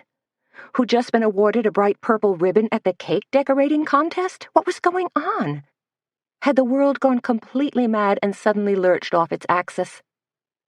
Then it all hit Suzanne in a rush, like a freight train steaming recklessly toward her, like a terrible cyclone churning its way across fields and city blocks, wreaking destruction. "You killed Ozzie Dryston," Suzanne said in a pained voice. "And Beau?" Nadine's aged face pulled itself into an evil, knowing smile. "Aren't you the clever one?" "But why?" asked Suzanne. "Why on earth?" "Not remotely your business," said Nadine, "even though you took it upon yourself to make it your business, always trying to stay one step ahead of our illustrious Sheriff Doogie. Well, we'll just see what happens when you disappear. See how fast it takes him to find your dead, decaying body." Suzanne stared at her. "You're insane." "No," said Nadine, her voice dripping with venom. "I'm just tying up loose ends. Because you, Suzanne Dietz, have been way too interested in my personal business." Nadine pulled her lips into a tight rictus of anger. "Now, move." "Not gonna happen," declared Suzanne. "No way. No how." She knew she had to make a stand. Here was as good a place as any. Nadine swung her arm around and pointed the gun directly at Baxter's head. He was standing in the rain, some 10 feet from Suzanne, watching the two of them as though he were a spectator at a tennis match, wondering in his little doggy brain what part he should play. As Nadine aimed directly at him, worry seemed to flicker in Baxter's brown eyes as lightning blazed in the sky above. "No!" screamed Suzanne. "Then move," ordered Nadine. Suzanne clumped woodenly toward the back door. Would Dill come running back to tackle Nadine? Or would Baxter come charging after them like Rin Tin Tin on a rescue mission? grab Nadine from behind and shake her like a rag doll until the pistol flew from her hand? None of that happened. Even though the night sky crashed and boomed above them, no deus ex machina descended from heaven to serve as Suzanne's ultimate salvation. All Suzanne could do was grab the spindly little door handle and yank the back door open. And hope, fervently hope, that someone would come to her rescue without anyone getting shot. There was another loud crack of thunder, a flicker of lights, and then a strange, sulphurous electrical smell seemed to permeate the air. And just as Suzanne stepped across the threshold into the steamy, warm kitchen of the Cackleberry Club, every light in the place winked out. Nadine jabbed the hardness of the pistol into the small of Suzanne's back. "Don't get any funny ideas, Suzanne. I'm right behind you, and I know how to use this pistol. My husband showed me how, a long time ago. I can't imagine you'd want a bullet fired directly into the base of your spine, would you?"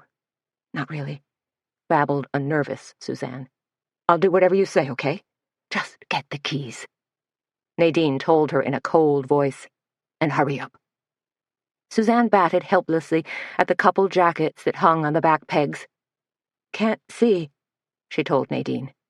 She was feeling disjointed and spacey, struggling to make her hands coordinate with the impulses in her brain. "Got to grab a flashlight. Then do it," snarled Nadine, jabbing the gun harder against Suzanne's backbone. "How can I signal Sam?" Suzanne wondered. "Or even Tony. She's skinny, but she's feisty. Maybe the two of us together could take Nadine down." Feeling like an unwilling participant in a slow-moving dream sequence, Suzanne was acutely aware of Petra making an impromptu speech out in the cafe. This was followed by a round of applause. Would someone come tromping through the door into the kitchen?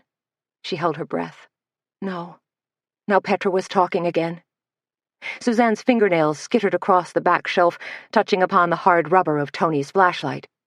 But she was shaking and shivering so badly that when she grabbed for it, the flashlight slipped through her hand.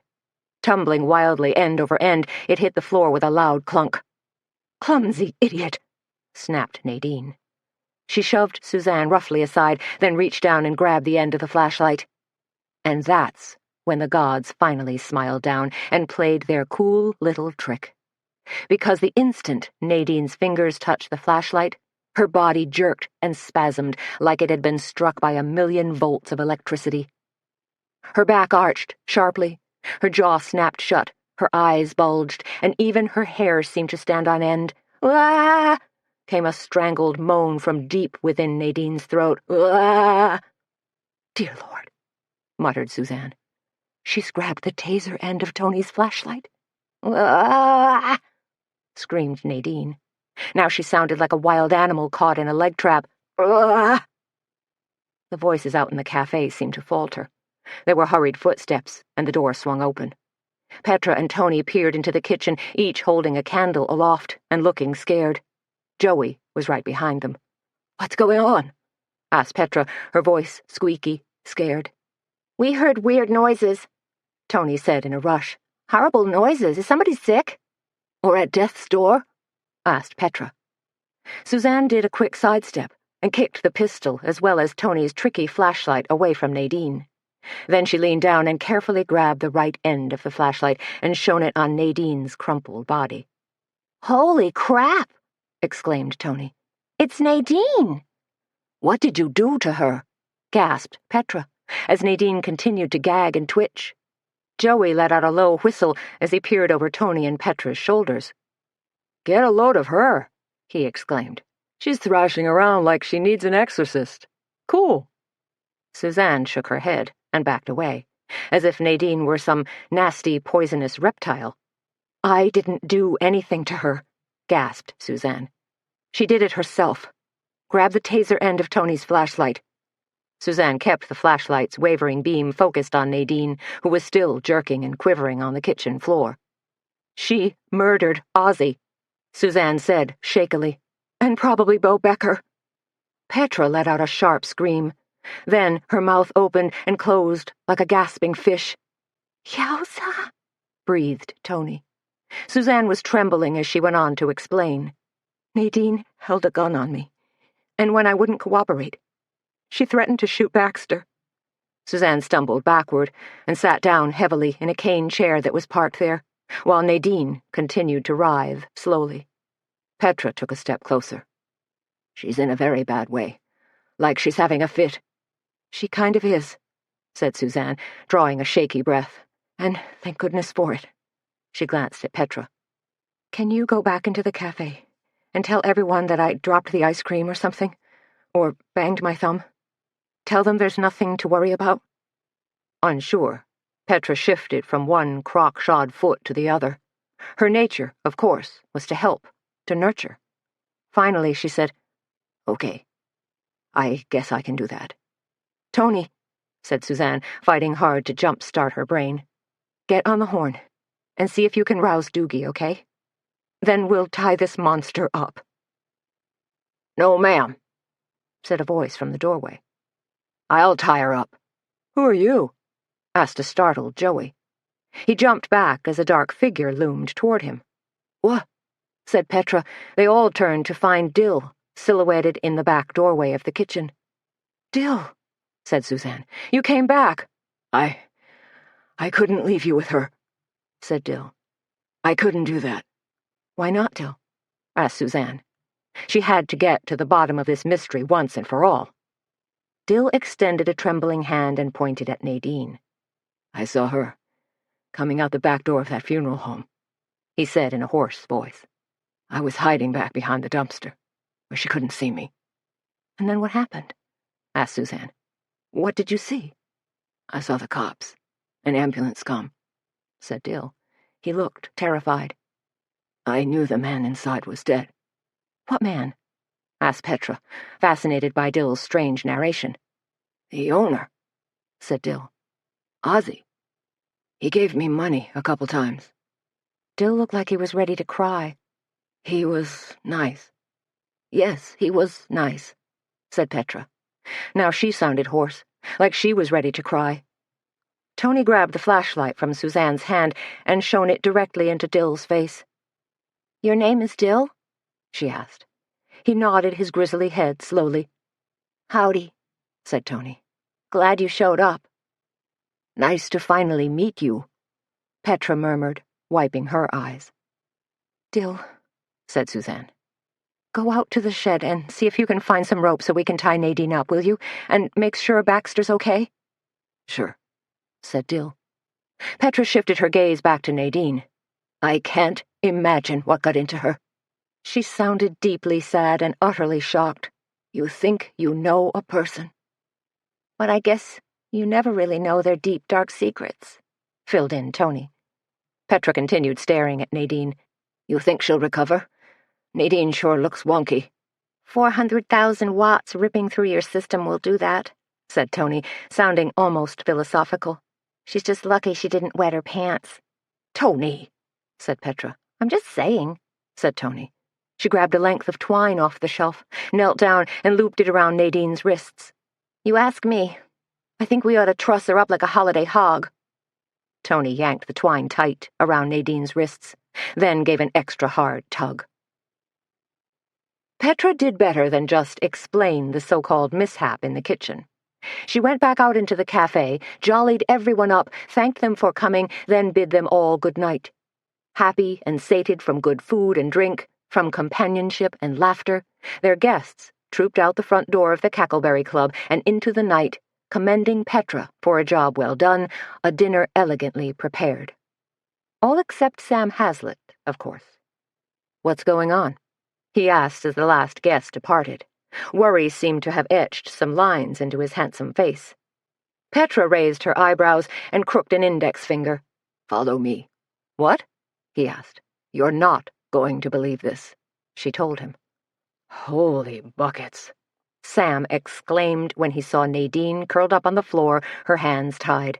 What happened to her? He hurried to Nadine's side and knelt down, his practiced fingers searching for a pulse. What did you do to her? Not to worry, said Suzanne, her voice surprisingly calm now. She's still alive and breathing. But not kicking, said Tony. She's what you'd call stunned.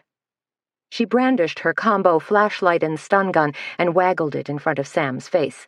A slight mishap with a taser. Who did this? Asked Sam, gingerly taking the stun gun from Tony's hands, handling it like he was carrying a vial of the Ebola virus. He stared at Tony, who shrugged and nodded at Suzanne. Sam shifted his surprised gaze to Suzanne. You did?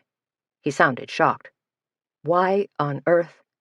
Long, strange story, said Suzanne. Tony pointed to the pistol that still lay in the corner where Suzanne had kicked it. Gray and dangerous. It looked like a nasty, mechanized rat. Nadine threatened to shoot Suzanne, she explained. What the? Asked Sam, still puzzling over the bizarre scene. You don't get it, do you? Said Suzanne. Her eyes sparkled for a few seconds, then tears coursed down her cheeks. Nadine killed Ozzy. She killed Beau.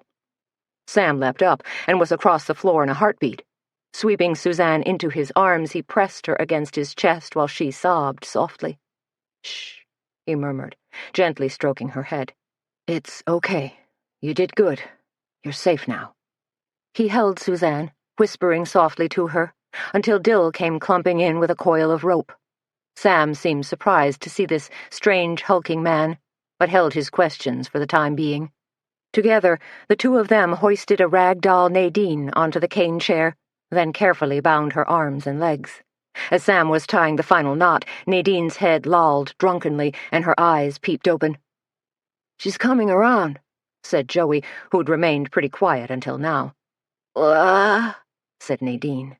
A thin string of drool dripped from the corner of her mouth. Don't try to talk, Sam told her. Just take a few deep breaths. Let her talk, said Suzanne. There was bitterness in her voice. Let her confess. Deputy Wilbur Halpern's on his way, Petra told them. Running fast, lights and sirens all the way, and Doogie's apparently 5 minutes out. He was blabbing on his cell phone, cruising for home, when the law enforcement center radioed his emergency frequency and told him to head for the Cackleberry Club. Thank goodness, said an exhausted Suzanne. Dill's presence had been hastily explained to Sam. Nadine had been tied up. Maybe we should move out into the cafe, suggested Sam. The lights had come back on, but they were all jammed eyeballs to elbows in the little kitchen, surrounded by the detritus of the evening's gourmet dinner. Tony jabbed a thumb at Nadine, who was glaring at them with hooded, angry eyes. What are we going to do with her? Sam looked at Dill and shrugged. Move her out too? He suggested. The two men picked up Nadine, chair and all, and carried her out into the cafe. Tony and Joey hastily cleared one of the large tables so they could all sit down. Suzanne settled into the chair farthest away from where they'd put Nadine. What a day, she said, stroking her forehead lightly with her fingertips. What were we saying before? Asked Petra, about this being a perfect day. Not, said Tony, sounding exhausted. Sam, who was seated beside Suzanne, looking more than a little worried, reached over and held his palm against Suzanne's forehead. You feel hot, he told her, and you're awfully pale. Shaking a little, too. Haven't eaten, she told him. The evening's events were starting to catch up with her and manifest themselves physically. Suzanne's always had a slight problem with low blood sugar, offered Petra. Then she should eat something, said Sam. Right away. He peered anxiously at Suzanne. Could you eat something? Suzanne nodded her head. I think so. She was feeling slightly dazed and anxious. Can somebody feed Baxter, too? She asked. Dill jumped up. I'll do that.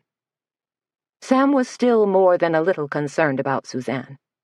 Let's try to get her blood sugar level up. A few sips of orange juice, something sweet. He started for the kitchen. Some cake, said Tony. And some protein, asked Petra. She jumped up and followed Sam. Want me to help? Called Tony, but Sam shook his head. You stay with Suzanne. Holler if there's a problem. I'm okay, Suzanne said, glancing across at Nadine. Nadine, who seemed to have recovered some of her angry defiance and contempt, stared viciously at Suzanne while a nasty smile played at the corners of her mouth. Don't pay any attention to Nadine, Tony told Suzanne. That lady's kapow crazy out of her mind." She twirled an index finger near her head. 30 seconds later, Sam was back, with napkin, silverware, and a small slice of cake on one of Petra's floral china plates. "Petra's grilling a steak for you, but have a few bites of this first." Suzanne, who really hadn't eaten much of anything all day, picked up her fork and stabbed a small piece of cake. She smiled a wan thank you at Sam, put the fork to her mouth, and nibbled gently. That was when a tremendous pounding, like a herd of stampeding cattle, suddenly rocked the front porch of the Cackleberry Club. The door crashed open, and there stood Sheriff Roy Doogie, looking wild-eyed and tremulous, his thin gray hair almost standing on end. "Dear Lord," said Tony, stumbling to her feet. Sheriff Roy Doogie gazed crazily about until his eyes fell upon Suzanne. He took one look at the fork in Suzanne's hand and the cake with the missing bite, and suddenly launched himself across the floor of the Cackleberry Club. Landing in front of Suzanne, he smacked hard at her arm, then grabbed her around the waist. Suzanne let out a terrified gasp as her fork and dish clattered noisily to the floor. Everyone else looked on in shock. Had Doogie suddenly lost his mind? Sam was the first to intercede. "Sheriff!" He screamed at the top of his lungs. "Be careful! What on earth?" But Doogie was a man on a mission. Spinning Suzanne around, he flipped her forward and thumped a big paw hard against her back, causing her bite of cake to come flying from her mouth, almost as if she'd been burped. "Poison!" Doogie wheezed. "That cake's poison!" He cradled Suzanne in his arms. "Help her, Doc! Help her!" Chapter 33. Suzanne, shaking and shivering, couldn't rinse her mouth enough. Over and over, she coughed, rinsed, spit, then repeated the process. Finally, she grabbed a salt shaker, spilled salt into a giant glass of warm water, rinsed thoroughly, then gargled. Petra stood behind Suzanne, tears streaming down her face. She'd thrown an Indian-patterned blanket around Suzanne's shoulders and was gently patting her back. Doogie and Sam stood discreetly behind her, Sam giving a quick account of Dill's role to a still startled Doogie. Tony stalked from the kitchen out into the cafe, pounding her right fist into a cupped left hand, looking like she wanted to smack Nadine in the mouth. "Miserable piece of filth," she muttered as she passed by Nadine. Kicking the back of Nadine's chair, she threatened, "I ought to clock you a good one." Then she scurried back into the kitchen. "What?" said Suzanne, still leaning over the kitchen. "What kind of poison was in the cake?" She took a sip of salt water, rinsed, and spit again. Finally, she straightened up and turned to face Doogie and Sam. Doogie put his hands on his bulky hips and said, "Remember the ashes that were in that sink?" Suzanne just stared at him. "At Drysden and Draper," prompted Doogie. "The day we found Ozzie." Suzanne nodded and frowned. She did remember the little bit of charred ashes smeared in the bottom of the sink in Ozzie's embalming room. But with Ozzie lying there dead, she hadn't given them much more than a cursory inspection. "I just got a call from the State Crime Lab," said Doogie. "And I mean, literally, I just took their call. When I pulled in here." Doogie looked shaken and wobbly, like his ticker might not be faring so well. "The crime lab determined that the ashes contained small bits of hair and fingernails." "Oh, ick," said Tony, making a face. "No, wait," said Doogie, holding up a hand. "The thing is, they belong to Nadine's husband." "Dear Lord," said Suzanne, suddenly catching on. She was poisoning him? Doogie gave a miserable nod. "Arsenic. That's what killed poor Julian. Poison. Nadine had been slipping it into his food, slowly, over time, until she finally killed him." "Killing him, slowly," murmured Suzanne. "She murdered her husband?" said Petra. "Dear Lord." "It's not unheard of," said Doogie. He wiped a hand against his cheek. "When Ozzie was prepping Julian's body, he must have noticed something funny. Had a suspicion about Nadine. That's why he collected evidence. Hair and fingernail samples to send to the lab. But Nadine got nervous, said Suzanne. Or maybe Ozzy even said something to her. So she killed Ozzy and then tried to destroy the samples. Doogie nodded. Until you came along, and she slapped that chloroformed rag over your mouth. So, wait a minute, said Petra. Nadine killed Bo Becker too? Holy cow, said Tony. The lady's a regular Black Widow spider. Doogie scratched his head. This all came at me pretty fast, but that's what it looks like. Probably because Bo worked so closely with Ozzy. And Bo might have been suspicious of Nadine, said Suzanne. He might have been watching her during her husband's funeral, or something tripped in his brain that she wasn't the sweet little old lady she pretended to be. Nadine was smart as a cobra, said Doogie. She's the one who probably sent Bo to that deserted cemetery, then got the drop on him and strung him up. Almonds, said Dr. Sam Hazlitt, almost as if it were a non sequitur. That's the smell of arsenic. And quite lethal over time, said Doogie. Exactly, said Sam. Doogie stared at Suzanne with compassion in his rheumy eyes. And then she tried to poison you. When I burst in and saw the cagey look on her face, watching you eat, I figured she'd somehow slip poison to you, too. With her almond cake, said Suzanne in a hoarse voice. Suzanne held a clean terry cloth towel to her mouth and blotted slowly. I want to talk to her. Leave her alone, said Petra. Let the law deal with Nadine. She put a hand on Suzanne's shoulder. And a higher power. She paused. There's really nothing you can say to her. Oh, yes, there is, said Suzanne. Not only was she feeling decidedly stronger, her anger was building into a terrific head of steam. Atta girl, encouraged Tony. Go out there and knock Nadine's block off. No violence, barked Doogie, spreading his arms wide. Nobody's gonna touch a hair on that murderous woman's head. Nobody takes the law into their own hands in my county. But, like an avenging angel, Suzanne swept past Doogie and burst through the door into the cafe. Nadine, she shouted, definitely had her energy back and her hackles up. Doogie was hot on Suzanne's heels, with everybody else piling in right behind him. I have a bone to pick with you, cried Suzanne. Her blue eyes were frosted ice. Her voice resonated with anger. She circled around Nadine, footsteps echoing sharply off the wooden floor of the Cackleberry Club. Easy now, called out Sam. Be careful, yelled a timorous Dill.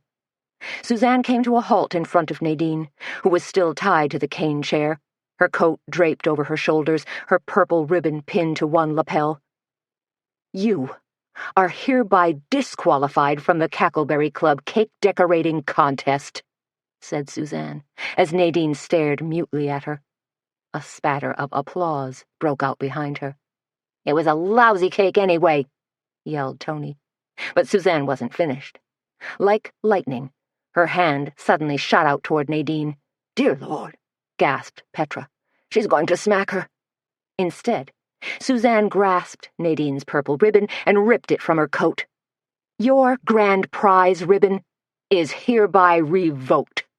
You go, girl, chortled Tony. Suzanne rolled up the ribbon, slowly twining it around an index finger. Turning her back on the sullen Nadine, she walked across the Cackleberry Club and into Sam Hazlitt's open arms. You okay? He asked her. Suzanne nodded. I think so. So, he said, that optimistic, fearless thing you mentioned the other night? How's that working for you? This time Suzanne managed a crooked grin. I think pretty well.